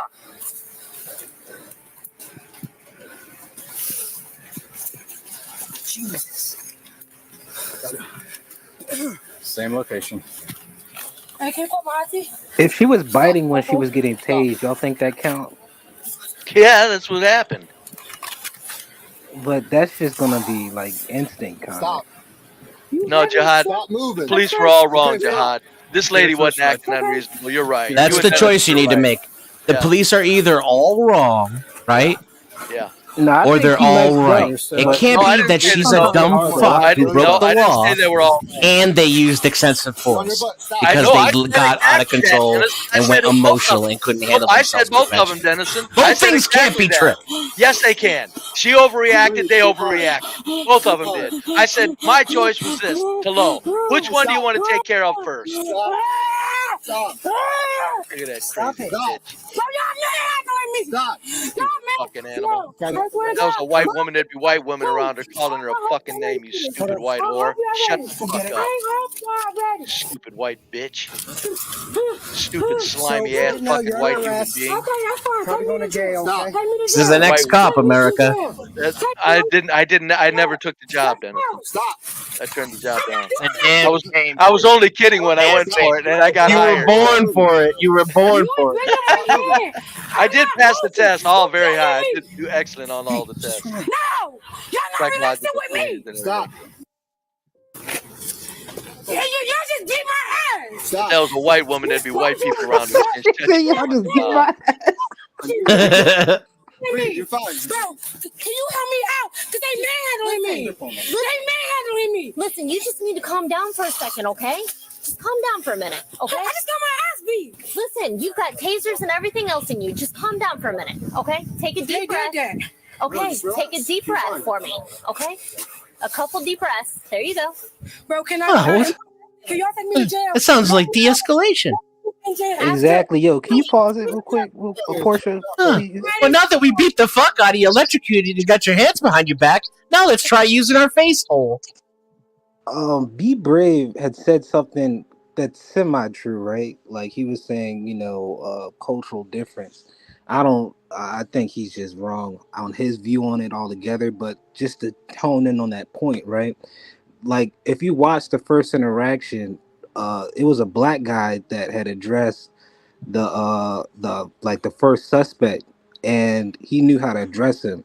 Like, you know what I mean? So like in my city, for example, our cops are black, and we don't got these same problems I see on these videos and stuff.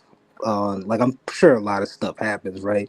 But as far as community relations, we don't have a bad community relations with the police because the police is us policing each other. So we know how to talk to each other in these circumstances.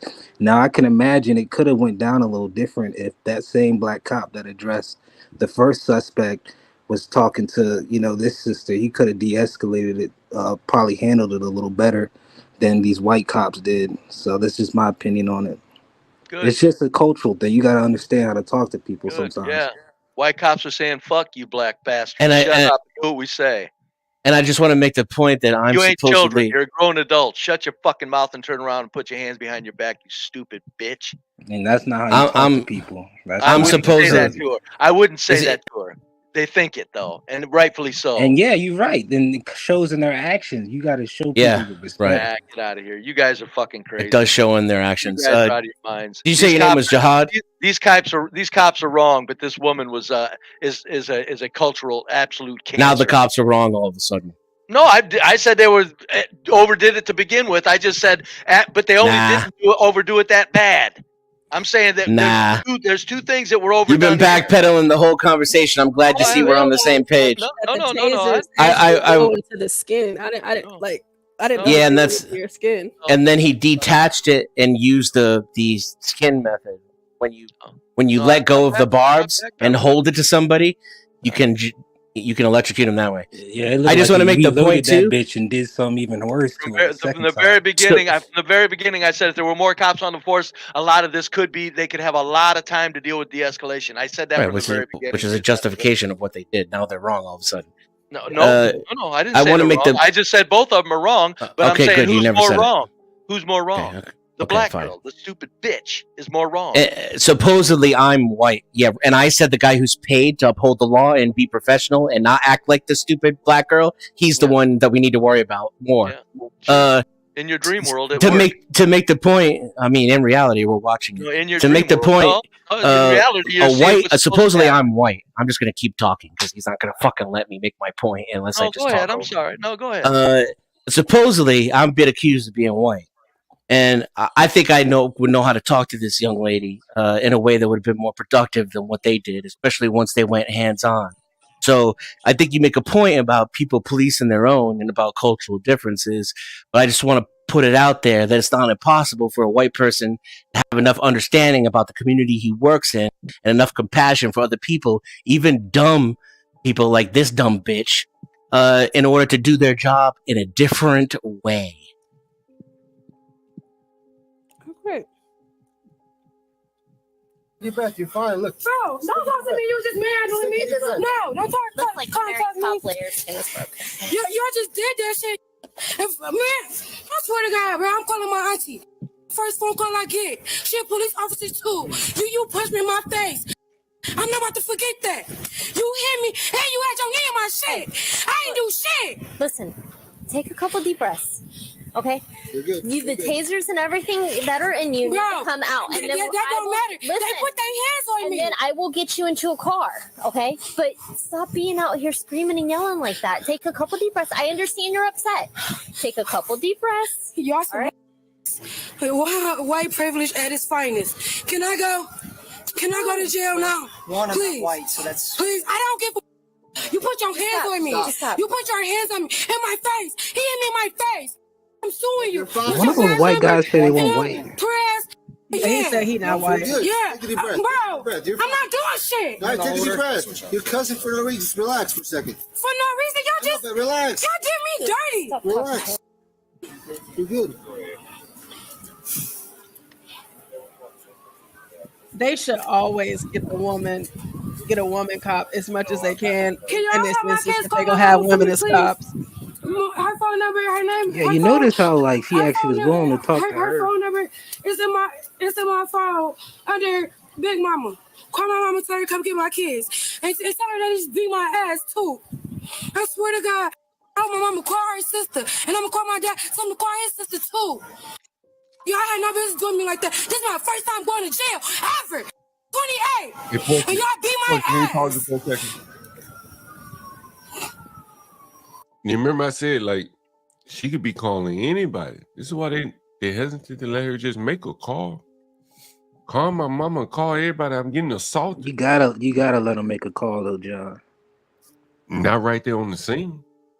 Yeah, I mean, but eventually. Yeah, you right gotta there let on the them make scene. that call. Like the daughter was making the call, and the police have zero right to stop her from calling anybody. She could call the whole neighborhood if she wants, and they can show up too. Yeah, but you know, man, I mean, you got to weigh your protection. She could be calling the killers to come out. Call my mama. Tell them they're assaulting me. You know what? She could be calling ninja assassins to come break her out of jail too, John. Get your phone call in jail when we're all in a safe environment. That's where the phone call gonna come. It ain't got to be right there on the street. Or it could be right there on the street with compassion, and they could even wait for the mother to show up to avoid putting these kids in the system at all. If she had complied, they probably would have let her do it. If I were in charge, But it I'd let her seemed do like it even she now. did, After like, she bit one of my officers, I'd still let her do it. It was weird, right? Because the video kind of skipped because she was yelling, right? And then it seemed, and they were like, "Yo, you got to shut up with that yelling." And then the video skipped, and by the time it skipped, I don't hear no more yelling. But then that's when they're talking amongst themselves, like, "Yeah, let's go ahead and just nab her." So I'm Right. like, "Damn, that's kind of ironic." Like, right Yeah, when we're she gonna shuts have to up, go that's code when 3.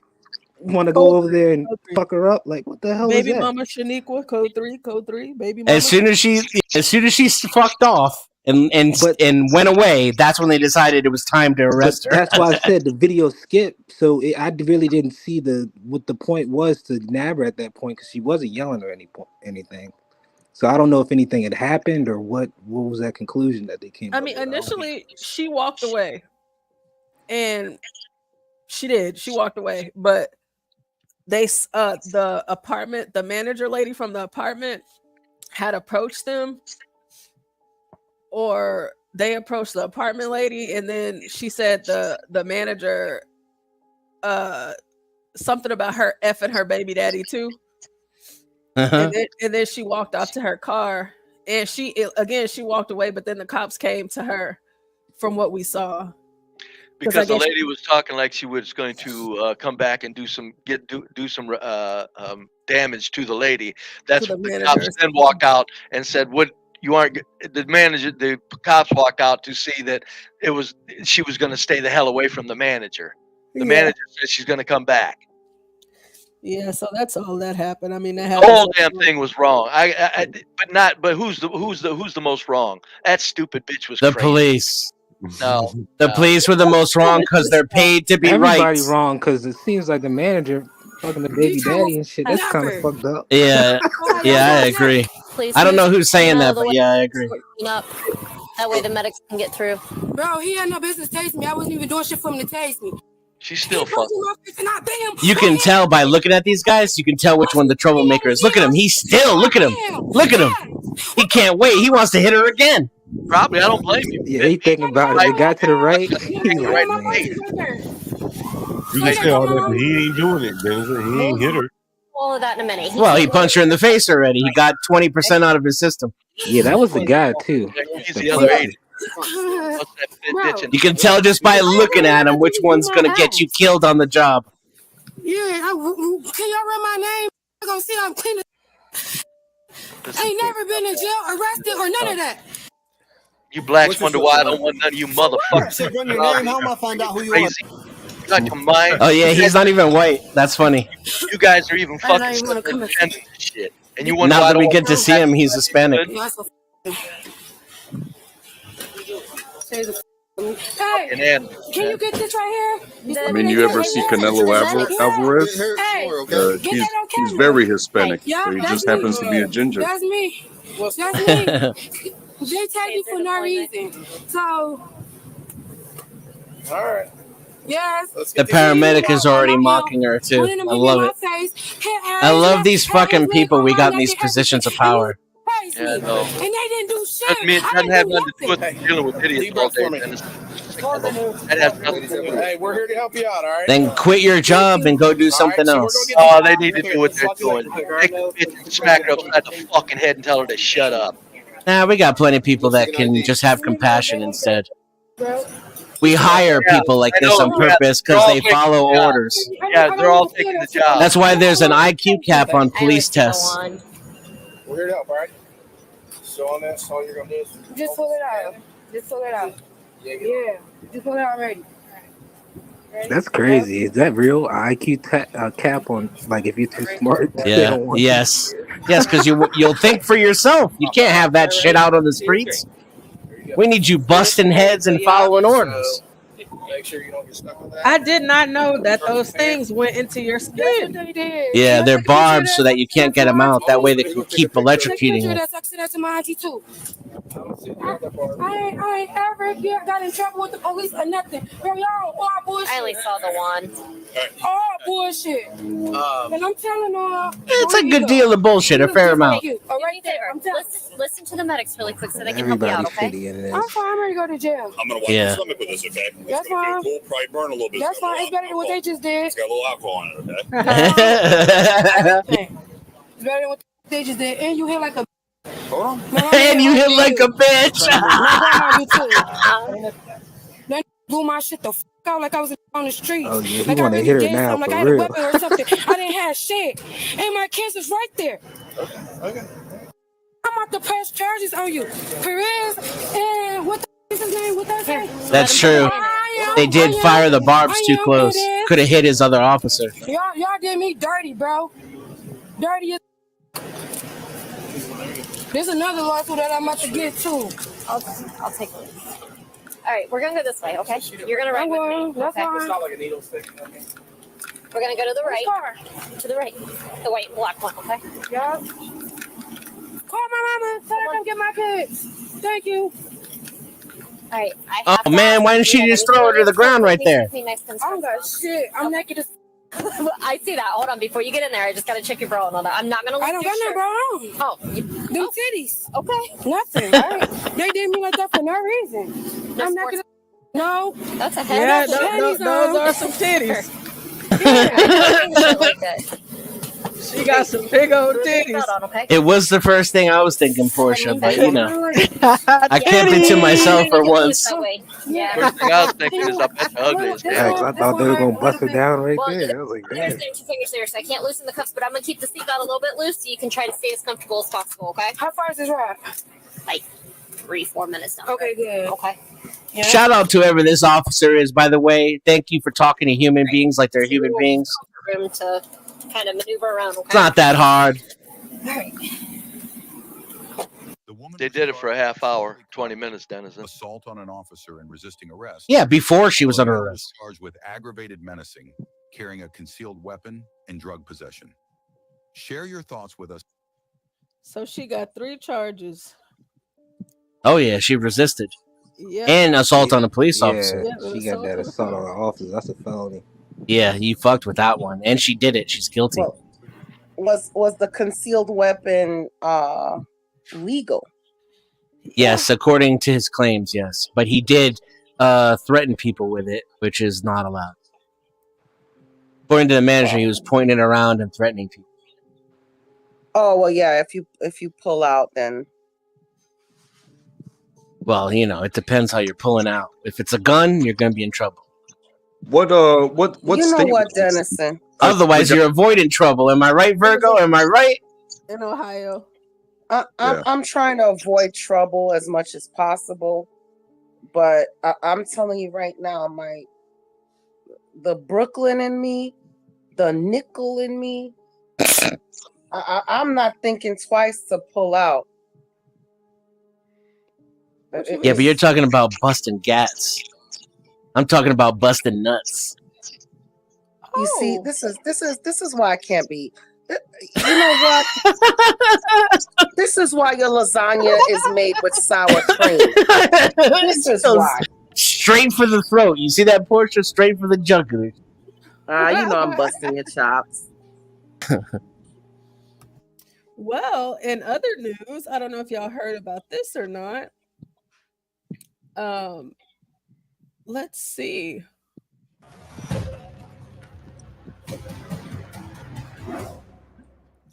The infamous Russian arms dealer Viktor Bout has reportedly met Houthi militants to broker a potential arms deal. Now, the arms mastermind has spent 12 years in US prisons. So what is the infamous arms dealer, also known as Vladimir Putin's confidant, up to now? Is Putin's merchant of death, Viktor Bout, back in business? News 9 Plus decodes. Well, the Wall Street Journal certainly thinks so. Bout, who is known for trading... Okay, before we get back into that, do y'all remember Viktor Bout from Russia? The guy that we traded for Brittany Griner? Or Griner? Yes. Yes, Well, the supposed arms dealer or whatever he was. Oh yeah, no, he wasn't supposed. He was the truth. He was the Oh, real okay, deal. the arms dealer. Okay. Yeah, I was trying yeah. to make sure. That's why I said that. And so he's back in business, and now he's doing business with the is it the Houthis? Is that how you say it? The Yeah, in Houthis? Yemen, the Houthis. I think there's a TH in there. Houthis. Yeah, I don't know. I'm not sure. rupees. Yeah. Allegedly. Oh no, Allegedly. that's why I say. And when they let him out, Portia, I said when they let him out, everybody was talking like, "Oh no, that means they let an arms dealer out. That means there's going to be more war." Like that single person is the one going around starting wars. Jesus Christ, people make me sick to my stomach. That arms dealer wasn't a pimple on a person's ass for I mean, he anything. moved a When it lot of comes, product though, it Blade. doesn't matter. When it comes to moving product, these goddamn corporations are moving product, Jihad. They're He was moving competing missiles. by himself, one man No, he army wasn't with the competing. corporations. He wasn't competing with nobody. He was nothing but a front The face kind man. of look, the kind of guy this guy was. I can imagine. They say he's working with Yemen. He'll go out there himself and make these contacts to make these deals. Like he's the real deal. The That's how he did it corporations that before, and make that's the how he's doing it weapons, now. the corporations that make the He's weapons like know a where they're agent of shipping them. chaos. The corporations that make the weapons know where they're shipping them. They don't need no damn Yellow. arms dealer. The They arms do dealer need is people just to to push the formalize it. Not product. They too need the much. dealers. No, they They don't. can't. No, The they product don't. don't sell No, they need itself. the people to take the And face he's the for the best. corp. They need the people to take the face for corporate responsibility for Sorry. selling weapons to Yeah, people they that's don't busy. need to be selling them to. Whew, I've been busy this Everybody's week. falling for it. Everyone, Everybody's blaming the everyone single human, criticizing me. I said, not the corporate. Wait a minute, not the clean up corporations a little bit making the more. weapons. They're blaming the single human. That's the out. That's what it's meant to be. These goddamn corporations are selling weapons everywhere, man. Are you crazy? You people crazy? You don't get that? You think one I man mean, I Um, get is that, doing but you're this? trying to undermine his efforts No, in yeah, I all am. this. Yes, I'm saying we need to focus on who in the hell's making weapons and then giving them everywhere. It's not this guy. I It's agree with that, it's but trillion you dollar can't ignore corporation. him. Yes, you can. You can do it. I'll tell you what you can do. You can say who in the hell's he buying from and arranging with. Find out the corporations who's he's arranging with. Damn it. Focus on this one man. That's crazy. We're a bunch of stupid ass Jesus. humans. We are. I mean, if you're gonna look at it, look at who's doing it, man. These corporations are what you thinking mom and pops making missiles? Jesus. Good God, man, folks. These goddamn corporations are evil. well, let's Ooh. see. Weapons is believed to be negotiating a deal for the sale of small arms to Yemen's Iran-backed Houthi group. According to reports, Houthi envoys had a secret meeting with Bout when they visited Moscow to iron out the details for the purchase of automatic weapons worth $10 million. Bout met two Houthi representatives who traveled to Moscow under the guise of buying pesticides and vehicles and visited a Lada Automobiles factory. The arms dealer has been in jail for 12 years in the United States and was famously swapped with the basketball player Brittany Griner in a December 2022 prisoner swap. Which is Since crazy. his release, Bout joined the far-right Liberal Democratic Party and won a seat in a local assembly in 2023. According to Russia's local media, he also registered a trademark for a beverage brand under his name. So how will Bout's return impact US-Russia ties? Victor's return to the world of trading weapons may spell trouble for the US. The Biden administration has been worried that Russia might provide the Houthis with advanced weapons to retaliate against Washington's support of Ukraine. So the US might try to oppose their deal. If the deal goes through, it could pose a significant threat to the US military's efforts to protect international shipping from the Houthi attacks. So how did Bout land in a US prison? Bout was extradited to the US from Thailand in 2010 after a sting operation. In 2008, the US Drug Enforcement Agency posed as potential buyers from the Revolutionary Armed Forces of Colombia, also known as FARC. Now, FARC had been classified as a terrorist organization by the US. The arms dealer was sentenced to 25 years in prison in April 2012 after being found guilty of conspiracy to kill Americans and US officials. He was also believed to have ties with Al-Qaeda and Taliban by media in West Asia. The US made moves against Bout throughout the 2000s, even froze his assets in 2006. However, they were unable to prosecute him. Many believe that the Hollywood film Lord of War is loosely based on Viktor Bout's life. What's Bout's Putin connection?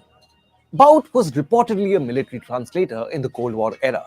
Unconfirmed reports even suggest that he worked in Russian intelligence and peddled weapons for them, furthering Moscow's global objectives. He may have served alongside those close to President Vladimir Putin. Now, President Putin was once a KGB operative himself. So has that helped Bout come back to the business of selling arms?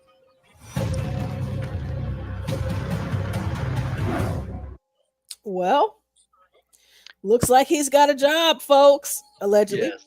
No, that's what Jason was saying earlier, how humans have made a joke of this planet. This is an exact example of it.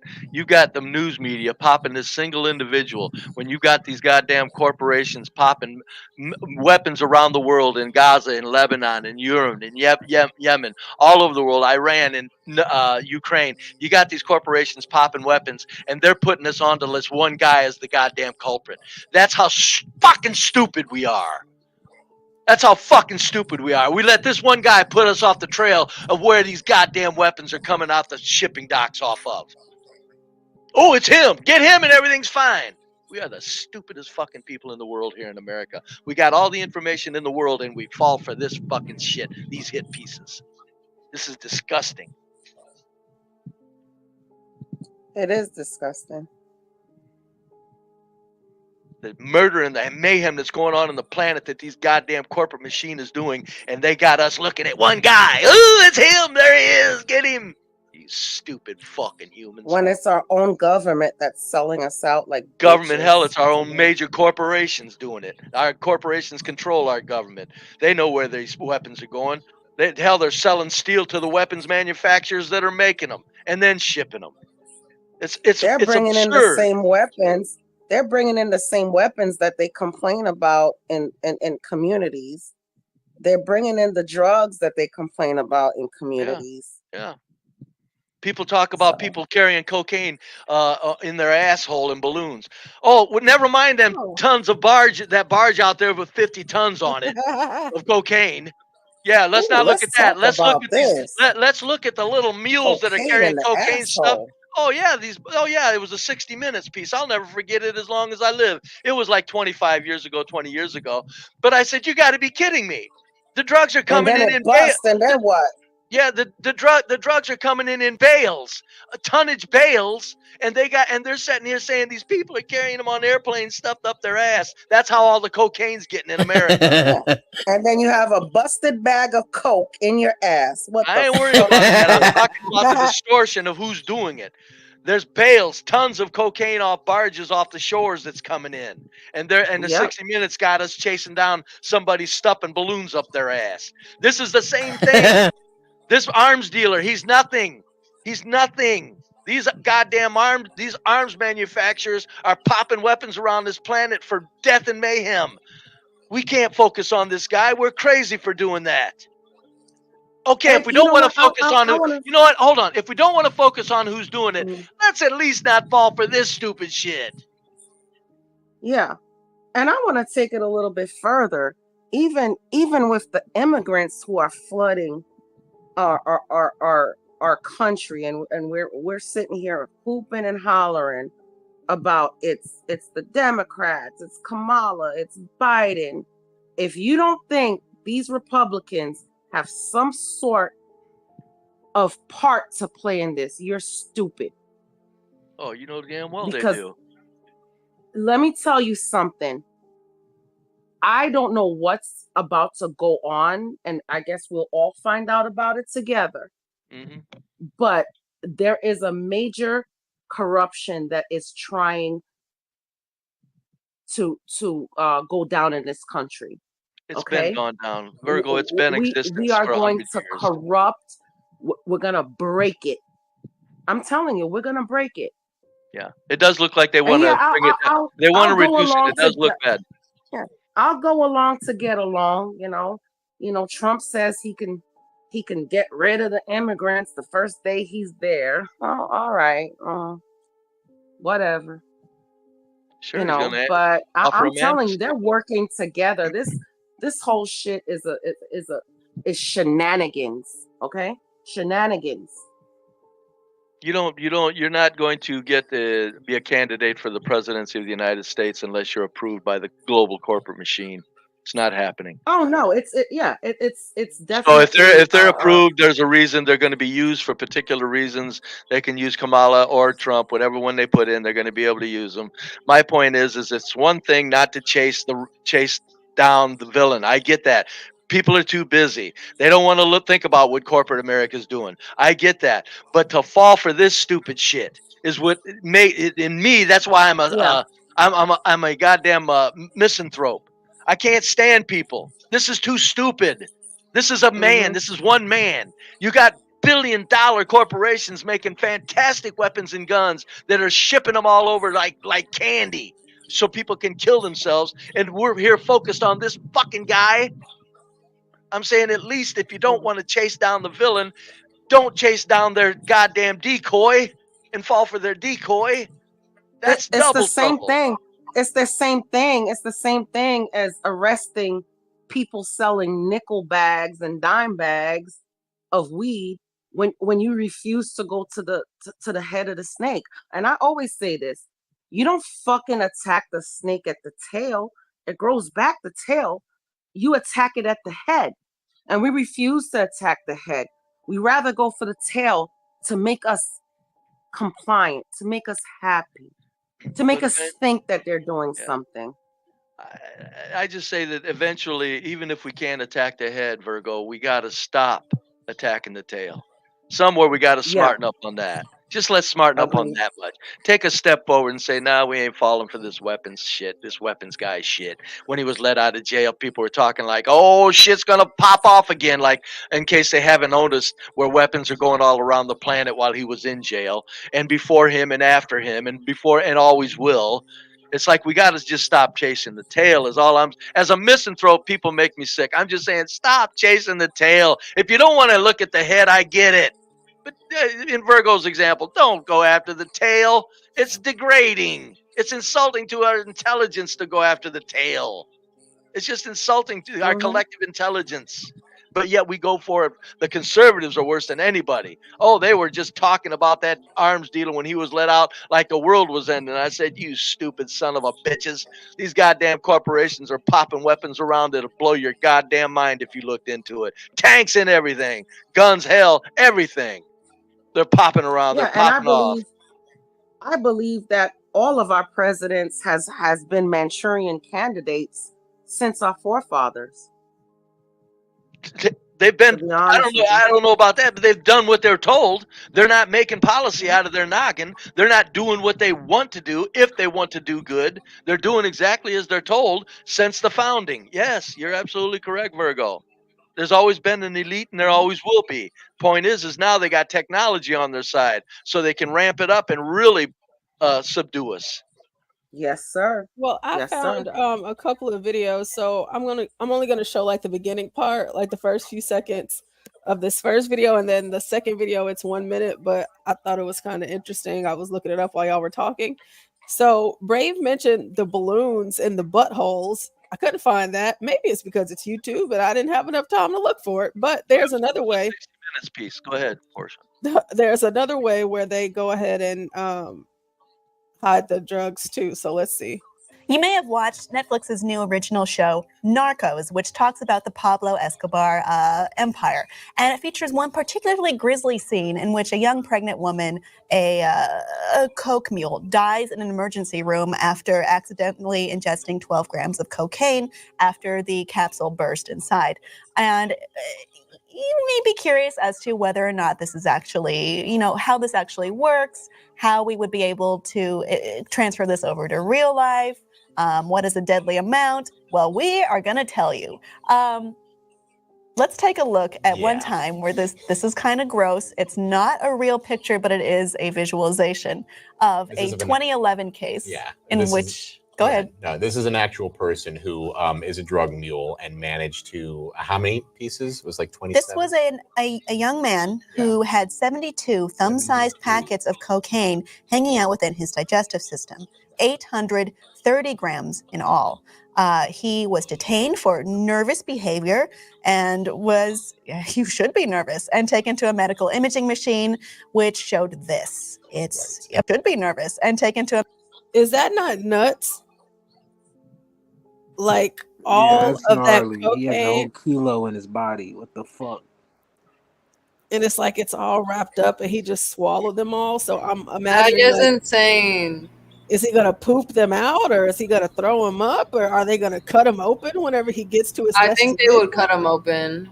I mean, God, dog. I mean, it's all inside of him. And if And one it's of those popped and he would like be high or something. Yeah. So that's what happened If to one the of them lady. popped, he'd OD just Yeah. off like 2 or What 3 news grams. was this? A news outlet? Was this a news piece, Portia? Yes, it's a news. Yeah. Do you ever see that news piece? Picture pallets of barrels of precursor chemicals that go into making meth coming off corporate docks. See, they don't show that. They don't show the barrels on skids of precursor chemicals that goes to these countries to make these drugs. They don't show that. This is what they show, folks. There's a reason for it. There's a reason for it. And it's crazy too, because this is not in it. This is outside of his stomach. It's like it's everywhere. Like it's everywhere. It's all in his lungs, all around his heart. It's all. I'm just saying the same news feed could have showed us pallets of barrels full of precursor chemicals if they wanted to really talk about what's going on. But Are this is those what hot they do. Cheetos? They look like it. No, it's bags of cocaine. No, I'm joking, Portia. I didn't know if you stepped away for a minute. I'm joking. No, I'm just saying. Again, the news feeds don't show us what's going on. They don't. They just give us what we're supposed to chase around, like the little stupid greyhounds chasing that mechanical rabbit around the track. And like I said, I get it. I don't chase the rabbit, and I don't sit there and go after the people that are destroying the world. I don't give a shit. But I'm not stupid enough to keep chasing that rabbit. That you're not going to get me to do that. Okay, folks. It's like a dog chasing its tail. Yeah, it's just silly. It's degrading. It's sickening. This hair-raising. And here's another one I thought was pretty gross. I mean, just from the onset, just to look at it, it looks weird. So this is another lady who was smuggling drugs. So we're talking about Victor Bout, the Russian arms dealer who smuggles weapons, and Brave mentioned smuggling drugs. So I got curious. So here's a lady that's smuggling drugs in her hair. This hair-raising attempt at concealing drugs was thwarted by authorities in Colombia. They say 2 women tried the same stunt at 2 different airports in the country and were both nabbed. Police say when both women went through airport security, scanners showed foreign objects hidden in their big hairstyles. Authorities say the women were detained and submitted to voluntary scanning, where the images showed irregularities. Video of one of those searches was made public. It shows when airport security officers discovered a vial hidden in the suspect's hair extensions. Its contents were tested on the spot, and police say it was determined to be cocaine. That's when further searching revealed more tubes strategically attached to the woman's head. Colombian police say they seized nearly 2 kilos of cocaine from the women, who were both bound for Madrid, Spain. Again, while the Colombian police turn their backs while tons of cocaine is made, while the American news pieces turn their backs while tons of cocaine being made makes its way into America, they focus on this. That's what I'm saying. That's what I'm saying, folks. Stop chasing the rabbit. This is by design. Yes, that's my point. That's my point. Yeah, that's my point. It's by Exactly. design. We got to stop chasing the tail. That's what they put us on. That's my point exactly. Because a lot of these people who get quote unquote caught are actually sacrificed. So they'll snitch on the low end people carrying, and then they'll grease their hands with some money, or however they do it. They'll catch these people carrying just to say, hey, we're doing our job. We're catching these people. Meanwhile, the big time drug dealers are carrying baggages Tons of it. Baggages. Tons of it. Bales of it. Did you say baggages? Baggages. Yeah, baggages. What? I was just wondering. Is that a word? No, Portia. I think I just made it up.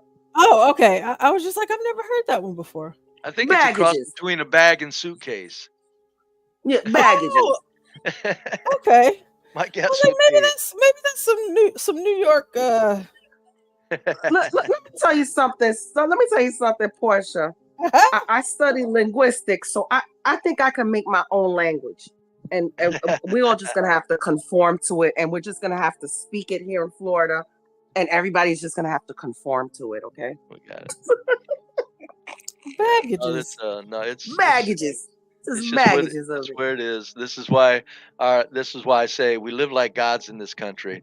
Not only do we live like gods, but look what they hand us for purposes of knowledge and information. They look at us like children. That's why we live like gods, because we let them do everything they want and we shut up. What we are in this country is we're receiving hush money because we won't say anything about any realities. I receive that hush money. You think I'd say it if my life was at risk or I was at risk by getting in trouble? I'd say, hell no, let me shut up.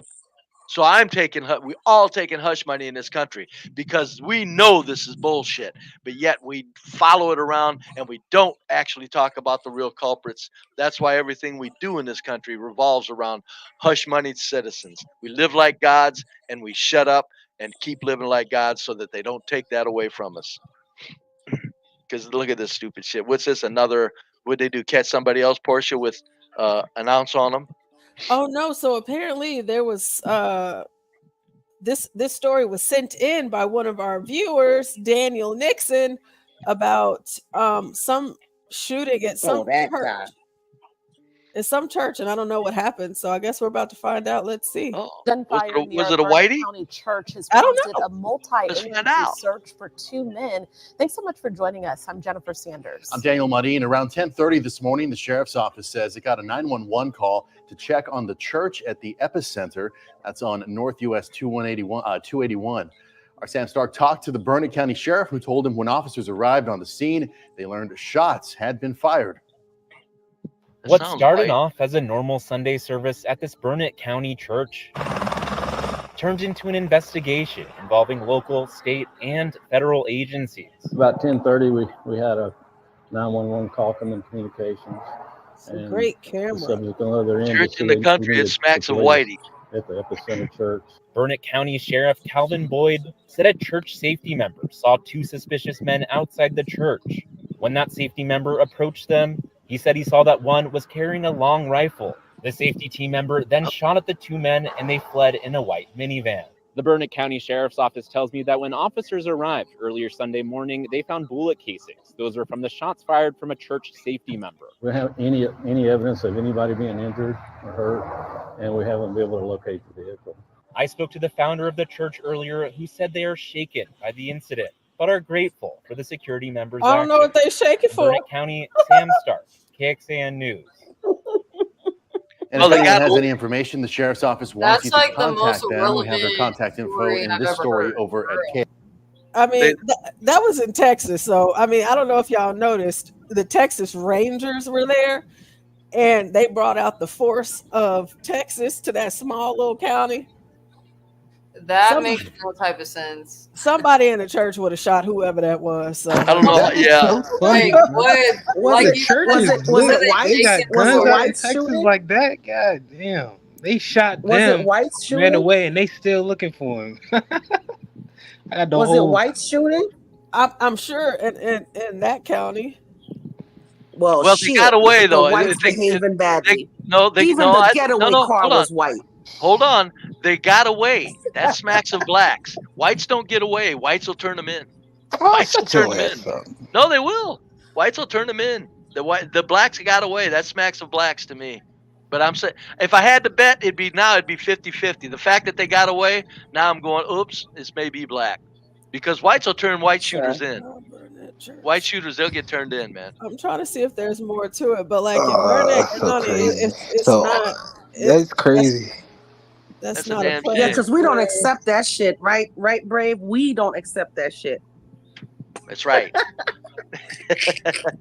I'm not saying My it white don't happen, sister. but to suggest like because Brave said this, he Oh thinks every God. single unknown shooter, you just go ahead and throw that in the black box.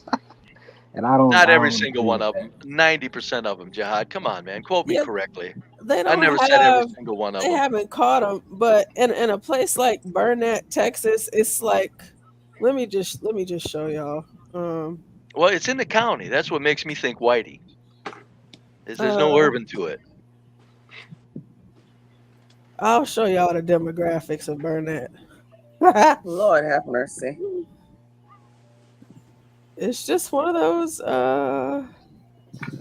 Blacks do travel though. Yeah, they Yeah, are. but They're getting around now. You're right. You're absolutely correct. But only Texas, I think you can get away with that because, like, you know what I mean. I know they had a gun, but I don't know. Like in Virginia, I don't know if you could just start popping at somebody, even if they got a gun, unless like maybe they start pointing it at you or something. I'm not sure. I gotta look into it. But I know in Texas they got like you like if you step on their property type stuff, you could shoot them. Oh, another reason why I know it's not whitey. If it was, they would have given a description. They would have said yeah, white.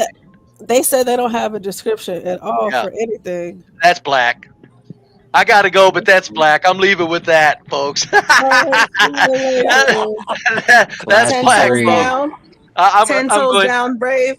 Well, I don't know what that means. Does that mean like I'm sure of it? Yeah. Yeah, I'm telling you. If there's no description, it's black. It's black. Lord, That's usually true. hey, Portia, I lost my whole bar up here. Could you throw me off Streamline? I can't. Oh, there it is. Okay, see you later, See you Brad. later, folks. All right. Oh, who just left us? Brave. Oh, bye, Brave. Oh, Yeah, he's been here with us all day. Oh, that's nice of him. I'm trying to pull it up, but these pop-ups. But yeah, it's a small county. It's I would pull it up, but my it's 97% white. So so chances of it being a black is not. it's very slim there. Yeah, I mean, I'm not But- saying that the person isn't black. I'm just saying it's Burnett County. Like, you know, Texas is huge, and we have like a lot of different small pockets here and there. And you know where the black folks at in Texas. So, and that's just where they are. But like I said, blacks travel. They're not like I heard like a lot of black people don't really live on like the eastern half or western half of Texas. Like they're on the eastern half. Is that true? yeah, so you got East Texas. So you got some black folks out there, and then you have like the DFW. So you got Dallas Fort Worth, you got Houston, you got Austin, and you got East Texas. And that's where you'll find the Negro. Beyond that, you are hard pressed to find a black person in the state of Texas. Hard pressed. I mean, you can go for miles and miles, and you know, you can go. Oh, that's scary. You can go 8 hours in one direction, and you won't see a Negro for 8 hours. And it don't matter how many times you stop, fuel up. You know, it's just, you know, we are where we are. You know, and I'm all right with that. Let's see. Great old state of Texas. Yeah, it's a great God, state. God bless Texas. So let's see, what else did I have for you? Oh yeah, I wanted to do an update on this because apparently, well, you know what, let's get into his video of it because he might do a better breakdown. We're doing this for all of our people that are in Florida, not just one place of the state, but the whole thing. The whole state. Lord have mercy. The whole entire state. All of it. So sometimes they tell you that a hurricane is going to hit some of it, but this one is like, nope, we're just going to hit the whole thing. How bad is it going to hit the whole thing? Well, we can't really say quite yet, but we just know Florida is I know I'm in zone A, which is going to be at least 5 feet of water. Well, apparently, God is bringing the reckoning down on Florida because of the fact that they vote Republican. And this is God's way of punishing these Republican voting Floridians. Man, I've seen some crazy person in the conspiracies on face. that, man. They're And saying that they using the weather to like target the Republican places and stuff. Like how they doing that? And so because of this, we want to make sure that we talk about it because of the Republicans in Florida. Depending on how this hurricane goes, I guess we'll find out. But if you voted for Trump in the primary, it's your fault. It's your fault. So we're going to watch this video and then we're going to talk about the Young Turks. We're going to get into the Young Turks and how they did a whole Young Turks episode talking. Oh, I can't stand them. With the Cenk Uygur, however you say his name. We're going to get into the details of how they say that the reason that everything is happening in Florida is because of Floridians voting for Republicans. But let's check this out first. Let's get some details. I want to shout out to Anthony Brian Logan, Fair Use YouTube. We are using this video for educational purposes. I'm a huge fan of ABL. I love his content. And we're going to see how he breaks this down for us. So let's get into it. Hurricane Milton. I got to subscribe to him. Storm. By the time it hits the west coast of Florida on Wednesday, let's talk about it. How's everybody doing? My name is Anthony Brian Logan, and today we got to talk about Hurricane Milton hitting Florida on Wednesday, potentially as a Category 5 storm. Now, that is very devastating. That is the most powerful hurricane that there is. You're talking about massive storm surges, massive amounts of rain, wind, everything, possibly tornadoes. It's a lot going on with these hurricanes, and it's poised to hit on Wednesday. Now, there may be some rain in Florida as I speak because you get the outer bands of the hurricane that are far from the center. And today's Monday, October 7th, 2024, right around 12 noon.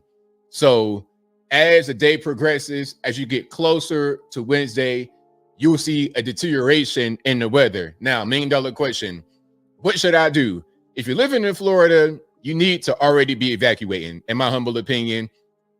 If you know how hurricanes work in your area, if you have dealt with storms like this before, maybe you want to ride it out. I don't recommend that. They're talking about 8 to 12 foot storm surges, a lot of rain, a lot of wind, and you're not really in the mountainous area at all. You don't really have anywhere to go. It's going to go clean across the state, low-lying state with a lot of rain, a lot of wind. That's going to spell a problem, okay? But let's go ahead and look at this right here. You see the storm currently is a Category 5 off the Yucatan Peninsula in Mexico. Now, this area, you got Cancun, Tulum, Playa del Carmen on the East Coast, but right now the storm is on the West Coast. However, there still may be some of the outer bands from the storm that hit the tourist areas on the East Coast of the Yucatan. All right, but you can see where it is right now. It's a Cat 5, and they're saying it's going to be a Cat 3 by the time it hits Florida, but some say it could remain a Category 5. Now, you see the winds. A Cat 5, when I guess the floor for a Cat 5 is 157. So now you're at 160.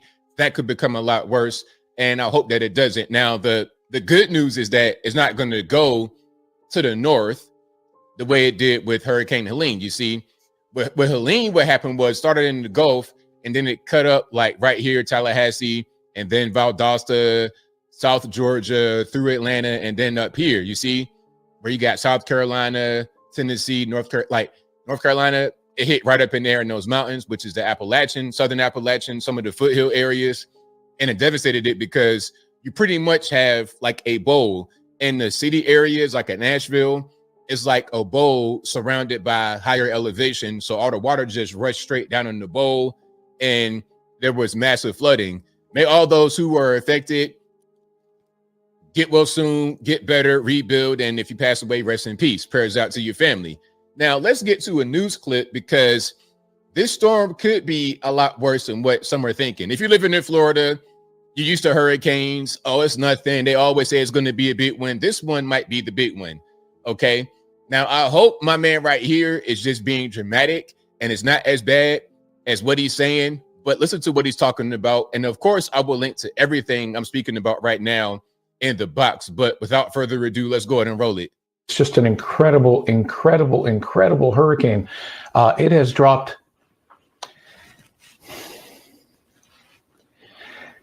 It has dropped 50 millibars in 10 hours. Now, that's bad. What he's talking about. But what I'm seeing right here, it looks like two storm systems combining. Look, I'm no hurricane expert. I'm not a meteorologist or anything like that. I'm being from Virginia Beach, Norfolk. I grew up watching hurricanes. This is kind of what this looks like. But let me let him finish. I apologize. This is just horrific. Maximum sustained winds are 160 miles per hour, and it is just gaining strength in the Gulf of Mexico, where you can imagine the winds. The seas are just so incredibly hot, record hot, as you might imagine. You know what's driving that. I don't need to tell you. Here we go. Okay. Now I see why you're so dramatic. You're talking about climate change. Okay. That's what's making the hurricanes intense. All right, man. Look, hurricanes have always been a part of living on the East Coast of the United States. You're living in Florida, North Carolina, South Carolina, Virginia, on up to as far as New York sometimes. But they call them nor'easters. Listen, this has always been the fact of life on the East Coast of the USA. Gulf Coast has always been an issue. You could even see how a lot of the land was formed by hurricanes out there over hundreds of thousands of years. This is not anything new, but I digress. Global warming, climate change, leading to this and becoming an increasing threat for the Yucatan, including Mérida and Progreso and other areas there. Let's see if I can show you the latest. There's the Cat 5 information. Winds 160 miles per hour, moving east-southeast at 9 miles per hour. And on that track, you're going to notice that this system is going to come very, very close to the Yucatan. And the dirty side of this hurricane, folks, is on the right-hand side of its progress. So that means right over here. And again, on the east coast of the Yucatan Peninsula, Cancun, Tulum, Playa del Carmen, all tourist areas, right up in there, right below this 160 Tuesday AM. That's right where all this stuff is at. So if you get any of the outer bands to reach down there, it's a wrap for the tourist areas, or at least there's going to be an issue with the weather. Again, I don't recommend you travel to Mexico in this particular region right now. And if you're there, they got you with you. Try to evacuate. So therefore, they're going to get the dirty side there. These communities, many of them, as you might imagine, many folks, in that area have just the very basics, nothing else but that. So it's going to be very tough. Now let's transition to Florida because even though it is expected to weaken on approach, it is so incredibly strong right now that you're going to find it very difficult for it to be nothing less than a major hurricane when it makes landfall in Florida.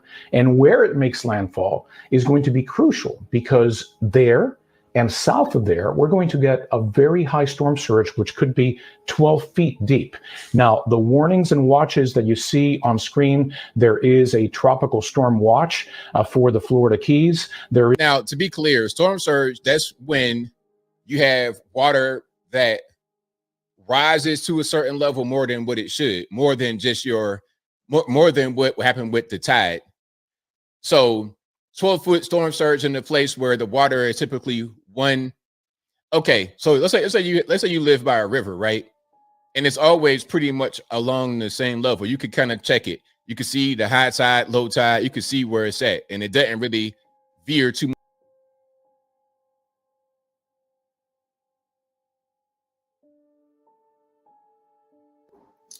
All right. So, any thoughts? Climate Ooh, change. that's a lot to take in. As far as climate change, listen. The whole Earth has always been climate changing. We went through ice ages. We went through so much. So I don't really buy into it. Now, as far as manipulating the climate to buy up land, I may not think that's that far fetched. I believe that, especially in my area, we have, I live in a historical part of Bradenton. So we're not affected by like subdivisions. All these houses are like standalone houses, you know. But if a hurricane devastated us, hopefully not, and everybody was forced to move out, I'm sure they would put up a lot of subdivisions, because it's literally like I can walk to downtown Bradenton and they have been building it up with lots of apartments, like luxury apartments, lots of subdivisions. You got subdivisions in Lakewood Ranch, which is a couple of miles from me. Everything is like so expensive, and my area is, I would say it's kind of expensive too, but not, you know, the way it is and you know, the other parts of Bradenton. So I wouldn't say it's that far-fetched. Now, as far as being scared of a storm, like I said, I'm in category A, or zone A, I should say, I'm sorry. And my area is projected to have about 5 feet of water. But I'm hearing him say it's supposed to be 8 to 12 feet. If it's 8 to 12 feet, we're done. We're done. This whole area is done, because I literally can walk out of my house and see the river. Yeah, So 8 feet is crazy.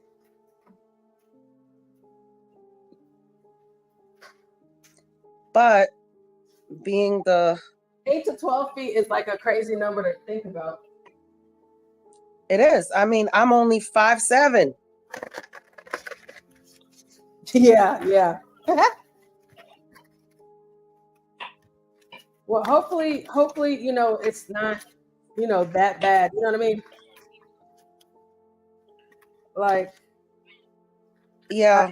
I hope it's not, because, you know, it's just predictions. You don't know what it is until it actually makes landfall. You know what I mean? So, and the problem is that I've been through so many storms out here that everyone, it's like, oh, it's the big one. It's the big one.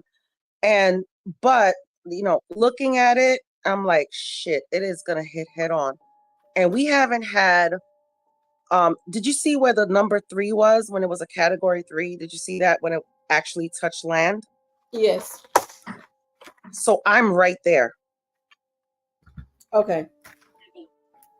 I'm right there. I'm below Tampa, above Sarasota. I'm literally right there. And then the problem with a storm hitting head on, you'll have the beginning of the storm, and then the eye of the storm passes through, and then you think everything's okay. And then the back end of the storm comes in. So and we had one hit us. When are y'all leaving? I want to bunker down. Oh, so you don't want to leave? Honestly, Yeah, I want to bunker down. If we're the captain of our ship, I want to go down with my ship. It is what it is. I'm not gonna run. Where am I gonna run to? What do you do after losing everything?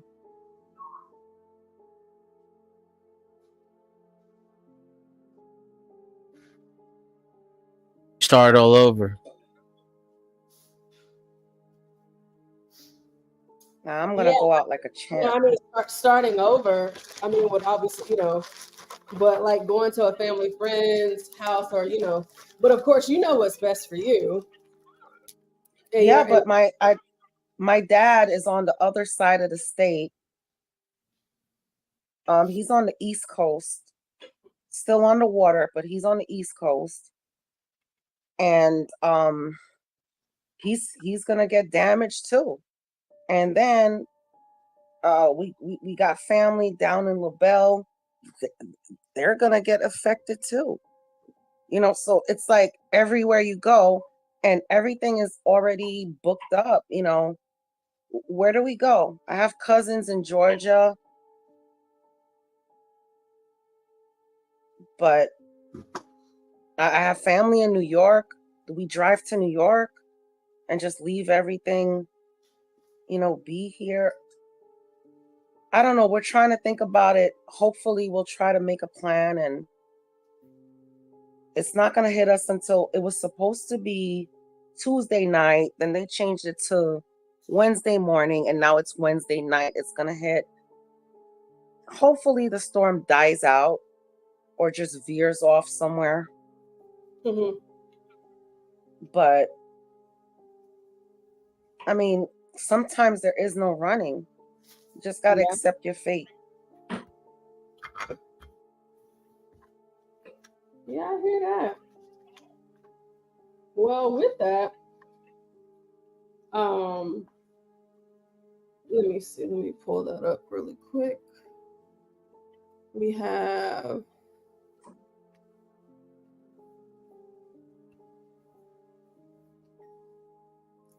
my oven is ready. Let's see. We have left-wing hosts slammed for using Bible to justify abortion and saying hurricane may be punishment for red states. So, what does Hurricane Helene have to do with abortion? Well, let's find out. Oh, Jesus Christ. Absolutely nothing. You know what? Absolutely nothing, unless you're Young Turks founder and CEO, Cenk Uygur. While Helene should unite Americans to rise above partisanship and all of its usual squabbles, Uygur took to X on Friday to make sure everyone stays in the muck by suggesting Helene is punishment from God against states where abortion is outlawed. Cheek says, remember the Bible is pro-abortion. Numbers 5:11 through 31. Has a priest performing an abortion upon the command of God if you think your wife cheated on you. So maybe God sent the hurricane to red states because he's mad they outlawed abortion. Now, what I would like to do, Lord have mercy. Just because I would like to do it. Hold on, wait, let's see. Let's go ahead and pull up the Bible. And let's look at Numbers 5:11 through 31. Let's see here. 11 through 31, that's pretty long, but we can probably skip around and see. Sorry to all of you out there that aren't Bible thumpers, and I'm not saying that I am. I'm just saying I just want to see.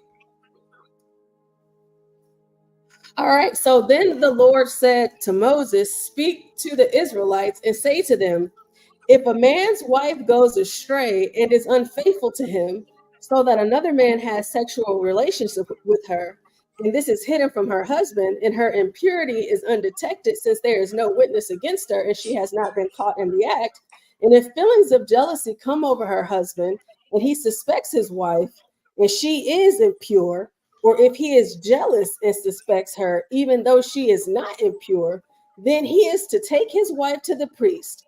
He must also take an offering of a tenth of an ephah of barley flour on her behalf. He must not pour olive oil on it or put incense on it, because it is a grain offering for jealousy, a reminder offering to draw attention to wrongdoing. The priest shall bring her and have her stand before the Lord. Then he shall take some holy water in a clay jar and put some dust from the tabernacle floor into the water.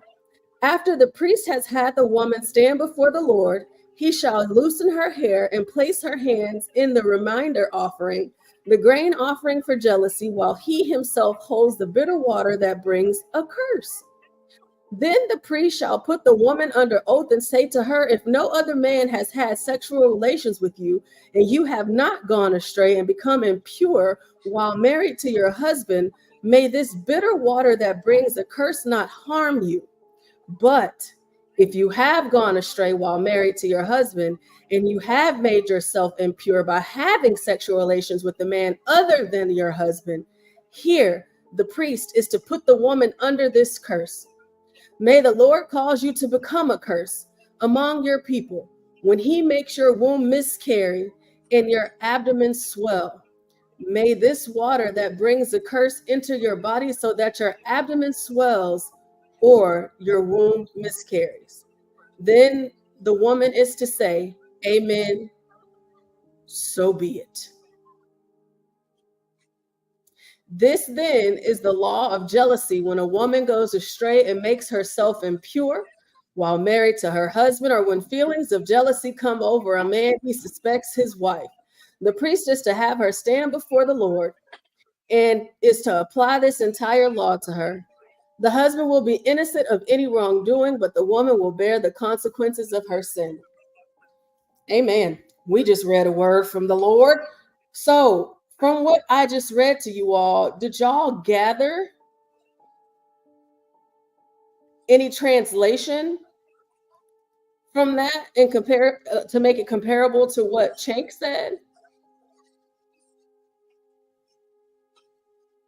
No, it just means that the Bible does prescribe abortion. Virgo? Is she still here? I'm not looking at the screen. Let me see. Maybe she stepped away. Oh, sorry. No, I'm here.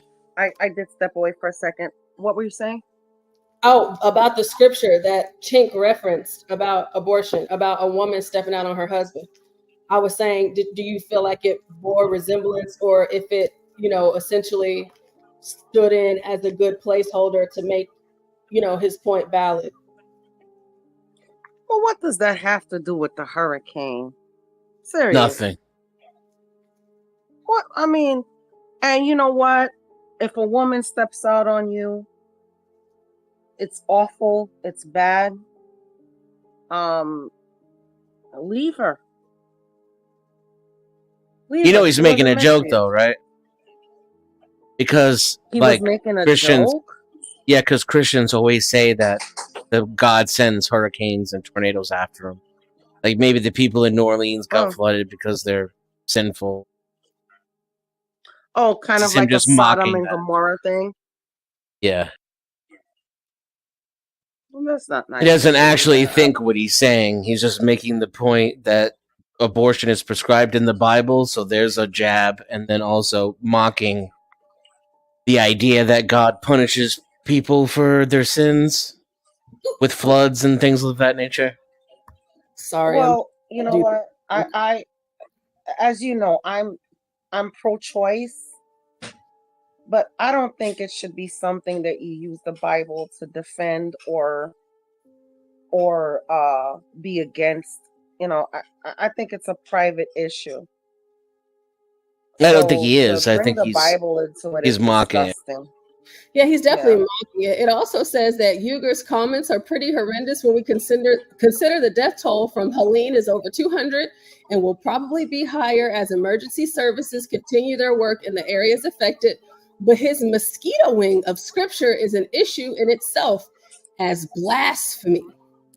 Uger has misled and misspoken the message from Numbers 5:11 through 31. Rapper Bryson Gray responded in correcting his interpretation of the passage. And that is the word that I was looking for a few moments ago and couldn't find it, your interpretation. So Bryson Gray says, no, it isn't. The dust and water puts a curse on the woman's womb if she's committed adultery and was dishonest about it. It does nothing if she's innocent. It doesn't mention the woman being pregnant anywhere because it's about her future. It's a punishment.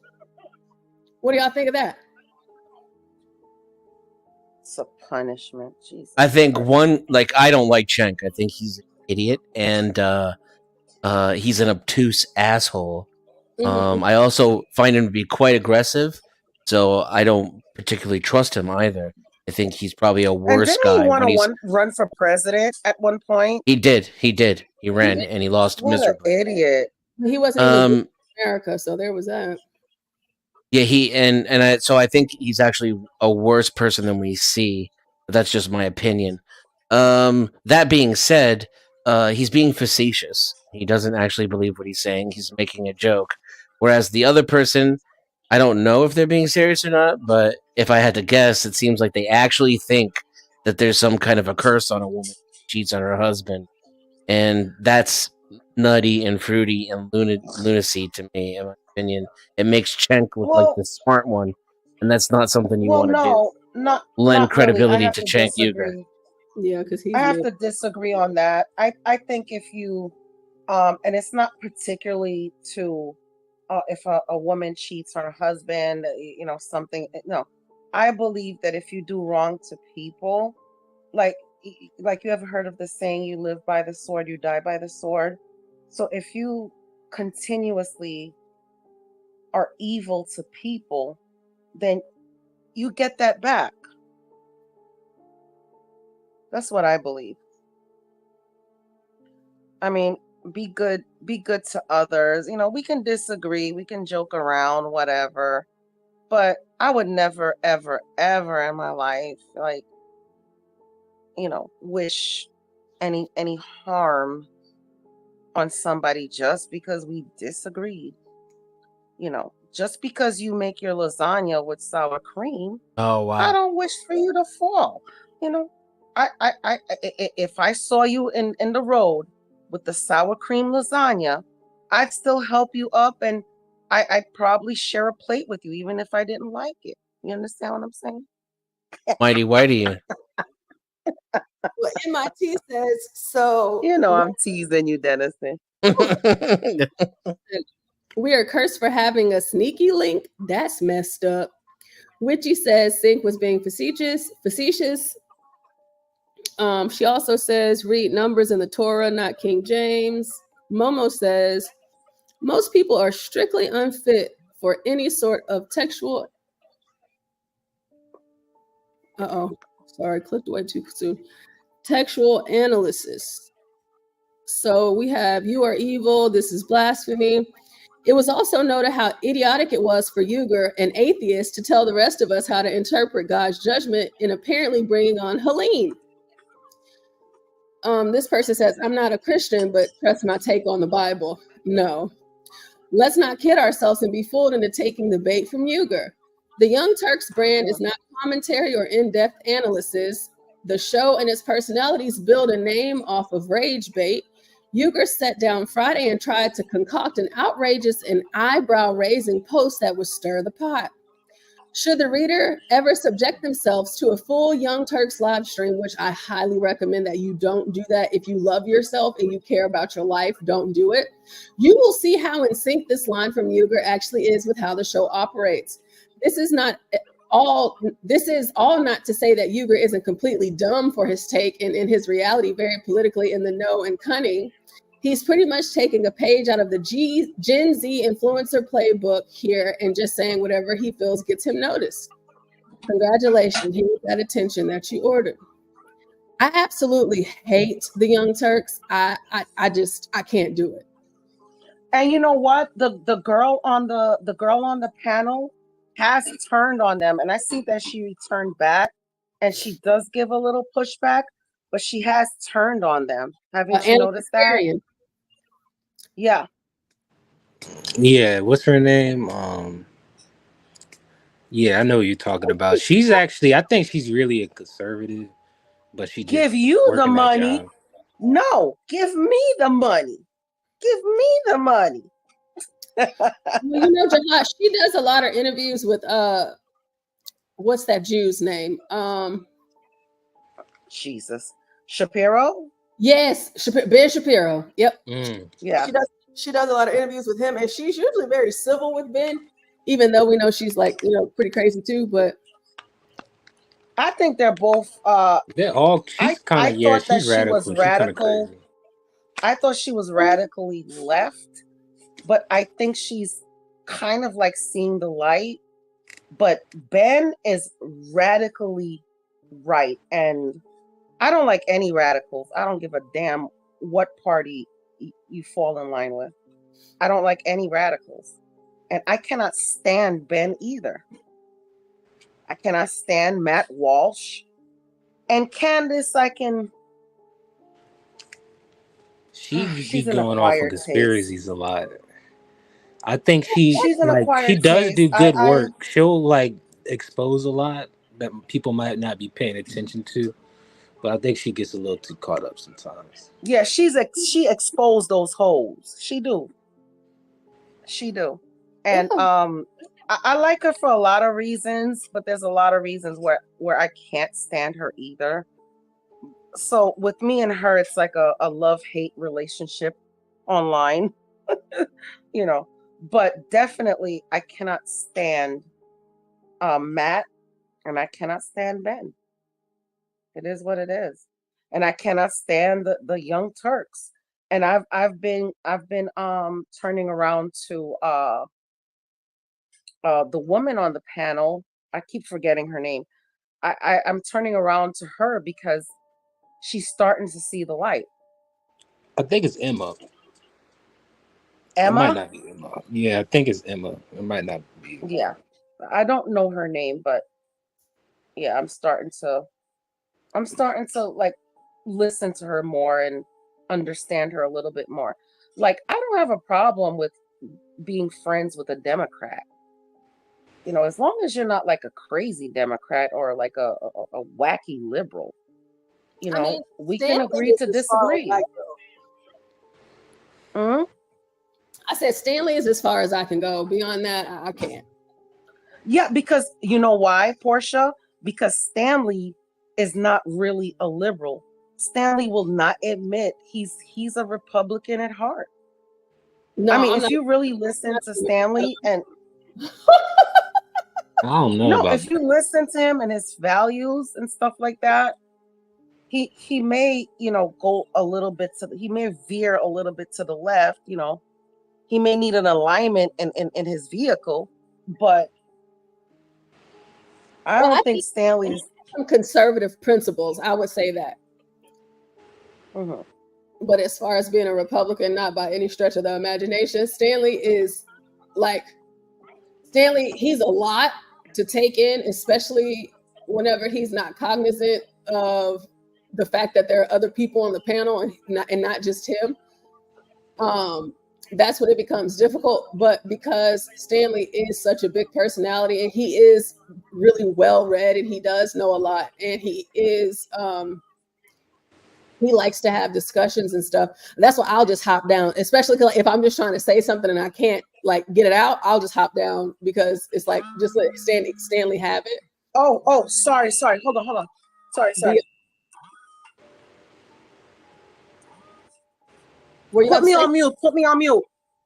Oh, I was about to say something, but beyond that, I do love Stanley. I think he's great. He's just the only Democrat voting person that I can tolerate. Other than that, I just have a very hard time.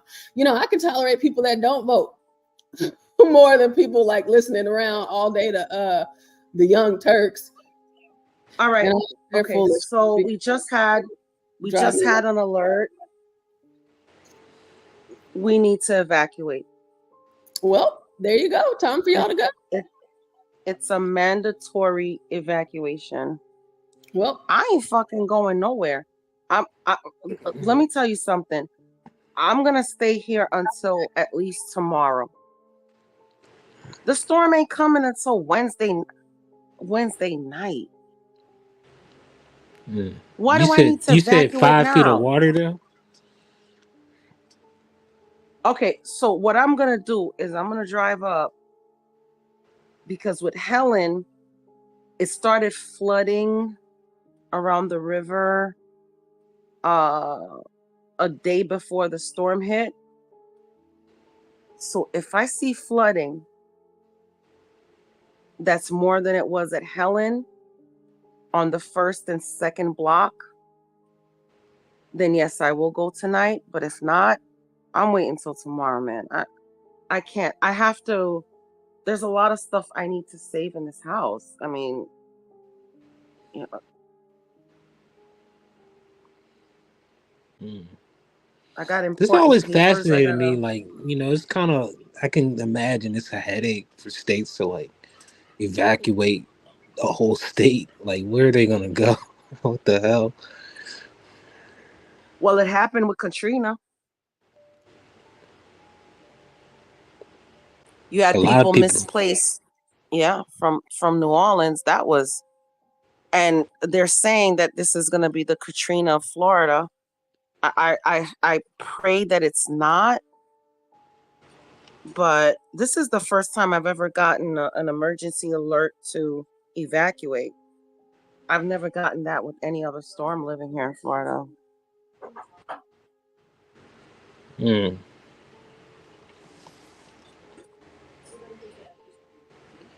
So I don't know. This is just too much to bear.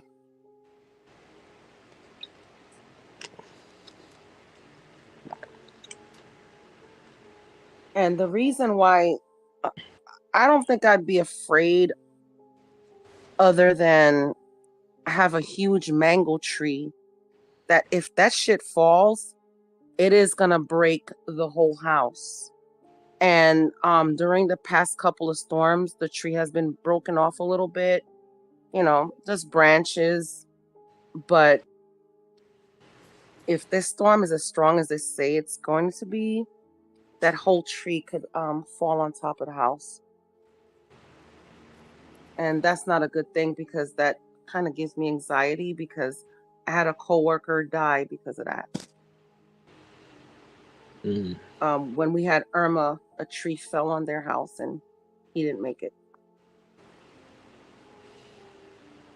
And both him and his wife worked with me. Yeah, I don't like going to funerals. I really hate it.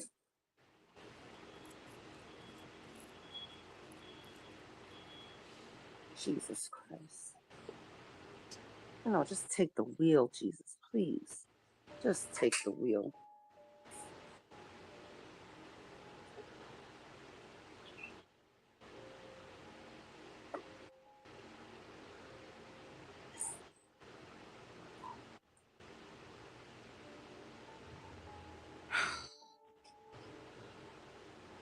Anyway.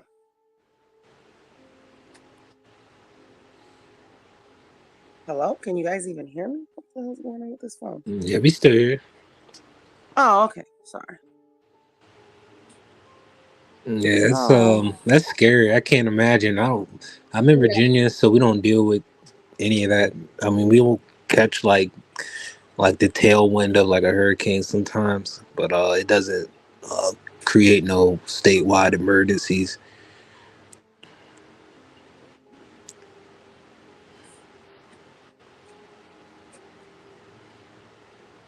I don't know. Maybe as much as I hate the cold, but moving to Idaho could be an option too.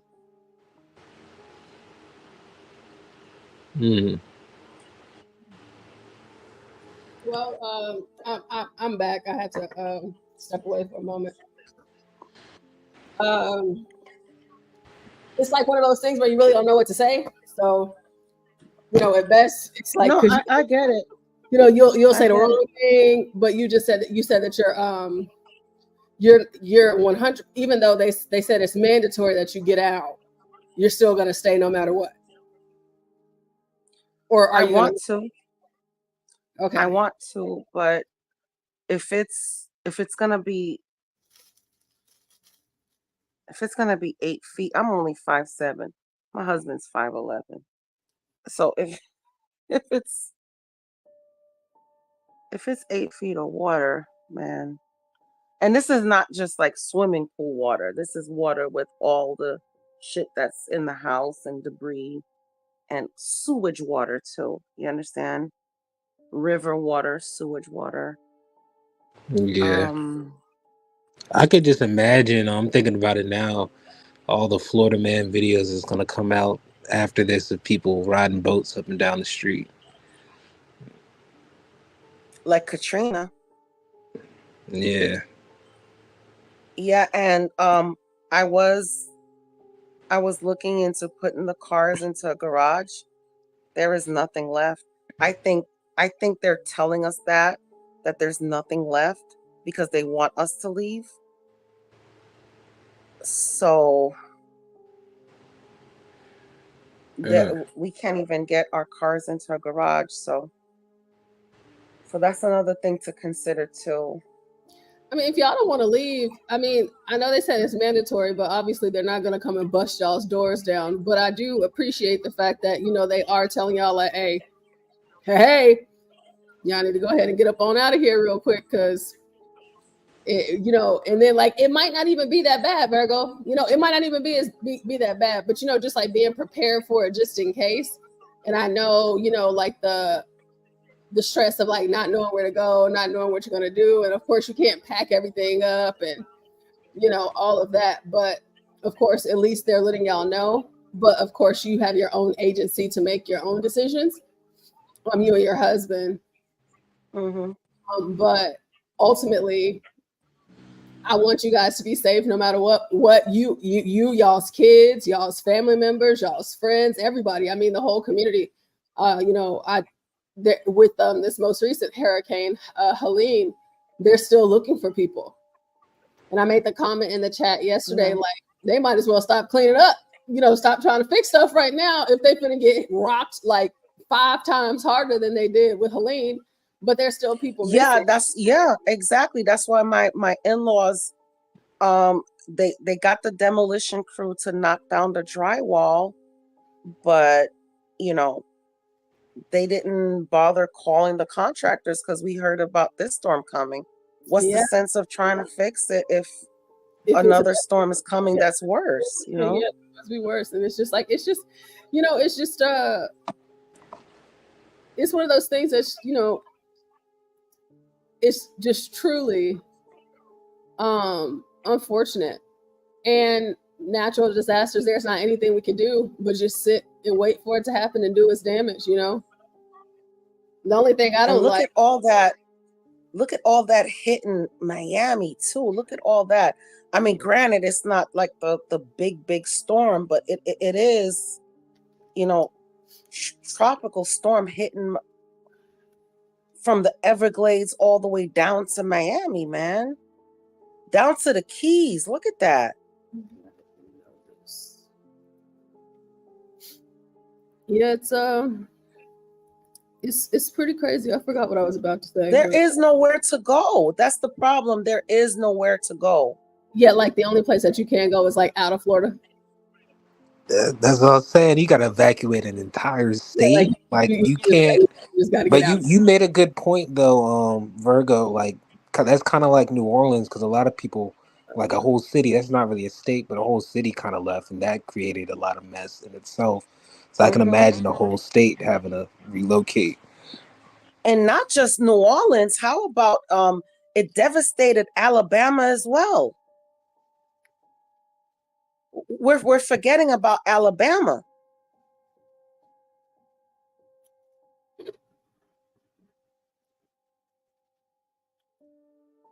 Yep.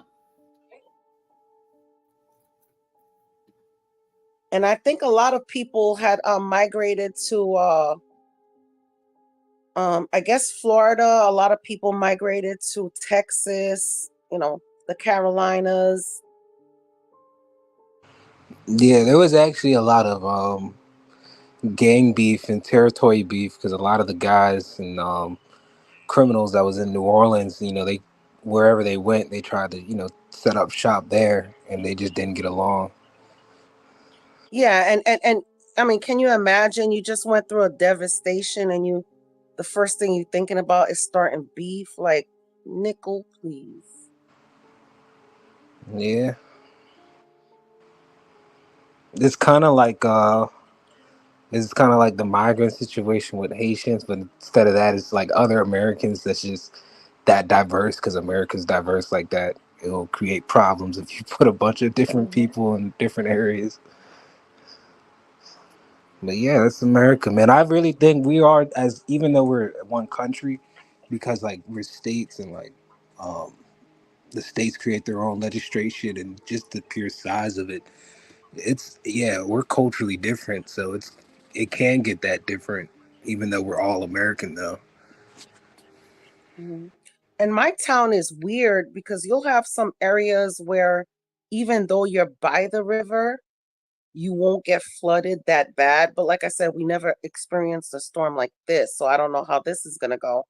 But you'll have some storms where maybe a block or two, will have just a little bit of flooding with the house and stuff like that, depending on how low your house sits.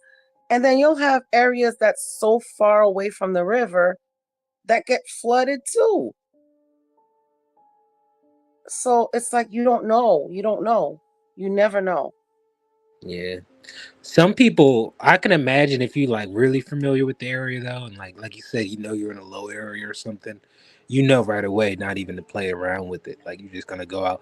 It's funny because I saw like a little meme. It was a picture, and it was just two photos. It was like a street view of or I guess somebody took it from I guess apartment a couple floors up, but they were showing the cars. There was a couple cars parked on the street and stuff, but there was a couple cars parked like on this little mound type thing that was elevated maybe 5-6 feet above street level, and then like in the next photo, the whole block was flooded all the way up to like basically the bumpers of where the people that knew that what was going to happen flooded to. So I'm saying like that's a good example of people just sometimes you just know right away, oh yeah, this shit go all flood. Let me just get my car out of here right away.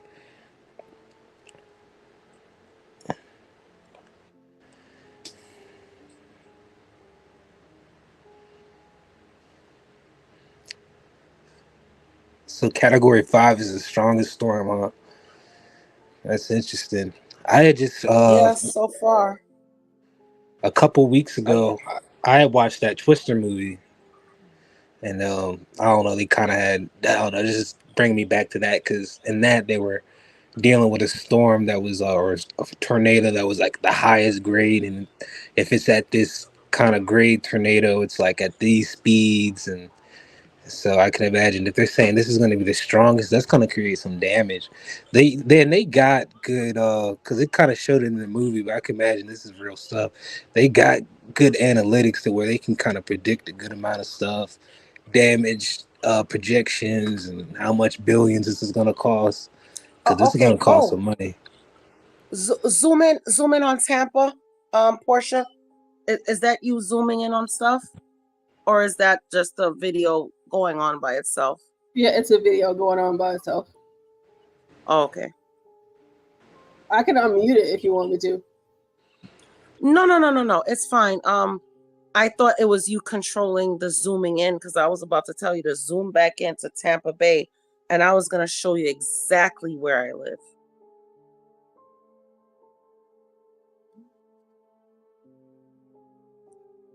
Well, not exactly where I live, but the area.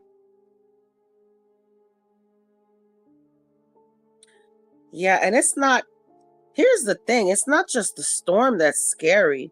It's look at all these tropical storms forming ahead of it as well. And yeah, maybe one tropical storm you'll be okay. But when you have all of this and then you get hit by a hurricane, it's, yeah. This is no good.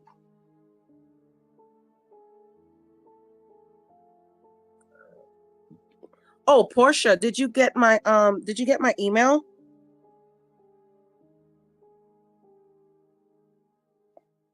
Oh, let me check.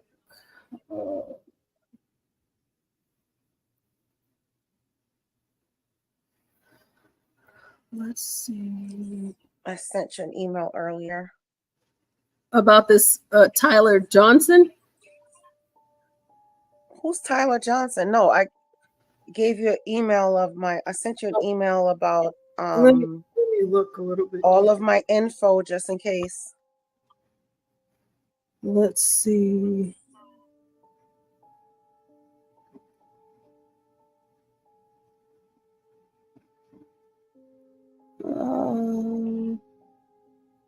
Maybe you sent it. Let me check my other email.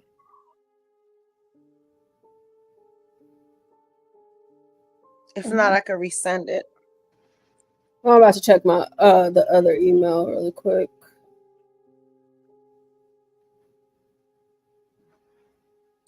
Yeah, because if anything goes down, I want y'all to tribute me in the biggest way possible. October 7th. Virgo's always gonna go out in style.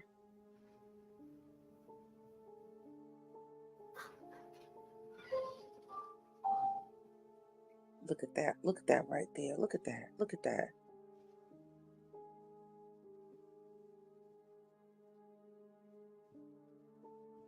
That motherfucking storm. And it looks like those two storms are about to collide. And that's what I'm afraid of. They ain't delivered nothing over here. Whose house did they send that to? Huh?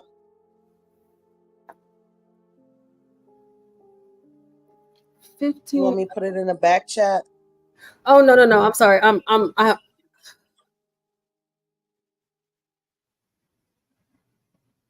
107. Yeah, I'm gonna have to go over there and get that.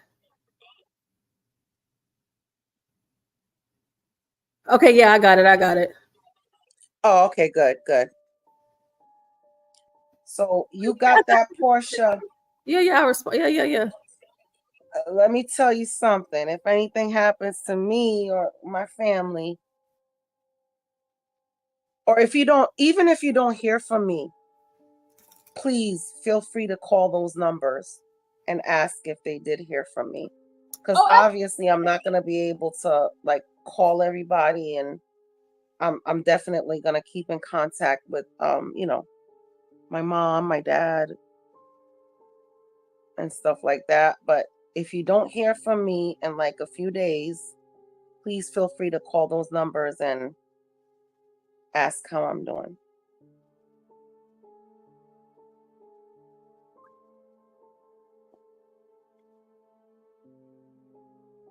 Look at this shit.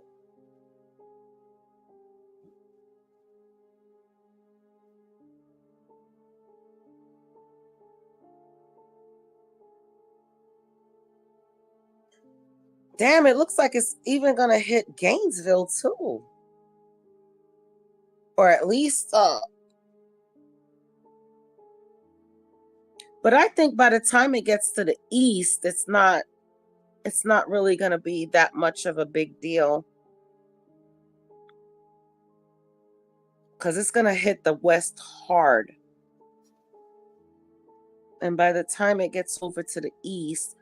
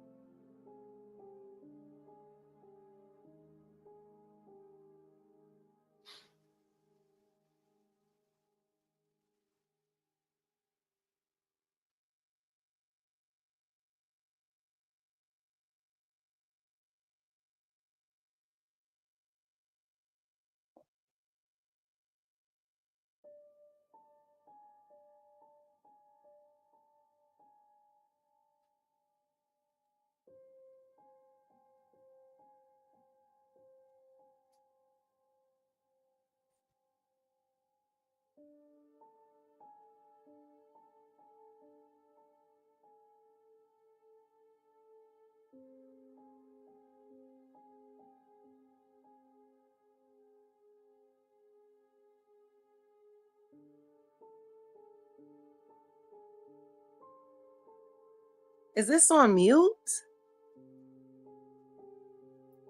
Yeah, I said I had it on mute. I asked you if you wanted me to unmute it, and you said, Oh, I'm sorry, Portia. No, I said you didn't have to. Yeah. Yeah, I mean, I can unmute it because you just asked, was it on mute? Let me. I'll just unmute it. Give me 1 second. Well, no. I gotta jump off for a Probes being second dropped there in the anyway. Gulf of Mexico. Again, this is not flying into the hurricane. Our next aircraft recon. Okay. I gotta jump off for a second. My husband over here looking at me again. And I'm getting a call. All right. I'll talk to you guys a little bit later.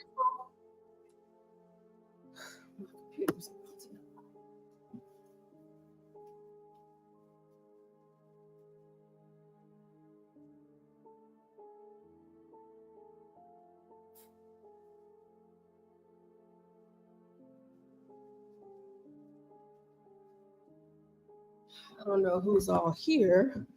Looks like we have Denizen and Jihad. I don't know. John, are you there? Just hiding in the bushes?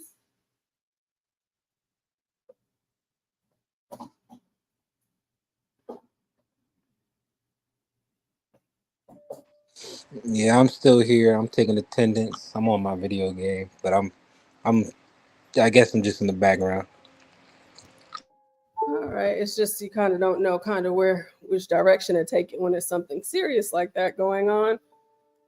I had a package delivered, but they sent it to the wrong house. And I need to go and get that. So Yeah, it's inconvenient, but hey, what can you do? well, I'm gonna go get it. Yeah. Shoot, I ain't gonna play shit. Like you didn't order nothing, but it's let me see where this house is at because it's showing up. They normally, they take a picture. You can kind of figure it out from there. Hold on, is this in my cul-de-sac?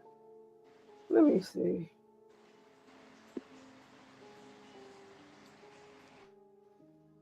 Oh yeah, I definitely gotta go get that. Those are the Africans. Yeah, I gotta go and get that.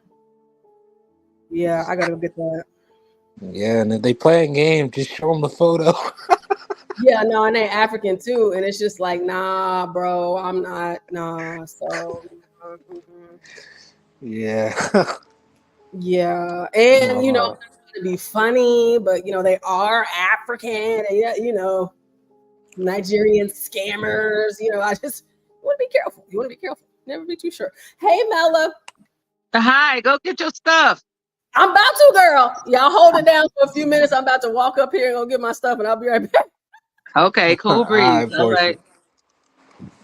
Cool breeze. I was listening to, shout out to Virgo and her determination.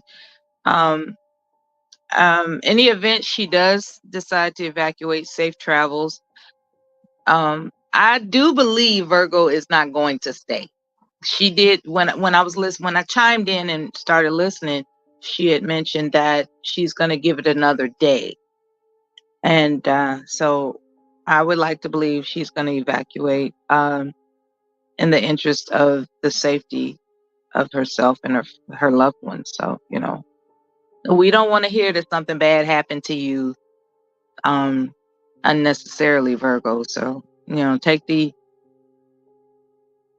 order to evacuate seriously. It's not a suggestion, it's an order. And that's on a whole nother level. Like it'd be different if it was a suggestion. What does that really mean, though? Can they make you do anything? They can't make you. They're just saying if you get fucked up, don't say we didn't tell you. That's true. That's pretty much what it adds up to. There's going to be some difficulties in the event you are a survivor, because the order, otherwise known as a mandate, the order was to evacuate. That's the order, and as I've said before, That's a different word than suggestion. That's a different word. That's all I'm saying. You know, so best wishes regardless of the outcome, you know. So, you cooking today, D?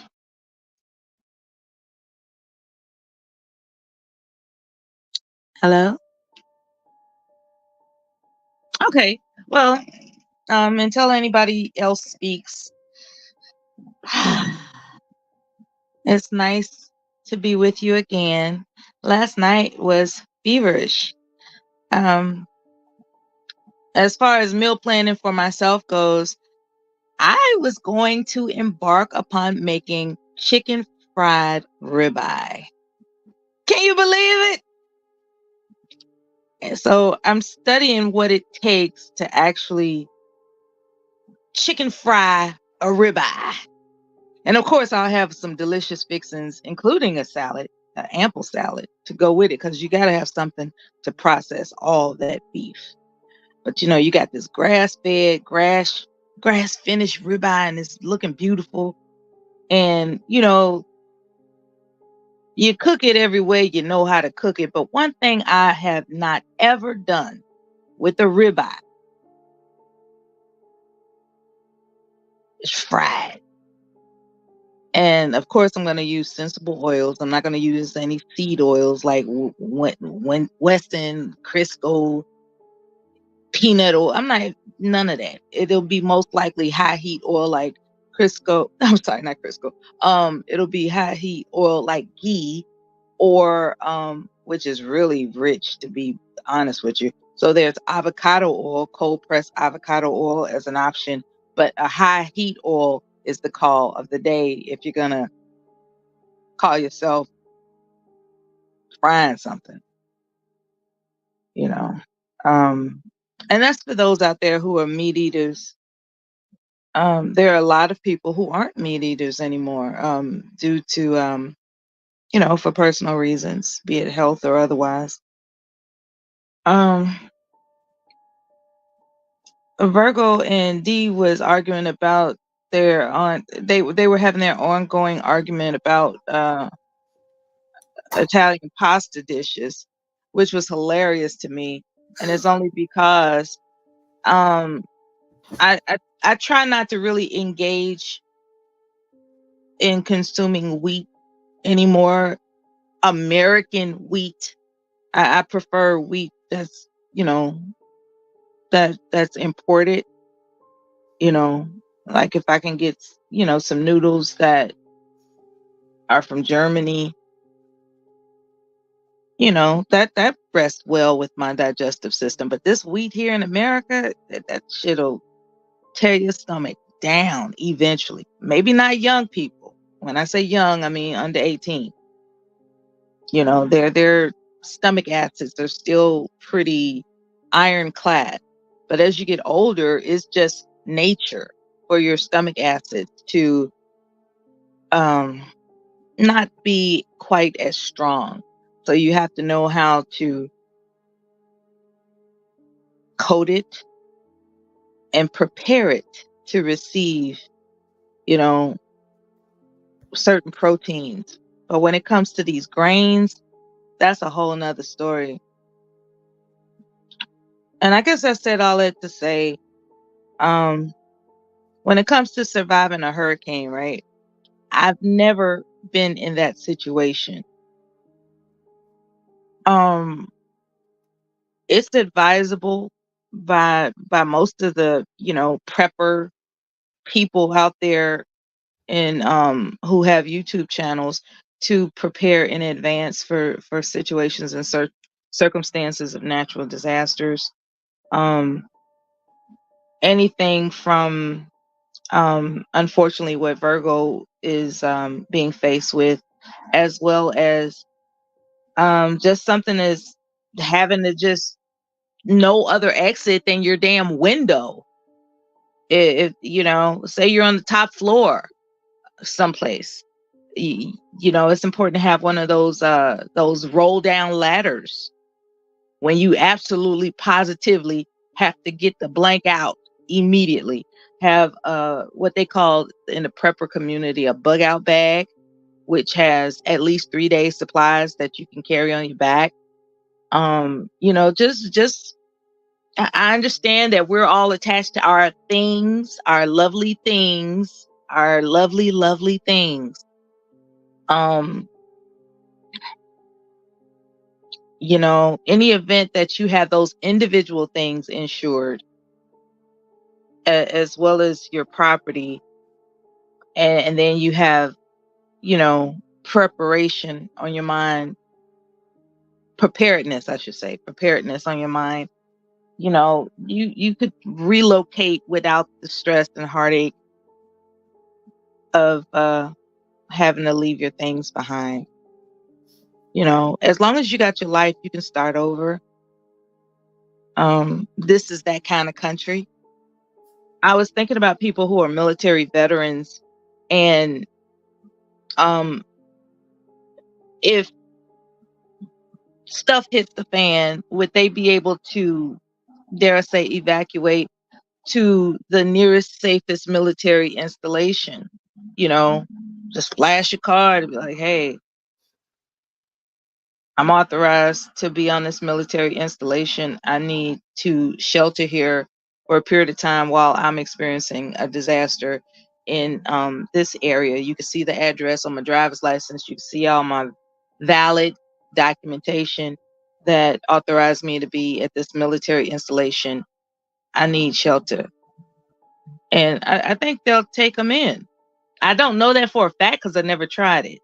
But I was trying to put myself in Virgo's shoes. Of course, I can't put myself in Virgo's shoes, but I'm just trying to wonder what she can do, you know? Because when she said, you know,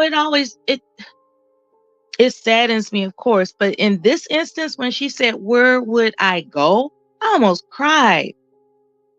I was like, what do you mean, where will you go? You will go away from harm. You will get out of harm. Just get out of harm's way. That's where you'll go. Virgo, we don't want to hear about you having endured something unnecessarily.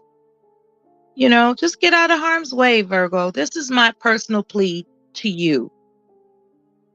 You know, believe it or not, things can be replaced, situations and circumstances. Life goes on. Just keep living. Get out of harm's way. You know, so that's what I came up here to say. In addition to making sure Portia, you know, makes it top priority to get the package that was that was redirected, you know.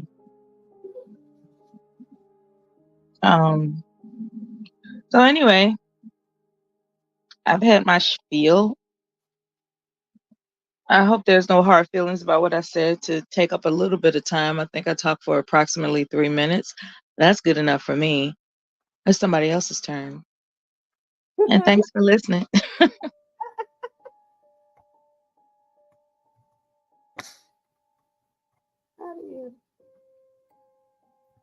I made somebody laugh. But I'm serious about that plea to Virgo. I'm serious about that. About her leaving? Yeah, staying out of harm's way. Like that, you know, in order to keep living, that's what you got to do. Stay out of harm's way. And when there's an order to evacuate, that is not a suggestion. Yeah, I just, you know, I'm one of those. You can't tell grown people what to do. I understand that. I'm just saying. Yeah, it's just like stay out of harm's way. You know. That's the best way to keep living. Okay, well, take care of yourself. I don't want nothing to happen to you, but I really don't want nothing to happen to her. You know. So I would say, Virgo, if you don't pack up a bag and get out of that house and just, you know, look at it, take pictures of it, cherish it, hold on to it while you can. Yeah, take some pictures. Yeah, that's what I say. But you know, I'm not in her situation. You know what I'm saying? So it's like you know. And who knows? I might have the same thought if I was in her shoes. That's why I'm trying to put myself in that it's like, would I just say, you know what? I'm just gonna let God decide. I'm just gonna let fate decide. Would I do that? Because I've done some reckless things in my life, okay? And I've come out unscathed against the odds. And maybe, she's betting against the odds. And she has a right to do that. She has a right to do that. It's, and then there's this better safe than sorry thing, right? That's sensible too. So I can count it neither brave or foolish. All I'm saying is she has the right to make a decision. Everybody's got choices. So, she stated what her choice is, to wait at least another day. For all we know, she might be leaving tonight, but, or she might not. She might, hold out. Either way, it's her decision. It just made me feel some type of way when she said, "Where will I go?"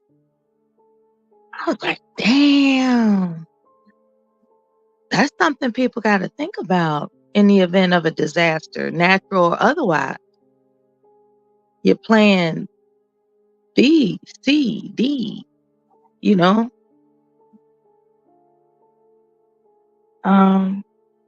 have that communication with your loved ones. Like, okay, in the event of an emergency where you are, you come here. In the event of an emergency where I am, I'm coming to you.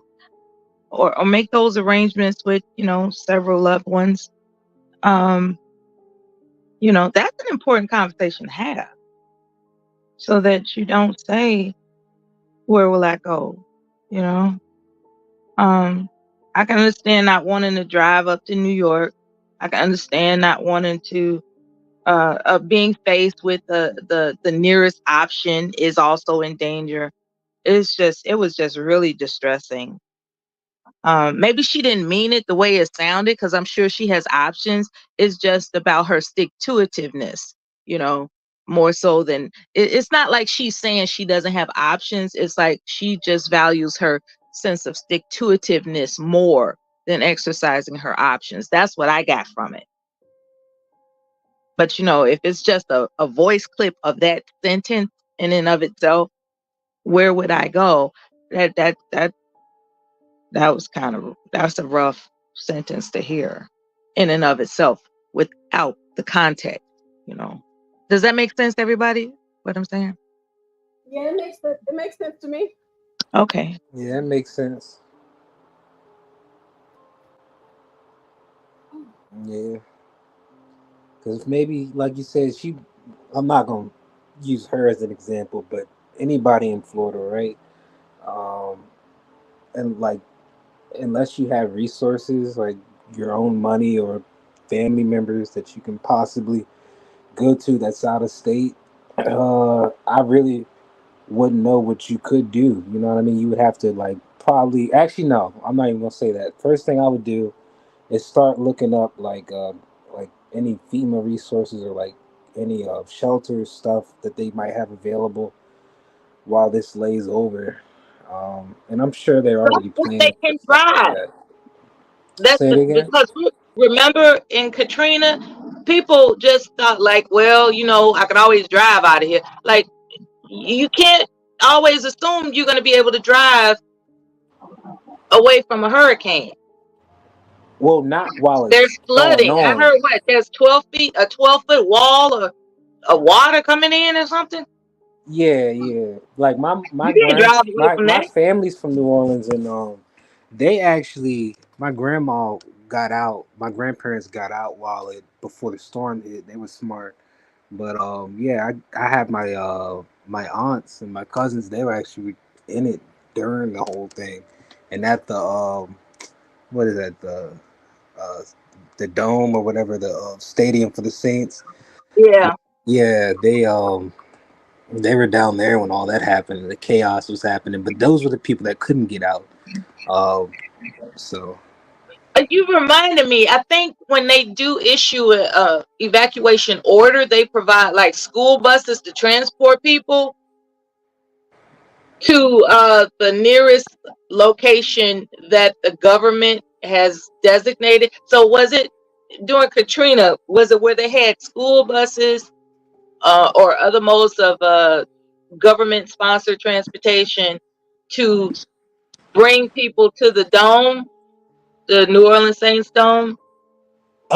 They probably eventually ended up getting that, but I think the issue was they didn't release uh There any was no money. transportation because with an order, I think comes get on these buses over here to evacuate. Because when it's mandatory, when it's an order, a mandatory order to evacuate, I think they provide transportation out. But the New Orleans, and that honestly, I might take an initiative and bring that as like a topic to talk about everything that went down in that Katrina thing, because there's documentaries and stuff on it. But I think what happened was they didn't get the resources to them fast enough, so there was a lot of people that got caught stranded. And if they would have planned, And no one anticipated those levees to break either, right? yeah, I That's what don't. And really did even the that, job. there's conspiracies. There's people in New Orleans that's convinced that that was all intentional. But and it could have been because they actually sometimes they will go ahead and flood a certain section of a city before they let other parts of a city flood. That's a known thing. So yeah, I'm not 100% sure on everything that went down with that, but I can imagine like some of the lower income areas, like those are always going to be the ones to flood first because they actually divert the you know what I mean, the flooding to that area to manage the rest of the areas that they want to save. So it was like a whole mess, and a lot of people, they got stranded in 6 7 feet of water because also another with them levees, the reason why they got it's New Orleans is kind of like below sea level, so when storms hit and stuff, it'll fill up like a bowl. So that's what kind of happened after the levees broke. The whole thing just filled up like a big bowl.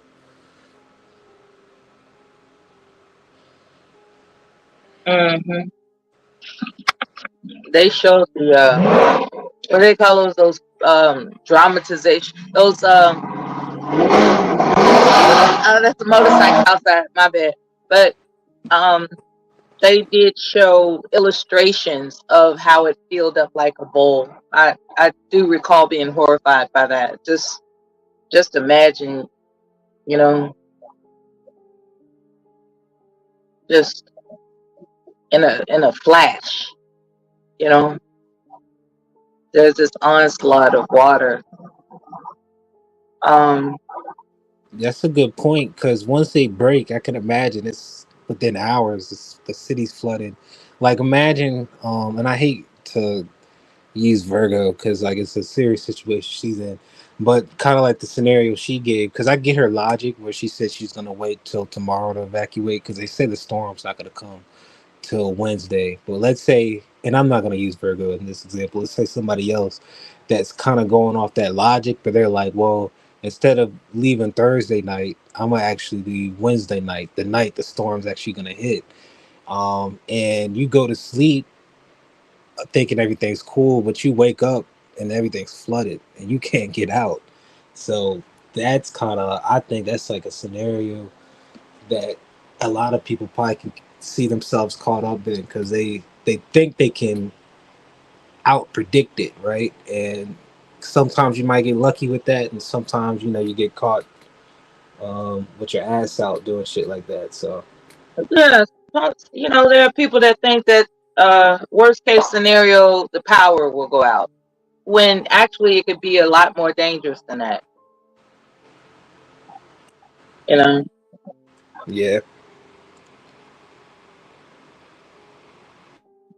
I mean, an inflatable raft might not be a bad idea, you know. Um, there's something about the human spirit that does practice denial at sometimes.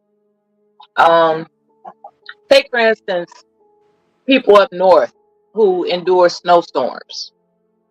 Um, they own their property outright, or at least, the little two flat they have. They know every winter since they were a child that snow builds up and piles up, and that sidewalk has to be shoveled. That driveway has to be quote unquote shoveled. When you get to a certain stage in life when you can afford a snow blower, why don't you buy a snow blower? Do you know how many elderly people I've seen shoveling snow in the northern cities? I'm like, that woman got a Cadillac parked in her garage, and she hasn't bought. I guess a lot of them, they rely on children hustling. Like, hey, I'll shovel your snow for you for $10, $5, whatever. No, prices have gone up. Like, not only that, the generation of these young people, dare I say, they're kind of lazy. You know what I'm saying? Children, these young people are not out hustling like that anymore. If anything, they might use it as an opportunity to scope your house.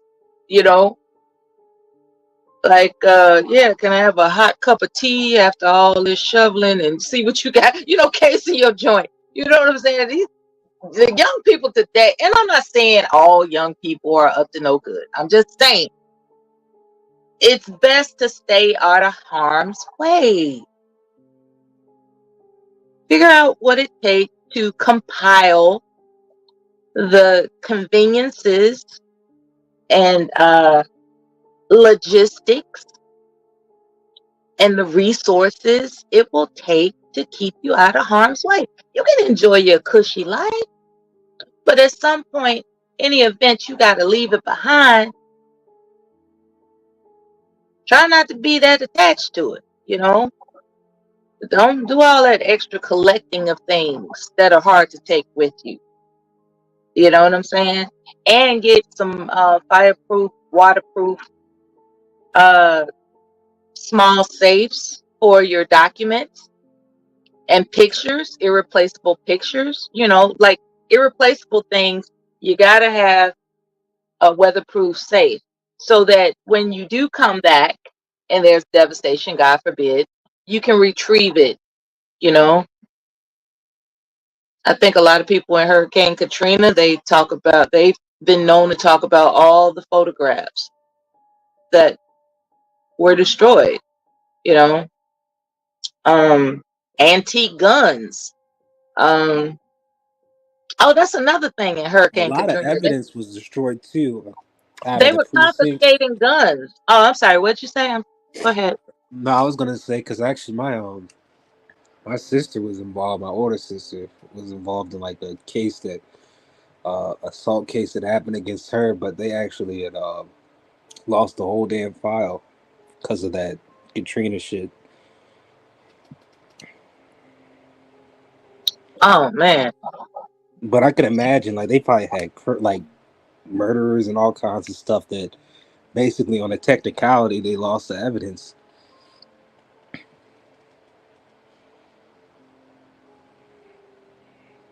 Mm.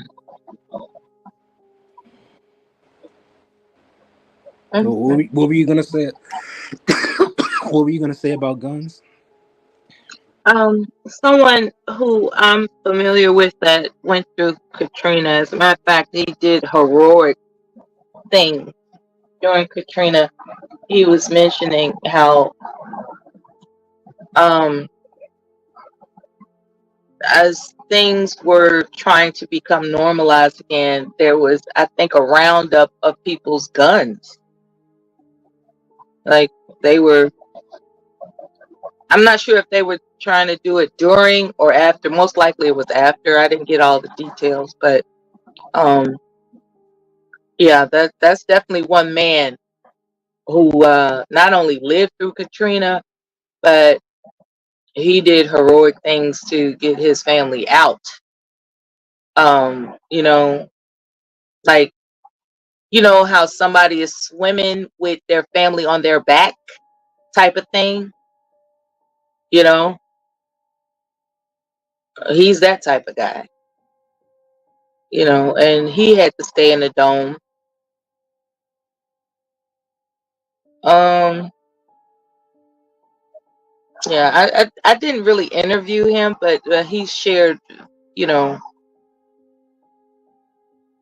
um, very traumatic stories and detail. You know, things that I would consider traumatic. He hasn't himself said it was traumatic. I mean, but the way he described the entire experience on a particular series of evenings, it was you know, dead bodies floating down. You know, you're swimming past dead bodies to try to make it. You know what I mean? And you got your child or your mother on your back. You know, um, I'm not saying that this is going to happen. I'm just saying when it issued when an order to evacuate is issued, it's remnant. It reminds me of what people were informed of just before Hurricane Katrina. Of course, there have been other devastations across this country, across this world, but Katrina stands out because, you know, I know somebody that actually just gave an account of what they experienced in you know, the active times of Hurricane Katrina. As a matter of fact, I remember at the VA in Chicago, there were a lot of evacuees that were in the at the VA hospital. You know, you know. Oh, here we go. Okay, the volume, please. You have the volume? Well, we're looking at it, so.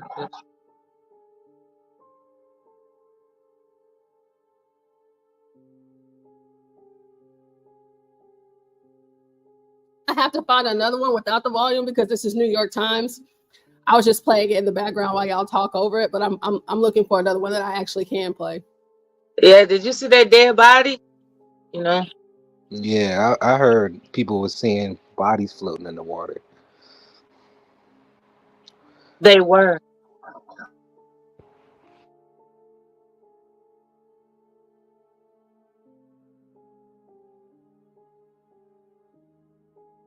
Yeah, I think with this storm, outside on top of it being just like an historically devastating storm, it also exposed how much of a logistical disaster this was, as far as like just getting help to these people. And from certain perspectives out there, they would tell you they basically was left stranded. Yeah, like Virgo said, hopefully it won't be a category 5 by the time it hits. It likely could not be a category 5 by the time it hits her area. So we can pray for that.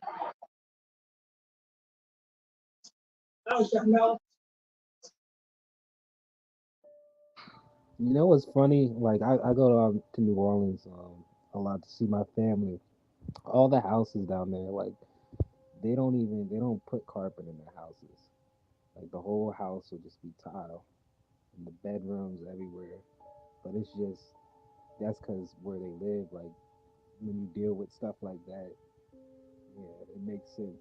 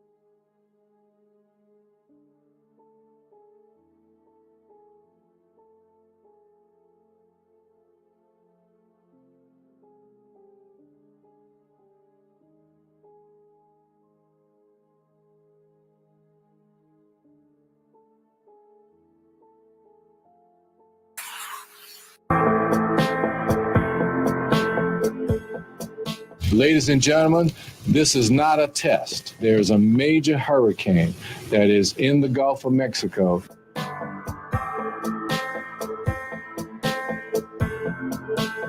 The winds have really picked up here significantly over the last half hour or so. The worst of the storm has now reached New Orleans. This is the moment we've been talking about, dreading. And I'm wondering how long these levees are going to hold on Lake Pontchartrain.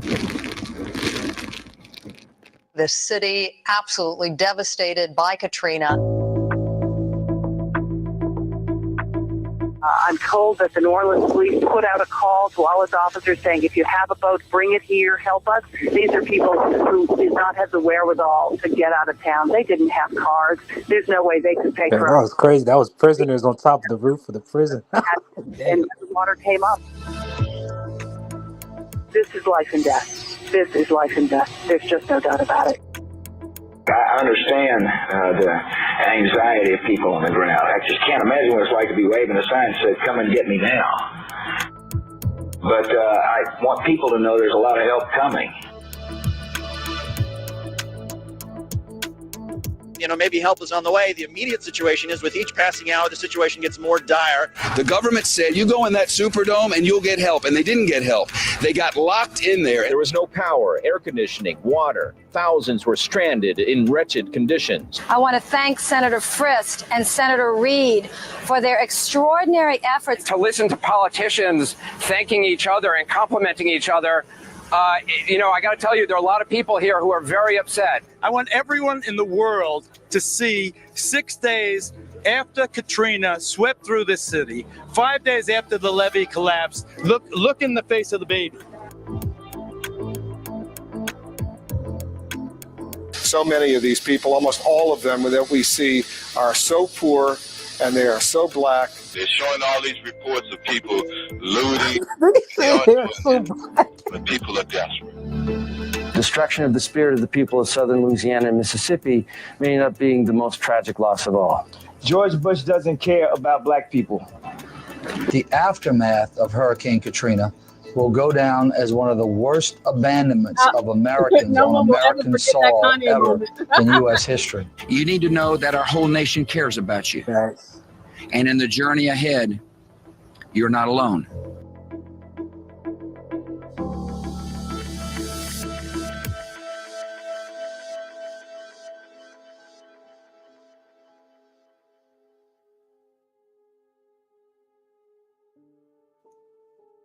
Any thoughts? Any comments? Do you remember where you were when Hurricane Katrina happened? Yeah, I was in Virginia, safe from that. I was actually planning on, it's crazy because we were planning on moving down there that summer, and then that happened, so we ain't go.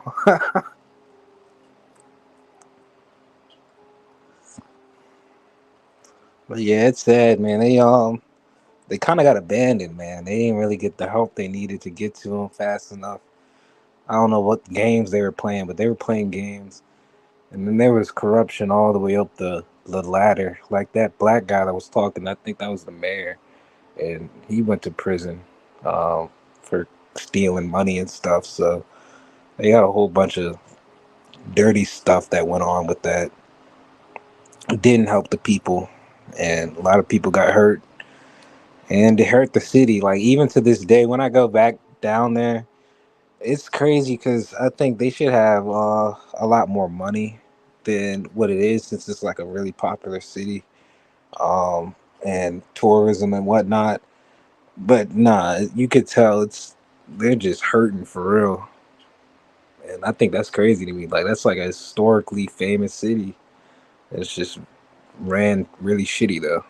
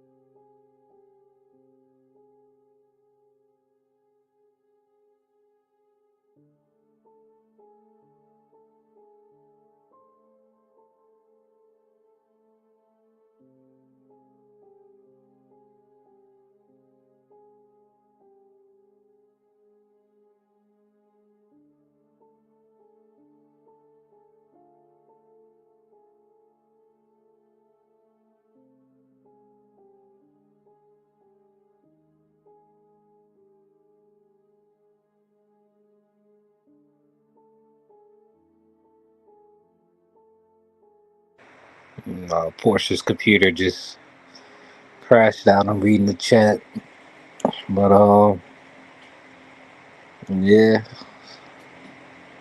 tragic. And I hope the best for everybody in Florida. Hope that this blows over for real. I don't want to see nothing crazy happening. Even though, like I said, I am looking forward to those Florida Man videos that's gonna be popping up. You're gonna be seeing crazy Floridan people like right in the middle of a storm, just really happy about it, like fighting the storm, having fun. I can't wait to see that. 12th Man, you look like Forrest Gump when he was running. Got my hand fixed up again, y'all. Look at that. Again. Okay, I'm back. I don't know what happened. Let's see your hand. Oh, you got an upgrade. Yeah, upgrade. Custom set. Oh, look at you. I've been praying. Uh-oh. I guess he So does that mean you had to take another? Sorry. He prayed so hard, he prayed himself off the panel.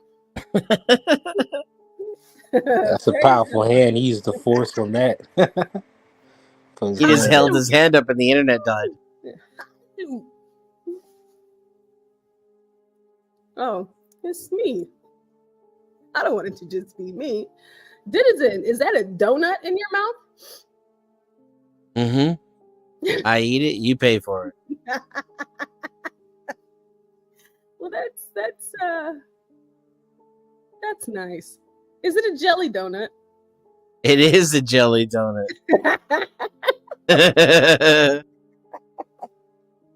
Oh my goodness, so silly. So this Hurricane Katrina stuff, so like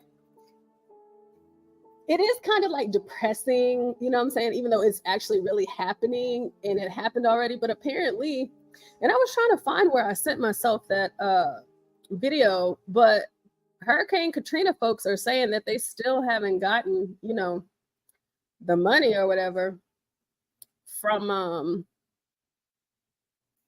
you know, FEMA. They said they still haven't gotten the FEMA money that they were promised. And if you know anything about New Orleans, if you go right now today, it still stinks. And it's not been the same since. So it's on 2 days before ballots and mail. Yeah, they did them dirty.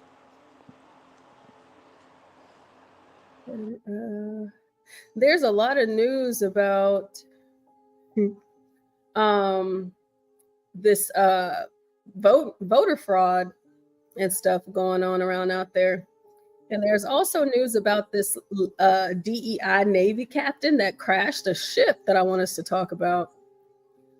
And the question that I want you guys to think about before we get into that is, can women drive cars? And also, can women steer ships? Should a woman be manning a ship? A lesbian woman at that. Do you think she would steer the ship better if she was straight? Or do you think? Or do you That's a good one. I didn't even realize I had to do that. Or is it just because she's a woman? And although this didn't happen in America, who cares? New Zealand's lesbian Navy captain loses $100 million naval ship in peacetime disaster. Ship runs aground, catches fire, and it sinks, unleashing an oil spill off Samoa coast. Talk about climate change. Why don't you? See that? See that ship? See it? She did that. Apparently, that's what they're saying. New Zealand's Navy has suffered its first peacetime ship loss since World War II. Wow, they haven't lost a ship since World War II. And guess Damn, who? she's breaking history for real. Leave it up to a woman. Leave it She's up really to smashing that glass ceiling, ain't she? She sure is. Since World War II, when the $100 million multi-role support vessel HMNZS Manawanui ran aground off the southern coast of Upolu Island, Samoa, caught fire and eventually sank, triggering an environmental disaster in the process. Wouldn't you say? Hold on, wait, let me put this timestamp in. Oh, God. Oh, let me see if it'll let me restore. Please go back where I was at. Okay, let's see. I forgot what the timestamp was that fast. Let me just put 10 hours. Navy ship. Sorry. Okay, let's get back into that. Let me go back to this screen. Go back to the screen. All right. Or let's see. With all 75 passengers and crew evacuated, the vessel's loss brings fresh scrutiny to the leadership under its openly lesbian commanding officer, Commander Yvonne Gray. She's a homosexual, or sometimes they like to be called queer. Yeah, sorry about that, guys. My phone overheated. I was about to say prayers for everyone down south and back east. My heart goes out to you. I don't know what else to say. Well, thank you. We're all sending prayers down Florida to Virgo and everybody else that's down there. God bless Governor DeSantis. That's a lot of water portion. Maybe the seeds are right. Yeah. And, you know, it's probably too soon, but it would be really cool to see a fight between a shark and an alligator. So if anybody out there is getting, you know, the storm footage, because I know white people like to chase storms. I have a request. Maybe Portland Andy can find someone. I know the black people won't be chasing storms, but for the white people that love to chase storms, I would just like to see what it looks like with the water coming all together and there's gators everywhere. And if, you know, we might see some sort of epic Mike Tyson, you know, type of situation between a shark, an alligator, or a dolphin. I don't know. I could be dreaming. But got the wood stove going already. Look at that. And above it. That is a beautiful view, 12th man. I went it says overheated in Alaska is crazy. Yeah, 12th man, how did your phone overheat in Alaska? I left it in the dashboard. It was baking. It was baking, not bacon, but it was literally frying like bacon in the windshield. You can eat some bacon with that donut. 45 degrees. It's super hot. It's 45 degrees, y'all. 45 degrees. Did you have to get on a helicopter or a biplane? Yeah, you gotta get it. Only by chauffeurs. That's the only way to come to my house. Okay, but did you get on a biplane or a helicopter? Yeah, or a chauffeur. You could get a chauffeur or a cabbie. So you can drive. You don't have to fly. Yeah, you could do anything you want out here. It's crazy. 12th man said he ain't driving. Like I thought I saw you on a plane the other time. I was. Then my phone died on that trip. Thank you, sir. That's my chauffeur right here. Thanks. If you need a taxi and you're in Alaska, you come to Anchorage, this guy will pick you up. He's in his pajamas too. Yep. Nice. He's chilling. Always a bit. Yeah, he's a Navy veteran like Stanley. So they well, maybe he wouldn't have crashed that ship like the Navy veteran we're talking about.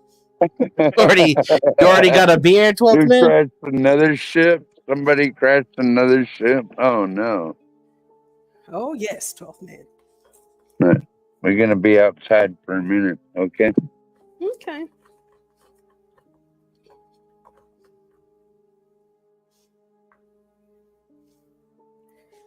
I have that same shirt. It was my dad's. Really? Well, look at that. Oh, he's got some Beautiful gasoline. Alaska. Y'all should move up here, and then you don't have to worry about no goddamn hurricane. Well, does sound like a dream. Yeah, you just gotta worry about the grizzly bears and everything else that can kill you.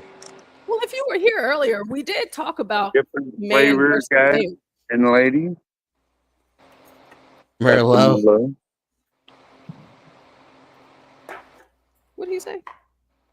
He said that's a different flavor.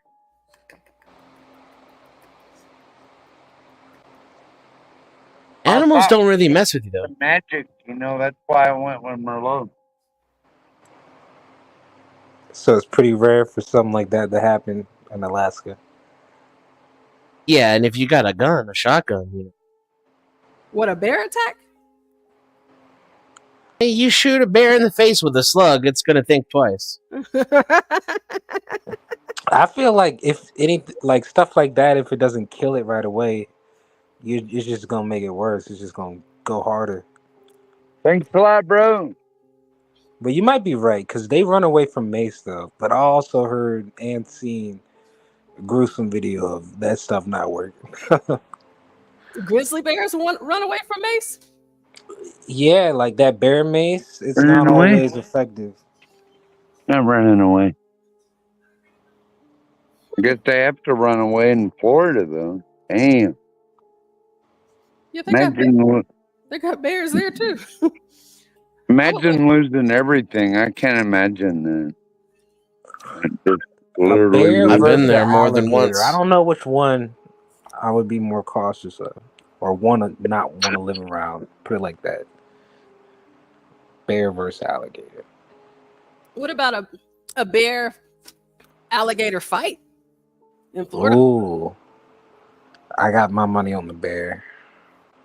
Alligator, he could have a chance if he gets a good enough grip on something and does his Black alligator. fight back, brown lay down, white, you're done. You're cooked. If it's a white bear, you're cooked. Oh, polar bear, yeah. Polar bear. Oh, so say that again. You were talking about the bears. Okay, I thought you Yeah, said if it's a black people. bear, you fight back. If it's a brown bear, you lay down. If it's a polar bear, then you might kiss as your well ass, hang you it can up. buy. It's all Black over. fight back, brown lay down, white. Just give up. So even in the hierarchy of bears, the white bear is still supreme. Huh? He's a white supremacist bear. That's what I was thinking he was going, but now it's just bears. Those supremacist bears. It's because a polar bear will eat dead flesh, and Bears it's are also racist. an You didn't apex know that. predator, so it's not afraid of anything. So if you try to fight it, you're gonna die. If you try to scare it, you're gonna die. And if you just lay there, it's gonna come up and eat you anyway. Basically, yeah. That's a good point, because normal bears don't want to eat something that's dead. Nah, they just don't want you near their children. They'd rather have honey or fish anyway. I still can't believe that the white bear is still the apex predator. Yep. Those colonizer bears. Why y'all think I don't live in the far north? I don't live up there for a reason. Like, I can deal with an occasional brown or black bear, but I can't deal with me And that's crazy, because you, 12th man, you're actually in an area where you might see some white bears, right? No. You're not? Okay. They're not here. Thank God. That's good. Almost came running down this hill. I was walking down my driveway one morning. This great big ass bull moose came running down the hill and came within like 3 feet of running my ass over, man. Yeah, those moose.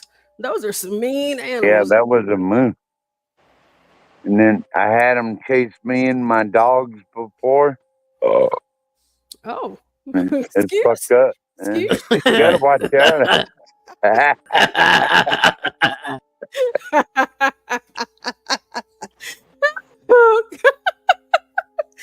I'm glad I could bring a smile to some of y'all's faces today.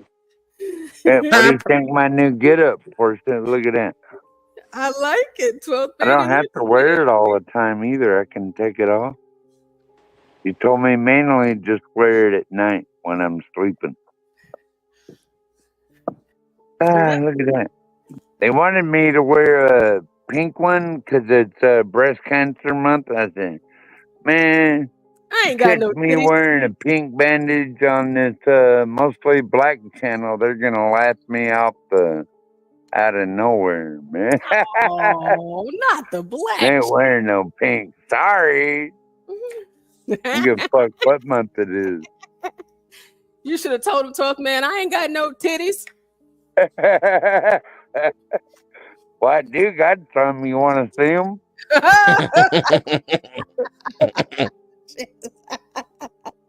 Don't worry, I'm not going to show you. I could show you.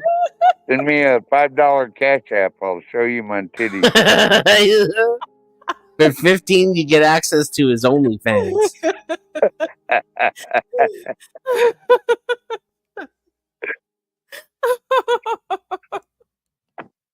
Oh my goodness gracious! I don't even know what to say. Oh shit! What the fuck is that? Is it a polar bear? Like an old I banana. had a banana in my jacket from Anchorage. God damn! Oh, you didn't want to eat it? I was storing it for later. You wasted food, 12th man. Hell no, it's rotten now. I ain't eating that shit.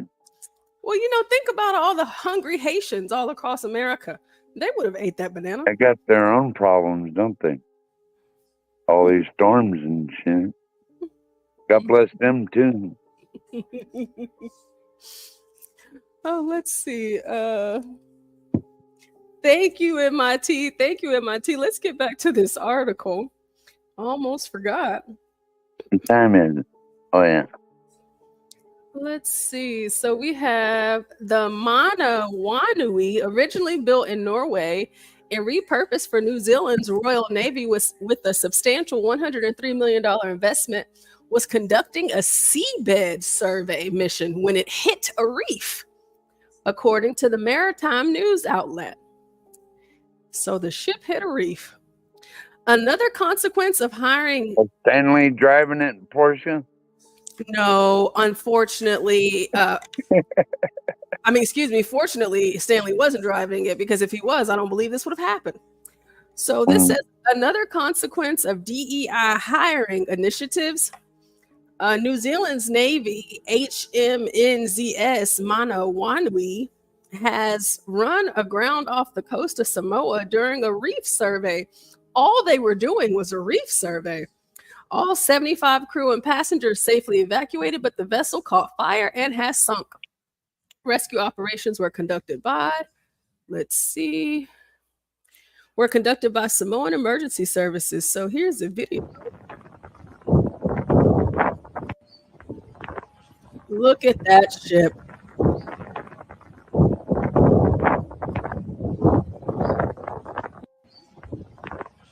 Wow. Let's see. On board were not only sailors, but also civilian scientists and foreign personnel. During a high-stakes nighttime evacuation, the crew was forced to abandon ship under perilous conditions, with life rafts tossed in violent seas and some occupants scrambling to reach shore through rough waters. 3 crew members required medical attention, with one for a dislocated shoulder and another for a back injury. Let's look and see. Everyone looks white. Yep, that looks about right for New Zealand, don't you think? I'm glad everybody is okay. Still up. Nope. I thought we had a black guy, but he just looks like a dark-skinned Samoan.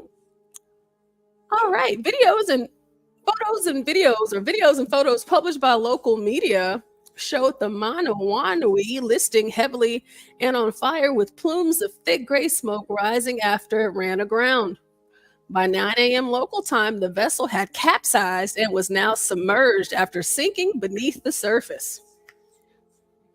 Wow. Let's see. The New Zealand Defense Force stated that the cause of the grounding is currently unknown and will require further investigation. The ship was on its third deployment to the Southwest Pacific this year, with scheduled activities in the Kermadec Islands, Samoa, Tokelau, and Niue. It was due to return home on November 1st. Well, it won't be returning home at all now. The crew included 7 civilian scientists and 4 foreigners. The incident unfolded on Saturday evening, leading to a complete nighttime evacuation of all 75 crew members and passengers in challenging weather conditions. While New Zealand officials are praising the ship's commanding officer, Commander Yvonne Gray, for her swift action, some question whether more could have been done to save one of only 5 fully operational ships in the underfunded and overworked RNZN fleet. Just imagine being the commander of one of 5 ships and you lost one. Do you think she cares? Or do y'all think she's patting herself on the back? What do y'all think?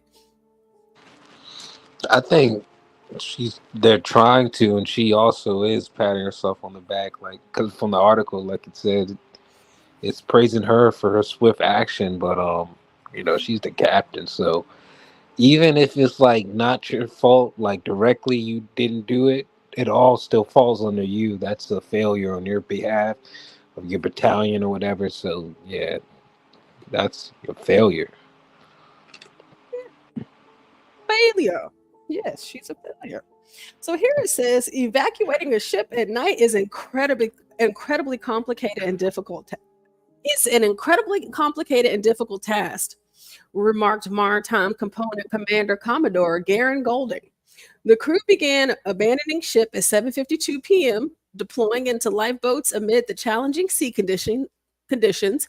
Rescuers battled strong currents and winds that pushed life rafts towards dangerous reefs, while swells added to the peril.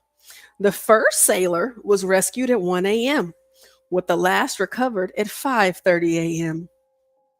Most personnel were transferred from life rafts onto ocean vessels. However, one small raft capsized on a reef, forcing its occupants to wait to land. Despite the harrowing circumstances, injuries were minimal. 2 individuals were sent to the hospital, one for a dislocated shoulder and another for a back injury, while 12 to 15 others suffered minor cuts and abrasions. There she is. There she is. She looks like she likes ladies, doesn't she? That's what we call a bull dyke. Commander Gray, formerly a teacher from Yorkshire, England, took command of the vessel just last year. She's not even been there for more than a year, and she's already crashed it. Her appointment marked another milestone in the Navy's diversity agenda, but critics argue that such priorities may have overshadowed critical operational readiness. Commodore Garen Golding praised Gray's leadership, citing the complexity of a nighttime evacuation, but the incident has sparked debates on whether this diversity-first approach compromised the Navy's standards. Harrogate-born Yvonne Gray trained as a teacher and once hoped to open her own restaurant. Instead, she says she found her perfect niche as a naval officer. That's a far cry from a teacher in a restaurant. Portia, That's can I a ask you crazy a question? statement. Oh my God. Yes, go ahead, 12 men.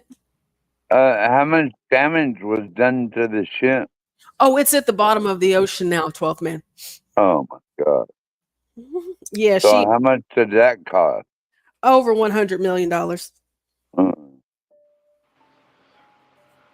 was a DEI hire? Yeah, and it was a really Yeah. big oil spill as well. Oh my They god. admit to it too in the article. They praised it for being so, I guess, progressive. And then, yeah, this happens. That's crazy. And that's crazy. That statement is so crazy how, she trained as a teacher and always imagined to open a restaurant. But hey, instead she found herself as a captain of a naval ship.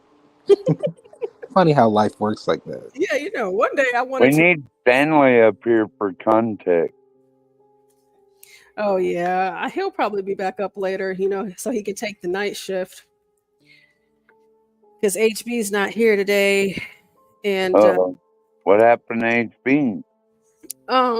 he is busy, so he should be back tomorrow maybe. And then John, he was up here a little bit. Maybe he'll pop back in here later, but I'll be here until someone else shows up. All right. So she found her perfect niche as a naval officer, first in the Royal Navy and now in the Pacific with the Royal New Zealand Navy. Today, Commander Gray took the helm of the RNZN's dive, hydrographic, and salvage vessel, Manawanui, based at Devonport Naval Base in Auckland. Manawanui is Maori for steadfast or big heart. Well, so they already gave her another ship? I don't think so. It's her first ship command in a naval career that started in the United Kingdom in 1993 as warfare officer. Her service as a warfare officer ranged from working on aircraft carriers to frigates and mine hunters. In 2012, Commander Gray and her wife, Sharon, moved to New Zealand after falling in love with the country during a camper van holiday. The obvious thing to do was to join the Royal New Zealand Navy, she said. Yes. Oh my god. Did this person even go through boot camp or anything? Well, it looks like she joined the Navy back in the early 90s in England. The Royal Navy, not the U.S. Navy. Yeah, no. But that kind of still doesn't make a whole lot of sense to me now that I'm thinking about it after reading it, because why would they highlight the fact that she wanted to be a teacher in a restaurant and own her own restaurant and then turn around and tell us that she started this in 1993? You would think they would put more focus on her career in the military than they would on her former aspirations. Yeah, Portia, why isn't she in the kitchen instead of at the wheel? That's what I want to know, 12th man. She wanted to open a restaurant, so I'm pretty sure she makes really good sandwiches. I'm in the kitchen right now, so that's where she should be. What's she cooking up today, Portia? I'm making so we call Mexican cornbread. My favorite. You putting any pickled or raw jalapenos and cheddar and maybe a little bit of chili up in that? Well, the jalapenos, yes.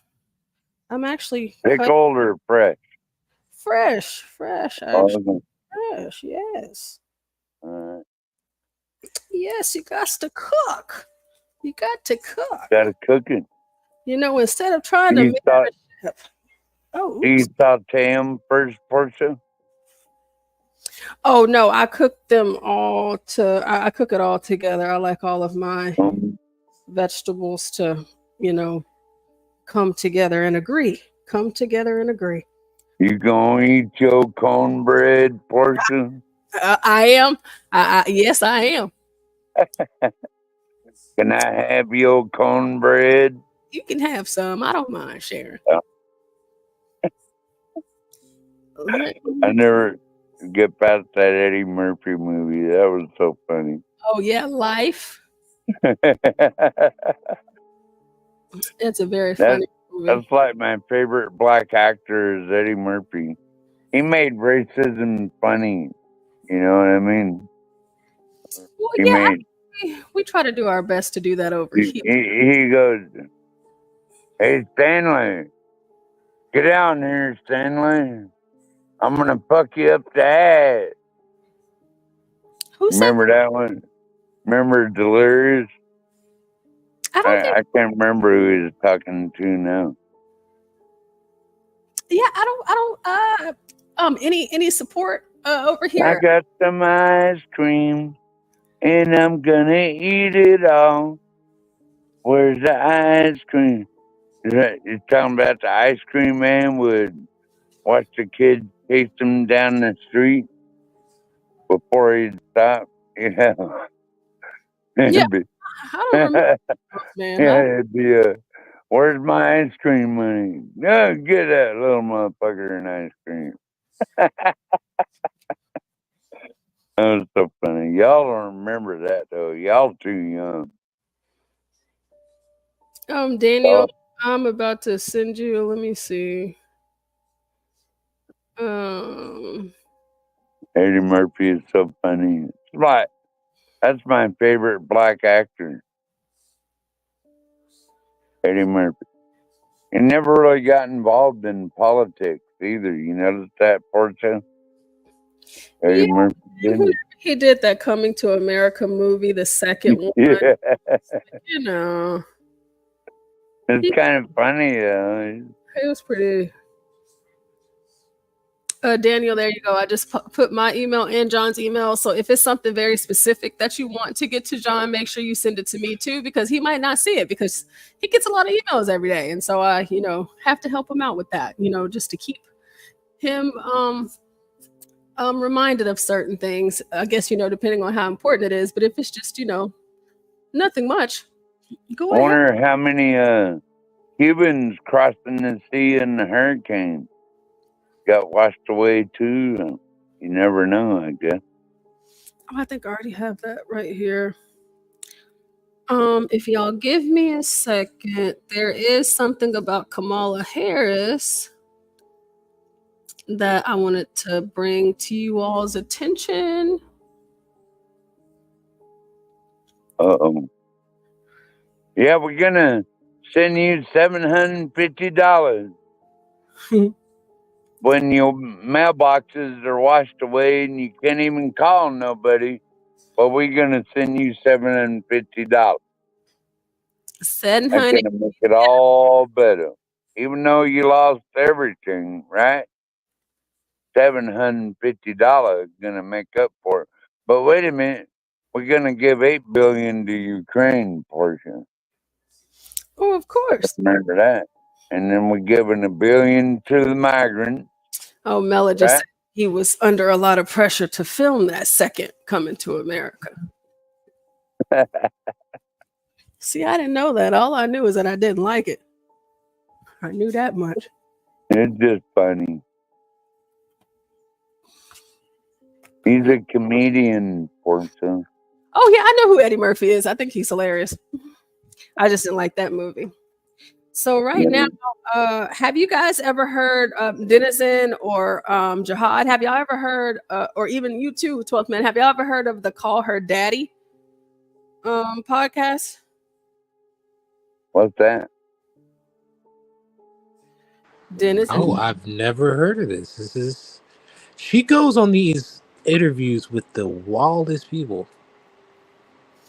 Yeah, so Call Her Daddy is some podcast, and I guess it's provocative to say the least. So the title of this article is Call Her Daddy host asked Kamala Harris why she decided to do her vulgar sex podcast, but not substantive interviews.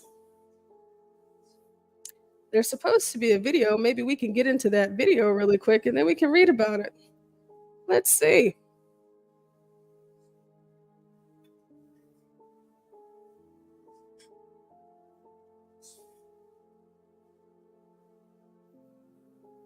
Okay, let me rewind it. I'm curious, like, you don't do too many long form interviews. What made you want to do Call Her Daddy today?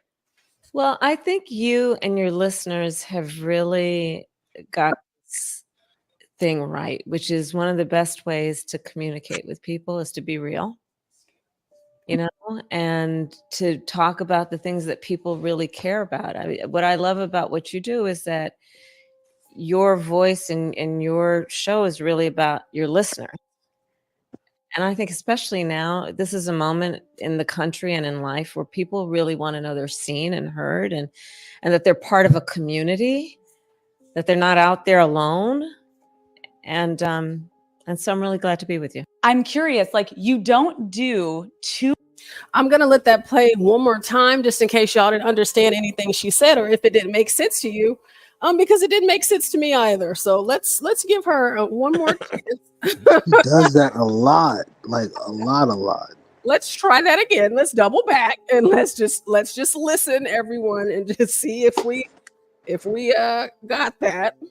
I'm curious, like you don't do too many long form interviews. What made you want to do Call Her Daddy today?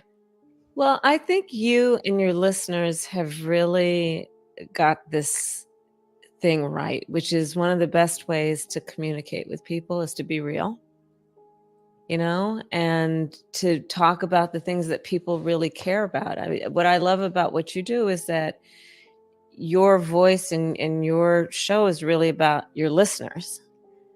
And I think especially now, this is a moment in the country and in life where people really want to know they're seen and heard, and that they're part of a community, that they're not out there alone. And so I'm really glad to be with you. I'm curious, like you don't do too many long form interviews. What made you want to do Call? Did y'all understand that any better the second time, or? I kind of did the second time around. I didn't make it that much better though. So what did you gather she said, if you could help the rest of us? She said something that could have been said in one sentence. She just basically said, I think your podcast is about the listeners and you build a community where you focus on them. So that's why I came to you. But she does it in this way where it's like drawn out. It's almost like she is not prepared. She doesn't know what she's going to say. It almost also too, when she said like something about being authentic, it almost like she kind of sat there in shock for a second because she knows she's like probably the most unauthentic person, and then had to think about that, but kept pushing through. I saw that mentally through the whole process. I was like, yeah, you know, you're a hypocrite saying all this, and I see it in your face. It's like you're not authentic at all. I mean, the biggest hoax is your identity. That's like the biggest thing about a person. So, but yeah, Kamala Harris. It kind of seems a little irresponsible to me. Also, it's just because this podcast is like about sex, I guess, and it's just like, do we not, is there something that I'm missing? Are we not, making sure we know where we're going before we sit down and have conversations, or do we know and we just don't care? It's the audience. Yeah, she's really going out her way to like pick people that you wouldn't want anywhere close to your politics, from Megan Thee Stallion twerking on stage to you talking on a sex podcast. I mean, she's really going all out doing this. Like a new new era in politics. Oh, that's what you're okay. Yeah, like a new era in politics. Yeah, it's pretty weird. Republicans have and also she's getting pressure.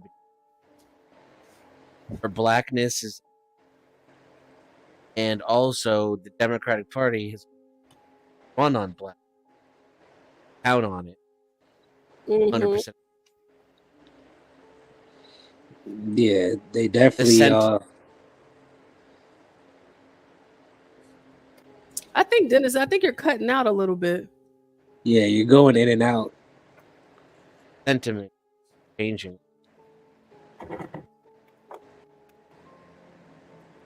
Yeah, I think he's coming in and out.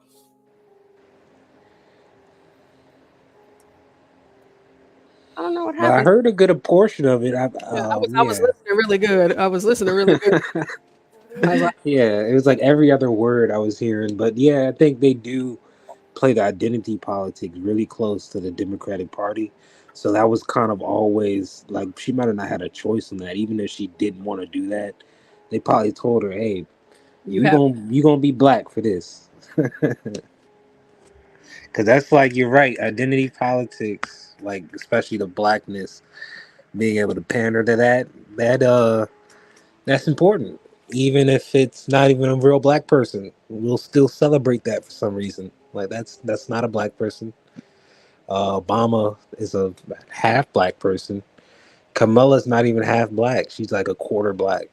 But they'll still use that to like be like the first black woman president. Like what are we talking about? if she's even that.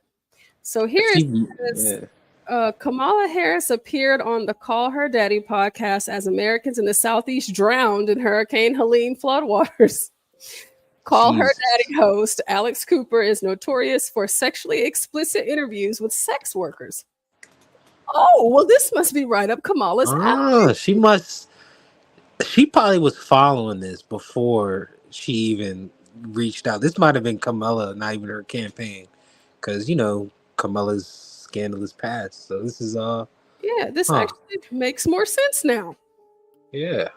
Kamala herself too was a sex worker at some point, allegedly. No wonder why Kamala Harris was drawn to the podcast. Alex Cooper asked Kamala Harris why she hasn't done many long-form interviews with news organizations. Facts. I'm curious, like you don't go to many long-form interviews. What made you do Call Her Daddy today? Podcast host Alex Cooper asked Kamala Harris. And we saw how she responded, which was a word salad. And then Alex Cooper asked Kamala Harris, why should we trust you? Why should we trust you? Kamala Harris said, look at my career to know what I care about. Oh, so I guess this is another, let's get into this. Why should we trust you? So I'll say this. Look, you can look at my career to know what I care about. Oh, okay. Well, that was it. That's a whole lot. She said a whole lot there. All right. Kamala Harris giggled about tampons with the Call Her Daddy host, even though Kamala has not touched a tampon in about 20 years. This woman is currently a heartbeat away from the presidency. And let's see. Oh, here's another little clip. This is what Kamala Harris is doing while bodies are being found in North Carolina, a sex podcast. Let's see what she says here. Outrageous. I mean, daddy gang, to put it in our TikTok terms. I have seen girls on the street walk up to men and be like, do you know where a tampon goes? Do you know how many tampons we use? Do you even know do you know what a X or Y or Z is of a part of our, and they don't know the answer. I was the first vice president or president to ever in office go to a reproductive health care clinic ever. What? He was the only one to go to reproductive health care ever, evidently. I guess I don't. Okay. So I'm confused as to what does reproductive mean. She went to go see. It involves the girl part. Yeah, she went to the lady doctor to get her hoo-ha checked. I thought, doesn't productive have to do anything with reproductive? Trying to figure that out. I'm trying to associate like killing off your offspring with being reproductive. How does that work? No, she's, instead of her just saying gynecologist, I'm looking at this like she's saying she's the first person that went to the gynecologist while she was in office. I mean, I don't know why. That makes her special for some reason. She shouldn't be the first woman because every other president before her was a man and they all had wives. And even Obama had daughters. So I don't really know what the hell she's talking about, but that's Kamala Harris for you. That is Kamala Harris for you. Okay, let me see. Former Trump aide Stephen Miller said it best: Kamala Harris will never be taken seriously by world leaders. She will never protect you. She will never protect your family. She will never be taken seriously by world leaders. She will never be anything more than an instrument for unelected power with its own agenda. This is what Kamala Harris is still doing while bodies are being found in North Carolina. Let's see if this is a different question. Oh, shoot.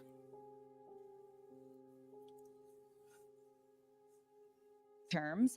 I have seen girls on the street walk up to men and be like, okay, same thing. Let's see if we got anything else out of that. Yeah, well, that was it. So I'm actually curious to go watch that whole podcast, if I'm being honest. Do we believe these claims that men don't know where? Anybody buy that? No. No, not at all. Oh, wow. This is interesting news. Who would have thought? I believe that men know where the stuff, they know where it goes. And Universal says, Portia, Kamala can't get her freak on. Of course she can. Of course. It's just gross because she's like in her 60s, I mean, but I understand, old people,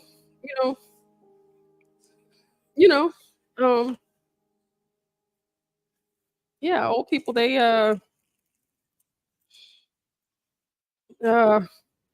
it's just gross.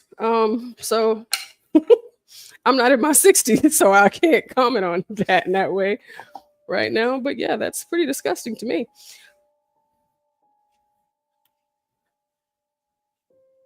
So do y'all think that by her doing this podcast is going to reach a broader audience for young girls who like to abort babies?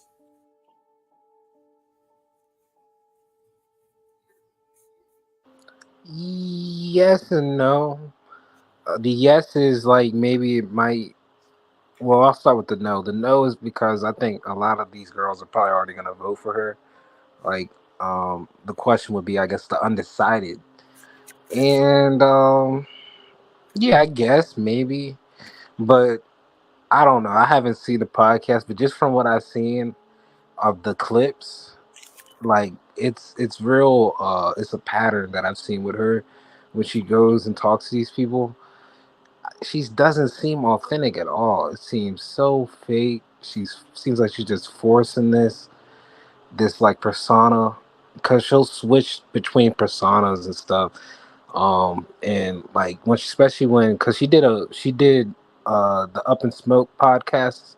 That's a basketball podcast, right? And it was ironic because I didn't watch the full clip of that either, but I mean the full podcast of that, but I saw clips, and I think I want to go back and watch that one. But it's funny because I think she thought she was just gonna go there and be able to just talk shit and not actually be able to talk about any policy. But those Negroes came, actually trying to talk about real topics.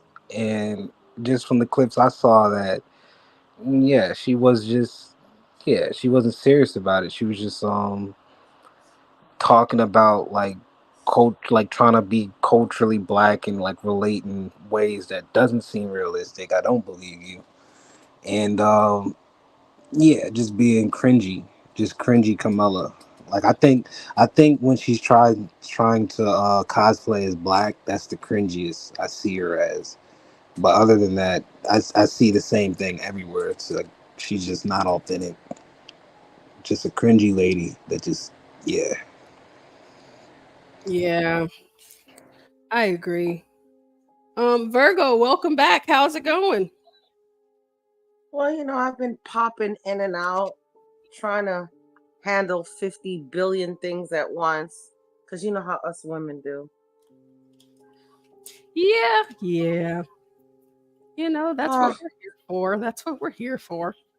Everything's going. Actually, I have a friend of mine And oh God, I don't even want to discuss this, but I have a friend of mine. She lives uh in a non-flood zone area in my town, and she invited us to stay, but now is trying to convince this nickel. He wants to still go up to the East Coast.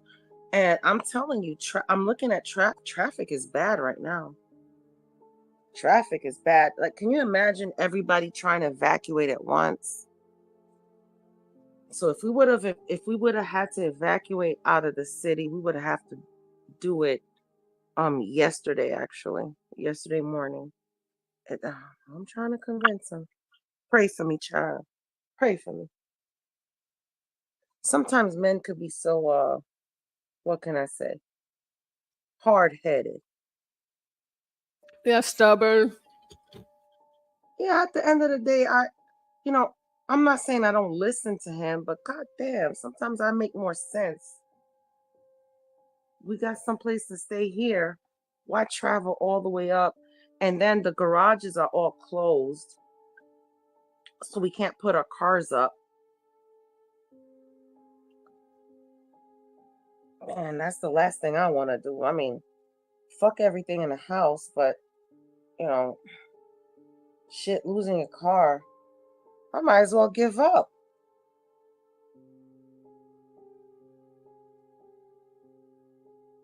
And I'm taking my Yingling. Shoot.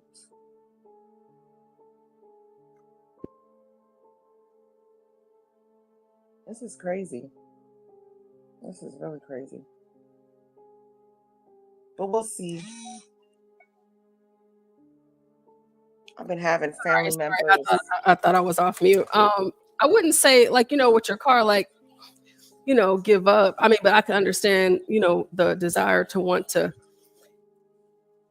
protect that and keep that safe for sure. But I mean, yeah, girl, it's a 2024. I can't afford to lose my car, and yes, insurance may pay you something, but insurance, anybody who's ever had insurance, damn well. Yep. They don't give you, it's like pulling teeth to try to get something from them, Mm-hmm. Yeah, it's just so much to think about. Mm-hmm. With not a lot of time. Yeah, my girlfriend, she lives in a part of our town that is a non-flood. It's like very high and dry. Mm-hmm. So why not? Let's just do that, But he wants to go to his brother's, and because he was considering my cousin's house, but my cousin, her area doesn't flood as much as mine's, but because the storm is so big, I'm sure she's gonna flood as well. So she's evacuating to her mother-in-law's house, which lives in a higher part of Bradenton, and she also has a mango tree too. Us Caribbeans love mangoes. And if that mango tree fall, that's what I'm worried about. I'm not worried about anything. I'm just worried about that tree falling.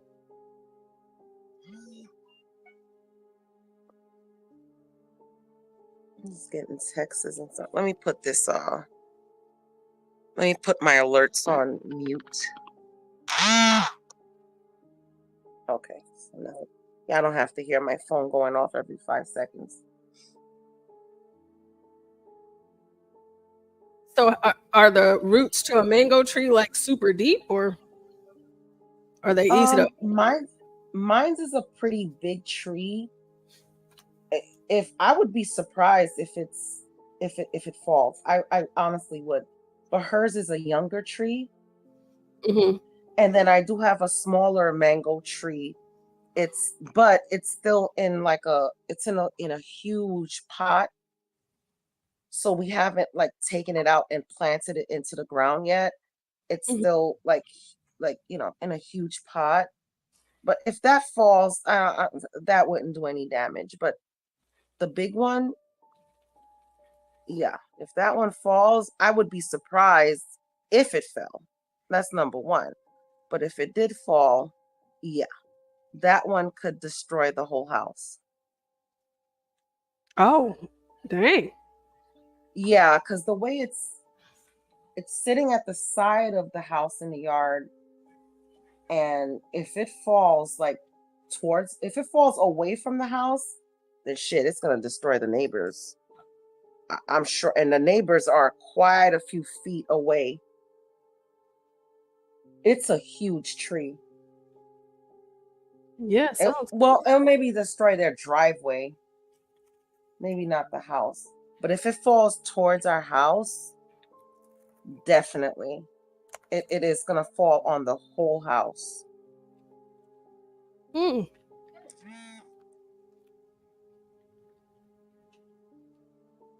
I already gave up on my little plants. I had my little basil plant. Well, my little basil. Yeah, I could always buy another basil plant. That's not bad. I had my little herbs. Grow your herbs all over again. I think my tomatoes, my cucumbers.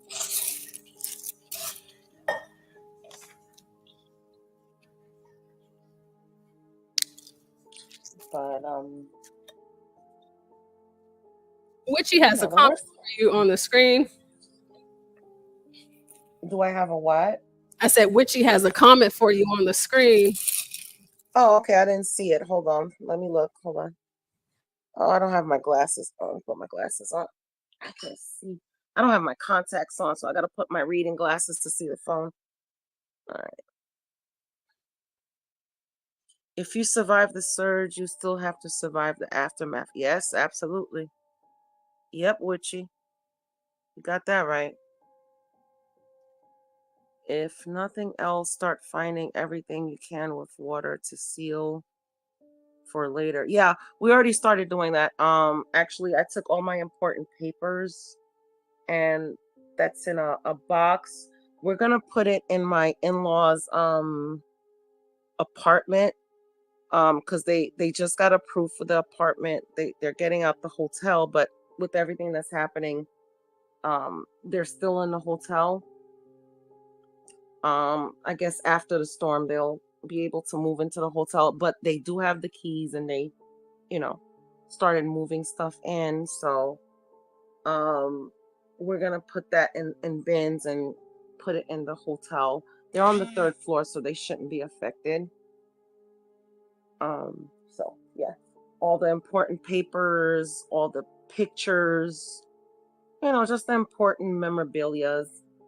Everything else can be replaced, but it would be unfortunate to lose everything. But what would really devastate me is like pictures of my kids when they were babies, pictures of me and my husband when we were married, pictures of me and him when we were dating. Anything that has to do with kids and family would be devastating to lose. So gotta make sure I put all of those stuff up. And I'm still freaking healing from a surgery. Jesus Christ.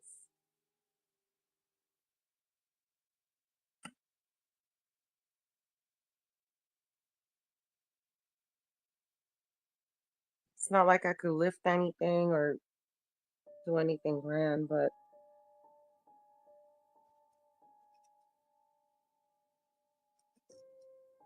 They just say wanna know. it rains, it pours. Yes, ma'am. You're right about that. You are right about that. When it rains, it pours. And I've been through some shit in my life. And 2020 was devastating. We lost a lot during 2020, but it wasn't because of like floods or anything. It was just because us losing jobs and trying to figure out what to do, and having to work 2 jobs each of us, you know. Mhm. I worked 3 jobs, you know. So, and then missed like my boys' graduation because they weren't able to walk because of COVID. Not only that, but it was just everything with me working so much and my husband working so much. We weren't there for the kids, and basically I was just bringing food home from Applebee's when I had to waitress over there, bringing food home, and that's what we ate for dinner because we had to keep them bills paid, you know. Mhm. And this was before we bought our house, so we was renting at the time, and we were one of those people that, you know, they said you didn't have to pay your rent, right? Right. And we were like, well, we're gonna pay, you know, we're gonna pay. If I knew what I knew now, girl, Yeah. I would have been F that rent. Yeah, no, because my landlord did us dirty. He did it, and that's what made us say, you know what, we're just gonna. And at the time, our houses weren't selling. It was just, and we had rented it out for, you know, granted, we rented them out, but still the bills were just piling up, piling up, piling up. You know, it was at the time it was like 5 kids. Yeah. And this doesn't, you know, or You stuff know, a like lot of people think that because you make this amount or that amount, or you have this or you have that, that everything is easy. It's not. Everything is a struggle. Everything is a struggle. I've never had anything easy unless my last name is Trump. I've never had anything easy. Well, I always look at it like, you know, people that have things, they obviously had to pay for those things. And whenever you see people that have things, if they keep those things, that means that they're paying to keep those things. So, you know, people who, you know, you don't want to get caught up in what somebody else got, of course, but at the same time, it's just like whenever you see people and it seems like they have a lot, just, you know, it's always that mindset of, well, they had to pay something to have what they have. And to maintain what they have, they're still having to pay for it. And so people, they might, you know, be thinking that you think you this and think you that, think you all of this, all of that in the bag of chips. And it's like, no, I paid for all of this over here. That's what I go to work for every day. And my husband made me really like calm down with, like, before I met him, I'm not gonna lie, I used to shop every weekend. You know, I always had to have the latest shoes, always had to have, you know, bags. I love purses, I love shoes, clothes. And when I met him, my husband is really like a minimalist. And he really is not into all that kind of stuff. And once he showed me the way of being a minimalist, now I'm not gonna lie, do I have my little indulging? Yes, I still go to the hair salon, I still go get my nails done, you know, toes and stuff like that, but I'm not as crazy as I used to be before I met him. With, like, you know, I have to have all these shoes that I sometimes, I had clothes in my closet still with tags on it. I had a whole room when when I had the 5-bedroom house. I had a whole one. The 5th bedroom was nothing but my clothes, shoes, and bags. And when my husband met me, he was like, "Girl, you need to stop. I ain't gonna be with you if you like this." So I had to choose. I have a lot of clothes and shoes too, but you know, women, why do we have so I much? know, they're so cute though. We like looking cute. It's like, why do we have it? We don't need it. We just want it. We don't, especially if you have like a whole section of your closet with like tags still on the shit. You know, you don't need it. Yeah, that's true.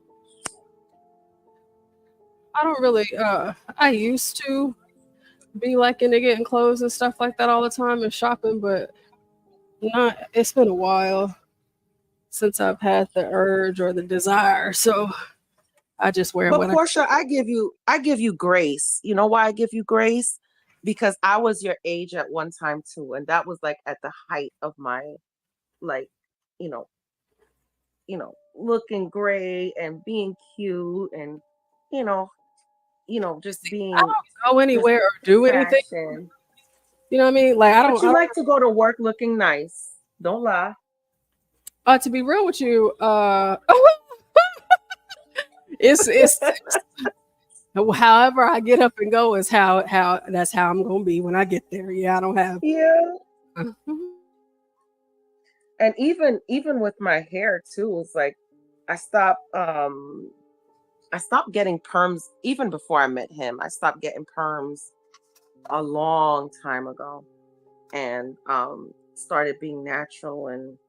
But even with being natural, when you have long hair, my God, the products are so expensive Oh to yeah, keep that's it, why. nice and moisturized.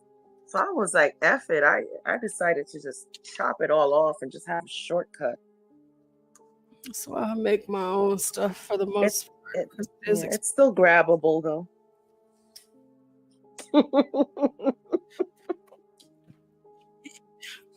And he's not into all that. He hates when I get braids, but I love to get braids. When I do want to grow out my hair and stuff like that, I'll get braids, and when I want to give my hair a break and not spend so much money on product. And he doesn't understand that. I'm like, okay, the reason why I'm getting braids is because I'm trying to give I have to get all this product, to moisturize. Yeah, no, I wanted to braid my hair, but I'm not. So, give me. I need to step away for 1 second. Hey, 12th man, welcome back, Virgo here. I had to bounce. I had a phone call and then so thought I'd Hey, bounce 12th back man. on. Hey Virgo, praying for you, sissy. Thank you. I think we might escape. I think we might escape to Alaska. I think that's the only place we're gonna be safe.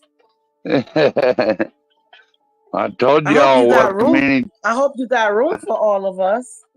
Well, y'all could stay in my trailer, maybe. Y'all might be able to clean that up. At least it ain't gonna be flooded or something. You can make us some deer jerky. Yeah, you might hunt a moose with you. You could help me skin it, Virgo. Yes, sir, and we could definitely help you hunt it. Yeah, I'll have the license, and then the whole crew, they wouldn't know what to do with me if I had a bunch of black people up here. They'd be like, oh yeah, oh my God, that white boy moving the whole ghetto up here. It's like, oh well, you never come to see me. But now you got something to say? Nah, you ain't got nothing to say. Get off my land.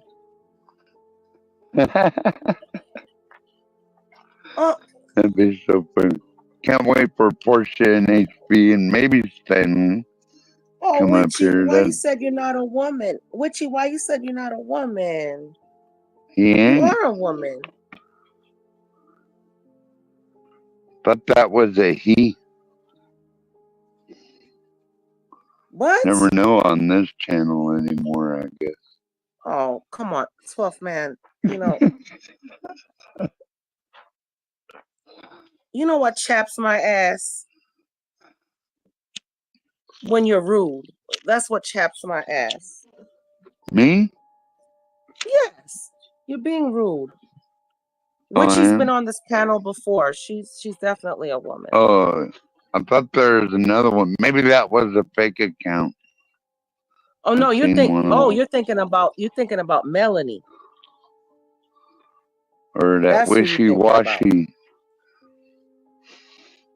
You're thinking about that Firefox. Wishy-bishy. Oh, I think it was the wishy-bishy. That was the other one. Melanie the gotta mix it. Firefox or whatever its name is. Yeah, whatever it is. I think she needs a psychologist. Squishy Bishy is.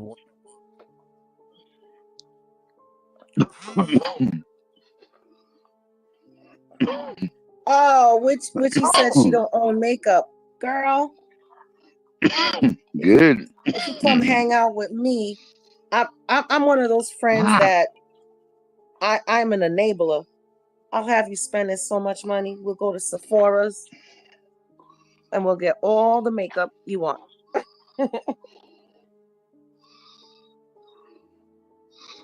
and it's funny because I don't even wear a lot of makeup.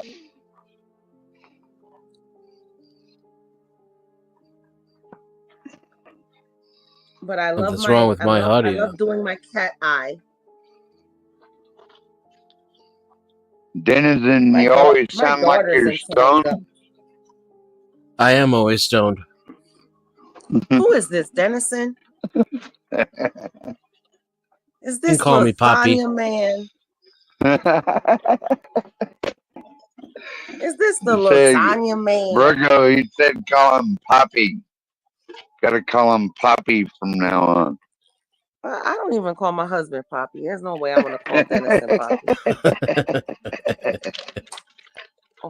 Oh well, I tried, 12th man. You know, I tried.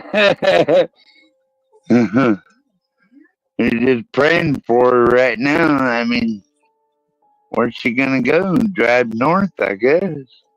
Go to higher ground. Virgo, God damn it, get the fuck out of there. You stay there, you know you're gonna drown, right? 12-foot surge, that ain't nothing to play with. I could swim, but nobody Or go wants to to swim. Ocala. At least go to Ocala. At least that's higher ground. Okay, I'm worried about Ocala's gonna be affected too as well. It's gonna rip right through the middle. Jeez. Ocala's probably a little bit up north.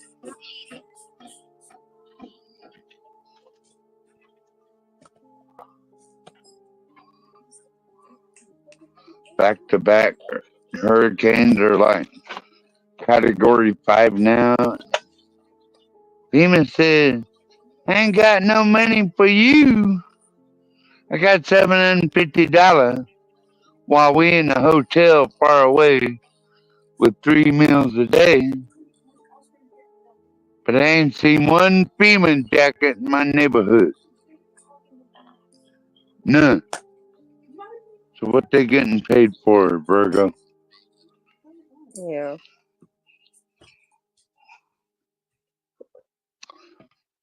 I'm afraid the Florida National Guard might just run them out of town if they did show up. I mean, they're the one, and the police and the sheriffs and the neighbors, they're the ones been doing all the work because I've been following it very closely.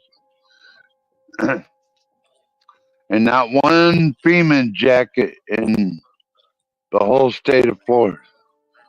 But I'm sending you $750, even though your mailbox got washed away. You have no communication, but we're gonna send you $750, all right, Virgo? Gonna make you more comfortable. 350. Half now, half later. That's right. That's what the Loch Ness monster charged. $350.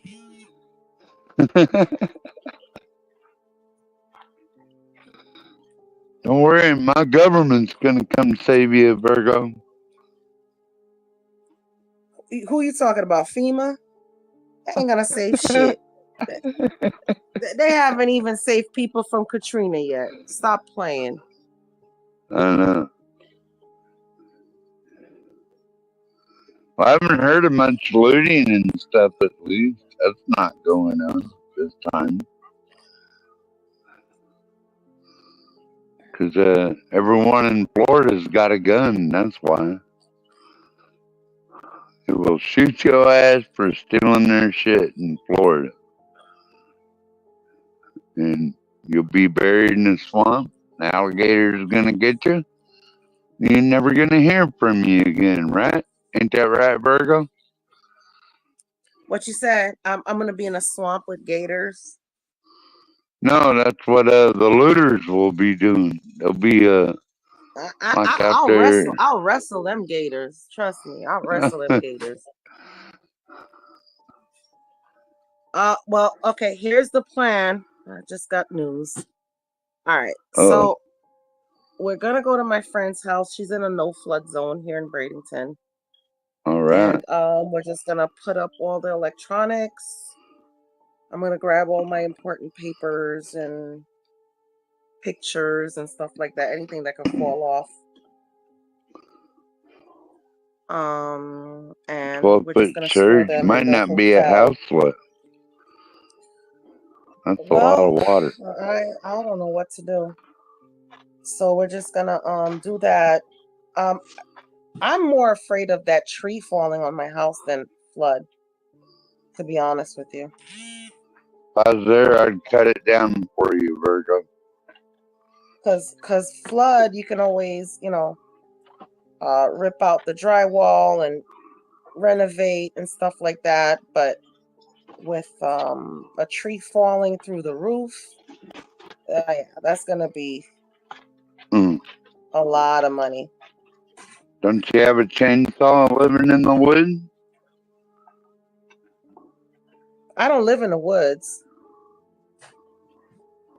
Well, somebody's got a I live on the chainsaw around outskirts. there, I live don't on the they? outskirts of the city, but And they I cut don't it live in the down woods. before you go? Well, with Helen, we had somebody scheduled to come out and cut some stuff, but it was so bad that around here that nobody could come out, and at least in this storm coming now they can't come out at all. But the tree wasn't damaged that much. I had a few branches fall off and splinter off and stuff like that, but I think within a storm or 2 or 3 at the most, that whole tree is gonna fall. It may not fall now during Milton, but that tree's gonna fall.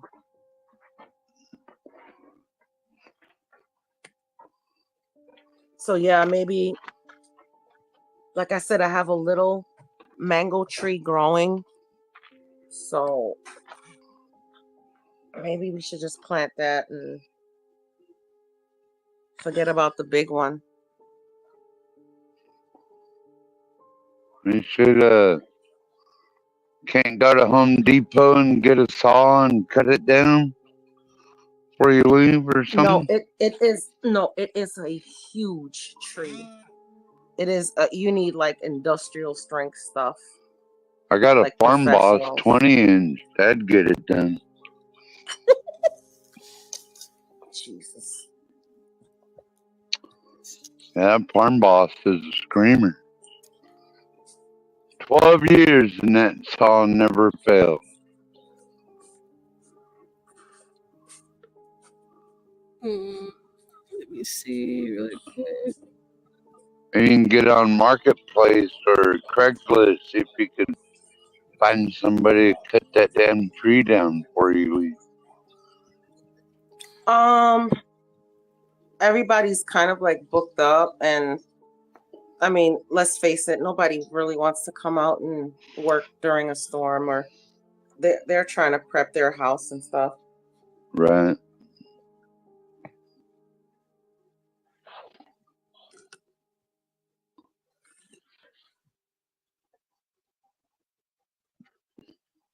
Well, I guess it is what it is. At least you got some high dry house to go to. Say that was your cousin or somebody? No, this is one of my my good friends. She's one of my she's a good friend of mine. We worked together when we were working at GM, so I've known her for a long time. worked in the car business together. God almighty.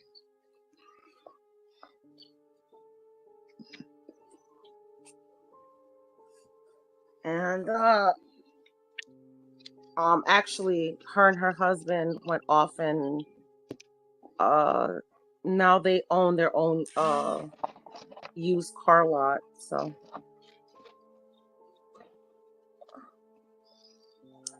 12-foot surge, that's a lot of water, Virgo. yeah, dirty, nasty water. Yeah. From the Gulf.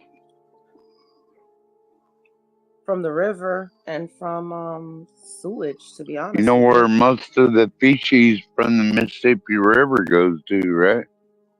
Ugh. Right in the Gulf. That That's means nasty. you're being rained on by that. Shit rain.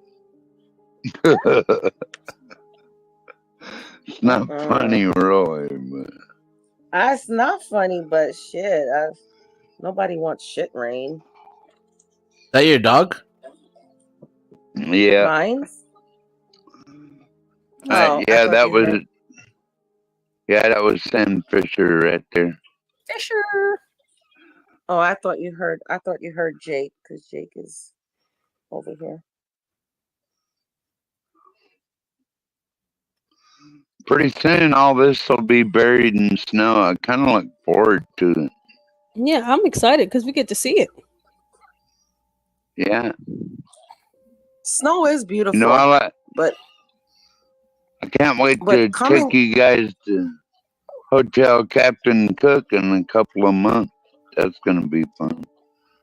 Coming from New York, I don't. Ain't going to be no immigrants in there, I promise. Oh, shit. Coming from New York, I don't miss the snow at all. Like, I don't miss digging my car out of snow. I don't miss having to dig a parking space and coming home and somebody steals it because they're just a jerk. You know. Yeah. Well, I don't miss that at all. It's a lot different but from I guess you don't have to Alaska. deal with that, right, 12th man? You don't have to deal with that. No. Nobody's gonna steal your, because you're on your own property. And plus they don't like the way I pop off 308 rounds every now and then, so everybody stays away from here. Like they don't like that. HB says, ooh, ciao. I'm glad you got a safe place to go, Virgo. That makes me feel a lot Miss better. T. That's Miss T with the ooh child. I think Portia I swear, says it Portia the gotta best. make a commercial. She gotta make a commercial with all of our sayings. Just make a song out of it. The ooh child. Ooh, round. Yeah. Whenever because I don't know. We have maybe I'll give or take about 30 minutes left before we start the next one. Uh-oh. So I mean, no, we're good. We're good for now. It's just gasoline draws. Somebody else can come up here. Portia on the clock. Don't forget to Cash App Portia, and I hope Virgo's Cash App is down there because she might not have a home to come back to after a 12-foot surge. So let's pray it doesn't come down to that. But share the love. Let's pray that it doesn't come down to that. But if it does, 12th man, thank you for thinking of me. I'm honestly, I'm a humble person, and I've never asked anybody for anything in my life. You know, I've always worked hard for what I have. But you know what? Sometimes you have to take the help if you need it. But it's the last thing I want to do. From Because I know everybody is not. Sanibel Island, and so on. Can y'all just across the bridge to the first available center that had capacity, they'd still be alive today. They're talking about getting out. Please remember that counties will call for these evacuation orders and we will likely be seeing those today, as I've already mentioned. If you need to evacuate, we want you to evacuate out, not up. After I made the comment last night, my brother-in-law called me and said, in fact, for Hurricane Helene, we have 380 elevators that are not working in the greater Tampa Bay area. Elevators are going to go down. You're not going to be able to get down the elevators. If you are dependent on elevator usage versus stairs, you need to make that a part of your evacuation plan.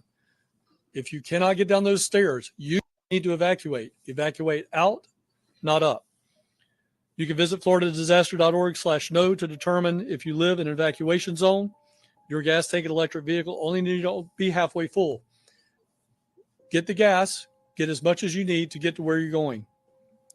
If you're in an evacuation zone, you need evacuation assistance, please call this number, 1-800-729-3413. That's 1-800-729-3413. That's for all residents. We have people there to answer your questions, and we can help you get out of your evacuation zone if you need additional assistance. The state has activated the state assistance information line, also known as the SAIL line. If you need information, again, information only on resources. They cannot get you people, but if you need to ask a question, that is what the SAIL line is for. 1-800-342-3557. Again, that's 1-800-342-3557. We have English, Spanish, and Haitian Creole waiting to help you out. Additional preparedness resources can be found at floridadisaster.org/update. Make sure you follow us on X, Instagram, at FLSERT, and on Facebook at FDEM, as we are sharing updates in real time. Please make sure that you have a way to receive alerts. Make sure that you see all the additional information at your county emergency management agency at floridadisaster.org/counties. Again, thank you, Governor, for your continued support and partnership. Jared. All right. Thank you, Governor, and good morning. We have continued to respond to Hurricane Helene and also ramp up our efforts to prepare for Hurricane Milton. To date, FDOT has removed nearly 180,000 cubic yards of debris statewide. And as you heard from Governor DeSantis, we've taken the mission of removing as much as debris as possible before Milton makes landfall very serious. We've mobilized every available state asset and resource to do just this. It's been a partnership between FDOT, DEM, Florida Department of Agriculture, the National Guard, and the State Guard.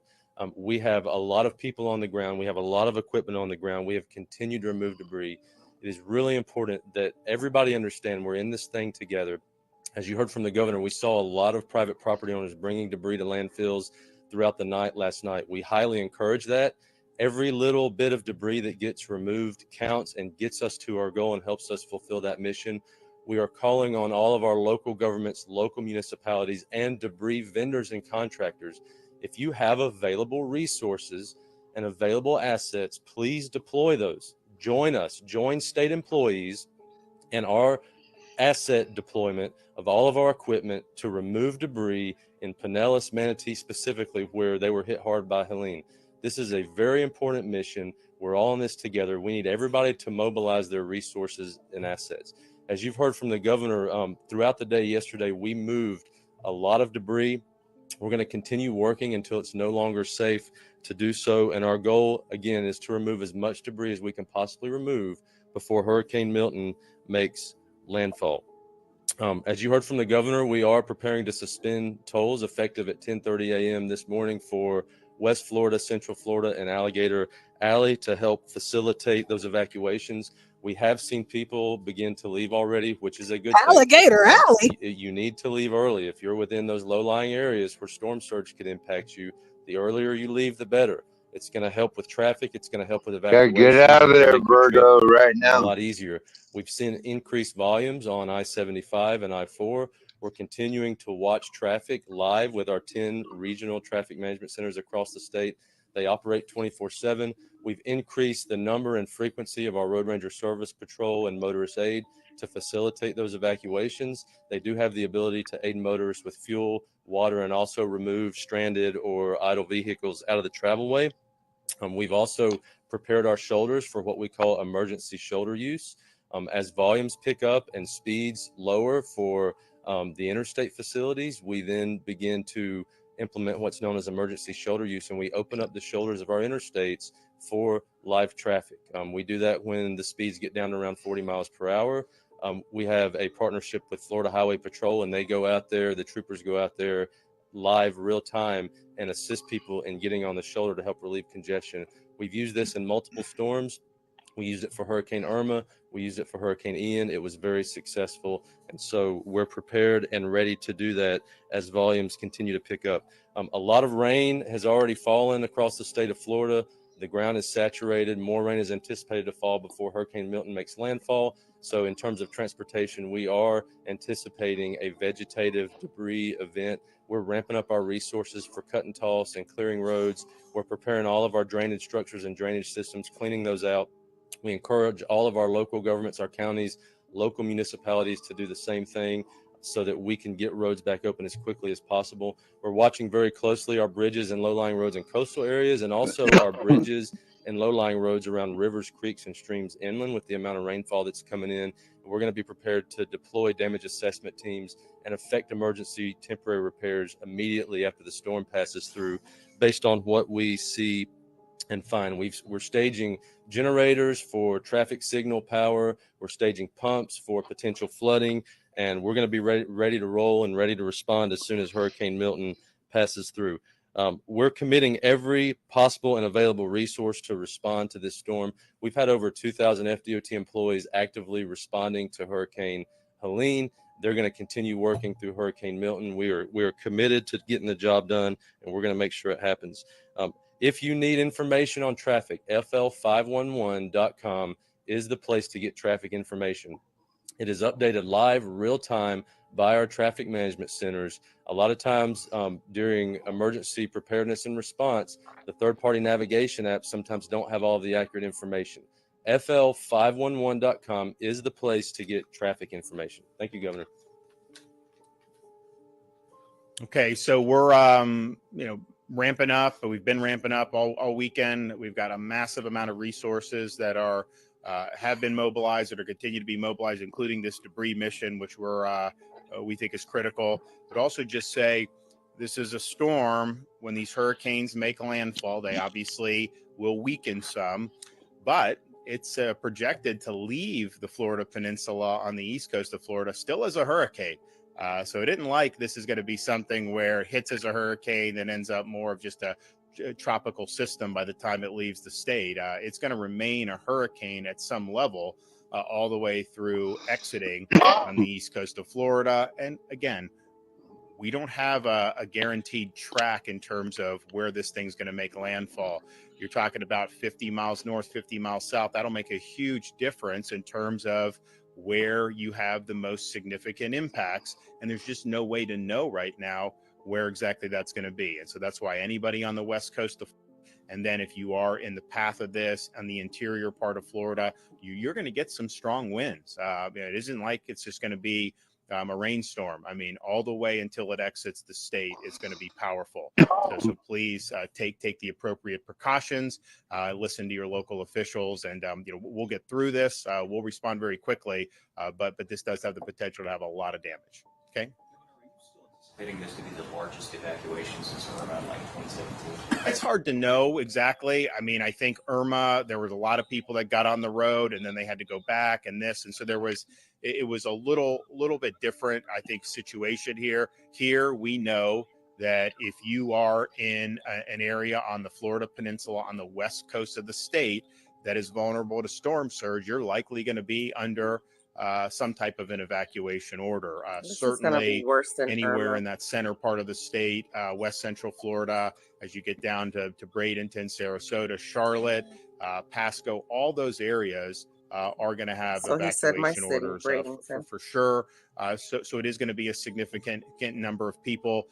We'll see exactly how that shakes out, but it's a major issue because of we have a storm that could hit in different spots. I mean, that's just the reality that we're dealing with. I mean, if we knew exactly where it was going to hit, you probably would evacuate fewer people, but we don't know that.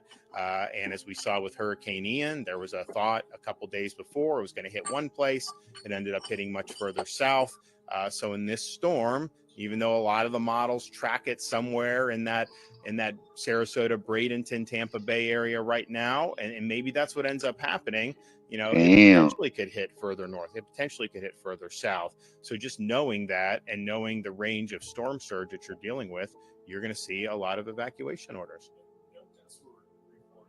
Taylor County with Helene, the sheriff says this because everyone evacuated, those communities were leveled. Talk about the importance of people listening to those evacuation orders. Well, Taylor County had more storm surge than even is being predicted for this storm at this point. I mean, you know, you had 15, maybe even 20 feet in some of those areas. So you had homes that withstood Hurricane Idalia, which was hit as a category 3. It was a 4 in the water, and then it hit as a 3 and survived it fine. And then on Helene, they were totally wiped off the map. And that's all because of the storm surge. It is the winds were more with Helene than with Idalia, but not so much more that a house could go fine and then get obliterated. It was the storm surge. And when you get away from the storm surge, then you're going to be able to most likely ride out the storm and be safe. You hide from the wind and you run from the water.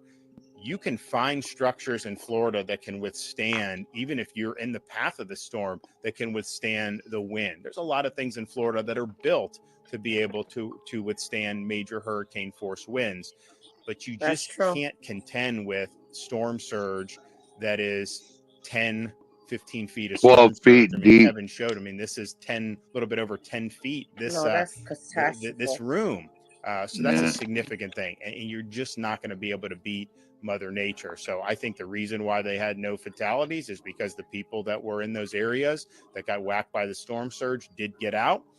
Now we always have, and in Helene, we had storm. God bless Governor Ron DeSantis. Attributed to the storm from, you know, a tree can fall somewhere. You can have a traffic accident. You can have all that.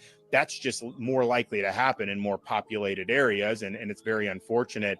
And so some of those things can kind of just be freak occurrences with that. But the one thing that people can control is if you are in an area that is vulnerable to this surge, if you get out of there, the chance of you being able to ride this out and returning home safely is very, very high. If you stay in there and you got 10 feet, you know, you're really taking a risk with your life and your safety. A risk? Yeah, that's suicide. Of a, whole field of bucket trucks and line crews ready to go to put power up. We don't have that right now. It sounds like you said that the private. No, they're being mobilized now. I mean, you know, you think. How many do we have pulled together so far? Well, they're working with the companies. We've been talking with them over the weekend. They understand, and so if you look at the path of the storm, you know, Tampa Bay, you got Tico, you got a lot of Duke. And then to the extent it goes south of Tampa Bay across, you pretty much have FPL. And so, you know, these are major engines. We do have some municipals. We do have some co-ops as well. But, you know, they did a lot with this. So that is happening. They are actively working to bring as many people in as possible. You're looking at probably not going to be able to do any restoration until Thursday morning would likely be as early as you're going to be able to do it, depending on, and it may even be later if the storm continues to move slower than anticipated. But they are all actively bringing people in, and I think you're going to continue to see more and more people brought into the state over the next few days.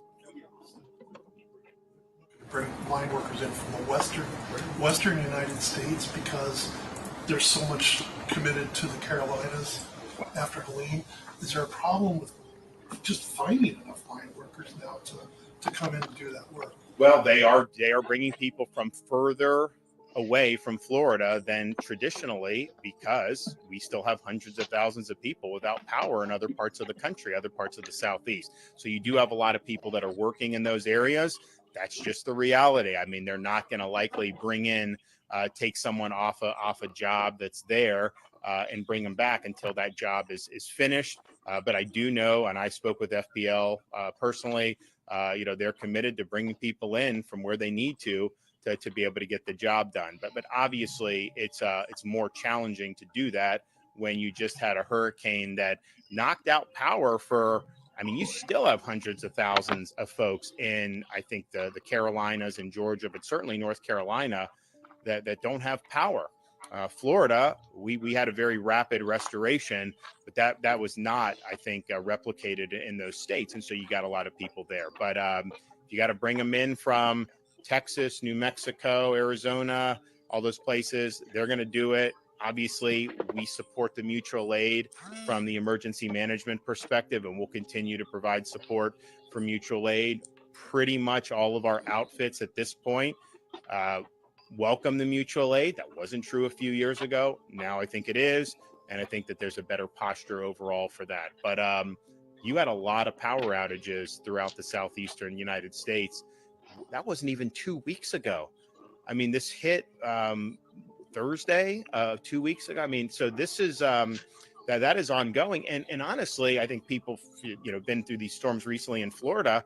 The norm is that people are without power for 3 weeks, a month, 5 weeks. I mean, that's the norm in these hurricanes. I think our effort to really front load this and go quickly and working with the utilities that's not the norm in terms of how these things are going. So the fact that you still have people there is not surprising to me at all. But I'm glad that the mission here was completed in record time. I know that's going to be helpful for those. And if we hadn't have pre-staged before Helene, you could be in a situation where you're having, massive restoration efforts still ongoing in the state of Florida just for Helene. So fortunately, that is 99.9% of that was complete, and we're ready for the next one. Flex you're anticipating on elections, given that today's the last day to register to vote or anything like that? Not in terms of voter registration. I mean, people can register today, and then that's that. There's nothing inhibiting you registering today. The storm has not hit yet. Now, after the storm, we will see what damage is there. And if I have to do a similar executive order that I did in Ian and that I did for Helene, we're happy to do it, but we're not going to change any registration deadline. You can register today, and there's no reason to open that up. The things that happened in Hurricane Irma was Good morning. We're here at the State Emergency Operations Center. I'm joined by Kevin Guthrie, Florida Division of Emergency Management, Secretary Jared Perdue, Florida Department of Transportation, Major General John Haas from the Florida National Guard. Hurricane Milton, when we were here yesterday morning, said this is a tropical storm. Might become a hurricane yesterday, but probably by today, and it became a hurricane very quickly.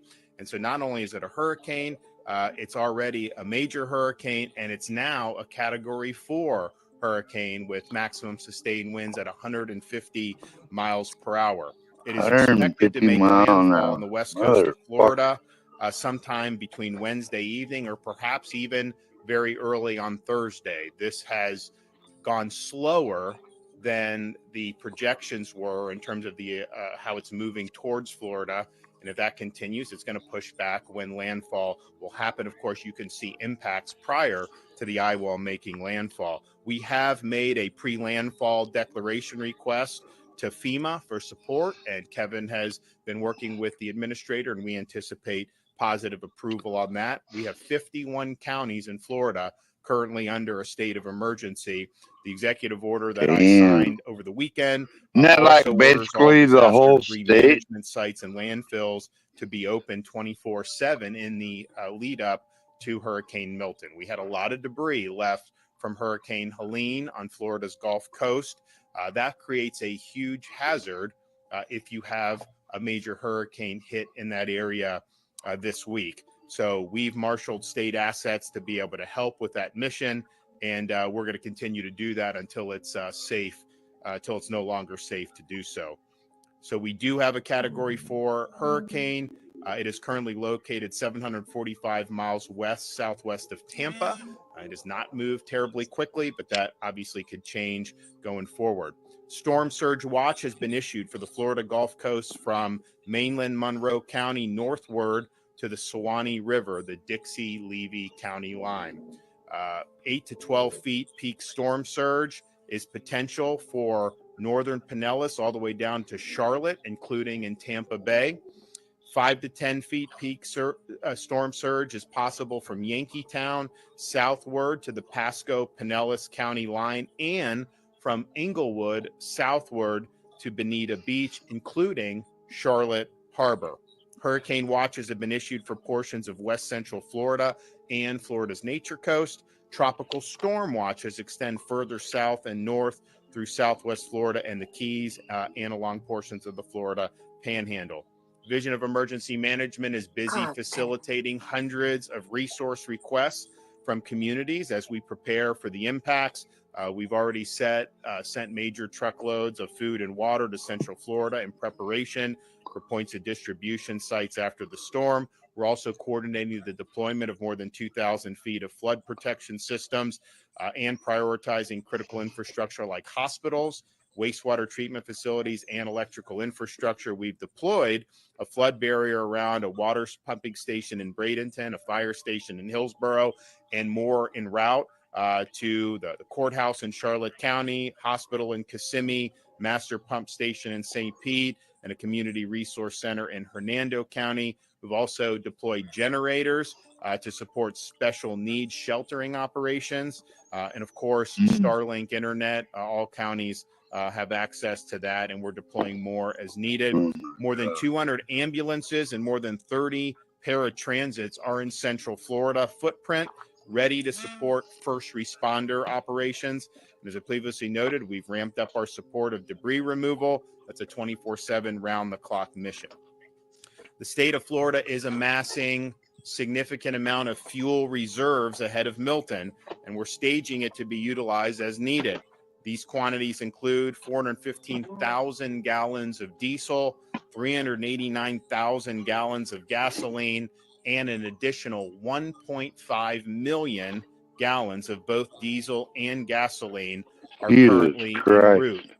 I know there's different things that are being said, but all fuel continues to arrive at Florida ports. There has not been an interruption of that. I know people are going to fill up their gas tanks, which is a good thing. There's more lines than maybe that we're used to on some of these, but there has not been an interruption in fuel deliveries, and all the ports are checked in on that. Local officials and their vendors must continue debris removal efforts for those areas that are in the potential path of this storm.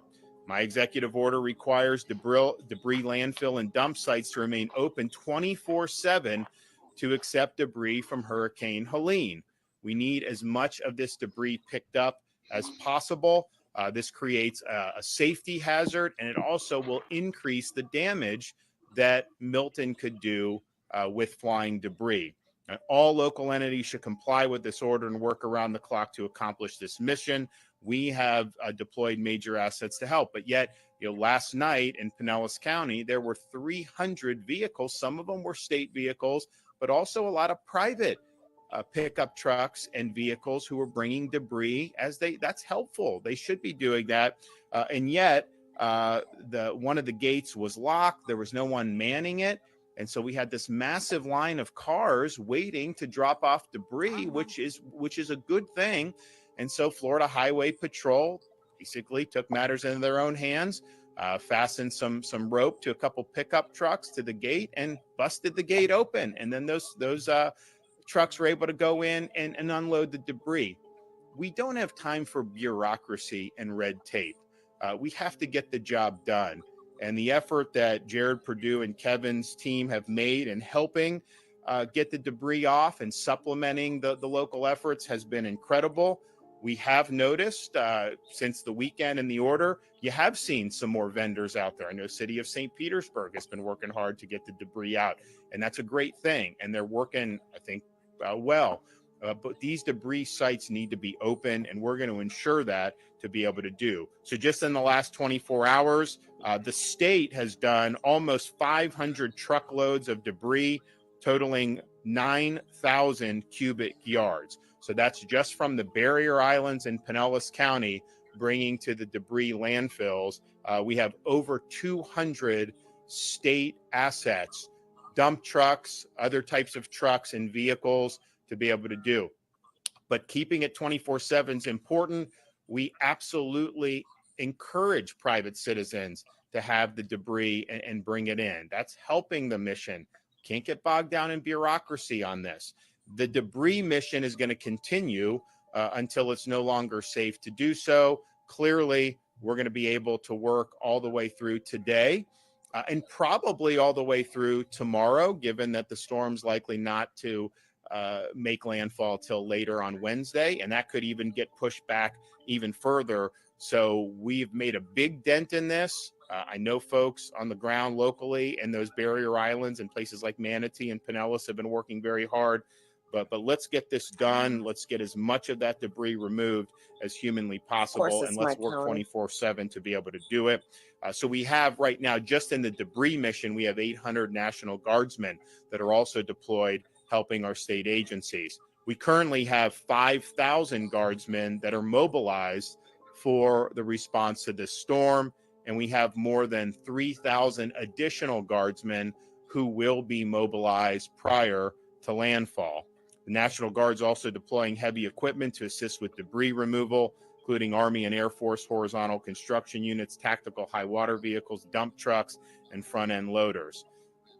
Linemen and power restoration resources are being marshaled in advance of the storm. This is a storm, the path of this storm that would hit the western part of the Florida Peninsula, then go all the way across the peninsula and exit in the Atlantic Ocean. That's going to impact a lot of different utilities. We've spoken to most of them, and they're working to get people here. You know, if you look, we had Helene, and there were 2.4 million restorations, but 99.9% were back within a few days. Yeah, there's still hundreds of thousands of people without power in some of these other states that got hit by Helene. So there are crews working there, but they're bringing people in from far and wide to be able to respond accordingly. This path of this storm, you know, we don't know exactly how it's going to go. I know they say the eye is going to go here or here. That can move when you're talking about 30, 40, 50 miles north or south. Will make a huge difference in terms of who gets the worst surge, how much power is ended up taken out. And so we have no way of knowing how that's going to shake out. So the resources are being brought in, and the power restoration effort will begin as soon as it's safe to do so.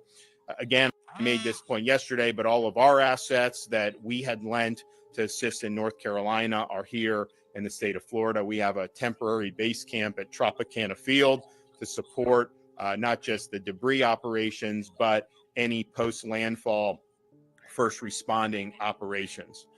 So we have landfall is going to happen probably sometime later Wednesday, maybe early Thursday, and it could potentially speed up. And so maybe it'll be a little earlier than that. It could continue slowing. Maybe it'll be a little less, but there is going to be a landfall in the middle of this week. Monday morning, where we are today, you have time to execute your plan, but you got to do it now. There have been some evacuations that have been issued. There's going to be a flurry of them today. I know the counties are working on opening shelters. They typically will open the shelters after they have the evacuation go out, not before. So make sure that you're following the news coming out of your local county. But all these barrier islands, all these areas that would be susceptible to the storm surge that's up and down the west coast of Florida, you should assume that there's going to be some form of evacuations that are going to be issued by your local county officials. That is going to happen when you have the potential for storm surge of this magnitude. We also have a storm that's already very powerful.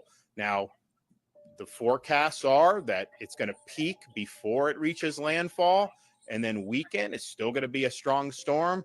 But, we don't know that that's necessarily going to happen. And so this is something that's going to be really, really significant one way or another. But you have time to be able to do this today. And again, you don't have to evacuate hundreds of miles. If you're in those barrier islands, if you're in areas that are susceptible to storm surge, you go to